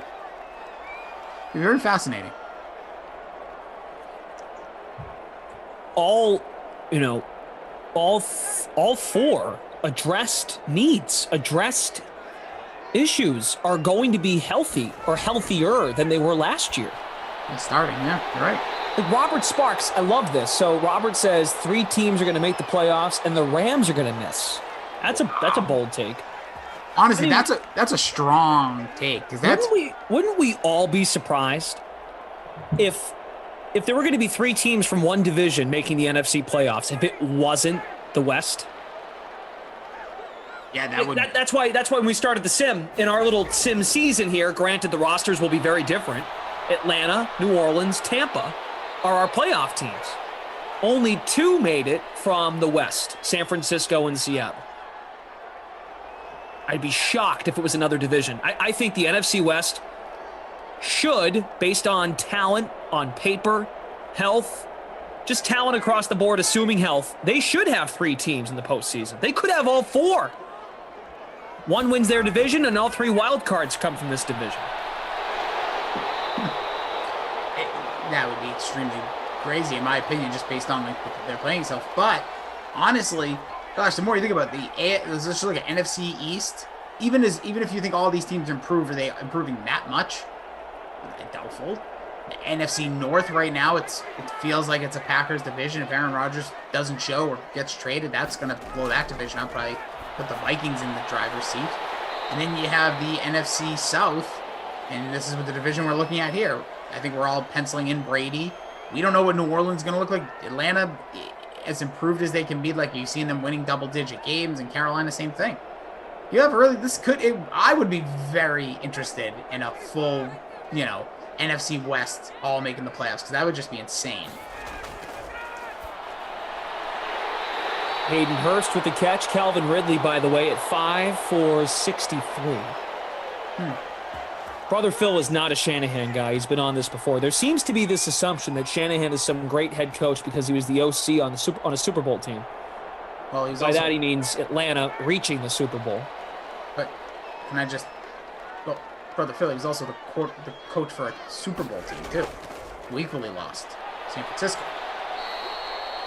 So, what do you... I'm all... Brother Phil, me and you, we're pretty spot on with each other. But you have to give him credit for that, too. Like, he was the head coach of the 49ers 2 seasons ago. And a couple of mistimed passes or a little more effort out of a receiver. And he's a Super Bowl champion head coach. Right. Your point is he left one place, went to another, and elevated that team to get to a Super Bowl. They didn't win it, but yeah, still. And guess what? Only one team wins every year. To get there, he gives credit. It's like Hayden Hurst. Well, good for him. Good for Hayden. But not good for my lineup or yours. John Horn, appreciate it. Thanks for being here. Love you, John. Love everybody. Hope everybody everyone's doing well. Like, I know there's some, like, you know, there's a nice little tension here in the chat tonight. But aside from, like, whatever Simlandish things are going on, hope your lives are doing well. It's a great Wednesday. We're in the dog days of summer. Got NBA Finals in the middle. Like, the day after baseball All-Star Game is usually the deadest day in the world for sports. It's the one day that there's no usually active sports. Not only you have the WNBA All-Star Game, you got an NBA Finals game. A lot of good out there. Baseball back at it tomorrow. Mr. Miyagi loves seeing Hurst in the end zone. 32% owned, 4% in the captain spot. So Atlanta up 5. The Buccaneers in jeopardy of making another run to the Super Bowl, the Sim Super Bowl. Bucks. Sean Griffin, what's good? Good to see you, Sean. Thanks for stopping by. 400 plus watching on YouTube. Oh, dare I say it, hit the like button if you don't mind. If you don't want to, fine. We'd appreciate it. Twitch fam, 60 strong on Twitch. What's up, Twitch? Look, the fact that we're having this much chatter in the chat about this division makes it fascinating. I think there's a lot of talent. Really, I think it's a really difficult call. Like Seattle, Russell Wilson and Aaron Rodgers, but more so Russell Wilson in that division, spoke out about his problems with how the offense was ran. Rossi, they went 12-4 last year. Like they were still really good. And even Russ was like, this ain't going to work. Like, this ain't going to work long term. Nope, they're talking about running the ball more. He's like, please, I'm trying to. You know what it is? I think what happened with Russell Wilson, in my opinion, I don't know him. I'm not part of Team 12, but or Team 3, sorry. But I'm very fascinated because obviously going into the year, there was a whole lot of like, never got an MVP vote. Then the beginning of the year, he was like the favorite for the MVP in the first half. And then things kind of fell apart. And then the offseason's like, we need to run the ball more. And he's probably like, whoa, guys. I'm trying to get a little love here. I'm trying to get a little actual national love. Since we won the Super Bowl, it's been all about the defense. And Pete, like, I need to get mine. And now he's hugged, he's made up. I understand it. Like, it's a very emotional thing. Like, every job. When you feel like people are kind of like, oh, we really like what you do, but they almost like stop appreciating you because they just kind of know how good you are, kind of hurts. Whether it's reality or not. 4 wide for Brady from the 36 over the middle, complete to Miller at the 28. Problem Kid Gaming asking for who are the 3 teams? Let me make sure I get this question right. Yeah. Three most exciting teams to look forward to in the AFC. Oh, I got you. I think the Chiefs are still on that list. Like, they're exciting. They're must-watch TV every week. Right? Mahomes, Tyreek Hill, that offense, it's exciting. It's exciting to watch. So, okay, if we're going with, like, some of the obvious, like, I still think if you want, like, Buffalo should be, I know it's very, like, weird, but, like, Josh Allen's pretty adventurous, like, when he drops back. Like, he's fun to watch. He's a fun quarterback. Yeah, I would agree with that. Yep. But, like, those, I feel like these are obvious, but, like, I'm putting, taking those two aside, I'm still putting Cleveland on there because they're still Cleveland, and Cleveland gonna Cleveland at times, so, like, they're always interesting to watch. I think for a fun factor this year, like, I think Cincinnati. I know people are gonna think I'm crazy, but I think there's gonna be something there, at least entertaining to watch from a fantasy perspective, a daily perspective. I think they're gonna give you something. You know, Lamar playing in Baltimore is always fun. I'm trying to think of like another really fun team.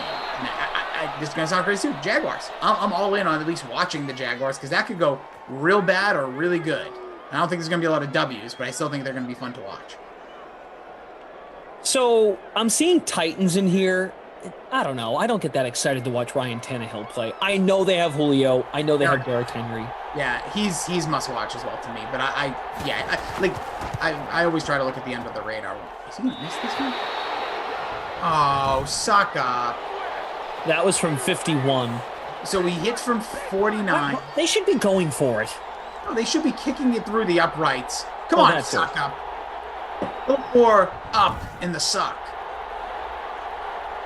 I got that one through, but yeah, I just very quickly, I want to keep that conversation. I just want to address my man, brother Philly did come back. He just said, I hear you, Rossi, but that team, talking about the 49ers 2 years ago, was loaded with talent on both sides of the ball.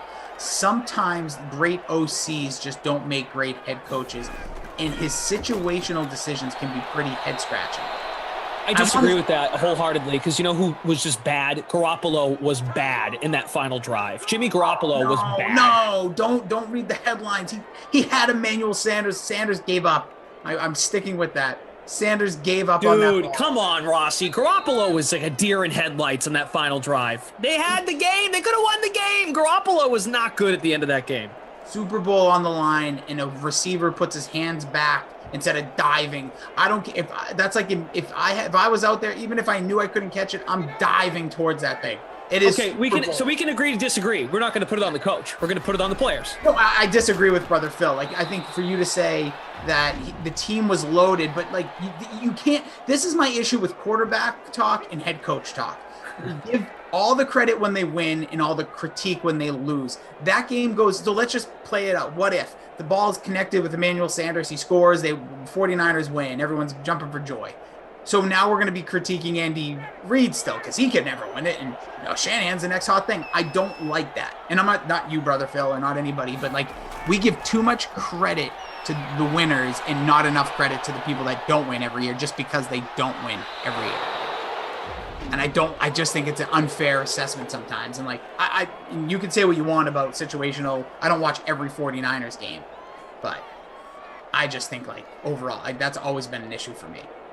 Like Dan Marino stinks, never won a Super Bowl. It's like, that's not Dan Marino, isn't that GM. He's not the players. He doesn't play all 22 positions. I just think now in this league, it's all about like, oh, if you don't win one, no, now you don't win two. Tom Brady's absolutely destroyed the legacy for a lot of these poor quarterbacks out there, like a Drew Brees. So Atlanta gives it right back to the Bucs. They have it at their own 19, down 5, so they need a touchdown. 1 timeout, 1:41 to go in the sim. Thank you for being with us. This is the only sim tonight for Rossi, so he's leaving it all out there. He's blaming Emmanuel Sanders for everything before he leaves. Emmanuel Sanders ruined everything. Mike Bizzle looking forward to the finish of that game. There's 5 minutes left. WNBA leading Team USA by, it looks like 4. Get some. Ooh, now up by 6. Bouncy Cat says, don't let Moose die, with the link to the contest. CJ gets it. See you, CJ. Let's see. Does Brady have a little Tom Terrific left in him here? Mr. Nick Evans, do something. I'd appreciate that too. Sitting in 47th. Shout out, Jim. Hey, Jim. Godwin, Jim. Over the middle, Jim. He's having a day. Was that his 6th catch?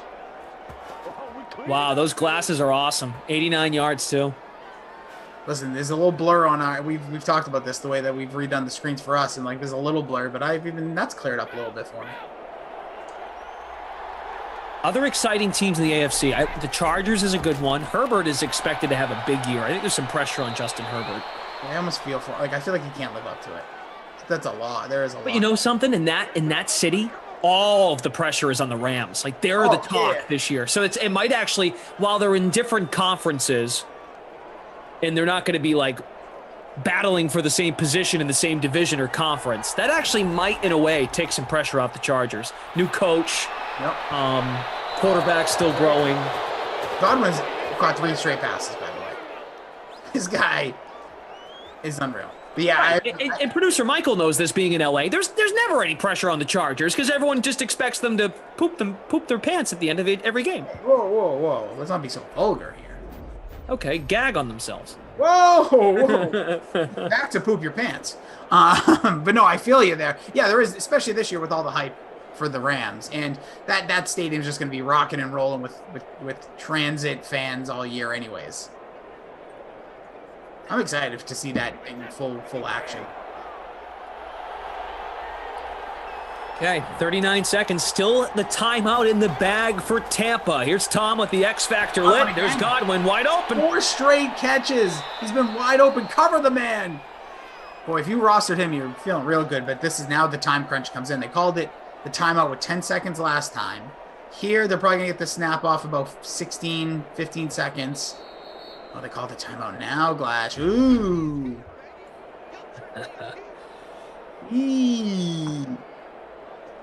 Problem Kid Gaming. All of the pressure is on the Raiders to not go winless. Oh, they're not going to go winless.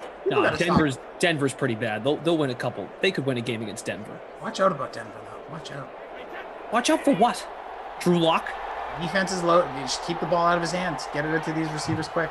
Speaking of which, Brady. Oh, what's he doing? They might have time. They might have time. They should have about 2 to 3 seconds. They could do this. Tick, tick, tick, tick, tick. Nope. Tick, tick, tick, tick. Atlanta's moving on, Jim. Wow, Jim. Got to get Tom up in the booth for the rest of the postseason. I'm just happy to be here. He's a great quarterback, man. I really like watching Matt Ryan play. He's excellent. He just, it's really exciting to watch a kid like Matt go out there and sling it. He's only like 4 years younger than but I don't know. I'll be back next year. We'll run it back. I'll tell all the players just don't take contracts and really convince them that we're gonna win, and hopefully the whole thing blows up in our faces. But thanks guys. Appreciate everybody. Say hi to your dad for me. Is Jim Gray around here? Yeah, he's doing a sit-down with Giselle in the backyard. All right, so Atlanta will host the winner of Niners-Cowboys. Something about the air in Atlanta, when we do these brackets, postseason tournaments with this video game, they just come to life. What a day. What a day. I'm going to go ahead and give the Glacius Award to Chris Godwin. That last drive alone, he outscored like half of the other receivers. He ended with 9 catches, 115, no touchdown, but hit the bonus. Had a majority of Tom Brady's receiving yards, and again, had 5 straight catches there on that final drive. He was outstanding, and also the captain in the winning lineup in the Glash contest. And now my kid award's going to Mike Evans. Mike Evans coming in at that like high ownership in that mid-60s range, low 50s, should I say, sorry. 25 receiving yards, 2 catches. Ain't going to do it. That ain't it. Wow. Rossi was just pumped. His glasses were seeing everything Chris Godwin could do on that final drive. Yep. Quite magical. But they lost, so. That's it, baby. Glasses are on, ready to rock. Listen, you guys, everybody, keep those smiles going. Don't worry so much about it, things we can't control. Just smile.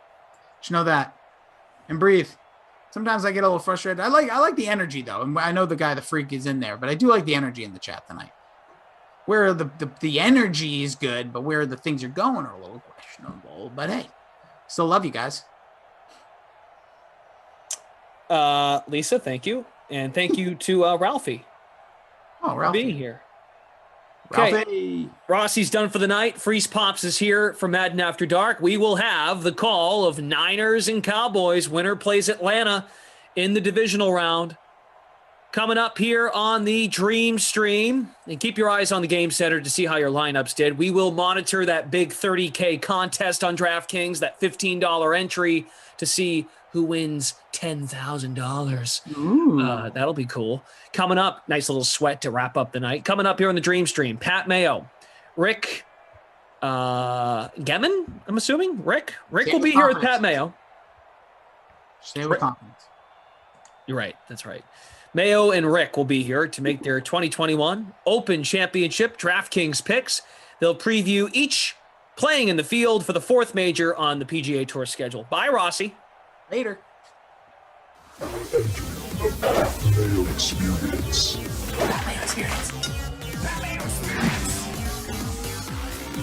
Experience. Welcome to the Pat Mayo Experience presented by DraftKings 2021 British Open DraftKings picks player by player preview. What I want to know from you is that you'll smash the like button to the video, subscribe to Mayo Media Network, and in the comment section, give me your 2 favorite plays from below $7,000 at the year's final major in the Millionaire Maker on DraftKings. You want to get some cash in your wallets? Well, your digital wallets at least. No Bitcoin. I'm not that rich. But I will be giving away some Million Maker tickets and some cash giveaways. 3 ways to enter, and you can do all 3 to get 3 names into the draw when I end up pulling them out. So what you can do is subscribe to the Pat Mayo Experience audio podcast. Leave a 5-star review on Apple Podcasts.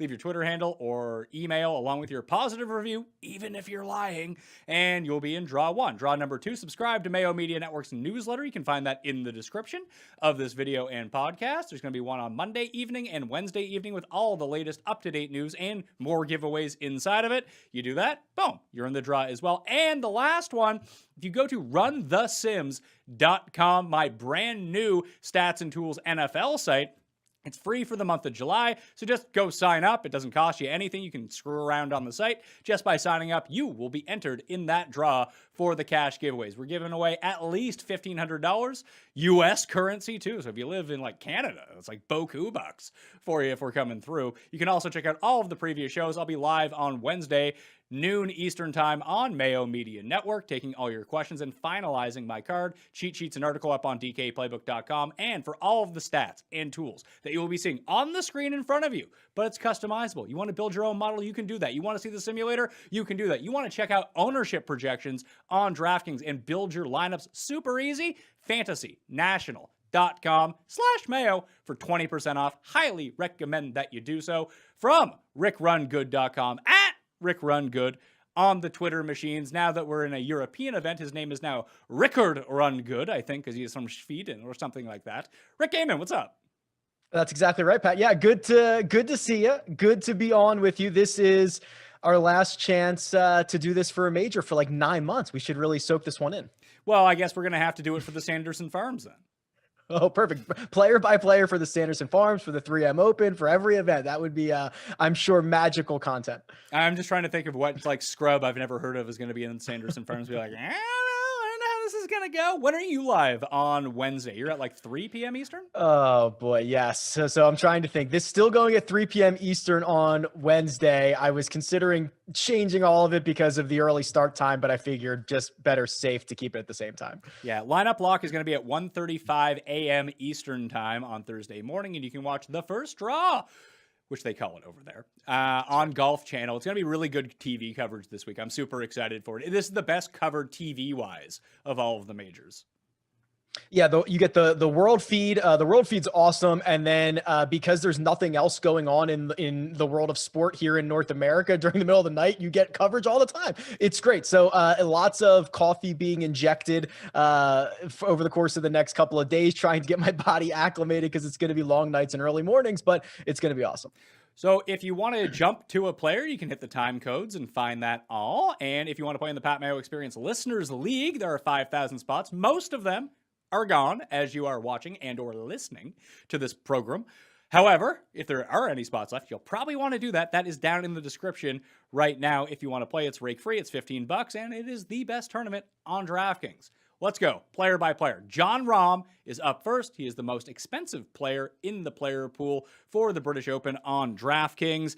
And what we're looking for with Rahm is he won the U.S. Open, should have won the Scottish, and was winning the Memorial before he had to withdraw due to a positive COVID test. Those are his last 3 starts. Has an immaculate links record as well. $11,300, 8-1 in the betting market at DraftKings Sportsbook. I have far more interest in him on DraftKings. I'm just not going to bet anyone at 8-1 at this point. That's just me. But can you see fading Rahm in any circumstance this week? In any circumstance, sure. I agree with you that the way that there's a gap between his outright odds and, golfer number 2, that gap is not as clearly defined on DraftKings. So this is kind of the place you would want to play him. And with the soft pricing, especially as players continue to get added to this field, it makes it really easy to get Jon Rahm into your lineup. So it's going to be difficult to fade him in any significant way, just because in his last 3 starts, Pat, you mentioned this, he's been beat by 6 total golfers. He's been absolutely unbelievable. His game is well-rounded, which is what you're going to need at Royal St. George's. It's a mental test. It's a physical test. I am going to have a really difficult time avoiding Jon Rahm significantly this week. Do you think that Rahm will end up being the highest owned player above $10,000? Ooh, maybe not. I think Xander catches a ton of steam at these things. I think everyone's looking for, John Rahm just got his maiden major championship last month. Maybe Xander is headed that way. We're going to talk about him in a second, but he's moving away from the arm lock, putting grip seemingly. So I just think that with a little bit of a discount, people can be enticed to go to Xander. So some difficult choices are going to be made at the top, depending on how many lineups that you're going to play. I'll probably end up playing 25 into the $10 millionaire maker, and then I'll try to whittle it down. I don't think that I'm going to have Rahm on like one of my main 3 lineups, but I'll probably still have exposure to him, which means I'll probably, because there are 2 other guys that I like above $10,000 as well that probably will make my main lineups, or even if just one of them does, I don't think that's going to be Rahm, but he would be number 3 for me on this list as a DraftKings value. We get into Rory, who is next, who seems a little bit overpriced on DraftKings at $10,900. He is Tim Andercutt's pick to win this event, so that's never a good thing for anyone. He's 19-1 in the betting market. It's not necessarily that I hate Rory at this event, but you can't take everyone, and if you can't take everyone, someone needs to be left by the wayside, even some of the best players in the field. And I think that Rory is second last of the 5 guys to me above $10,000, so it's going to be a fade for Rory for me. Interesting. I'm probably more bullish on Rory than you are. He's kind of in a very leverageable position with John Rahm above him and the guys that we're going to talk about right below him. And he's now gained at least 4 strokes on approach in each of his last 4 starts. That's a really good sign. When Rory went through that slump, when they came back from the shutdown until essentially the Wells Fargo Championship a couple of weeks back, that was the one thing that was a bit pedestrian for him, his irons and his wedges. If he gets that figured out, you go to an Open Championship. He's been awesome outside of Portrush in 2019. So I'm probably more bullish on him than you, but I certainly understand. I mean, we're going to talk about some guys that are, I don't want to say slam dunks, but certainly great options. That's going to be the issue, and you're going to have to navigate the ownership because of that. Just looking at the very early ownership, it does seem like Rory will be 4th of 5 in terms of ownership of these guys above $10,000 right now. He'll probably hover around like 10 to 12% ownership would be my guess right now. But as we see in some of these major championships, when the public gets involved, that you see the picks coalesce around certain players. And then if you have someone projected at 10 and they don't end up being the one that's being touted all week, they'll end up at like 7. You're like, oh, geez, I would have used a 7% Rory McIlroy. So always keep that in mind when you're playing these giant field GPPs and you're looking for leverage and trying to play some game theory down the list. So next up, we got Brooks Koepka at $10,700. And this is sort of a reverse circumstance for the Ander curse, because I asked him which players do not have a chance to win the Open Championship, and his first name out of his mouth was Brooks. So that leads me to think that Brooks should probably be on your card. He is my favorite of the 10,000 plus guys. Even when you look back at certain trends in British Open history, that I want guys with good recent form and good British Open form. Brooks obviously has good form coming in, especially major form, although he did blow up a little bit at the US Open coming down the stretch. But hey, everyone besides John Rahm blew up coming down the stretch. Him, Guido, and Brennan Grace and Harris English were the only guys that didn't. And 3 of those guys weren't even really in the tournament for the most part. Anyone in contention kind of melted away. I guess Louis didn't really melt away. He ended up almost saving on 17, but couldn't quite get there. It was at 16. Who even remembers? It was like a month ago. But with Brooks, we all know about his like Challenger Tour experience, that he started his career in Europe. He is more familiar with links golf than I think a lot of people might think. And one of the big things that always sticks out to me with Brooks, when you play at a hard course, which I expect this to be, when you play in wind, and I expect it to be gusty, that he has a lot of creativity around the greens that he does not really get any credit for it. We just think, oh, it's bomb and gouge with Brooks. But when he's running at his best, I remember when he won at Shinnecock, like him getting out of the worst lies greenside and just getting it to 8 feet and making his putts. Like that's how Brooks wins majors. It's not just he's going to hit every green in regulation to 6 feet every time because he's hitting like a gap wedge into everything. That's just not how he plays. I think Brooks is perfectly tailored for links golf. It is a next level insane person take to pick the guy who has 4 major championships, is more under par than anybody by a mile at major championships, who's led or co-led more rounds of major championships than anybody in this like recent era to not win a major championship. That's pretty insane. I do think that, and I agree with you. Brooks is probably my favorite here in the 10K range. And there's been so much noise around him. There's been so much discussion around him. And I bet you if you just kind of ask casual players, you know, how has Brooks Koepka been playing recently, you'd probably get a lot of answers that he's been subpar. And it's insane that he has 3 top 5 finishes in his last 4 starts. 2 of them are major championships. He's seemingly getting healthier and healthier. He's leaning on the weapons in his bag, which is the driver and his ability to ball strike. I mean, this looks like a really good version of Brooks Koepka. And, you know, I have access to the world feed this week. He's been out there. He looks so good on the range, which I know is not a metric we should be looking at, but he looks focused. We know that he loves getting up for these events. I'm super stoked to get some exposure to Brooksy this week. Yeah, he's gonna be my most owned guy. He's one of one above $10,000, so I don't think we need to beat the drum on Brooks too much. He's gonna be very popular, but I think justifiably so. Dustin, not a guy who's going to be popular in the slightest. His betting odds have drifted. He might be like 5% owned on DraftKings by the time all of the ownership values end up coming out.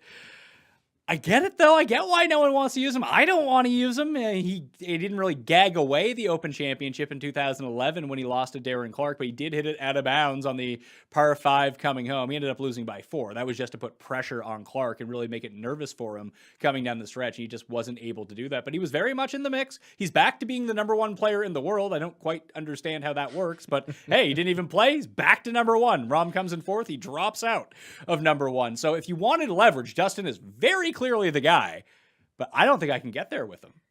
He is for sure the leverage spot. One of the big names who has a reasonable win equity, who is not going to be very highly owned. I've been kind of waiting for 6 months for him to flip this switch, and he has not yet flipped that switch. And it's not like his advanced metrics are all that horrible. They're fine. You know, the driver looks okay, but if you're paying for Dustin Johnson, you're expecting him to hoist the claret jug at the end of the week. I don't want a guy whose advanced metrics coming in are just okay. You're kind of just holding your nose and hoping you get the ceiling version of Dustin Johnson with no indication that we're going to get that version of him. It's more of a dart throw than anything. There are certainly worse dart throws in this field than a guy who is now the number 1 player in the world again, but it seems as if you would just be taking a game theory leverage kind of prayer approach at this one. The issue is I think that there is a better game theory play rather than Dustin from the top end if that's the way that you wanted to go. So the issue would end up becoming like,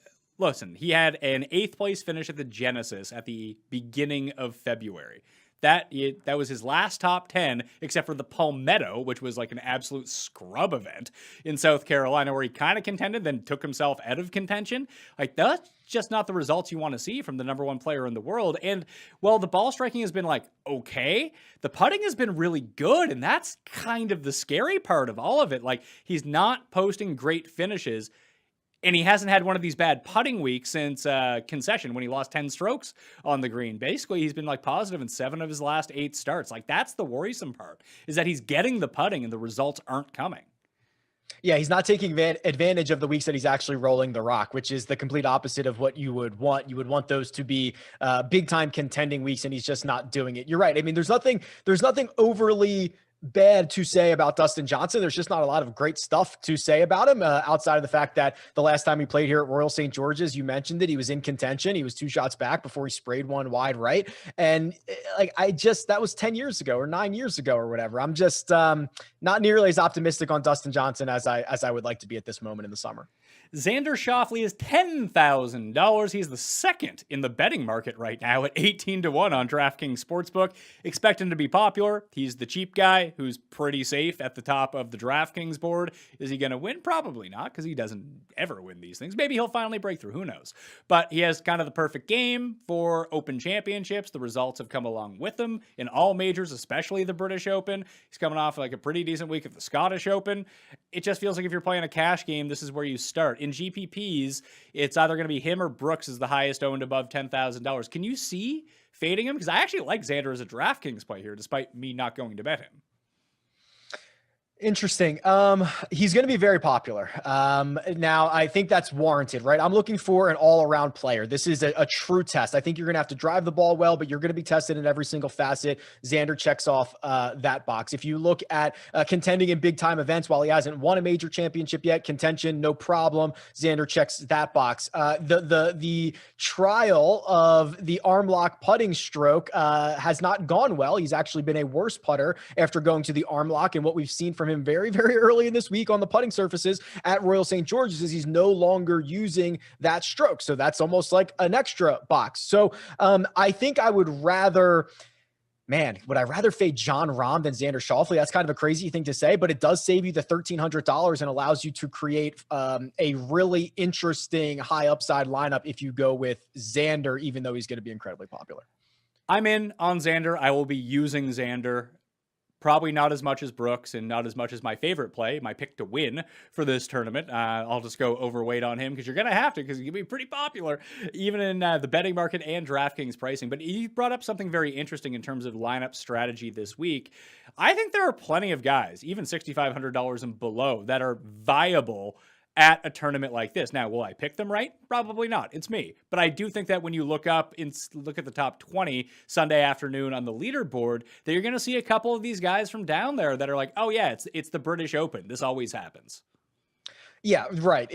Yeah, we know those names are going to be there. It's just a matter of picking the correct $7,000 or $6,800 guy or whatever it might be. Going with Xander over Rahm gives you a bit more flexibility in some of those names. But yeah, it's a deep field, and this is I think more than most majors, Pat. This is kind of a wonky one. The margins are very, very small. What you're going to see at Royal St. George's is there almost every driving hole there's a little bit of risk reward. Whether the risk is taking it on an aggressive line over a pop bunker, and the reward is you get one of the few flat spots on the fairway. You're going to see that a lot. So the opportunity to take a little bit of risk reward on every single hole adds up. If you're on the right side of all of those, it adds up. If you're on the wrong side of all of those, it adds up. I think we're going to see very high scores. I think we're going to see very low scores, and which means that some of these wonky guys from the bottom are certainly going to be making noise throughout the entirety of the week. Do you think that you're more prone to building lineup stars and scrubs and going down into the sixes for even two guys and then getting Rahm and pairing him up with another top end guy?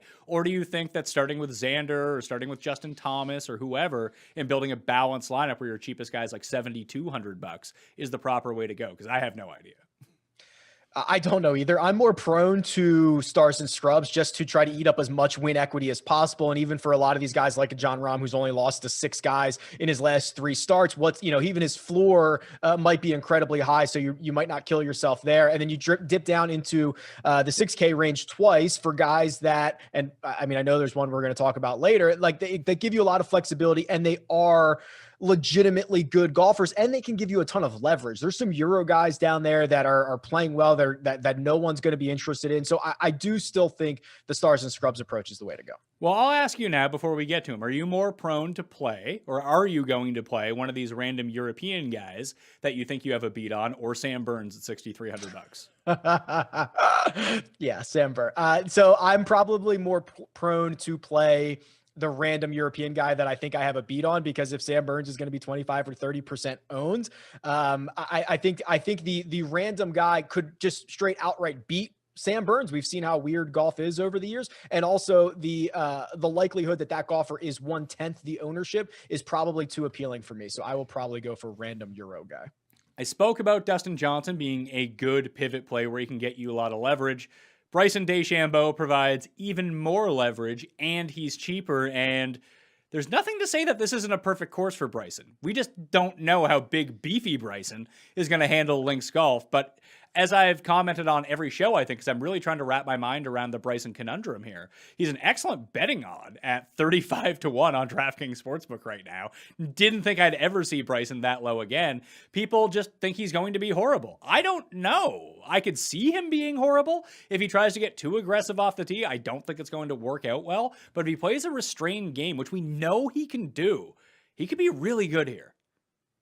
Yeah, the range of outcomes for Bryson is probably the largest range of anybody in the top 20 or 25 golfers on the board. I mean, if you look at what he's done since the Masters or since April 1st, he's essentially been a shot worse per round than Xander Schauffele. He's a shot and a half worse than Jordan Spieth. He's not up to snuff with the rest of his peers. And you look at how a link-style Open Championship might play into Bryson's hands. And again, I mentioned the margins.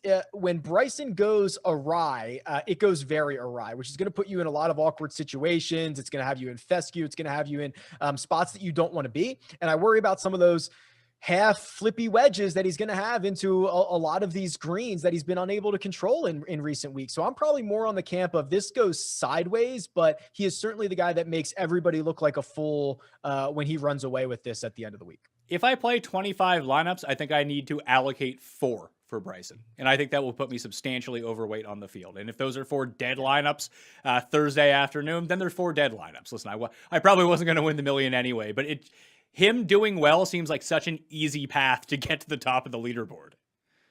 Yeah, I mean, of probably the 9K guys and above, he's almost toxic. People don't really, either they don't like him or there's just other options. There's a couple guys we're going to talk about next who I expect to be much more popular than Bryson. So yes, he is the path of least resistance to the top if he can go out there and find you a top 10 or God forbid win this thing and make everybody look silly. It is very early in the week, and I'm looking at the ownership projections right now from fantasynational.com. You too can go look at the ownership projections if you go to fantasynational.com/mail for 20% off. By the way, just get the weekly. It's like $8 after the discount, and you're looking good. You have all this information at your fingertips, and you really want it on Wednesday evening right before it locks. That's when you have the most information available.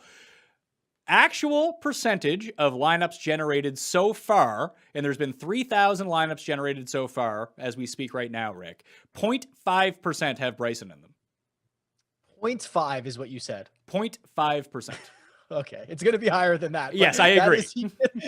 It is even worse than what I had no idea what you could have said that I would have been like, wow, that's really low. But it would have been like 6%. I would have been shocked at. So if that is the sentiment this early in the week, with probably not much changing over the course of the next couple of days, Bryson is certainly going to be your leverage spot. I think that if he's below 5%, I think he becomes a blind play. That's probably right. He's already a major champion. The upside is just as good, if not better, than everyone else's. When we have thought he wouldn't play well in the past, I'll talk about myself at Winged Foot. He went out there and won by 5 or 6 shots. So yeah, there is going to be a number, and sub 5% is a really great line to draw. If he's coming in there, let's just fire him up. Let's see what happens. Well, the big thing too is you talk about the flip wedges, and those have been a real problem for him, but I think they might actually be okay at a course like this, because if he can figure out the angles and actually get it down, a part of his problem with his wedges is just he doesn't fly it properly. So we saw it at the U.S. Open, like even during the rounds when he wasn't playing horribly, aka the back 9 at Torrey Pines, his wedges were still like really horrible because he kept trying to sky it so high and get it to stick, and that just wasn't working. He didn't have it down. I think that he's going to know that his best path from 80 yards and in is to play bump and runs up onto these greens. I will give him credit. He doesn't try to be creative, but I think he's more creative than people give him credit for. He wants to be the engineer. He wants to have all the math figured out, but he is more creative than I think people want. If you look at that one of the buckets, 50 to 125 yards is 199th on tour. We can split that up in a couple of different ways, but I listen, I could see a path. I could see a path for Bryson winning this, and I could see a path for this turning super, super ugly and him going home early. That's the huge range of outcomes that if you're trying to win $1 million, you should be trying to embrace. If you're trying to double your money, you should probably avoid Bryson at all costs. Yeah, if you're just trying to win cash games, don't take him. If you're concerned about entering a $10 millionaire maker, making $20 off that entry, you probably don't want Bryson. You want to make $1 million off of it? Bryson could be the perfect option for you this week. Let's move on to the next player, Jordan Spieth, who is my pick to win this event. I am not alone on that. I think that everything is really shaping up for him perfectly. It'd be one thing to say, oh, well, he comes in bad form, but he has good Open Championship experience. Maybe we'll use him. Well, he does have good Open Championship experience. In fact, he, Rory, and Brooks are the only 3 players in this field with 3 top 10s in their past 5 Open starts. And this is the best he's been playing since he won in 2017. I think we all kind of seem, it's like you said with Brooks earlier. If you just asked people and polled them, how do you think Brooks is playing right now? They'd be like, not very good. Although he has 2 top 10s and majors in his past 2 starts. Spieth, since winning, has just been kind of off the radar. Like Brooks versus Bryson drowned it out. Phil winning a major drowns it out. Rahm winning a major drowns it out. Rahm getting COVID and having to withdraw drowns it out. But Spieth has been definitely one of the most consistent players, even since his win at Valero 6 starts ago. Yeah, I mean, and even the weeks that were poor, which weren't really that bad, 30th at the PGA Championship, 18th at the Memorial, 19th at Torrey Pines, were those like great fits for him? I'm not sure they necessarily were. This is an Open Championship where I just mentioned it with Bryson. You have to be so incredibly creative. You know, the way the wind comes in and how it might change over the course of the week, all 4 par 3s play in opposite directions or in different directions so that you have to really think through every shot. Jordan Spieth at times neurotic, at times paranoid. That is the type of mentality and personality that plays really well at an event like this. Like you have to be really concerned about every single bounce, every single spin or rotation of your ball. And he is, and he's playing awesome. I mean, since the start of the year, he's outside of Jon Rahm, the best player in the world. So yeah, I'm with you. I have not made my official pick to win yet, but Jordan Spieth will absolutely be on that short list when it's time. Justin Thomas is up next. He couldn't quite come through for me at the Scottish Open when I laid a 20-1 number on him. He's 20-1 again this week, which is kind of crazy considering the field was far weaker a week ago in Scotland. He just had a really bad Saturday and that took him out of contention. But other than that, he kind of fired on all cylinders. The irons were the things that weren't up to snuff, which is really intriguing with Thomas to be considered probably along with Morikawa as the best iron players consistently in the world week after week after week. I don't know if I like Justin Thomas here. I think that he'll be fine, but that's about all I can get to. And we have to start fading a lot of these players after Spieth in the 9,000s. I don't know how super interested I am in any of these guys. I've got at least one more guy I'm pretty interested in, but his name's not Justin Thomas. So in this range, Thomas is probably 3 or 4 for me. I'm a 5 out of 10 in terms of excitement. The fact that in his last 4 starts on the PGA Tour, we haven't seen the approach game be as solid as I would like, although the putter is starting to find some dividends. I think you're right. You just have to start crossing names off this list. And since his win at the Players Championship, JT hasn't been all that inspiring. Could he win? Of course. But if he does, I don't think I'm going to be all that invested. Is Louis the guy that you're going all in on? Because he's next up in the pricing. This is a really strange circumstance for Louis because he's always kind of the ultimate leverage play at majors. Yeah. He's always $7,900 and everyone looks at him being like, yeah, I don't want to play Louis. But now he's $9,300 and he's going to be one of the highest owned guys coming into this. And that's not to say that he can't win or come second or third or whatever it might be once again. But if you get a chalky Louis, I'm afraid I'm going to have to be out on that. Me as well. Louis, not that guy. There's a very specific rule for Louis Oosthuizen. When he's 7%, let's go. When he's 27%, we're usually out. He's been, to his credit, on a phenomenal run. We're at kind of a critical mass point with him right now with a couple of runner-up finishes in the top 10s coming into this event. And now you put him in an Open Championship, the only event he has actually won, and people are going to be foaming at the mouth for him. And that's just, to me, we've got a couple of youngsters coming up that have caught my attention, and Louis is just going to have to be a sacrifice on my list. Let's talk about the weather for a second and how this impacts building DraftKings lineups this week. Would you feel comfortable building lineups on a Monday or a Tuesday without waiting until the very evening of Wednesday just to see what that Thursday weather looks like?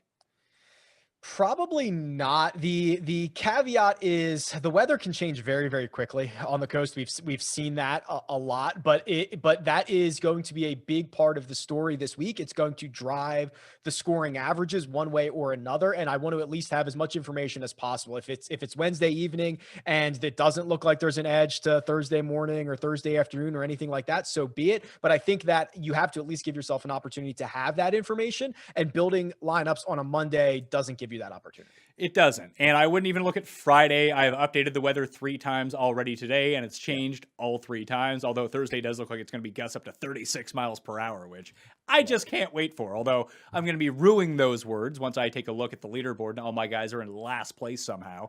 But there are two different ways to play this. You can do the AM, PM type stacks and make sure you just take 6 guys who are out on the course early, or take 6 guys who are out on the course late. But I even talked about this in my column this week on DK Playbook about micro stacking at the same time. Essentially take guys from a 90-minute window, a 60-minute window, and stack them that way, because you can play a guy in the morning, like as a part of the AM wave, and they can be like 2.5 hours apart, basically. And they might not get all of the benefits if there is an easier window, or if there's a harder window, obviously they get wiped out. But if there's an easier window, you'd want all the guys in that like 1 hour period to be playing it all at the same time. I think that's something I might look into once the tee times are released.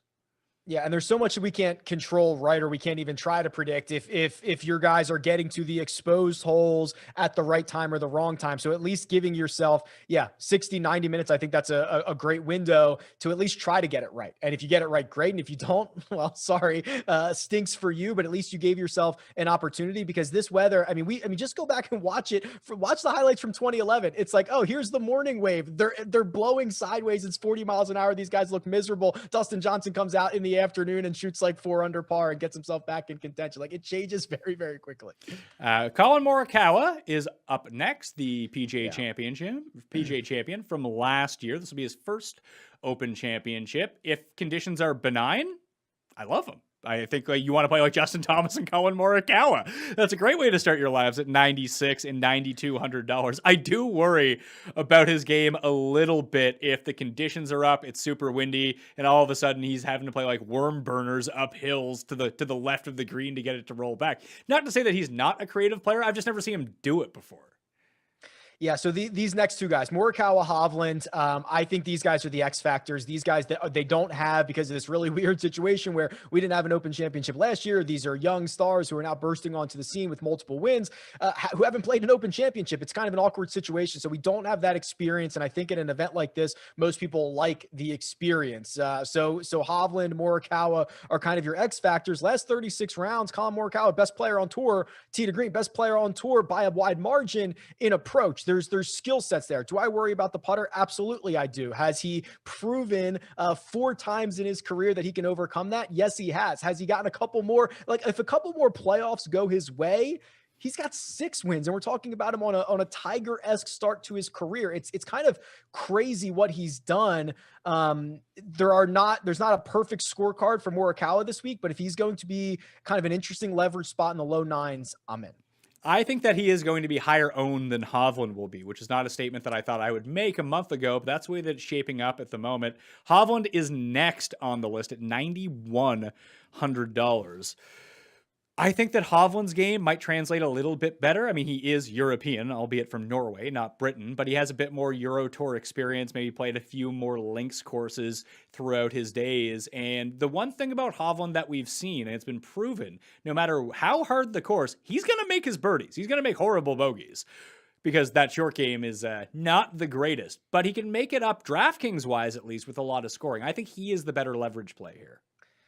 Yeah, so this is the guy. This to me, so Hovland is a hair more well-rounded. The short game, he's improved. He's now like a 0 around the greens, which for him is great. The putter can get hot. There's a couple of more things. The WD at the U.S. Open, I wonder how people will view that. Remember, he got sand in his eye, really weird situation. The other things are, where are his wins? So Puerto Rico, Mayakoba, which can get blustery. No problems there. He won on the European Tour a couple of weeks ago, and he's a grinder.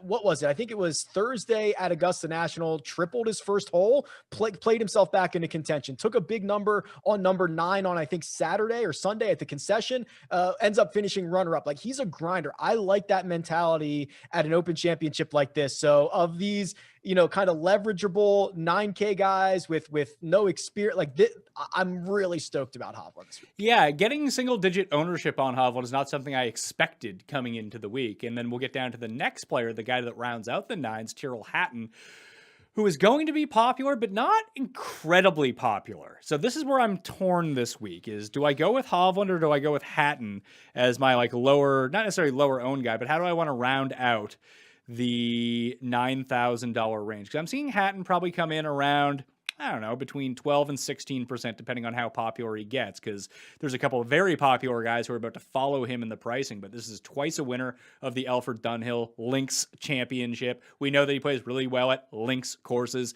has some pretty decent results in Open Championships in his career already, and frankly, he hasn't been this type of player for all that long, a top 15 player in the world. I don't know if a bit of the shine is off of at this point, if people will find him too expensive, but of all of sort of like the high-end British players, I think he's the one. I think that's right. I'm probably not as excited because I think his ownership is going to be 18, maybe 20%. I guess we'll see how it shakes out over the course of the next couple of days. But this is where we start to give, whether warranted or not, the bumps to the Euros. You know, you're going to see it here with Terrell Hatton. You're going to see it with Matt Fitzpatrick. You're going to see it guys further down the board like Justin Rose and, Ian Poulter, just these guys that, oh man, we're in Europe. Let's play the Euros. And it's not the worst take in the world, but I just think they get a little bit of an artificial bump when, Hatton's game goes everywhere. I like his game a lot. I don't think I have to be part of that artificial bump. I'll probably avoid him this week, maybe not full out fade, but I'll certainly be underweight on him and just, fingers crossed he doesn't come back and burn me.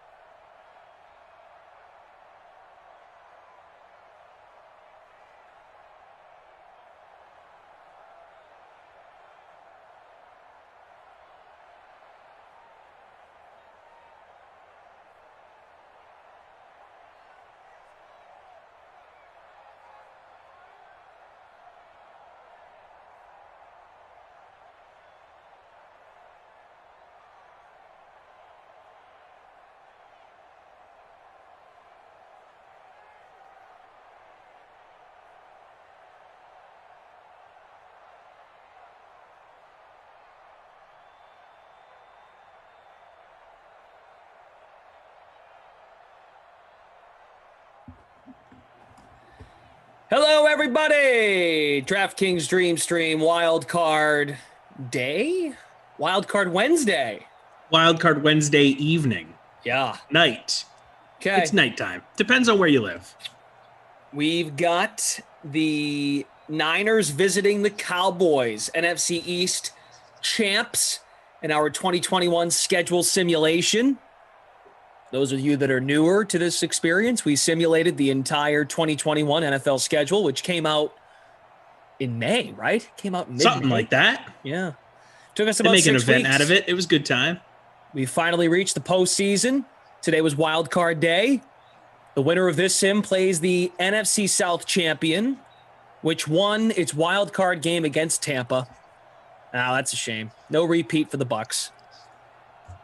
Dude, that where's means we Tom can't Brady talk about going Tom now? Brady anymore. We can't Tom talk Brady's about in the offseason. He'd be a free agent now if this was real life. Very good point. I Where's he stole going to that from sign Jeff. next, Glash? Jeff brought that up last night. He's like, wow, haven't thought of that part yet. But anyway, so I'm a coward. I didn't get my lineup in time. Slacker. What does your lineup look like for tonight? I went with Mostert in the captain spot, along with the Niners DST, Cooper, Elliott, Pettis, and Greg the Leg Zuerlein. I like this lineup.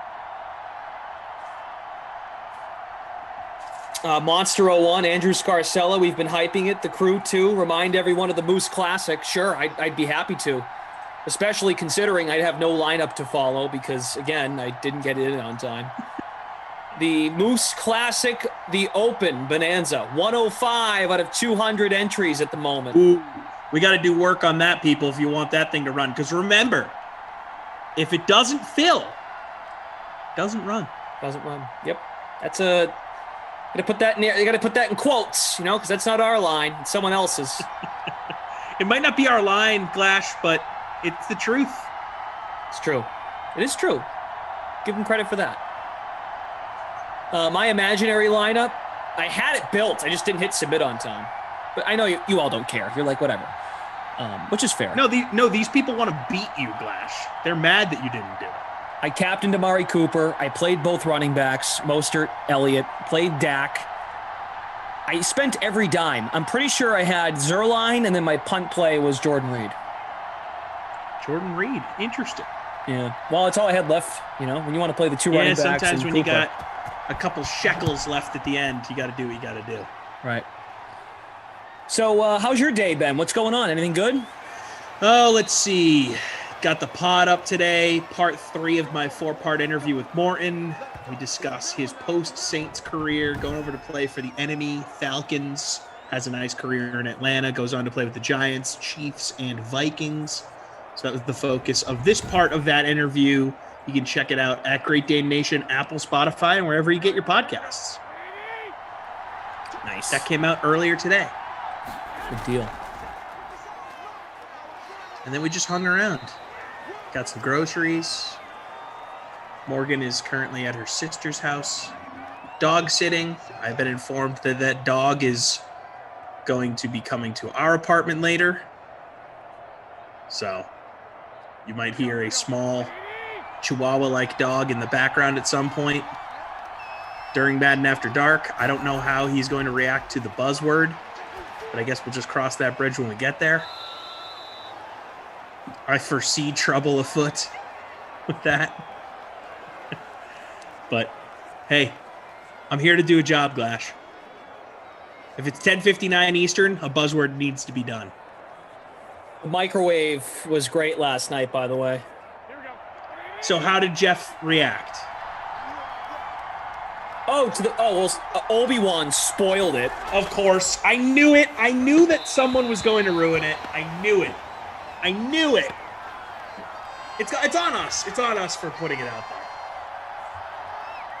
Yeah, Obi-Wan was on Twitch being like, hey, Jeff, rumor has it you don't like the buzzword. Come on. Just came right out Come there. on, Obi-Wan.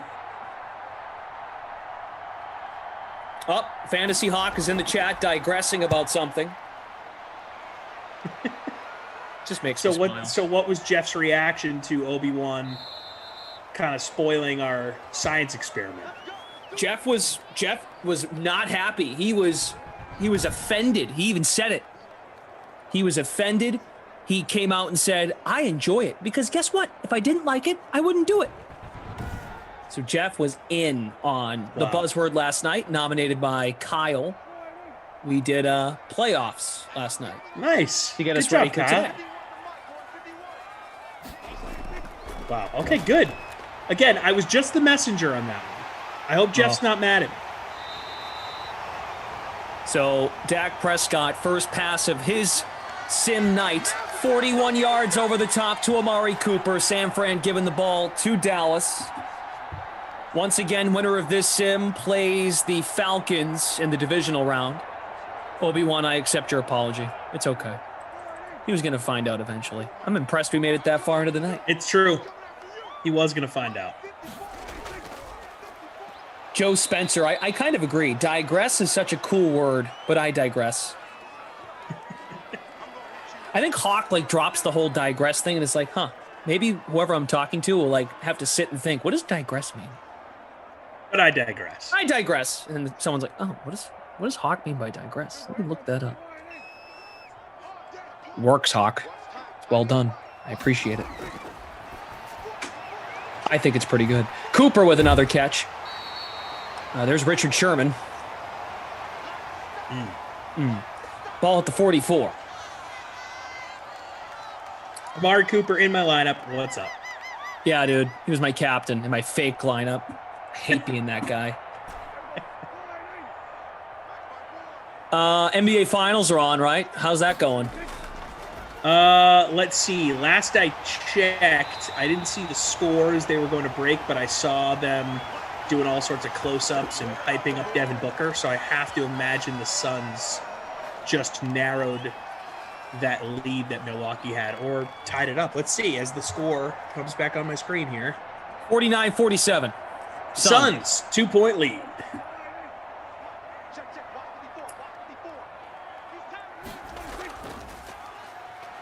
Back to the ground. It's Zeke up to the 27. So can you say your lineup again? Just because now I'm invested in your lineup. Your lineup is now my lineup. Okay, joint lineup. Raheem Mostert in the captain spot. Niners DST. Amari, Zeke, Pettis, Greg the Leg. All in. All in. Ooh, Dak eludes the pressure. Way to go, Dak. I'm excited to watch Dak again. If last season, the beginning when he was dominating, doesn't that feel like 5 years ago for how bad the Cowboys were after he left? I'm excited to have healthy Dak back in my life.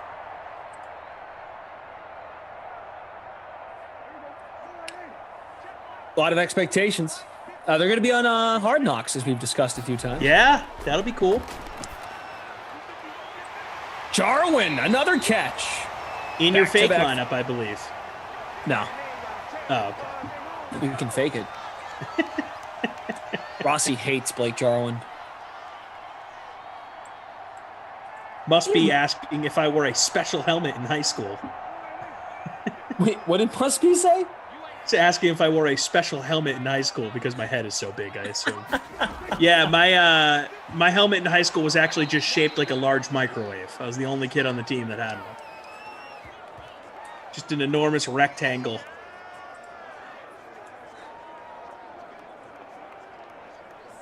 The chat is asking for thoughts on Jameis Olawale, the fullback, who we did see in Sims last year. He did not play for the Cowboys in 2020. At least I'm not seeing his numbers here on Pro Football Reference. I think they're going to give Zeke the touchdown. He's in. Yes, and Zeke gets it. There you go. As someone that has both starting running backs in their lineups, I'd say lineups because we both are now invested in my lineup. Hey, 100th touchdown for Zeke. Milestone. I don't want to see a fullback in this game. Feed Mostert, feed Zeke all day, every day, baby. Final score of the Atlanta-Tampa game was 14-9. It was not a great... it wasn't a touchdown-heavy sim. Ryan Suckup was the star for the Bucs. Mr. Ezekiel Elliott, 66.6% owned. That's 2/3 in fractions, if you guys studied fractions in 4th grade. 15.9% in the captain spot. Was fractions 4th grade? That feels more advanced for 4th grade.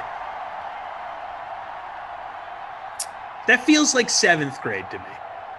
Maybe I was just in a kind of a lesser math class. It's possible.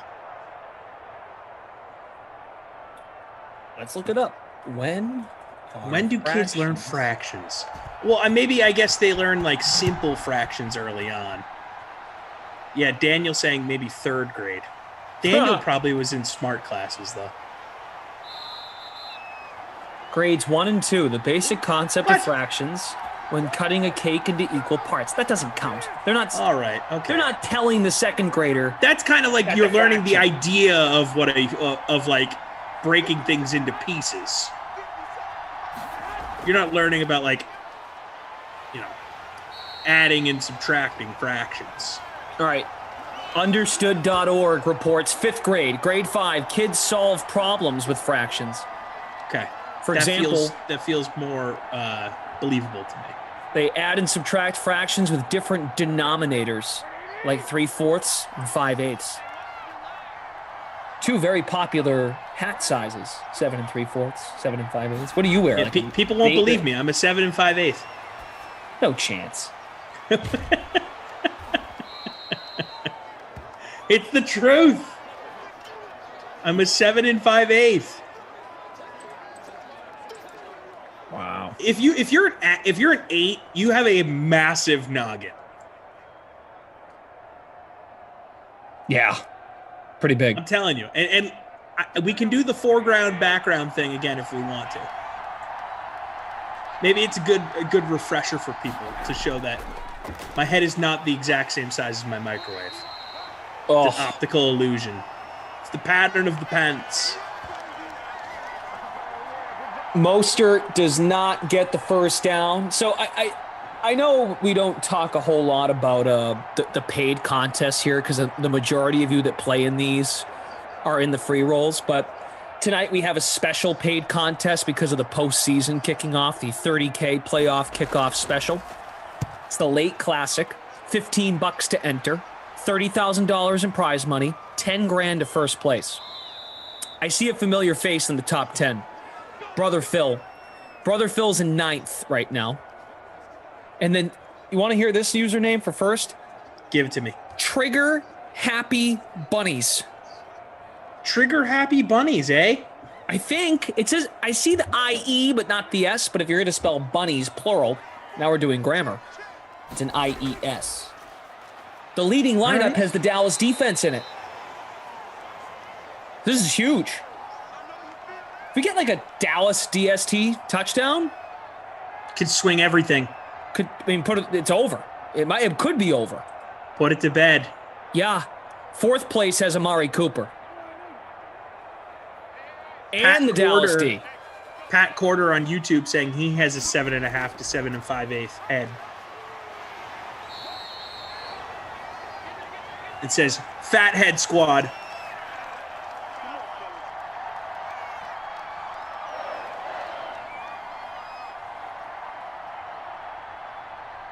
Ralphie 508 saying that you were a male cheerleader in high school. Glash, is this true? Were you on the Spirit Squad? Okay. I mean, no disrespect if you were. I make pretty awesome block letters on posters. I could see you getting a crowd hype though. Like you'd be a good hype man. Oh, knowing the stories about you at parades, I could very well see you being that guy too. 100%. Throwing people in the air, getting people hype. I'd do it.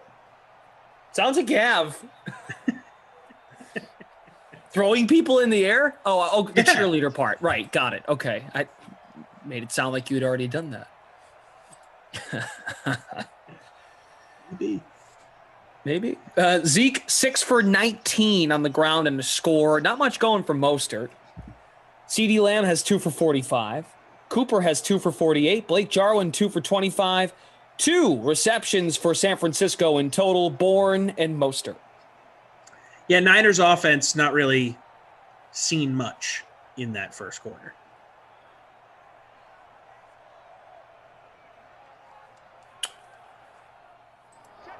Wishing all of you luck in that big paid contest, even the $250 free, which has a 17-way tie for first. We're at the 38-yard line of San Francisco. Zeke with the run. He squirms to the 34. Shout out to our great team. We have producer Michael, Daniel. Hey, Jim! Jim! We're back in Dallas, Jim! This is where I don't know, Jim! Jim, right there! Right by that piece of turf, Jim! That's right, tripped and fell, and Dak took my job, Jim! Painful memories, Jim! Painful, but love Jerry World, Jim! Hey, there's Jerry down the hall! Next booth over, Jim! Hey, Jerry! Hey, Jerry!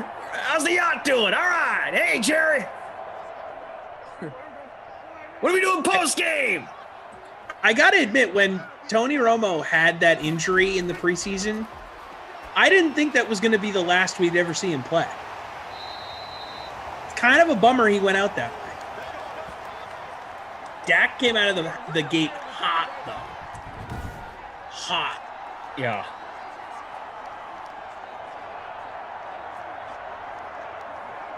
Sure did. It was really not that fair, but that's life, right? That's how it happens. That's life as a professional athlete. That's life in general. Dak fires. Oh, the jar. Jawin. Hey, Rossi, where are you? Your boy scored. Ralphie 508 now saying I wear an 8.5. Do they even make a hat that big? Probably not. Barry Bonds probably was an 8.5. Got him custom made. 24th touchdown for Jarwin here in Simland. His ownership couldn't have been that high, right? 30.9. That's kind of high. Uh-huh. But that's wooden nickel territory, I'd say. If he has a nice performance, I'd say it's low enough to warrant the value title. If you've got Zeke, you're loving this, though. 14-0 lead. Just hand the rock off, man. Give it to me. I could see this being a very realistic postseason matchup, though. San Fran gets in as a wild card, and Dallas wins the East. I could as well. And in fact, I almost want to be on the record saying that both of these teams will be in the postseason in these positions. In wild card weekend, yeah. I think that makes some sense. I don't know that they're going to end up playing each other because who knows how seeding shakes out. But right. I don't think that Dallas is going to be one of the teams in contention for that number one seed in the NFC. I do think that they will win their division, though. And I think that the Niners, well, who knows with injuries, right? But I have to imagine they're going to be healthier than they were last year. And I just think that they're going to take a step forward. They're going to be right back to that team they were 2 years ago. Thank you all for watching on YouTube, 300 plus on Twitch. We have 40 plus watching. We know there's a finals game going on, but as Freeze Pops put on Twitter earlier, very good second viewing experience. That's right. Get it on the second screen, baby. Hawk says, I totally disagree. San Fran will be last in the NFC West. I mean, Hawk, yeah, I was saying this to Jeff last night, Tom. There's a chance one of these teams just completely underwhelms because, as we've discussed, they're just going to beat up on each other. Yeah, they're all really talented. So let's say San Francisco's in fourth. I think they'll be like the best last place team in the NFL, if that makes sense. Like, yeah. I think all of these teams will at the very least be in the hunt for a playoff spot. I like the talent, all four franchises.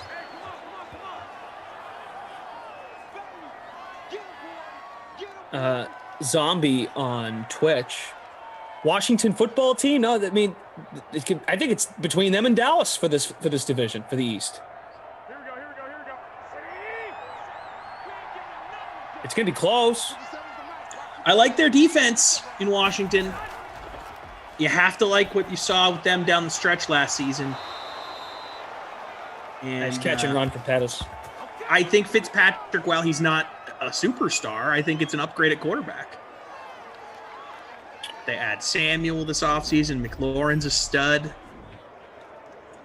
I kind of like what they got cooking in Washington. I really do. That's a good point. If they came out and won the division, I wouldn't be shocked. I'm picking Dallas because I have the most confidence in Dak. But would not be surprised if Washington comes out and wins that division. Zombie adding their D won the Steelers game last year. Well, just keep in mind, too, that Pittsburgh's offense, because of Big Ben, I know, lack of protection, lack of a running game. I know. Just, Big Ben just wasn't that great at the end of the year. He just couldn't make it through. Back to the NFC West. One thing that Rossi brought up, which is a very fair point, and why I think the whole league, talking heads like us, are in on that division, just talking about them. And I think really a lot of folks think they're going to be the team or the division in the NFL that has 3 playoff teams at least. Because, their AFC matchup this year for that division is the South. That helps. That helps big time. I mean, young team in Jacksonville, really young team. Houston is falling apart. And look, the other Colts and Titans we think are going to be good. I think the Titans will be good. I'm still, I don't know. The Colts could go either way. Yeah, I mean, we talked about their schedule the other night. Touchdown. Nice catch by Pet. No, who is that? Who caught that? I don't know who that is. Number 28. Who the hell caught that? Was that their running back 2? Jerick McKinnon? Are you kidding me? Wow. That came out of nowhere. That's their running back 3. Jerick McKinnon. What? How? Oh, my. I want to know what ownership is on McKinnon. Wait a minute. Let me just double check the depth chart. Yeah. No, I confirmed. RB3. Number 28, Jerick McKinnon. Wow. That is a shock. Oh, my God. I don't want to be here anymore.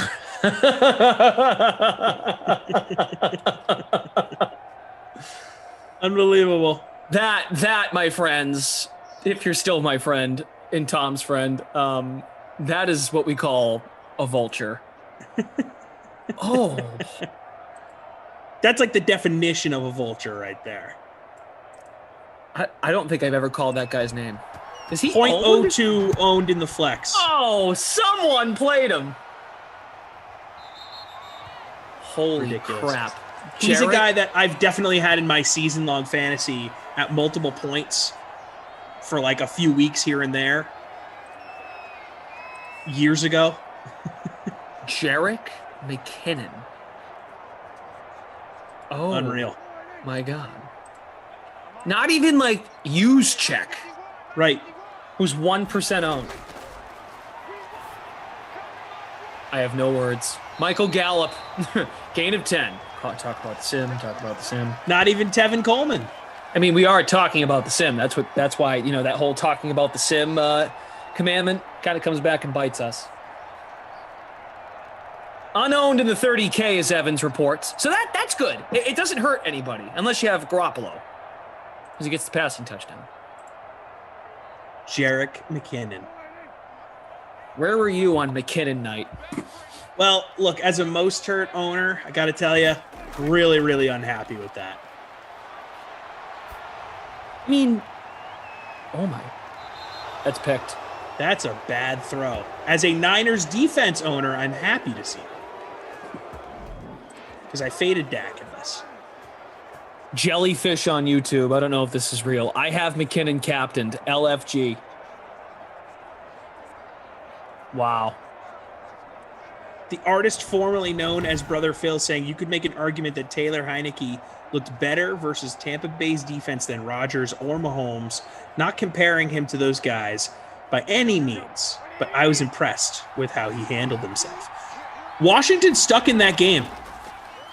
Heineke's not a bad quarterback. Shout out to the Battlehawks. You don't think it was just a one-off?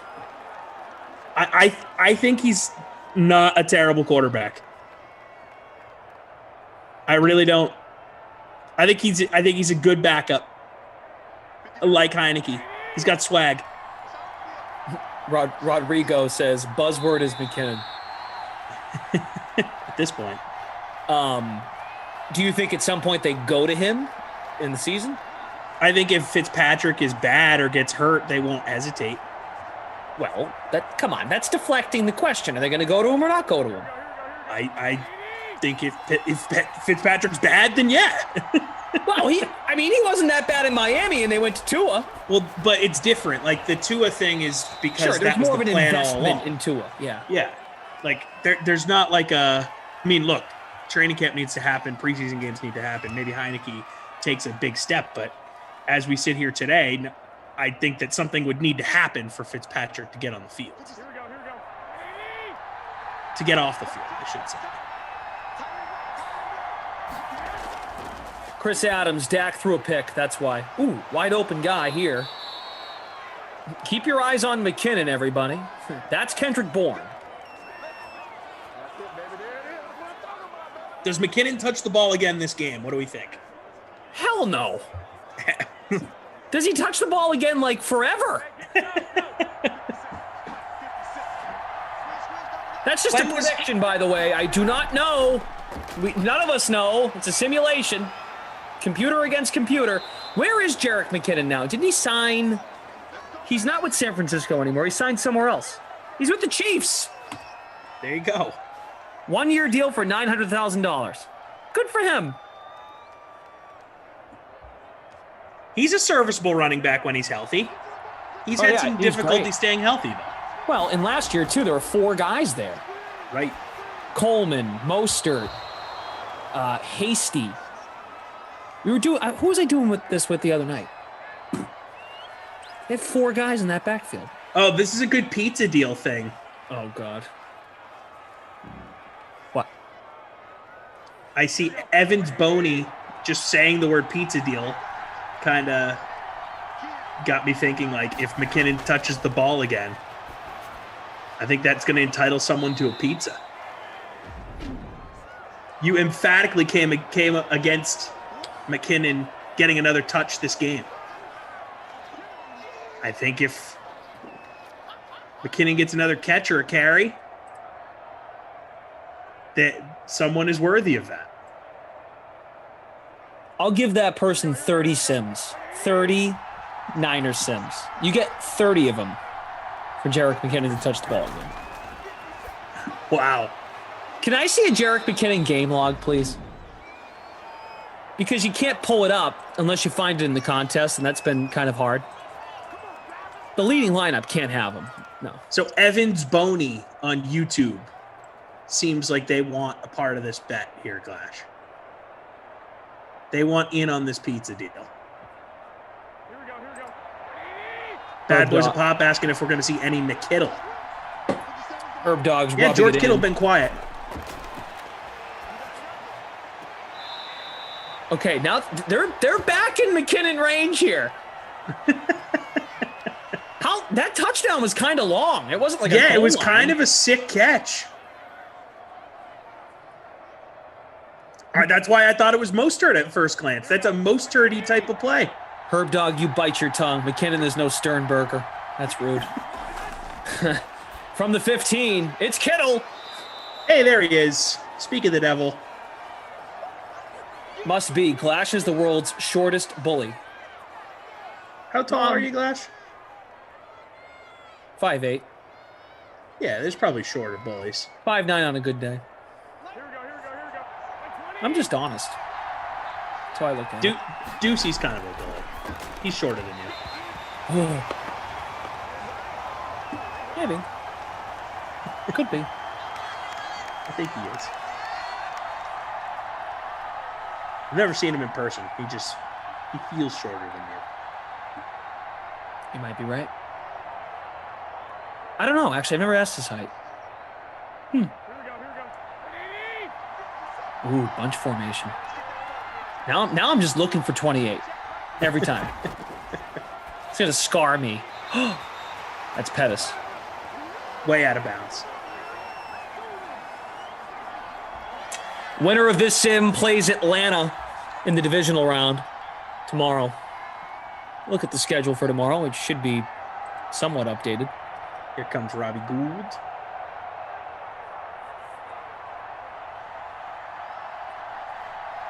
Andrew Ducey is 4'11". Ducey is not 6'1", Hawk. Damon says 4'7". That's short. 4'7" is like clinically small. If he's 4'7", we got to get him a car seat. He'll have to take Rossi's car seat. Yeah, Rossi's also very short, apparently. Even though when I met him like 5 years ago, he was normal height, but apparently he's shrunk. Fidela says McKinnon touched the ball during a previous simulation. Please tell me when, because I was not there. Enlighten me. Help me. Pick me. Choose me. Love me. CEH on Twitch saying pizza's good only when I make it. CEH, what's your go-to? You got go-to toppings? You got like a special sauce you working with? Various cheeses in the mix? You make your dough homemade? What are we working with? What's the CEH special look like? We've hit halftime. Hey. Jordan Lindenbaum says, Heineke, the Tampa defense didn't have as much film to prepare for him. They were prepping Fair. for Alex Smith. He still did have a very nice game. Yeah, fair. Totally fair. That's what I'm saying. Like, might have just been a one-off, you know?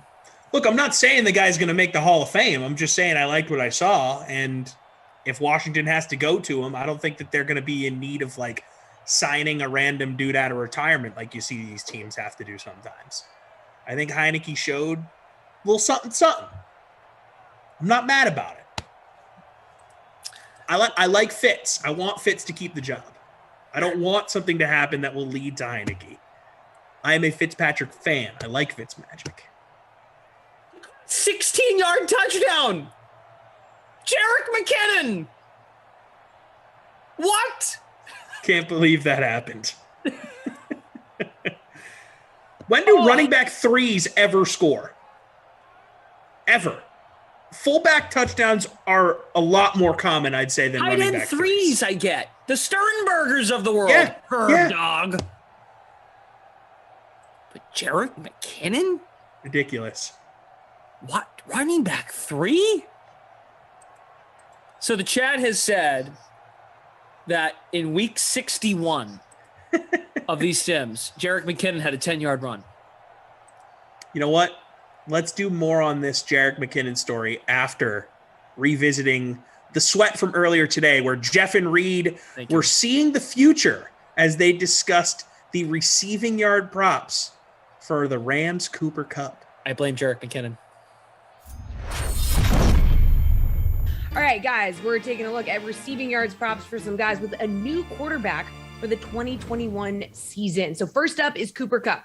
We got Matt Stafford taking over for Jared Goff in LA. So with his new QB, do you think Kupp goes over or under 1,005.5 yards? Now, Jeff, in 2019 and 2020, Jared Goff was around the QB 20-ish in deep ball attempts. Last year, Matthew Stafford was the QB 12 in that category. So I feel like we can only go up from here. Yeah, this one is tricky for sure. I mean, I like Cooper Kupp. You make good points, Jesse. Great research, by the way. Matthew Stafford, a much better deep ball thrower than Jared Goff over his career. The problem is Matthew Stafford, likes to throw deep, and Cooper Kupp, not necessarily like what you call a deep route runner. He's used traditionally over the slot. You look at his yards per reception average. Even just last year, there was around 10.6. So it's the player is more of a slot receiver. He did go way over this total in 2019. Went under it last year, but he only played in like 12 complete games. So I'm still going to take the under here. I just feel like Matthew Stafford going to be someone who's targeting a little bit more downfield. They've got Deshaun Jackson on the roster now. Robert Woods has been traditionally more of that guy in the post route for them. I really do feel like Cooper Kupp probably going to be a good PPR guy. I'm just not sure I really want to bet the over on his receiving props this year. Reed, what do you think? Yeah, I'm with Jeff here. Cooper Kupp's always been that hybrid of a player, right? Especially in Sean McVay's offense. And I think the Deshaun Jackson point that Jeff brought up is exactly right. I mean, he's coming back with Sean McVay way back when these guys were together. And there's a reason why he's going to be there. And again, Stafford, when you look on paper between Stafford and Goff, of course, Stafford is a better player. But at the same time, like Jeff mentioned, Robert Woods is still there. Cam Akers is going to be a factor in this offense as well. And this defense is strong, right? That's what we also forget too, that this defense is not necessarily going to allow a guy like Cooper Kupp. And we've seen big games from Kupp, right? Those double-digit targets, double-digit receptions, big games from him, touchdown guy in the red zone earlier in his career. But I just think, like, if you take a look at this entire offense, and it's kind of like they're kind of like Tampa Bay Light in a way, right? Like, they have a lot of these younger players. They have a lot of receivers that can get the ball down the field, especially with some of these additions. I just think that with the defense, with a guy like Robert Woods being probably still that guy and Kupp coming off some injuries, I do think I agree with Jeff here. I'm going to say under.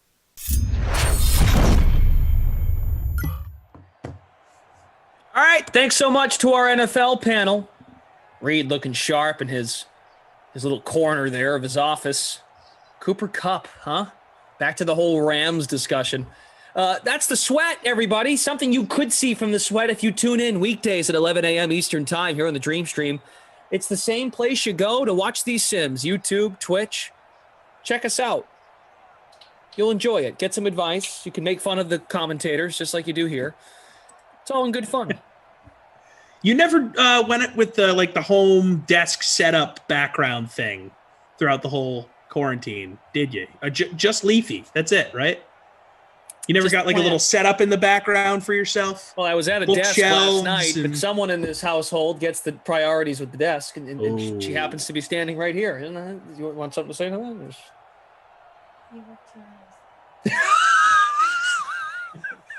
Did you hear what she said? No, what'd she say? You work 2 hours a day.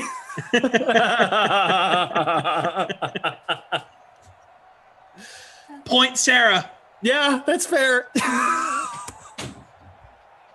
mean, awesome. I'm prepping numerous hours for these, okay? Of course. But wow, that was freaking funny. Yeah. That was good. She said that to me off the air. That was quick, too. Yeah. That was awesome. What a jerk. You work 2 hours a day. Well, I mean, yeah, I got nothing. It depends on the day. Yeah, she's kind of on point. Wow. I don't know how to recover from that. 14, let's just do what Koff does. 14-10, 7:57 left in the third quarter. Let's take a look at the NBA Finals here. Suns up 3. 63-60.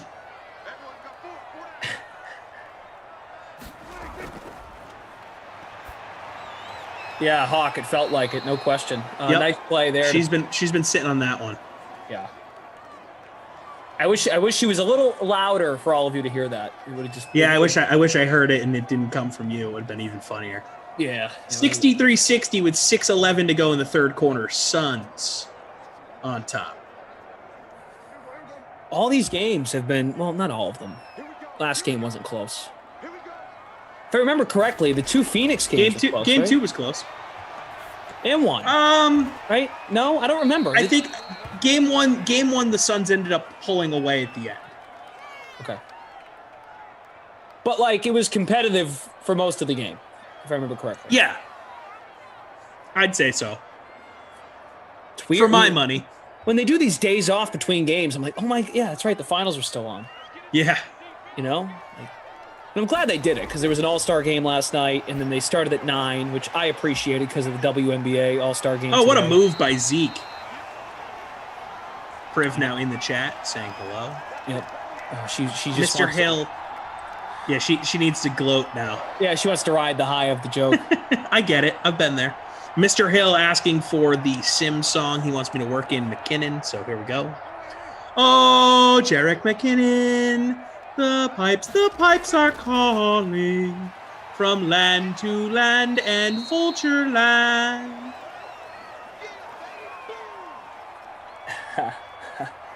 Hope that satisfied you, Mr. Hill. Aha, aha, aha. And I thought my jokes were bad. I'm going to make this pencil disappear. Dude, nice football. Rossi was tossing around his light-up football last time. Yeah, man. I'm becoming a holding the football guy. I'll grow out of it. You know, it's a phase. Are you kidding? It will get worse because football season's coming up. Yeah, that's a good point. But remember when I first got that bat sent to me, I was holding the bat for a while. Yeah. And it went away. Water bottle, the little chug thing. Yeah, the water bottle thing. Yep. Okay, you might be right then. You might. Yeah, I go through phases. You have your binkies. Wooden nickel has stayed. Good thing, man. Yeah, it's part of me at this point. Honestly, the water bottle thing, it's more so the Gatorade bottle that I had that was good at that. It ended up having a little hole in it.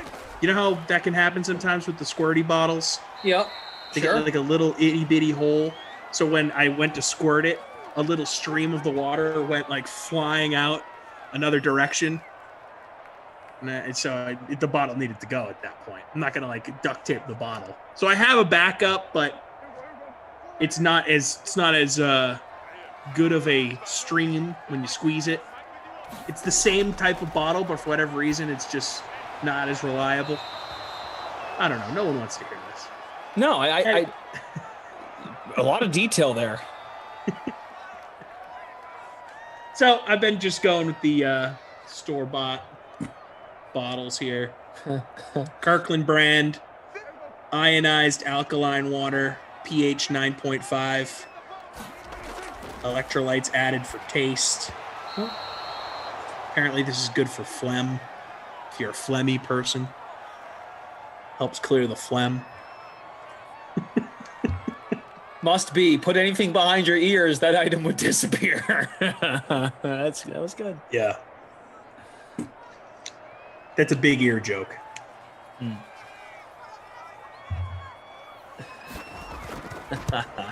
Zerline field goal from 52 out. Yes! The leg! In my lineup. He's back there next year, I think. They gave him a decent amount of money, AAV at least. Oh, Greg the leg? I think so. Greg Zerline. Contract. We are doing kicker contracts. It's getting weird on Madden After Dark. 3-year, $7.5 million contract. Oh, yeah, that's good money for a kicker. Pretty good. Pretty good. Pretty good.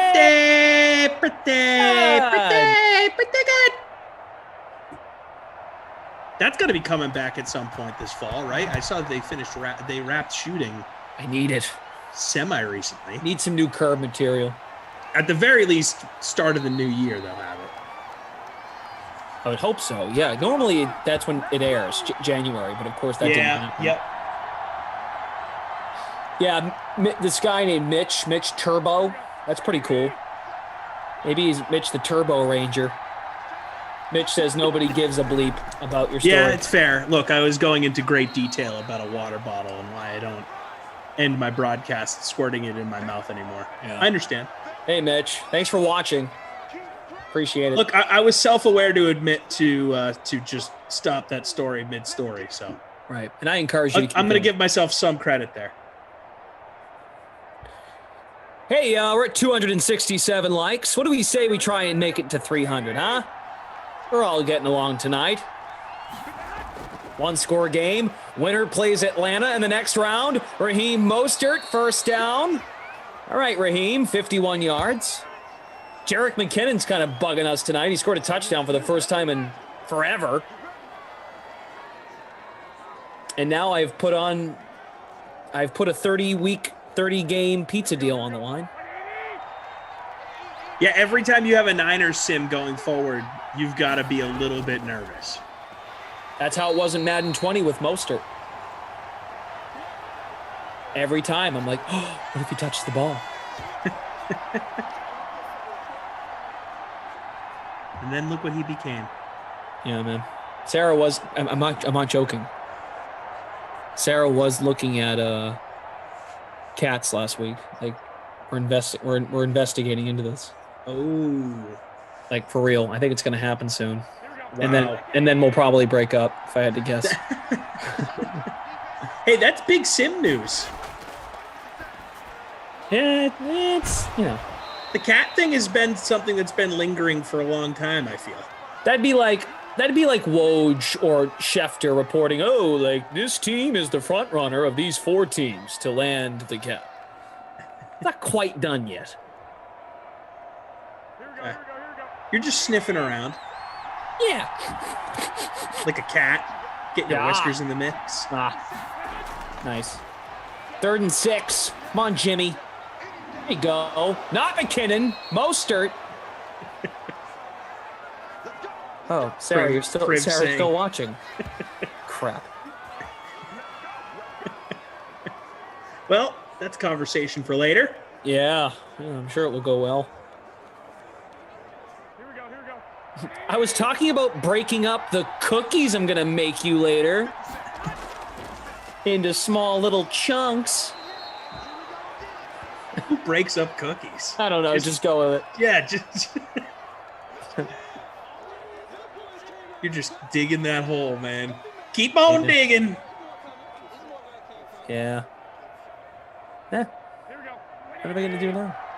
Sean Preston wants Jimmy Garoppolo to wake up. I assume that means Garoppolo is in his lineup. Very impressed.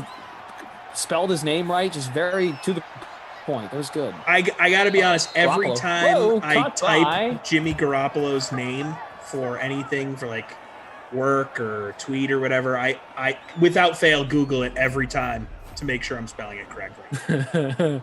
Care Bear on Twitch, breaking the cookies into fractions. There we go, bringing the fractions back. I never know how many of which letter should be in Garoppolo's name. Oh, who we got? Kendrick Bourne. Bourne. Phew. Just any Niners thing moving forward. Is that Jack McKinnon?